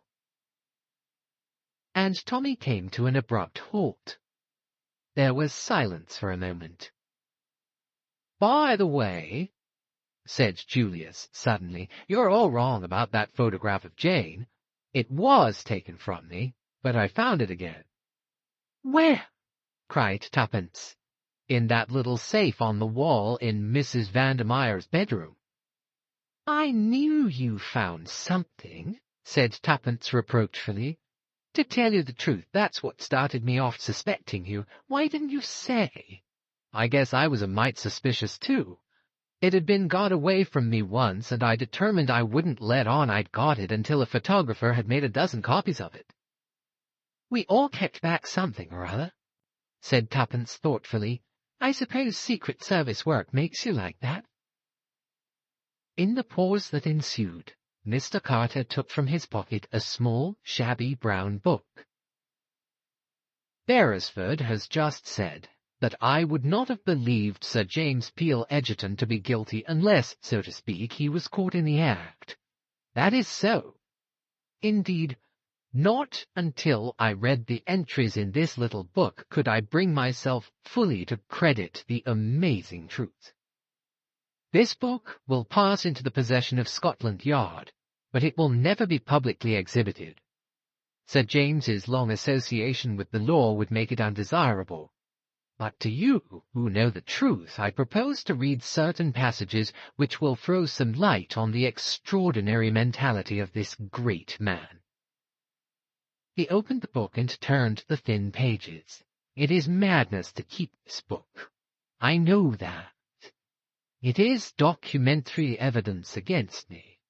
But I have never shrunk from taking risks, and I feel an urgent need for self-expression. The book will only be taken from my dead body.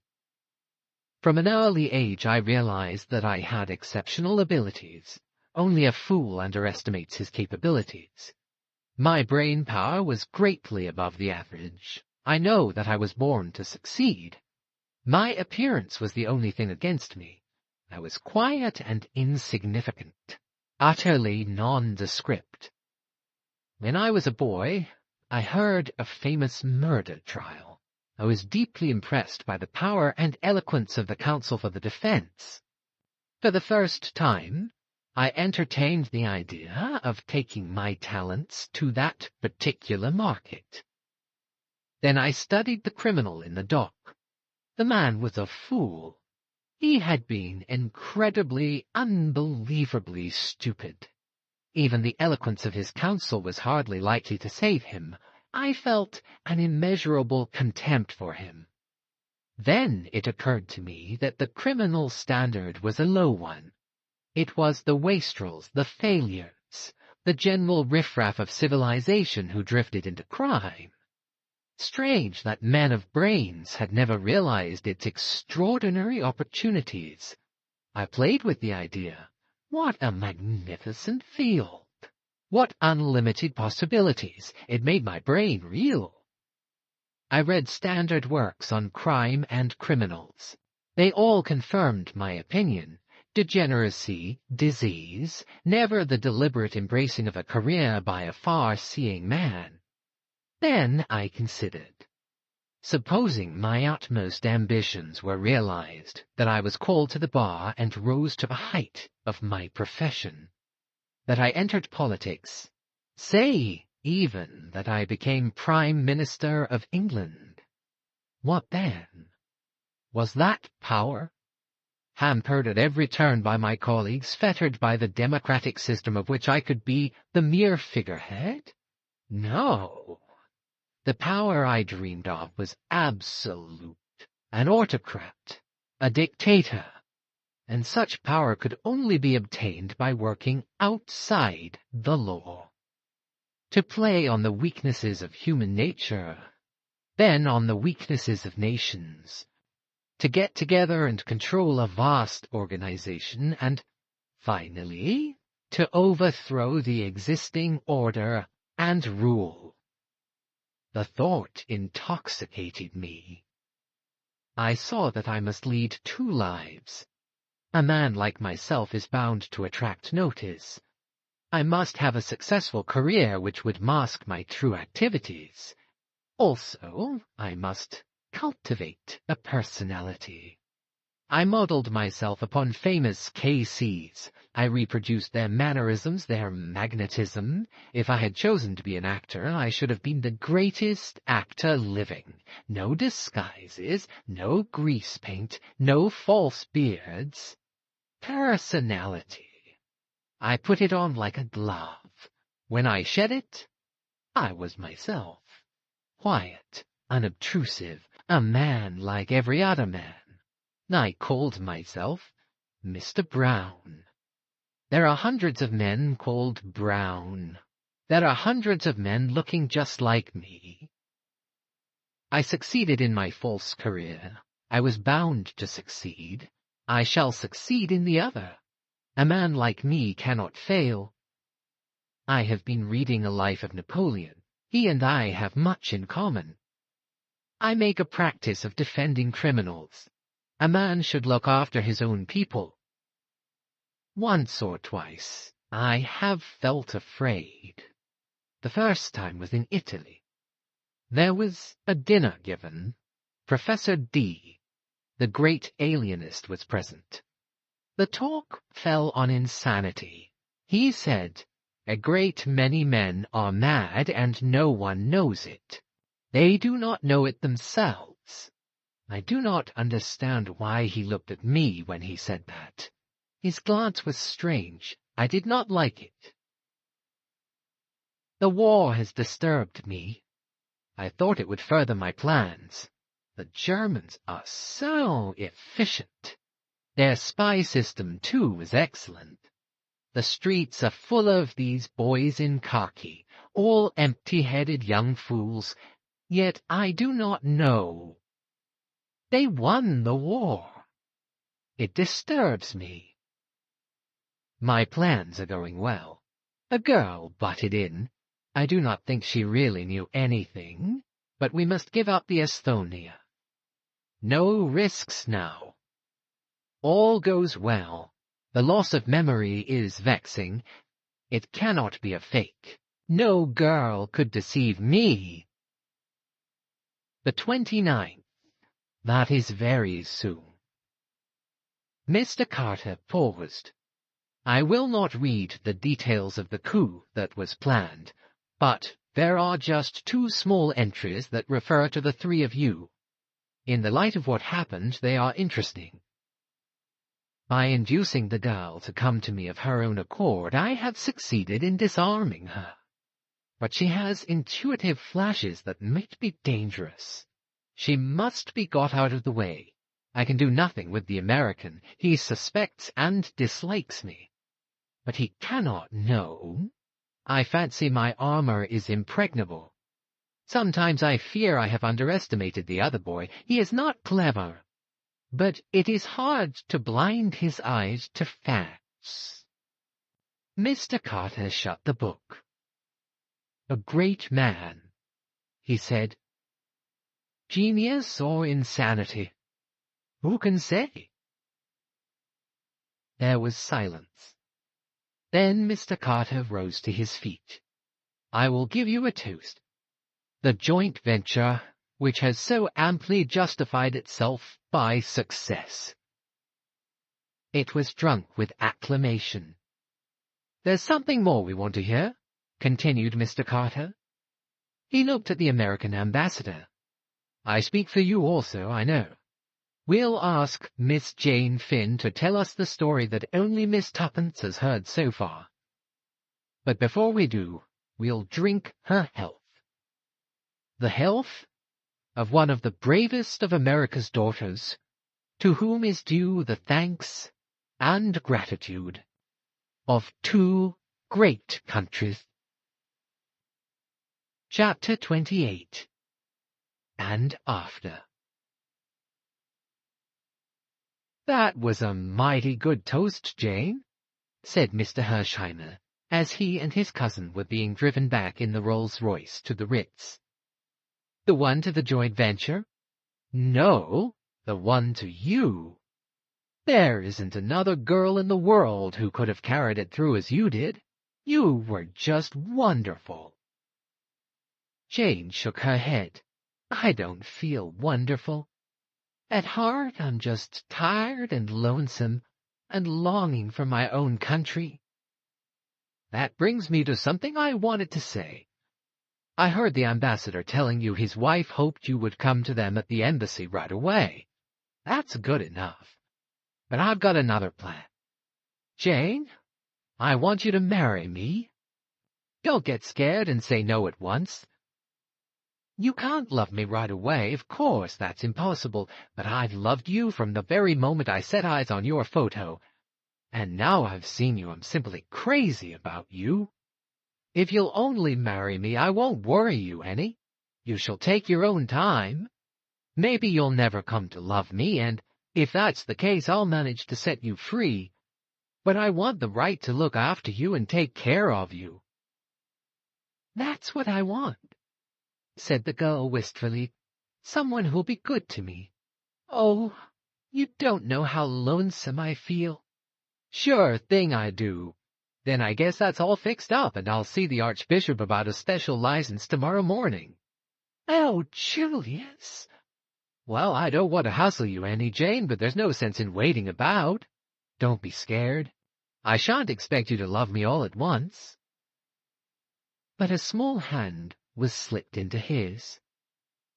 I love you now, Julius, said Jane Finn. I loved you that first moment in the car when the bullet grazed your cheek. 5 minutes later, Jane murmured softly, I don't know London very well, Julius, but is it such a very long way from the Savoy to the Ritz? It depends how you go, explained Julius unblushingly. We're going by way of Regent's Park. Oh, Julius, what will the chauffeur think? At the wages I pay him, he knows better than to do any independent thinking. Why, Jane, the only reason I had supper at the Savoy was so that I could drive you home. I didn't see how I was ever going to get hold of you alone. You and Tuppence have been sticking together like Siamese twins. I guess another day of it would have driven me and Beresford stark, staring mad. Oh, is he? Of course he is, head over ears. I thought so, said Jane thoughtfully. Why? From all the things Tuppence didn't say. There you have me beat, said Mr. Hersheimmer. But Jane only laughed.